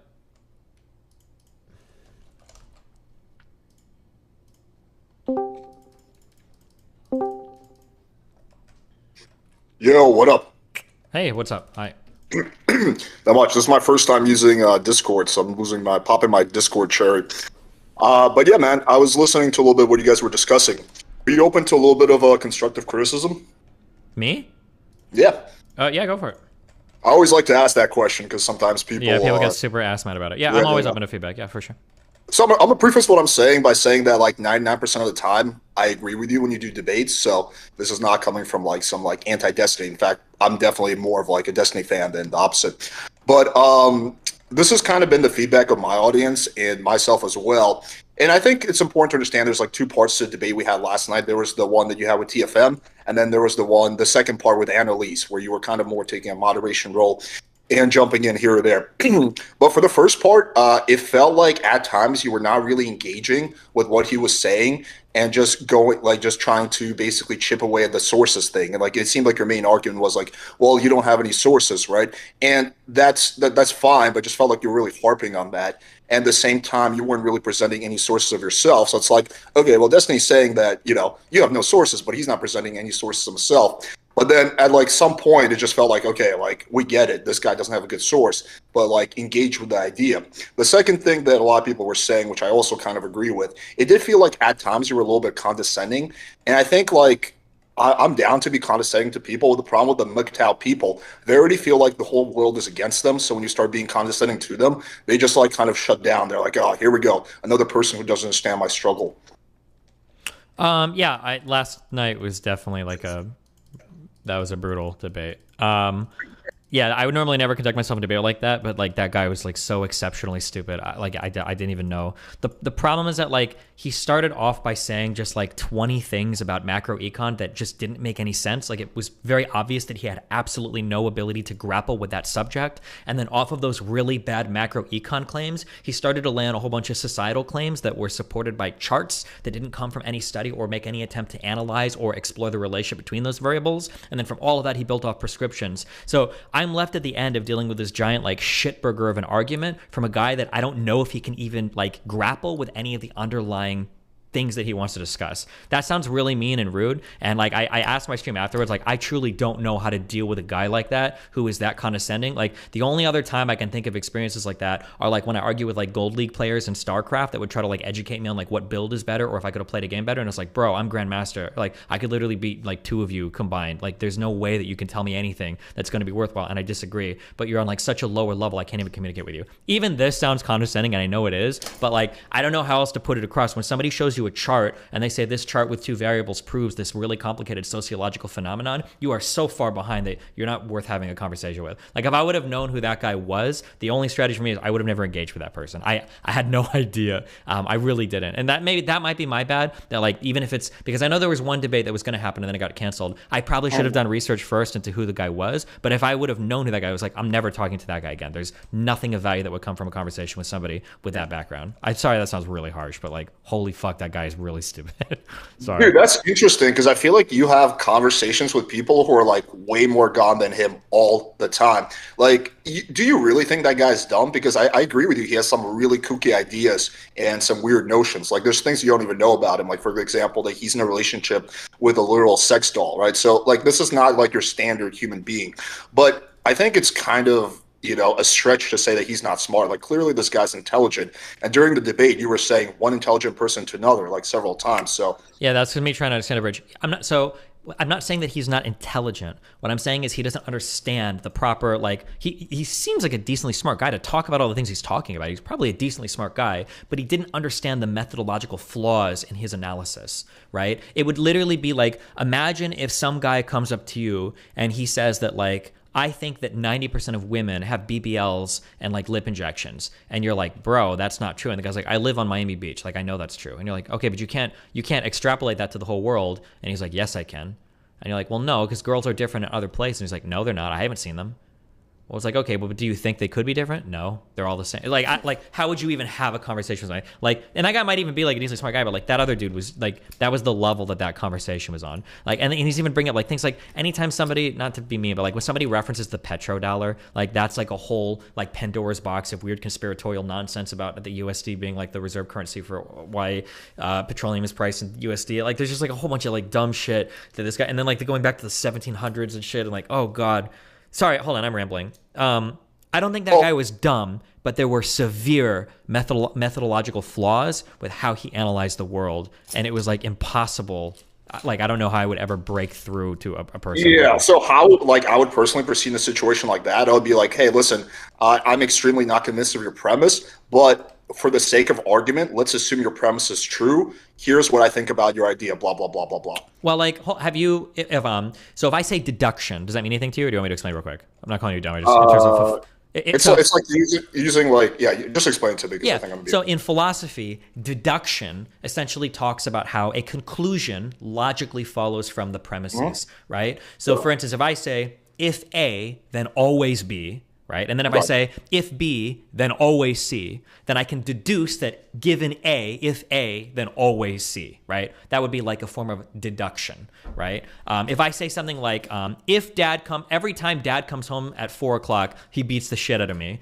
Tomorrow, dad, is coming home at 4 o'clock, therefore, dad is going to beat the shit out of me, right? That's like deduction, things that logically follow.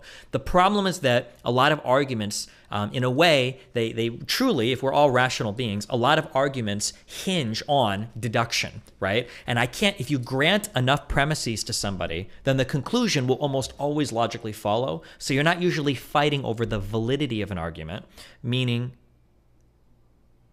what are people talking about? Alarm. I don't know what the fuck you guys are talking about. I don't hear an alarm. I don't hear anything. Sorry, I don't know what the fuck my chat is talking about. The problem is that, like, if people are being if they have enough of a certain type of premise, you're not going to be able to fight the conclusion, right? Well, the major wait, hold on, one second. Hold on, wait. Hold on, I'm sorry. Wait. What?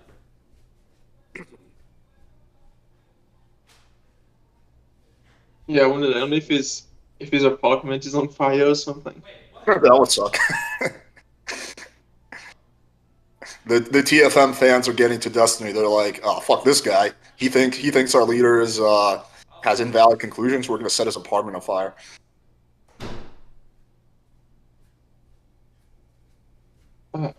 Yeah, I don't know whether.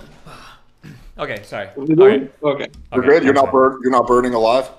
No, I'm fine. Sorry. But anyway, I was gonna say, yeah. Let's say real quick. Let's say that I do this. Okay, I say that. Okay, here's a fact. All men are violent. Number one, and number two, all men will murder women if they're in rooms alone with them. And then I say, okay, now let's just grant that. I don't think that men and women should ever be alone in rooms. You're not gonna be able to say like, okay, well, I'll accept your premises. Let's talk about the conclusion. You're gonna have to fight me on all of my premises, right? Right, but the major issue you have with his premises is that he didn't have like any kind of research for it, right? So you're like, yeah, and I think you're right. Like a chart is a bullshit way of proving something. Anyone can make a chart about anything, right? So it wasn't that you necessarily can prove that his premises weren't correct. Although I would agree with you that they probably, just from a common sense perspective, they don't sound right. But it was a lack of research that he had. So, like, yeah, like personally, me, like if I was in this situation, the way I would approach that, I'd be like, hey, listen, man, I don't think you did nearly enough research to come to the premises that you have. So I have extreme doubts about what you're saying is true. What I might do is I might be like, well, actually, let me look this up. And to be fair, he did offer that. I might have pushed harder on that. I'd be like, well, hang on. We don't even have enough information to know whether the premise you're saying is true or not. Let's actually both research this right now and try to find some sources, right? At the very least, I would approach it like that. Or on the flip side is I might just be like, okay, I really think your premise is false because you haven't done enough research, but, we can skip that part. We can, discuss that at a later date. Let's just talk about this conclusion you have, which we did, but for a very small part of the debate, his idea of like only letting people who are net earners vote, right? Like I would engage with that a little bit more and be like, okay, well, this is why that doesn't make sense to me. Well, but the problem is that I think if you accept all those premises, it does make sense, right? If you really truly believe that anybody that is not a net earner is going to vote for the destruction of society, which was essentially what he was arguing for, then yeah, they probably shouldn't vote. Like I agree with his conclusion if the premises are true, right? I would agree with that. You would too, I think. Most of us would, right? If they're going to vote for the wrong thing, I mean... If they're always going to vote not for the wrong thing, but for the destruction of society. If they're going to vote for the destruction of society, then fuck, they probably shouldn't be allowed to vote at all. Right? Yeah, I mean, I would make the counter argument that the net earners, the reason they're going to be net earners is because they're the ones who have all the voting power. They're going to just basically do shit that benefits them financially. So they're give themselves like kickbacks and all these like tax. Yeah, but he had a response to that. He said if they give themselves too many kickbacks, they're not going to be net earners anymore. So they would essentially get rid of their ability to vote. So they're only going to give themselves enough kickbacks up to the point to where they're like a wash, basically. And if people that are poor want to be able to vote them out of power, then those poor people just have to say, I don't want to take any welfare or anything like that. No, I'm going to get to vote, and I'm going to vote you out of power. So a bunch of poor people. I don't know, because they could just give themselves like government contracts and stuff like that. Like you just give yourself like a crazy government contract, and you're still at the end of the day like a net earner, but you're just engaged in extreme crony capitalism, and no one can challenge you on it, right? Again, because you don't have checks and balances, because it's only you and your like elite buddies who can vote. Yeah, I think, didn't I bring up something like that, like subsidies to the rich or whatever? And he was saying that that's a different thing. I thought he didn't want to engage with that. Am I wrong? No, you might be right. I don't remember. Because I think I asked him. I was like, "Well, don't like corporations and rich people already get like a ton of handouts? I'd like the home deduction for like interest or whatever." But I thought he said that like, "Well, that's a different thing, or we'd have to get rid of that or something." I don't remember. Yeah, I mean, there's like no way you can get rid of that. Like when you have a select group of people who are in power, like why would they not do things that are financially beneficial to themselves when there's no like accountability, no checks and balances, right? So that would be like, there's no way you can do that with that system. So the system inherently would have a flaw.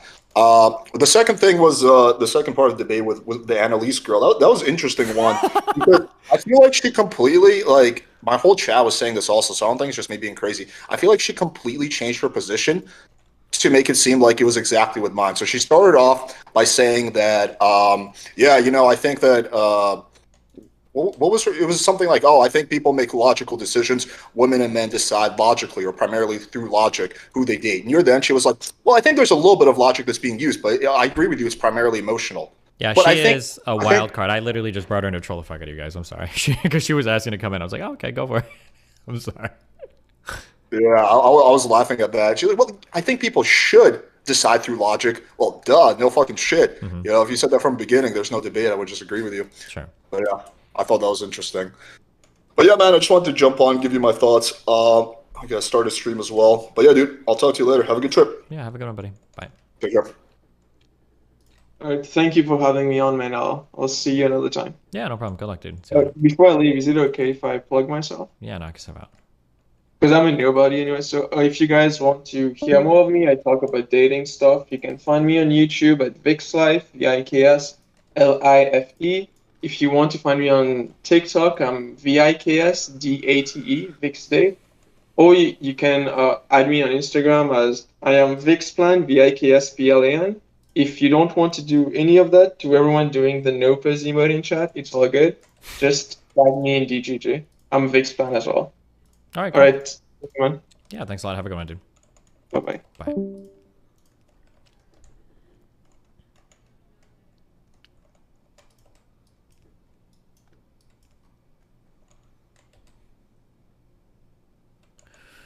Okay.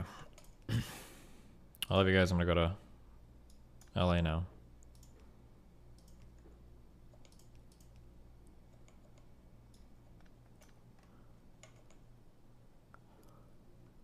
Drop a quick 900. You guys want to see the 900 God? Throw a 900 down? Because I can indeed do that if that's what you want. Did I bring up water already? I must have for this Steam thing. There it is. Hold on.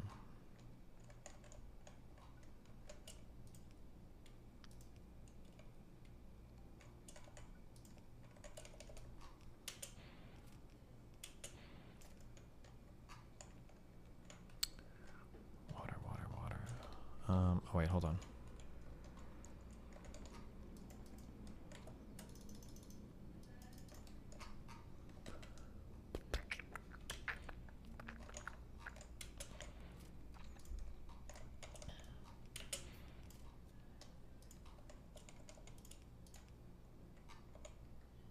And boom, there we go. Okay, now we have cryo ice being made. This is nowhere near as fast as I thought it would be.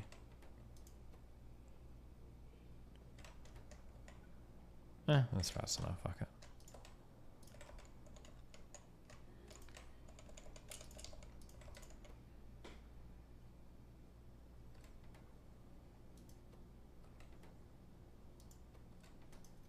No, it's not fast enough. I should make a whole row of it. Fuck it, I'll do that later.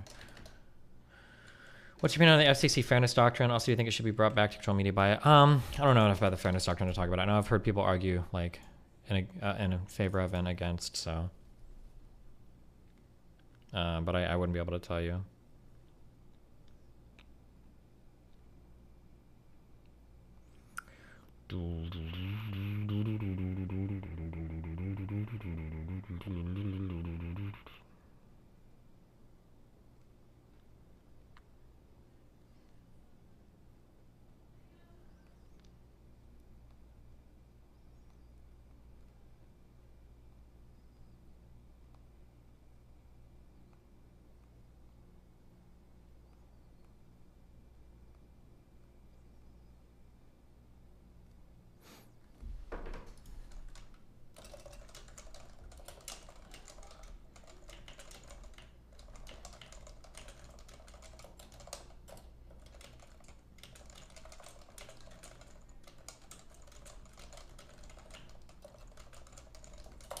Okay.